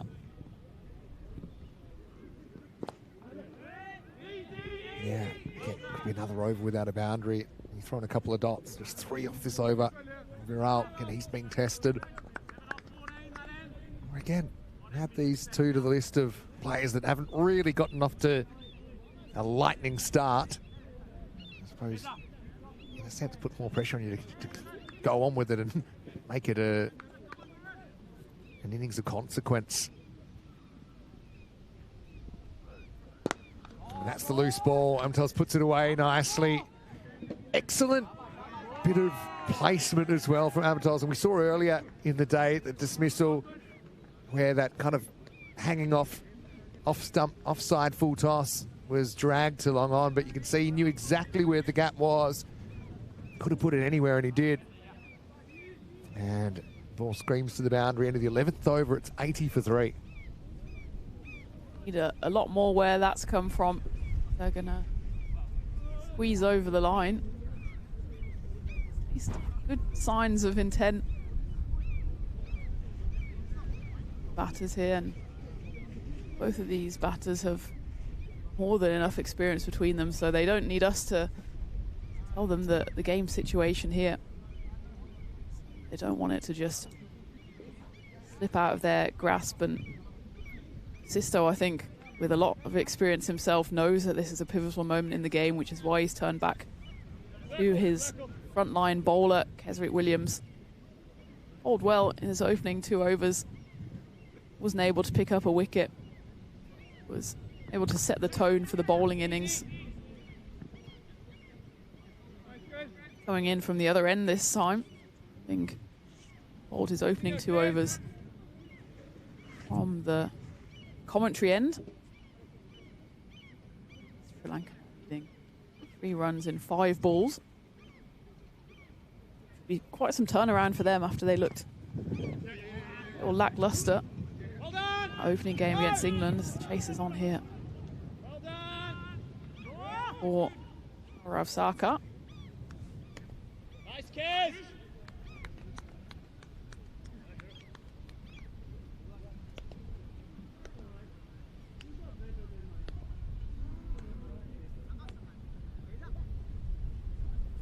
French cut there. Keeper. Any set of 3 balls, any kind of mini over where a boundary isn't conceded is basically a tick in the box for Västerås United. They look to defend this total. And again, it's just late in the day, some weary bones. A few players are walking around a bit gingerly there. Asia was the latest victim, but he seems to be all right. Samatov's face is up. Back. It's gone big. Has it gone all the way? No, it hasn't. And it's a comfortable catch in the end for Abe Tipnis, who's done the hard work with the ball this occasion. Comfortably catches on the long on boundary. So Amatos has to depart, and it's looking like it's the beginning of the end for Stockholm City. 4th wicket falls, 83 for 4. Just quite get hold of it here. In the end, several meters shy of the boundary. Nice catch there from Tipnis. Big smile on his face. Västerås United look like they're very much in the box seat here. Yeah, like I said, all the pieces kind of fall into place for the Västerås United. Kind of the late game specialists, aren't they? Williams will be happy with that result. 4th wicket down, 83 for 4. And the pressure heaps on the captain, doesn't it? To go on with it and get them close to this target. Yeah, everyone loves a thriller. We had a tight one the last game as well, didn't we? I reckon you can go back, please. Oh, well, if you were watching the World Cup, you're probably going to be back with us maybe after you spot the celebration. That is a big win, isn't it, for Sri Lanka? And you can see what it means to New Zealand. I suppose time to recover, but not the result they wanted, especially when they've got several reasons to try and perform for some players that are kind of towards the end of their careers, and some really towards the end of their careers. There's Williams. New batter out there is Shriz Ahmed. I'm watching Shriz bat. He's a bit of a live wire. He's really worked on his batting as well. Loves the short form game.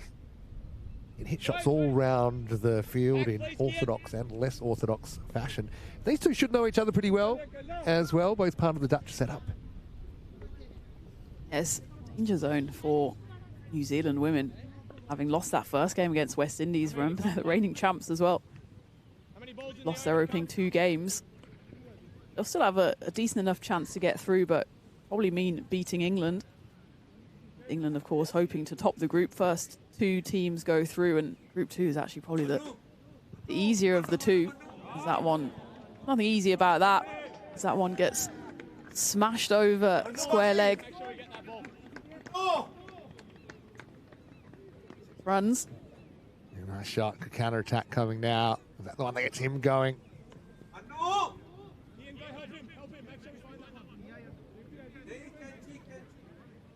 And Williams, he enjoyed the treatment last ball. You can understand that. Still, they went with big wicket in the over. Let's reflect on the over. Again, kind of build up of pressure, I think, with a succession of singles, needing the big shot, rate starting to creep up. That was the hole out. And just pulled up short from Stockholm City's point of view. Then the class of Needham Nuru was able to pounce on that one. It's a fraction short. And the captain, equal to the moment. I have to find a replacement ball now, so spirited debate. Which ball is the right one to go with?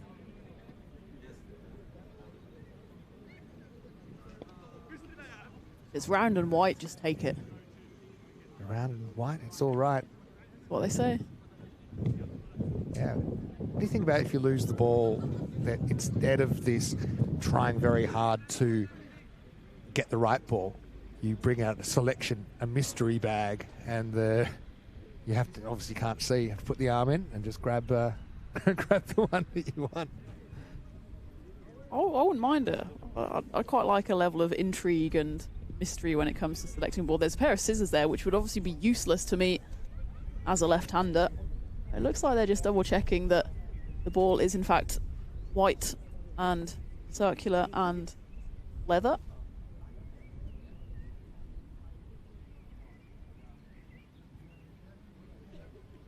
Discussions ongoing. Well, from the Stockholm City perspective, they'll be hoping a few more balls are lost in the undergrowth, because that seems to be the only way they'll get themselves back into this one.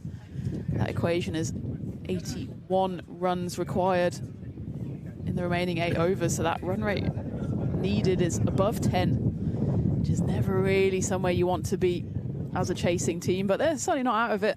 Taja, with heaps of experience, still out there as the skipper. And actually, that last shot from Needham Nuru that cleared the ropes, it's a pity he didn't aim it in a slightly different direction, because let's not forget, if you hit the desibox.co banner, it's a €500 prize.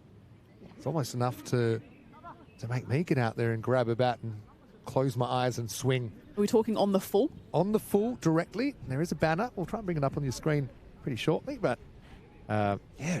I love those promotions. So yeah, €500 to hit the desibox.co banner. Big thanks to desibox.co, our official catering partners here at the Nordic Smash. Well, Miss Field won't cost them anything really. It'll just be a single. Fancy yourself then to €500.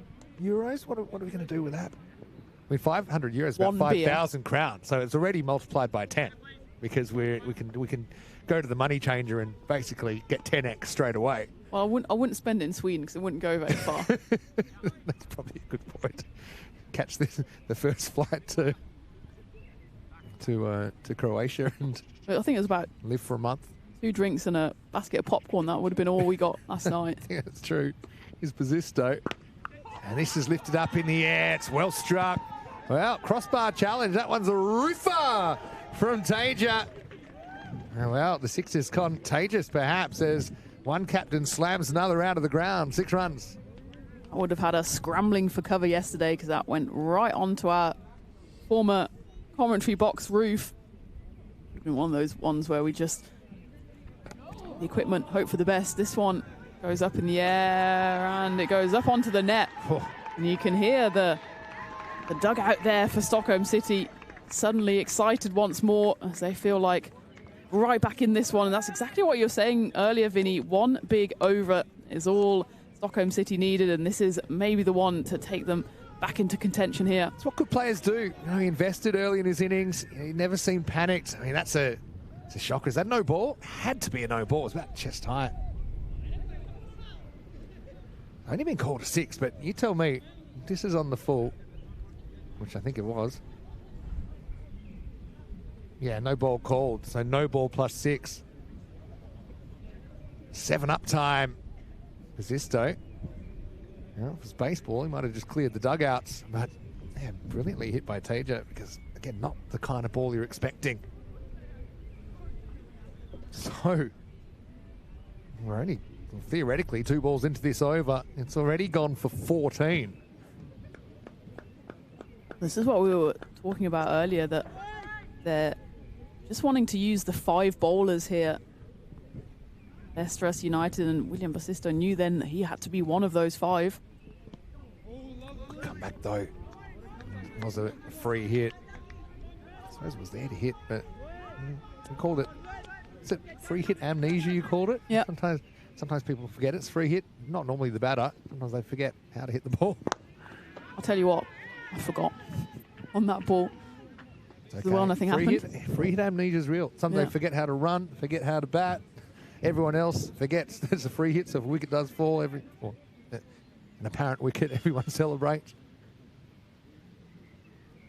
Shiraz Ahmed got a role to play here. He's only faced 2 balls so far. Are we heading for another grandstand finish here? 9 and over required exactly. There is. Doesn't get this past the bowler, but just fires it back. Oh dear. Well, it might have been missed by the backup fielder. Well, they get 2. I'd like to see this one again. Not sure. I mean, I assume it didn't hit Shiraz. No, I think it went straight through. The keeper wasn't expecting through everybody. It's a funny one sometimes, I think, in these situations. Maybe you can get away with, if it hits you, to take over throws. You say, hey, it's your choice to throw it, buddy. But yeah, it wasn't exactly rushing back into his crease. I actually think if that had hit the stumps, he might have just been out. It didn't hit the stumps, though. In fact, it didn't hit anything. Back to live action. Shiraz will push, he'll run, he'll get the single. Gets out of the rest of the over reasonably well, even with a couple of unnecessaries. It will be the end of the 13th over, 108 for 4. Basisto's woes at the bowling crease continued. Well, it's an interesting conundrum for him now because if he continues to bowl, he's going at 15 so far. Or does he turn to a 6th bowler, which he's been reluctant to do in the opening 13 overs, but he's still got all 4 other bowlers at his disposal. Galani of the other 4 has 2 left. But look at the economies, they've all been at half the economy that he has been. Interesting one to see which way Basisto goes. Meanwhile, the equation is clear for Stockholm City. 53 runs needed in 42. A couple of big overs like that and they'll feel like they're well in this. The run rate had crept over 10. It's now back down to a more digestible 9. Yeah. This is a real tight one, isn't it? Galani's been pretty good. 1 for 13 off 2.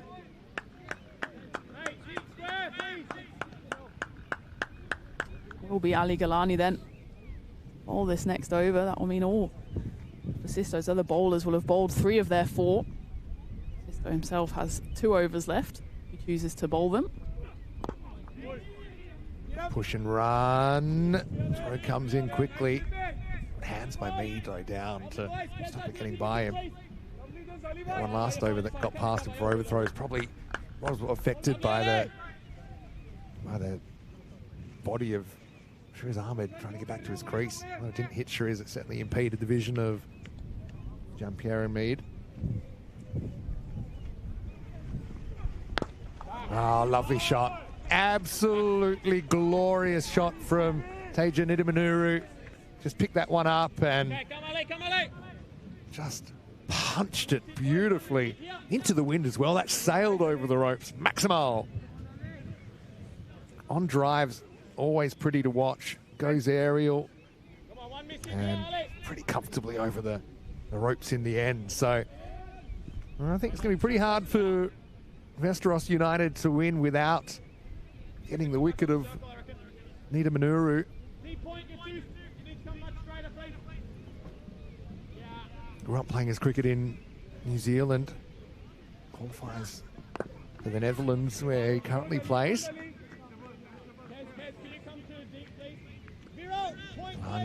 Good comeback from him, just a single, but that's the thing. You know, smart players know how to manage a chase, and with that 6 early in the over, a bit like Basisto's over, they don't necessarily have to take too many risks at the back end of the over. They're pretty happy to take the 9 minimum and get on with it. Anything else is a bonus, sure is. And he's a bit of a wild card that could go off at any moment.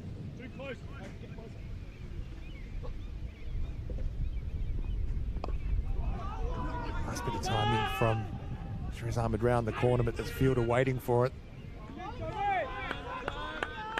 Sami Khalil out there knows this ground very, very well. Won multiple European cricket series here for his club, Albi Zamli. Yeah, good to see that opportunity given to some of these young Swedish players to learn. That was the primary thinking between this competition as well. Down the leg side for a wide this time. As Galani just loses his line. Yeah, so I suppose it's an exciting thing for some of these players to be rubbing shoulders with the likes of Tejan Nidamanuru. They've been to World Cups. Guys like Kesrick Williams as well. It's played a lot of cricket for the West Indies. Amatoz playing this fixture as well. He's been in an IPL setup and played a lot of first-class cricket in India, and many, many more. And yeah, it's just not an experience that many players get to have. Hello to John Gray, by the way. Good to have you with us. Just dropping back into the chat. Sorry for we have to keep an eye on that for a little while. Got you back now. Sure is. Muscles this one. Just wide of the fielder down the ground, so we'll come back for a pretty easy 2. And a lot of love for Zayn Naqvi in the chat, of course. We know very, very well. Yeah, nice to see you. John Gray. Johnny Heesum in there as well. Thomas Martinez watching from Madrid. This will be the end of the 14th over, and the score 121 for 4. So 50 runs required off the last 36 balls. I mean, got it down now to 8.33 and over required. Lovely shot there. The on drive for 6 was a real highlight. One of the shots of the day from Teja Nidamanuru. Viral Patel to come back with his left arm spin. I think he's bowled particularly well, 1 for 15, but different proposition now. Teja invested in his innings. He became accustomed to the surface and what it was doing and what the bowlers were doing, and he's just picked his moment. And it's even more impressive in that he did lose. Amatoz had a kind of an awkward time where he wanted to launch, and then he might have been second-guessing the kind of risks he might want to take, but he's managed the situation very well. To this point, still some work to do, though. Cracks the first one to cover. It's not handled cleanly. We'll get through for a single. And so we talked about it, didn't we, Tina? The captain had an important responsibility in this chase, and right now he's stepped up to the moment. It's captain versus captain, because I'm still trying to place myself in the mind of William Basisto and think about my bowling options. This will be Viral Patel's final over. He's been the pick of the bowlers so far. Otherwise, Kesrick Williams has got 1, Abe Tipnis has got 1, Kalani's got 1. I assume Basisto has to bowl himself the final two. It's a tough ask to bring in a new bowler at this stage of the game. Tuck weight, eliminate the dot balls. You're halfway there at the moment. You can get 8 or 9 and over without hitting a boundary in the over, especially if you run well, if you're able to turn a few ones into twos. Yeah, and interesting so far, 5 games. We've had 5 successful chases. Of course, I will say that some of those games, or I should technically say, 5 teams batting second of one. One was the DLS, but they were well ahead. Called wide this time, doesn't like it. Wouldn't mind seeing this one again. What Viral's trying to say is, hey, he's made a different position. This always causes a few arguments. Thing is, he moved a bit, but it was really wide. And so I think that is a good call from the umpire. This time, Taja gets a length ball down the ground. Halfway between the 2 fielders down there. Again, good running. They get back for a couple. Yeah, so 5 teams have won the 5 matches, batting second. So could this be the first successful defence? It's interesting, there's still been kind of a mixture of teams wanting to bat first or batting second at the toss. Lovely, Viz, lovely, Viz. Finish it well, Viz.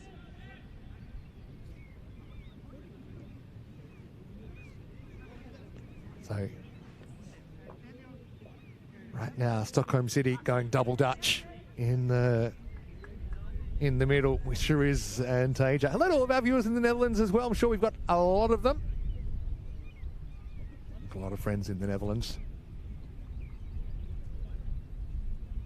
Love the cricket over there, a vibrant community, the Oranje. Wants 2 here, and I think they're going to get it. Again, that's that understanding. Speaking the same language, so to speak. And just to know straight off the bat, that's probably something that we don't see so much in the T10s that we are often doing. They take the pace off the ball and run hard for 2 because of the field dimensions, but certainly possible here with the bigger boundaries.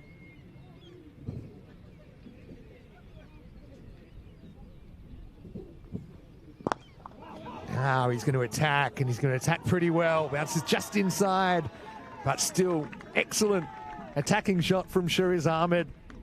Very clean hit as well, hitting straight through the line of the ball. 50 partnerships up, and it spells trouble for Västerås United.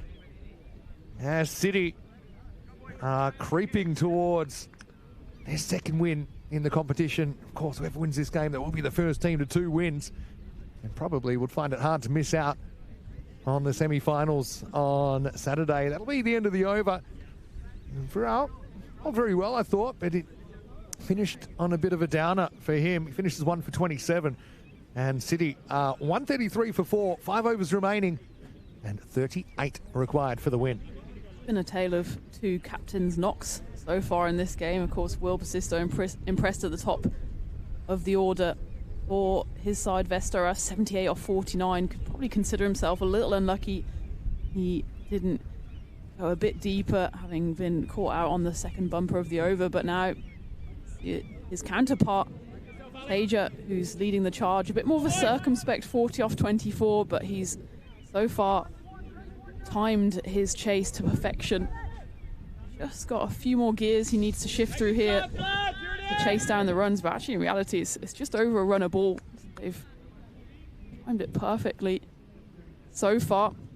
Still need to get themselves over the line, and they can't let up here.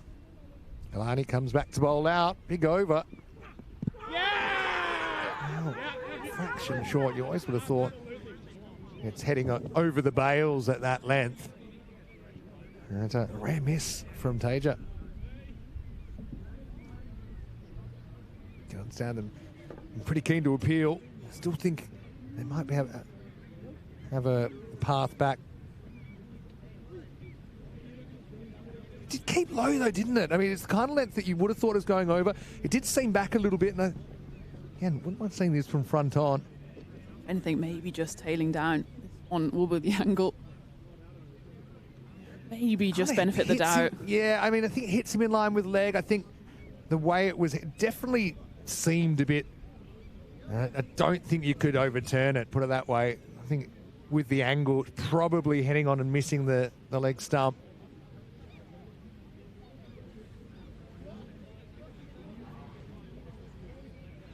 So he just survives. I mean, that's a kind of a good example of what happens when the ball does something unexpected.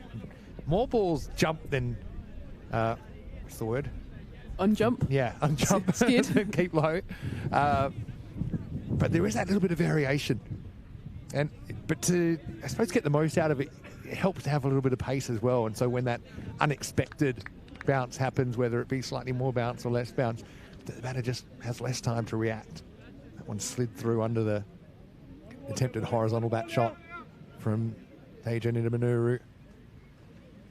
Chiriz has gone up again in the last couple of overs.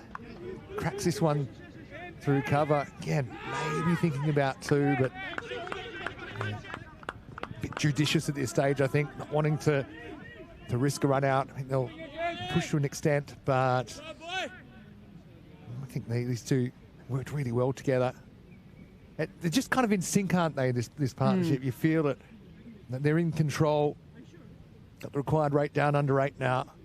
Worth over 50 as well, 52 partnership. Well, this is in the air, and it's going to be more now because that's out of the ground. Maximal Nidamanuru approaches the 50. Well, hope you got your insurance in order. That one's almost gone in the window.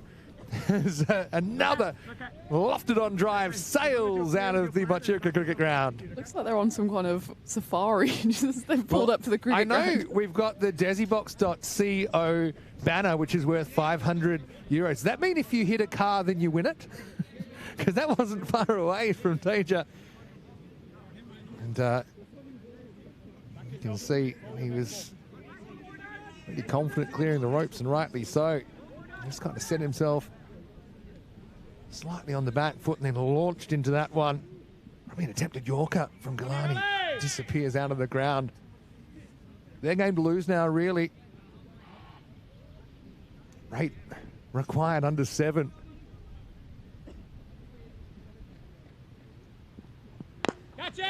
Action short takes it on, but this could be out. It should be out, and it is out. Wow. Nidamanuru just probably getting a little bit carried away and went for the pull shot. He was hurried up and ended up hitting him high on the bat. Simple catch out there in the outfield, and this game takes another turn. The partnership is broken, 141 for 5. He got a bit greedy there, didn't he? He didn't have to go for the second big shot in quick succession. You can see Abe Tipnis, quite the competitor. Those that might just be another twist in the tail. With the skipper now having departed. Good catch by Tipnis as well. That's a couple of good catches he's taken in the innings. He's got Amtoz Singh as well. Good innings from Teja. Comes another victim in the 40s. We've had a few 40s in the series, haven't we? He's out for 46. 141 for 5. Now, I suppose as a fielding side, you're hoping you can get on top and sneak a few dots on the new batter. The new batter is the keeper for Stockholm City, Aritra Bakat.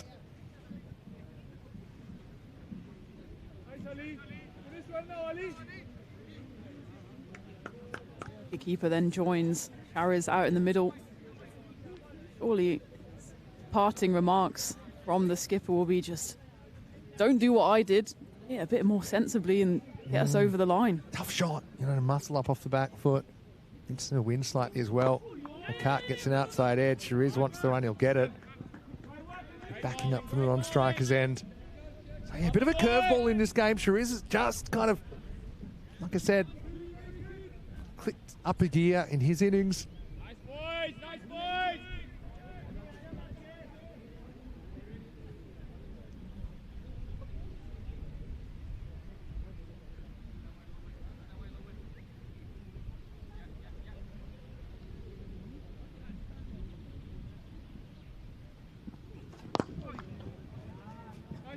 Having said that, run rate still, the run rate required, very much under control with 5 wickets in hand at this stage.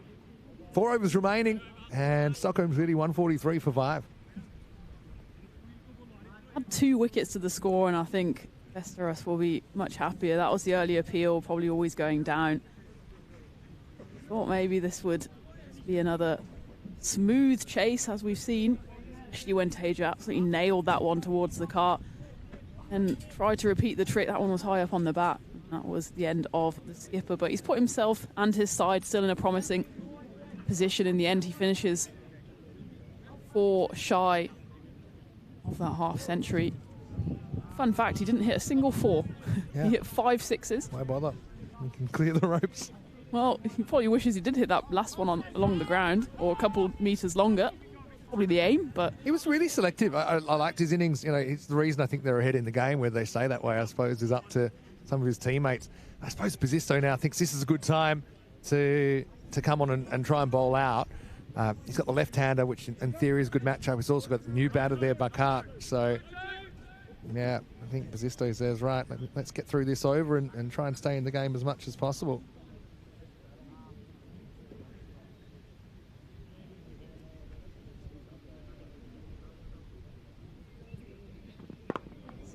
on the responsibility here then. Scamper through for 1. No, I think this one does hit Shahriz Ahmed, which is why he invokes the spirit of cricket and fair play to say, no, we're not going to run a second one here. I mean, you mentioned it earlier, Vinny. I think it would be absolutely fair enough. He's not looking at the ball at all. JP Mead nails one up his backside. So I think he would have been well within his rights to... Oh, in fact, it doesn't hit him at all. It hits the side of the pitch. The deflection must have been off some orifice or other. But in the end, still says no to the second run. Don't need to risk it here. 27 off 23 is the equation. So making sure everyone's just the right position. Can't afford any lapses in the field with the game on the line here.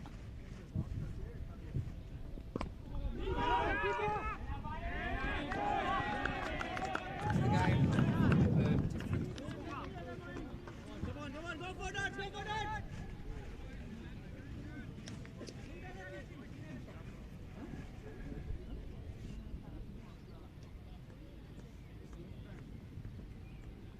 27 off 23. Often look at the runs required and the balls remaining the differential. It's a bit of an indicator about the likelihood the team might be able to come back. We've got 5 between the runs required and the balls remaining. Just got to win a few little battles here, but the boundaries really hurt you at this stage if you're in the field.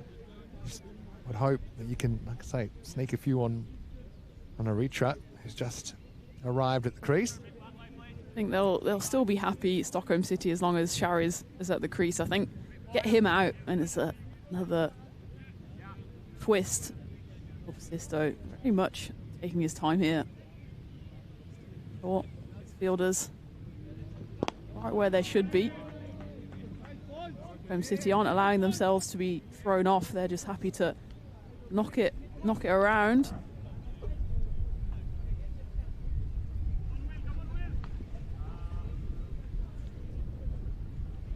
(7:15) local time, but still plenty of sunshine left, or sunlight. Maybe not a lot of sunshine at this stage.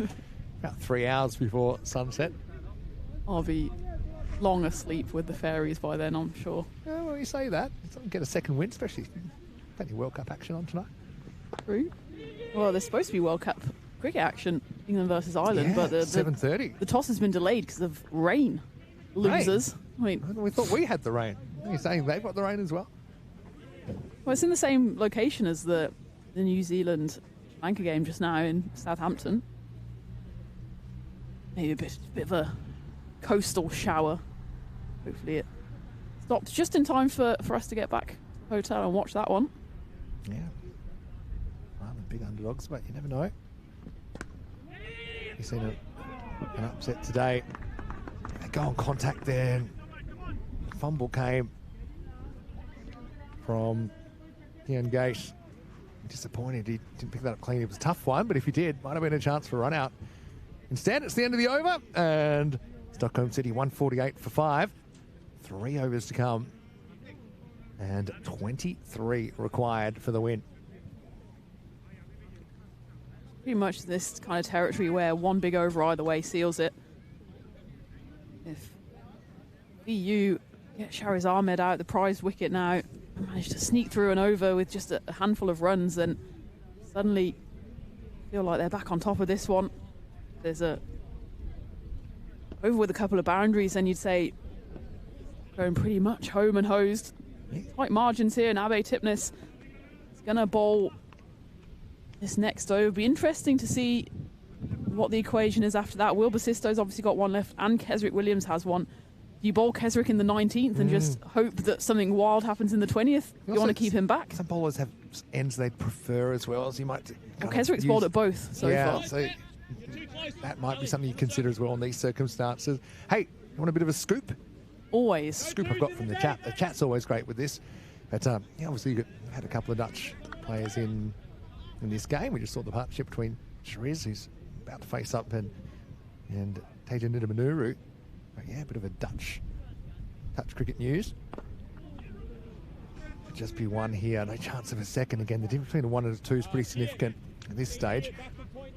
But their final match in the Men's Cricket World Cup League 2 in Toronto versus Canada has been cancelled due to a dangerous pitch today. I've had quite a few of those recently. That's the end of their tour. And I'm not sure. I'm just checking it out. Mate, let's see if the ball was bowled.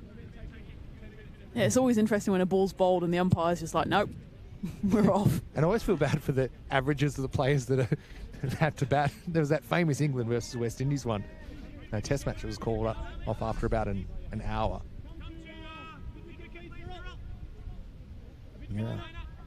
It's like a fair chunk of it was played. This might be today. I was going to say, that one they won. Abe still gearing up.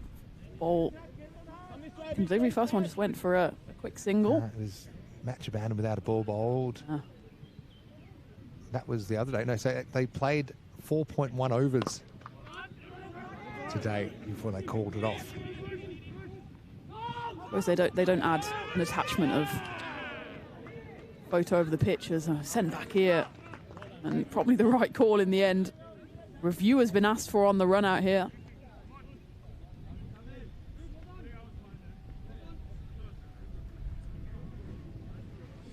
Again, sent him back.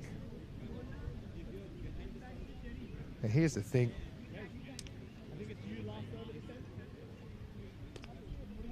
It's well, again, maybe have another look at this. I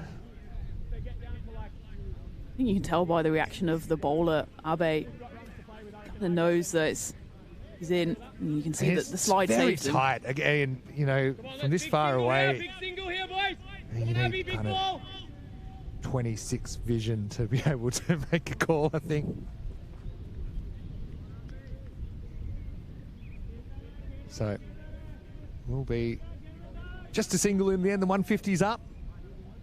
Again, you see maybe not quite the same understanding between these two compared to Tejan Nidamanuru and Shariz Ahmed batting together.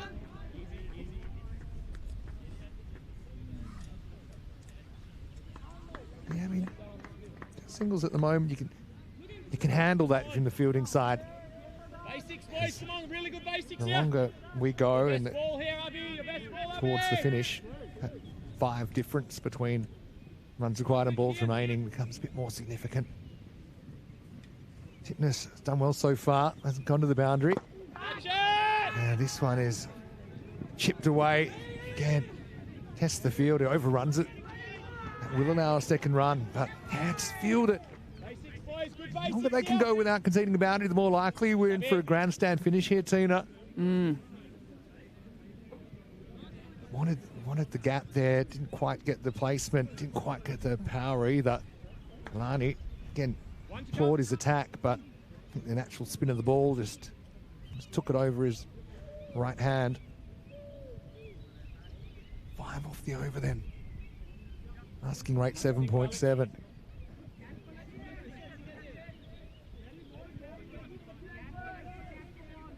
Couple of big balls here to enjoy.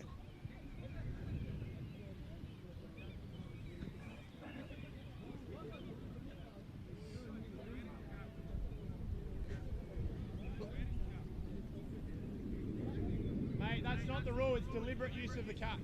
It wasn't deliberate. And even if he hit the cap, it wouldn't be 5 runs because he didn't take his cap off on purpose. It fell off his head. So and that might be the question they have. So it's going to be filed under I for irrelevant. I for intriguing as well. This run chase. Here's the thing: if you take your cap off deliberately, you know, even if you're just doing it to run faster or whatever, because it's inconvenient, then you could get penalty runs.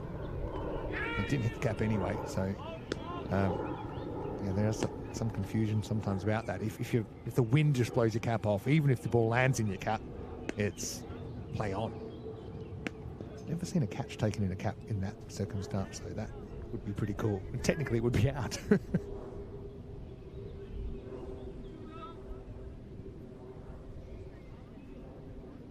So boundaryless over. Look, they win the over on the fielding side here if this doesn't go to the boundary. Pretty much. Shrewis wants it. Steps across, tries to manufacture something, doesn't get it out of the infield. We'll keep the strike though, so at the end of 18 overs, it's 155 for 5. And just a bit of tension creeping in at the moment. Tipnis doesn't go to the ropes in that 18th over, does a really good job.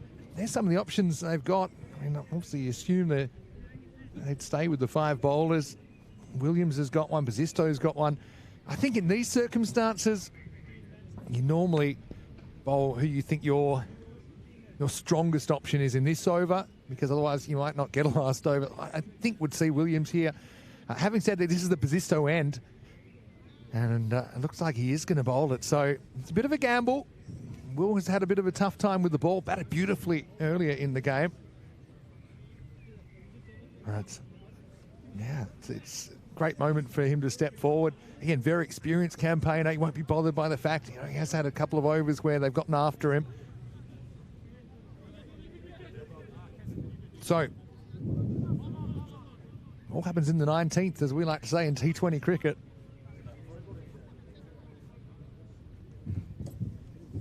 Biggest over of the game. All in the hands of the skipper. Rick Williams probably hoping he has at least 10 runs to play with going into that. Maybe a bit optimistic. 16 required for the win. Here we go. Shahriz Ahmed on strike. He shapes to reverse straight away and hits it beautifully. Threads the needle. Pressure leaving boundary from Shahriz Ahmed. So he nails that reverse and giving Basisto a bit of a taste of his own medicine. He hit that shot with such power in the first innings, and on this occasion he's on the wrong end of it. 2 fielders there.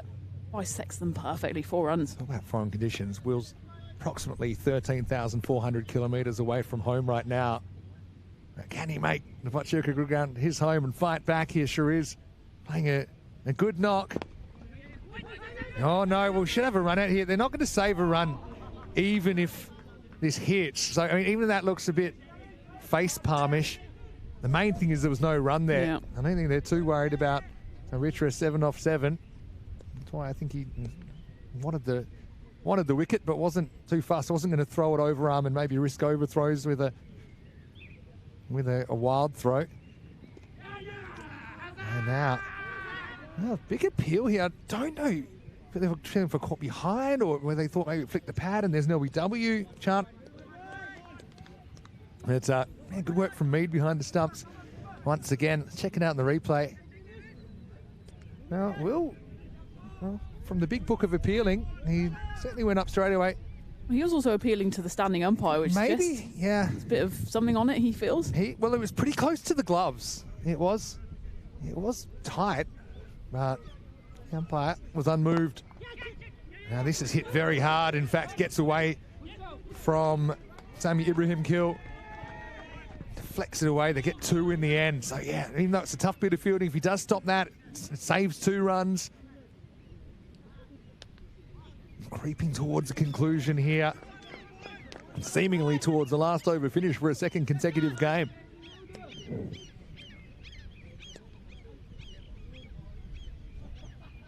Basisto gonna have nerves of steel in this situation. Shahriz Ahmed has been making all the running. Again, wants 2 off the bat. Good throw might be interesting. It's a pretty good throw, but a bit too hot to handle for Basisto.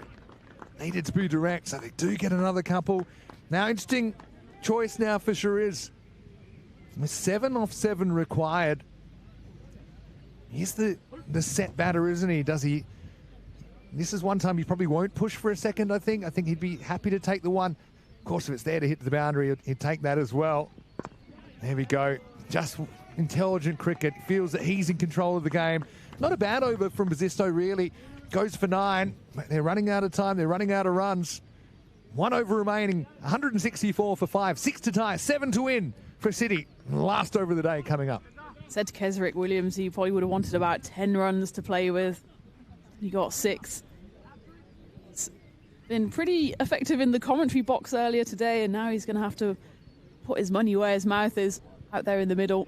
He was talking all the time about how you cannot afford, especially on these AstroTurf pitches, to miss your length. He needs to be right on the money here to see his side home to what would right now be quite an unlikely defence. Also be the first time we've seen a total defended in a full game so far in this tournament. Game of fine margins, really. All the what might have been. I mean, Basisto was out in controversial circumstances himself. He was batting beautifully. A couple of missed opportunities. Both ways, really. Kesrick Williams, well, this is where you want your big players to step up. Again, he's in pretty foreign conditions in more ways than one as well. Kesrick. I think he's 13,000 degrees off what he normally bowls in. I think you might be right.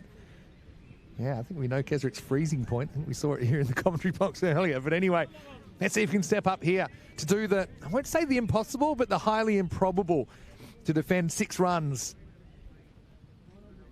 7 or more will result in a City victory. And Shariz on strike. I think he would love a boundary early in the over and just to cruise to victory. I think the longer we go without a boundary, the temperature will rise.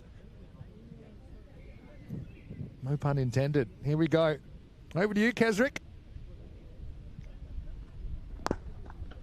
Nice looking drive first up, and it might have found the fielder, and he's gone.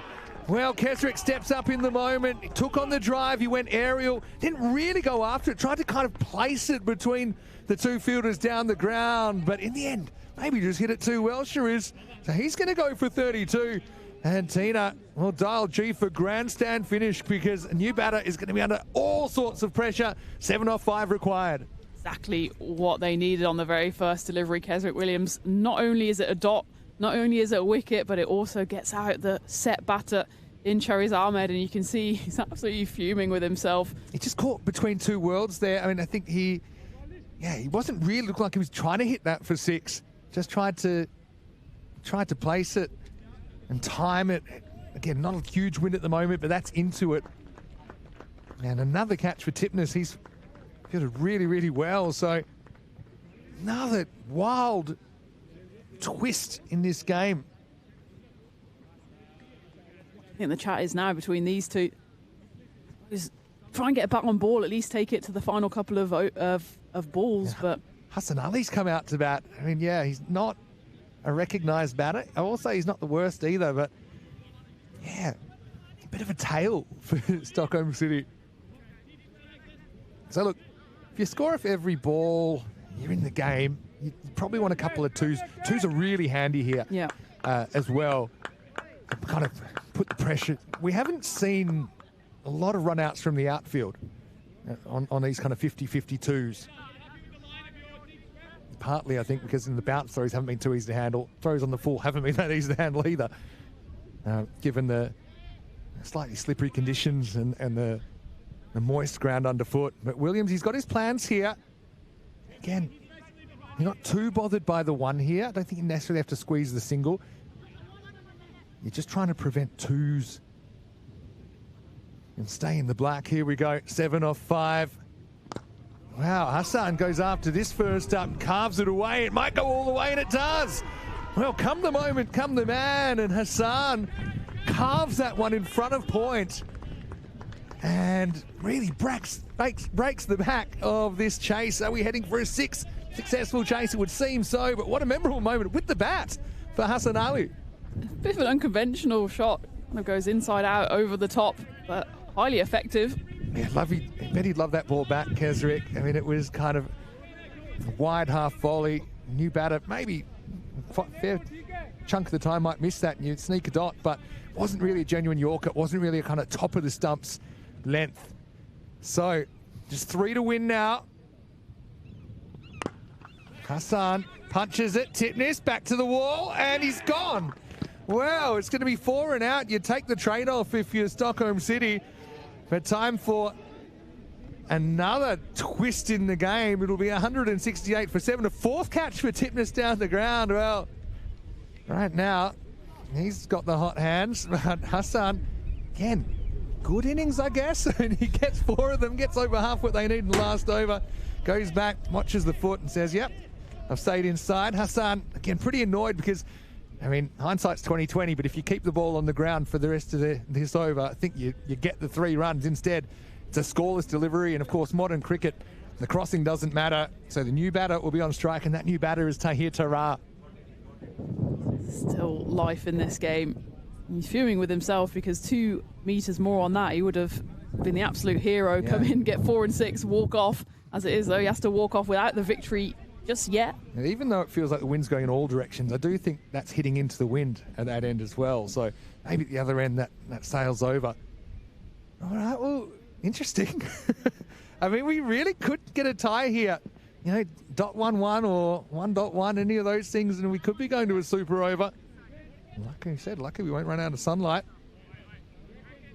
Oh, Kesrick. Wicket, 4 wickets so far. I wonder how many layers Kesrick's got on as well, just spotting him out there. I want to see him out there with the blanket that he was sporting in the box. A little bit thicker than usual, I think. It's all the layers of material trying to keep him warm. But he's certainly got his plans of what he wants to do here. A new batter, Tahir Tara. Again, it's not a bad bat at all, but I've only really ever seen him at the Swedish domestic level. Come out here at number 9, facing a former West Indies pacer, and overgo the stumps. Well, the wind gods have a sense of humour, and Tara, who's already probably got his heart in his throat, is going to have to wait a little bit longer.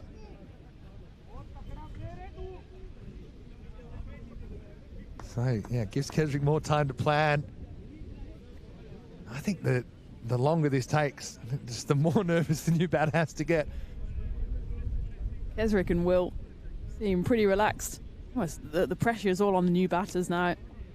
Yeah, long old wait until he faces his first delivery, so a lot of thoughts going through his mind. Do you go Yorker and challenge him and dig it out, or do you go offside, kind of hope for a swing and a miss? Let's have a look. 3 to win. Tara gets a short ball and he hooks it away, and it's game, set, match. Tahir hits the winning runs.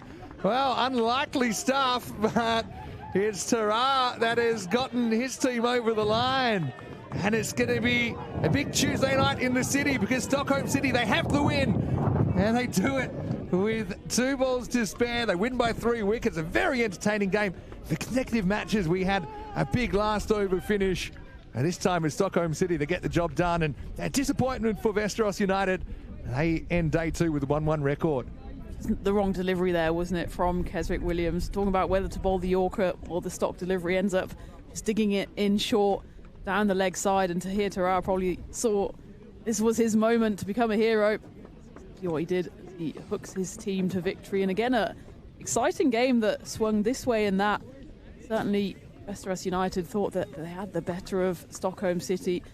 Felt like they had it under wraps, but maybe just the lack of depth in their bowling unit in today's team was what toppled them in the end. Will Persisto probably not too happy with having to bowl 4 overs himself. He went big in the first 2 overs, still had to carry on bowling, went at 11s in the end.